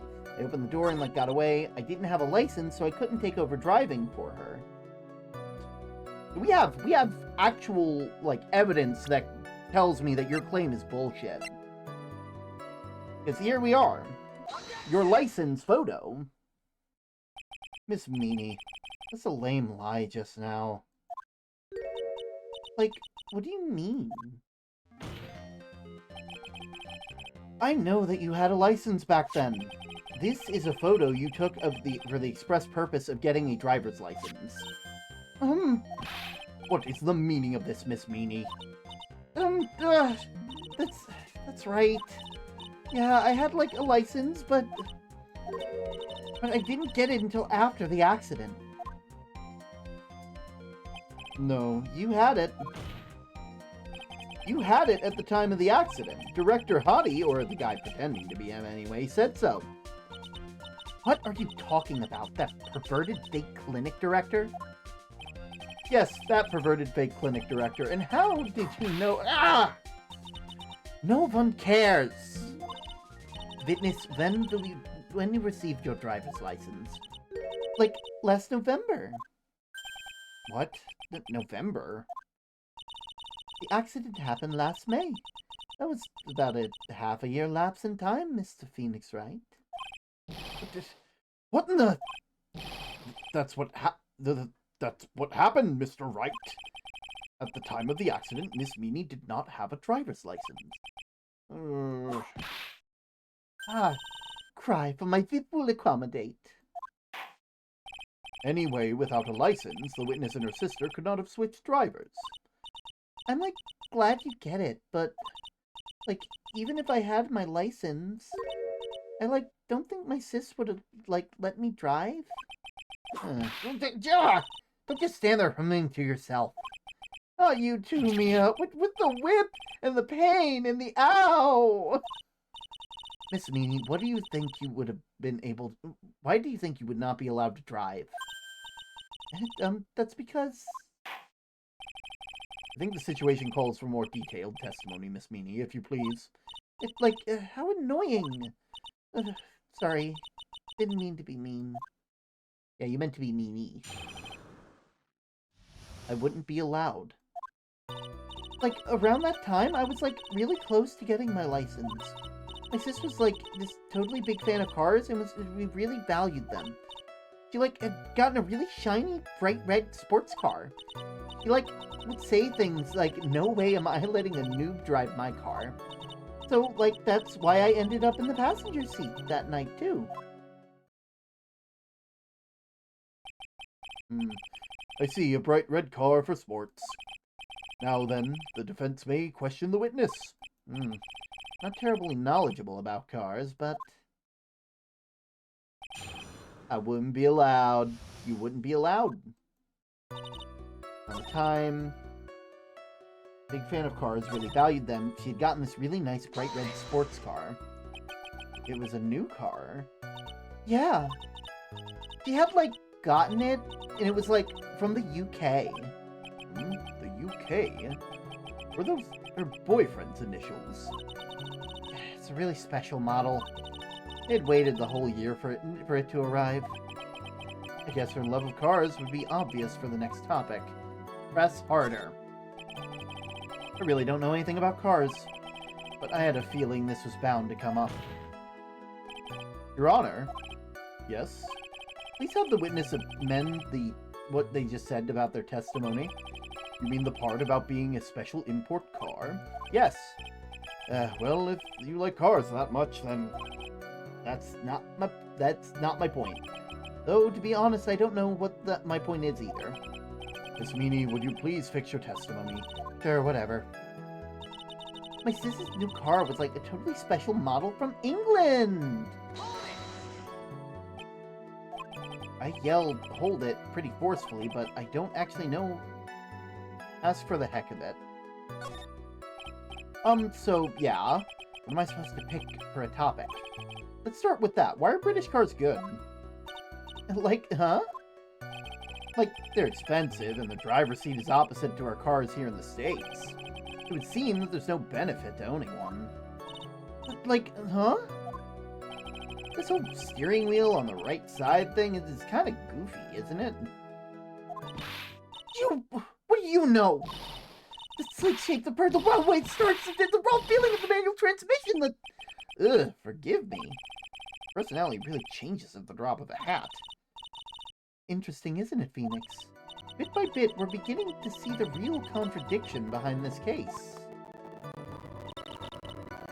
No way I'm letting a noob drive my car. why I ended up in the passenger seat that night. And that was when the accident occurred. Yeah, I immediately reached for the passenger side door. And I fled, like in a daze. Sounds like you had a terrifying time. Something very big here. It'd be hard to break apart with such a natural-sounding testimony, but we have to attack it, and by doing so, a flaw will show itself. You really think so? Believe. There's a path, I know it. Almost sounded like a prophet for a second there.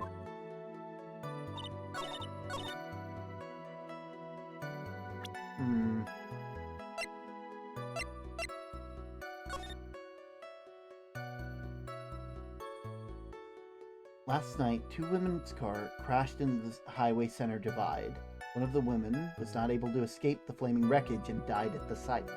Ongoing investigation revealed that the driver had fallen asleep at the wheel. I was like totally tired and I dropped off to sleep, and that's when there was the crash. When I opened the right door,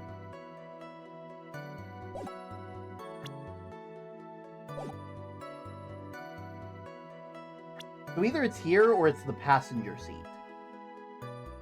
Because now that we know that this is here. There we go. Miss Mimi! Do you remember this article? It's an article about the accident you had, and you said this in it. But I opened the right door and, like, got out. That's correct, isn't it? Like, why are you suddenly asking me about that? Your Honor, which side is the passenger seat? The left or the right?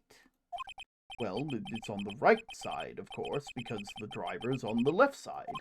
That would be true if it were an American car, but it'd be the opposite in a British car. Opposite? The 2 of them were riding in a British car. In that case, the passenger side would be on the left side. What do you mean by this? Miss Mimi, you said yourself that you had escaped with the right side door of the car. But if you were sitting there, then that means you were in the driver's seat. Shit, yeah, she did say that.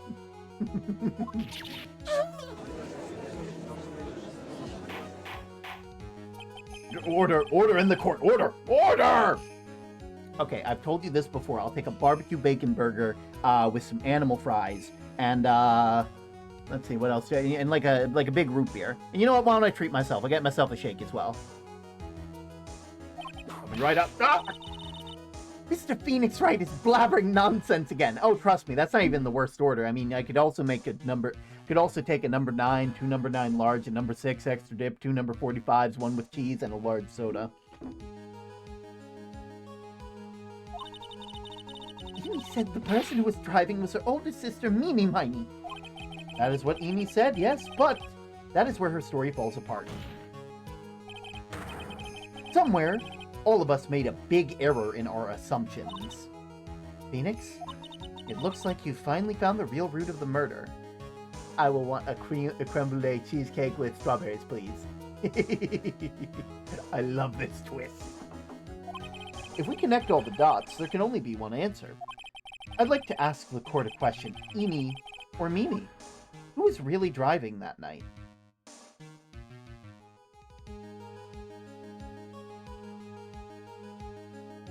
Amy was the one driving.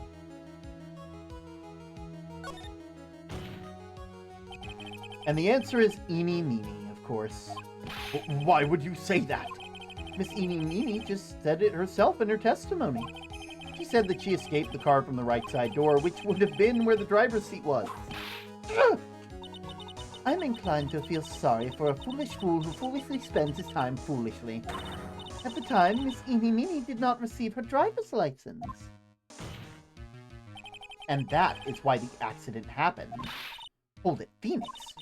It looks like you still don't see the real truth behind the accident. The real truth? Think outside the box. Isn't that what we always say? Oh. Oh. Oh. One sec. Just...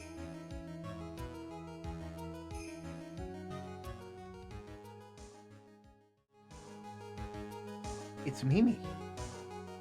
We haven't been talking to Amy this entire time. It's been Mimi.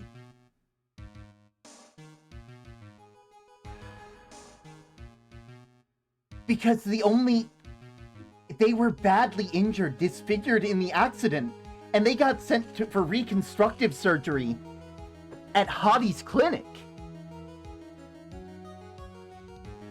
And the only thing they had to go off of was the driver's license that was there.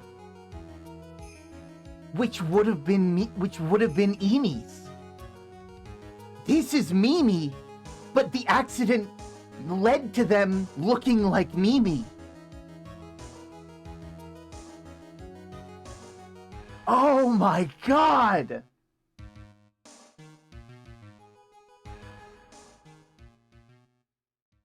It all makes sense. One more time. We can only say that Mimi was the one driving. The only one who had a driver's license was Mimi. After all, that makes her the only person who could legally drive. But you just said the witness, Miss Eeny Meeny, was the one in the driver's seat. Which leads us to the next question. The next question? Who is the person standing on the witness stand right now? What sort of idiotic ruse is this, Mr. Phoenix Wright? This witness's name, the witness's name is... I'll tell you what her name really is. The witness's real name is Miss Mimi Miney. Mimi Miney. That's your real name. Fingerprints, people, fingerprints! I don't think so. It was Mimi pretending to be Eeny, pretending to be Maya, channeling Mimi. She was pretending to be herself. I wish these names were different. Yeah. Mimi Meeny. It's your real name. Objection! Of all the foolish dribble! Then, how do you explain this appearance? The witness had several facial burns when they were admitted to the hospital. So, for the purpose of facial reconstruction, the surgeons used a picture. Facial reconstruction surgery? This is the picture she gave the doctors at the time. That's right. It's a picture of her younger sister. No! But Mimi Miney, she died in the car accident. That's what everyone thought. However, that was not the case. Then, the body they found in the car crash site was the body of the real Eeny Meeny. Isn't that right, Miss Mimi Meeny?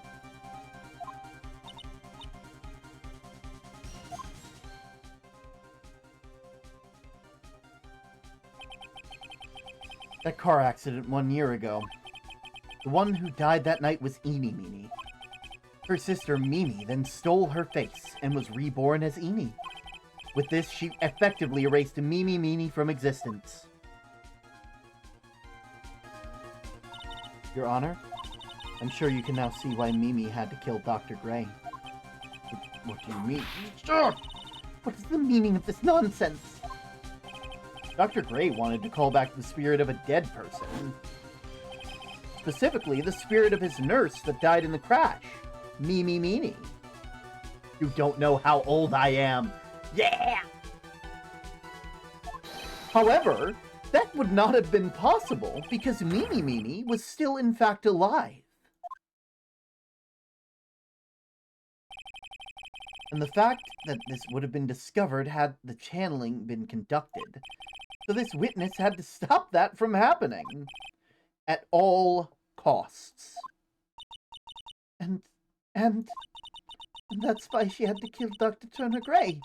Is that what you're saying? Yes.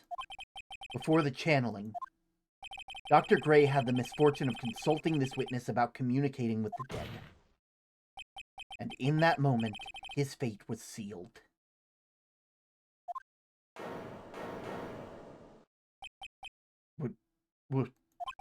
Well, Miss Eenie, I mean, Miss Von Carpenter. Why did you say my name just now?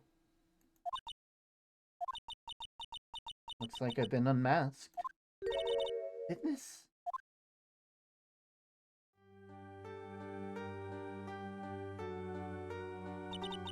That's right. I admit it. My name is Mimi Miney. Mimi Meanie.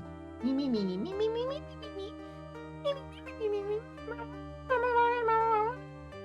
My name is the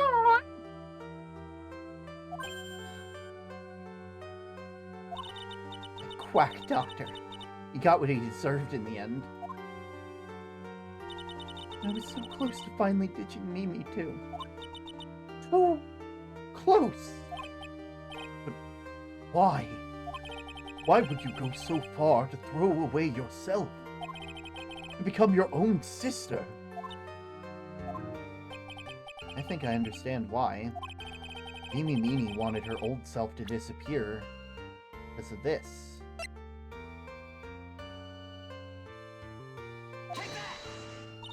That's about the malpractice incident. Dr. Gray was right. The mistake was caused by the nurse. A nurse by the name of Mimi Meanie. That's right, the person standing before us today. And a few weeks after this mishap, Mimi Meanie had a car crash. That which caused her to lose her younger sister. Timing couldn't have been worse. 14 patients dying in an accident, and her own sister's life extinguished. It was all too much to bear. I found a way for myself to escape it all. The only way. She lost everything in the flames of that incident with her sister, and even her own face. This was her last chance. Her chance to throw away her past and start a new life as her sister.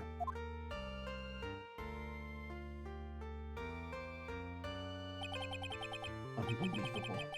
A plan beyond my wildest imagination. That jerk. If only he hadn't thought of the channeling mumbo-jumbo. Mumbo-jumbo. Becoming Eenie had been the most horrible experience in the world. Spirit channeling, the occult, I hate it. I hate it all.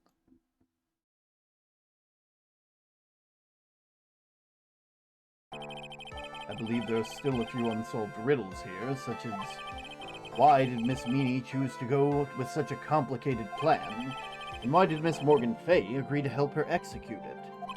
Regardless, I believe one thing has been made crystal clear. The innocence of the defendant Maya Fay. This is preposterous! I'm perfect! Me, Francisca Von Karma! I'm going to enjoy the news tonight, Miss Von Karma. How about you? It's going to be broadcast all over the world, right? Your defeat, that is. Damn, Phoenix, you're just rubbing it in. Jeez. Oh, okay. Ow. Ooh. Ow, ow, ow, ow, ow, ow. Oh, God. It is one more for good measure.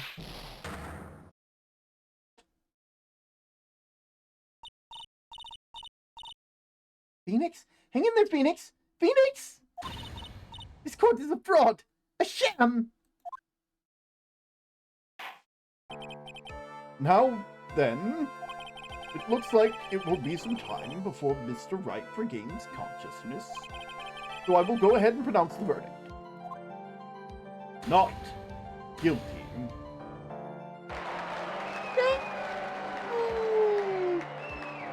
Fucking. This is all. Court is adjourned. Ow, man.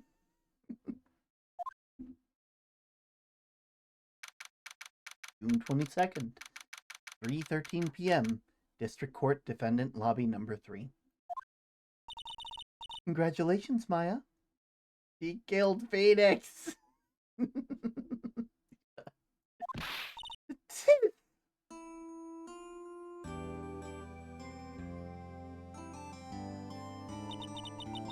good to see you, Maya. How are you doing? This is actually kind of sweet because it's the first time that Maya has been able to see their sister since the death of them. Because just because they're able to channel Mia doesn't mean that they get to see them. And that's kind of sad, being able to show everybody else the person you miss the most and not getting to see them yourself. Kind of sweet. He's gonna drag Phoenix out of the courtroom. Oh, Mia and Maya, obviously. I didn't kill anyone, did I? No, you didn't. It was all just a dream. A really bad dream. You know, sis, in my dream, I smelled a really familiar scent. Familiar scent? It was inside the clothing box, right? That box. The box you used to store everything for a long time ago. That's right. Totally. Well, there's still one thing I don't get. What's that? What would have happened if Mimi hadn't shot Mr. Gray? I mean, we broke in because we heard a gunshot. I think Mimi had planned to open the door to the chamber herself. And then you and Lotta would have witnessed quite the scene. A possessed Maya Fey who had committed a murder. You had it planned down to the smallest detail, huh? There are too many siblings with similar names in this game. Yeah, I get used to it. Nick! Congrats, Maya. Thanks! Looks like you bailed me out of another jam. Well, you know. But I really don't want something like this to happen ever again. I'm fine because I have you to help me out, Nick. But every time something happens, I lose someone special to me. First my sister, and now my aunt. Hey, Nick! Tell me why my aunt went and did something so horrible. Why would she help Mimi in the plan like that? I want the thing. I don't understand it, Nick. It's over. Why don't we just let it be? Nick, please, I need an answer. The reason Morgan helped Mimi with her plan was...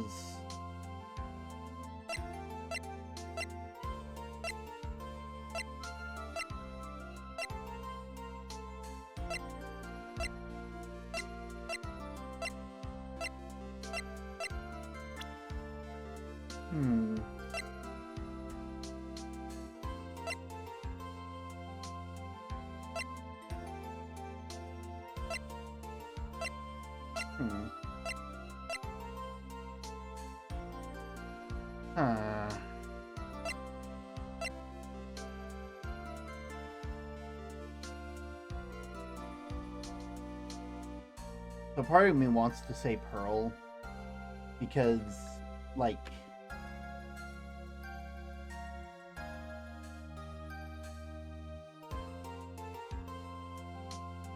You know?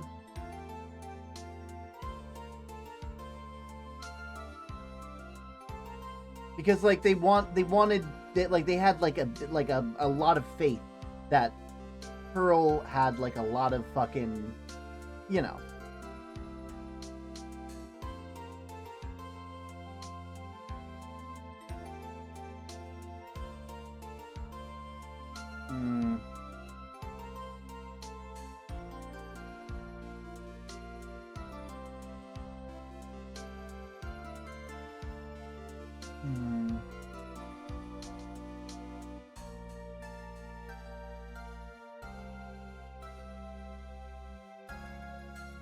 But, like, it could also be her because she's trying to get power for herself.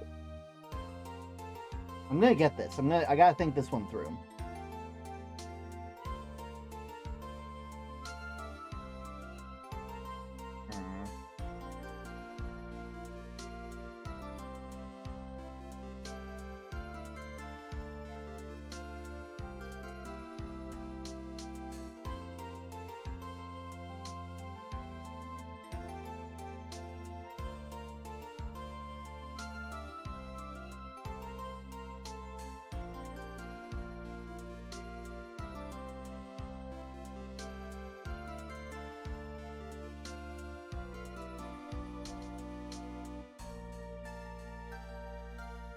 I'm just gonna go with Pearl, because that makes sense. I don't want to just do this because it's like, oh, she wanted power, because that's not a satisfying answer. You know?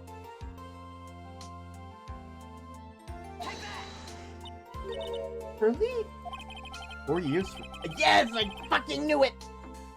You weren't gonna give me... I knew if I got this wrong, it would have been like, what do you mean? What's that look like? Show them my attorney's badge and be like, here you go. It was this. This is why. They wanted to be an attorney like me. 4 years from now, a new master will be born into the Karain village, and that person will be you, Maya.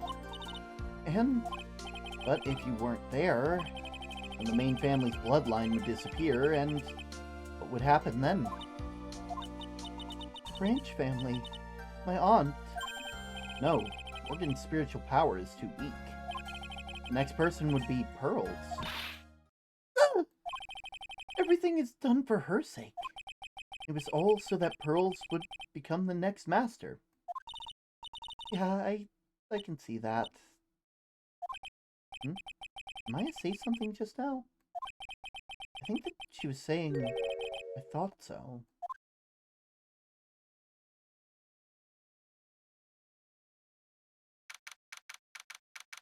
Date and time unknown. Detention center. Solitary confinement.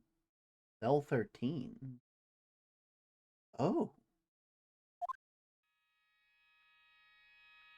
My precious Pearl. You're the only one suitable to be the master of Karain, dear child. I sacrificed it all. All for you. I helped the brainless nurse carry out that murder. And cooperated with that whip-happy prosecutor. It was all to unseat that annoying, witless main family girl. That Maya Fey. But I shall be patient, my dear Pearl. Chance will present itself. Your time will come.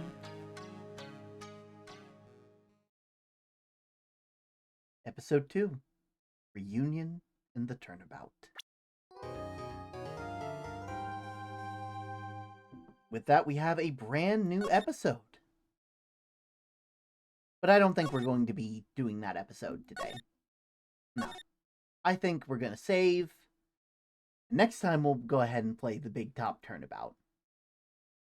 Now it is getting late, and I did say that I would show off some cool effects that I can do. So let me just head on back to the place real quick, and I'll see you guys there. Let me just make sure I got everything all squared away. Good night. There we go. You know, before I go, I do want to show off some of the effects that I've been finding in VTube Studio, because that just seems like fun, you know? I'll give you guys a quick thing. First off, I got Outline on at the moment, which is kind of cool and sick and neat, you know? Like, it's got some cool little things, you know? If I go to the settings real quick, and let's just remove that setting, you know? Let's just reset all to off. Let's see, there's color grading, which lets me hue shift everything, by the way. It lets me up the saturation a whole ton, or completely desaturate it. Completely change the brightness of everything, you know? I can make the contrast really, really high or low. You can add a color filter, white balance, you know. White balance tint. Invert color. Wow. You know. There is weather effects, which is pretty neat. I can make it rain. I can make it, you know how you say you are and you're fine and you're not really fine, but you can't say anything because they'll never understand. Morning term. Hello. Still no Edgeworth. Still no Edgeworth. I'm just showing off all the different things. We have snow, which I'll definitely have to have happening during the when the holidays hit. You know, because that just seems like fun. Shapes and colors. You know. Let's see. We have Bloom and Light, which if I turn this on, it's time to go to heaven, my child. Oh, I can do that. I can make it just like a, I can have some sick stuff with that. Let me turn that back on. I can darken the background a tiny bit, which you guys can't see. Let's see. I can increase the bloom threshold, But father, I'm not ready. Bloom intensity, the usual. I can change the bloom color, light streak threshold, Oh, the prophecy is true. And the intensity of the light streaks. Vertical light streaks, which kind of look interesting. I can also make it this. Whoop! It's time to go to heaven, my child. It looks like confetti. Oh. And then we also have bloom quality, There's backlight and outline, which you guys kind of saw earlier. We have, I can, overlay, blur background overlay, model color darken, let's see. Background color darken doesn't really matter. Backlight strength, I can choose how strong I want that to be. There's custom particle effects, which is pretty neat.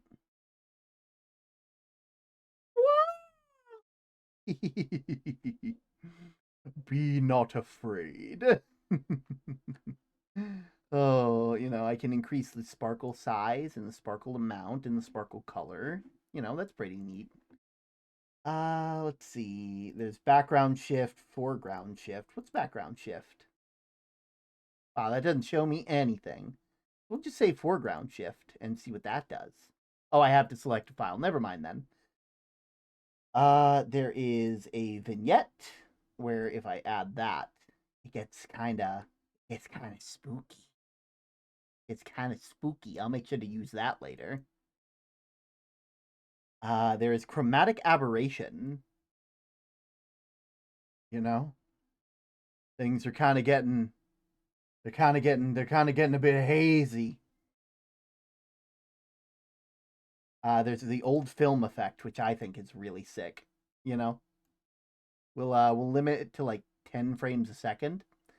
And we'll lower the contrast, and we'll add some extra film burn onto the whole thing, and we'll add some extra dirt too. It's me. I'm in. This feels like a Bendy and the Ink Machine kind of thing. That's kind of what I'm getting at with this one. Let's see. Fake low FPS. Let's see how this one goes. Oh no. Oh no. Oh no, it's a term stream. Oh no, it's a term stream. Oh no. Oh my word. We'll add some extra jitter, see how that looks. See how the screen, actually, if we add some screen tearing, we get some, we get some extra little things here, just kind of, yo, orang. Let's see. There is fake encoding errors, which will just turn on. Ah! Ah! We'll increase the size of it, make it crazy, make it insane. Fake scuff. I could fake the scuff. There's the line scanner, which I think we all really enjoy. That one's good. That one's good. The custom particle shower analog glitch. We'll just add some extra scan lines there. Some vertical jump, just the tiniest bit of vertical jump, horizontal shake, just like color drift. Ah. Oh, that one's good. That one's good. How does one obtain the line scanners? It's like this is all like stuff in VTube Studio. That's a feature, yeah.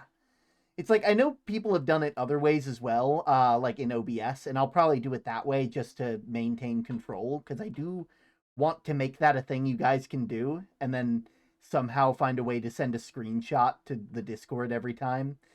But you know, there's digital glitch, which is like you know, color shift, you know. I love how still the background is. Opens up VTube Studio. Yeah. Let's see. It's in like the settings, I believe, with like the camera. I could be wrong though. Let's see. There's the cinematic letterbox. In a world. Oh, you guys aren't ready. You guys aren't ready for the world. Oh. Let's see. Ooh, this one's good. Foggy window. So we turn on the effect and we lower the amount of fog. We lower the amount of fog brightness and we lower the raindrop invisibility. And so it kind of looks like I'm, you know, going kind of crazy, you know. We got some it's like I'm in front of like some water, you know? Oh, which is pretty neat. Let's see. There's the speed line effect, which is just ooh. One sec. Ooh, almost. Almost. Oh. Oh, it's even better if I. You'll never take me alive, copper. Oh, that's good. That's good. Let's see. There is a pixel effect. So we'll take that and we'll just. Wow. Wow. Wow. Color filter. Oh, everything is pixelated. And we'll deep fry this. And also we'll turn off the color filter. Deep fried. Oh, let's see. There is a lens distortion effect, which is pretty neat. Now if I just okay, I don't see what they're talking about with the lens distortion. Oh, there we go. There we go. Okay, I think I found it. I think I found it. You know, if I sit here. Ooh. Oh, and let's see. Squish. Squish. Hey, you come here often. Oh. Oh my god, that's good. Oh, we have wave distortion, which I think is probably on the same one.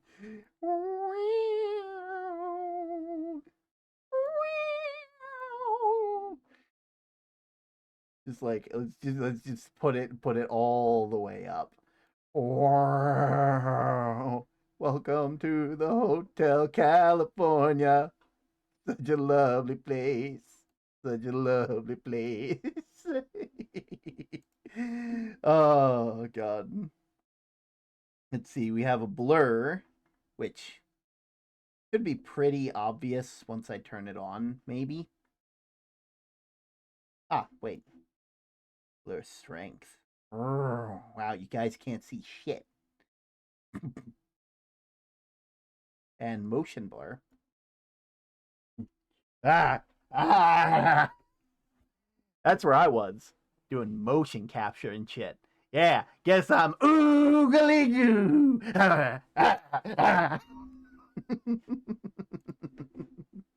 Oh god. Let's see. TV static grain will probably be really good. Ah, yeah, there it is. We got the snow. It's guys snowing, guys. Can you believe it? It's snowing. It's digitally snowing. Go Gadget Pixel Reducer. Oh, VHS and old TV effect. My eyes are hurt, but I'ma watch this. we have the old VHS sort of effect, which I think is pretty neat. Unfortunately, can't do anything about the green in the background thanks to it, so you end up losing some stuff. Is that one. There is VHS and old TV static. Edge detection outline. Sharpen? No. Outline visibility. Oh, that one's good. Let's see. There's the posterize effect, which turns me into a very low color model. I can do line scan now. Why does it taste like old TVs? Oh, let's see. And we have the ASCII text effect, which is where it turns everything on the screen into this.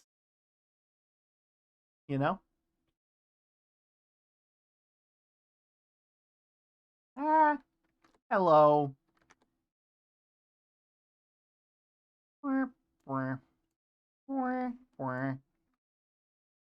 And this one's an experiment. Never mind. There we go. I'm just showing off some cool effects. All right. I'm going to go ahead and raid you guys into somewhere kind of neat. Or at least I'm going to try to raid you guys into somewhere kind of neat, Let's see where I can send you guys. There we go. That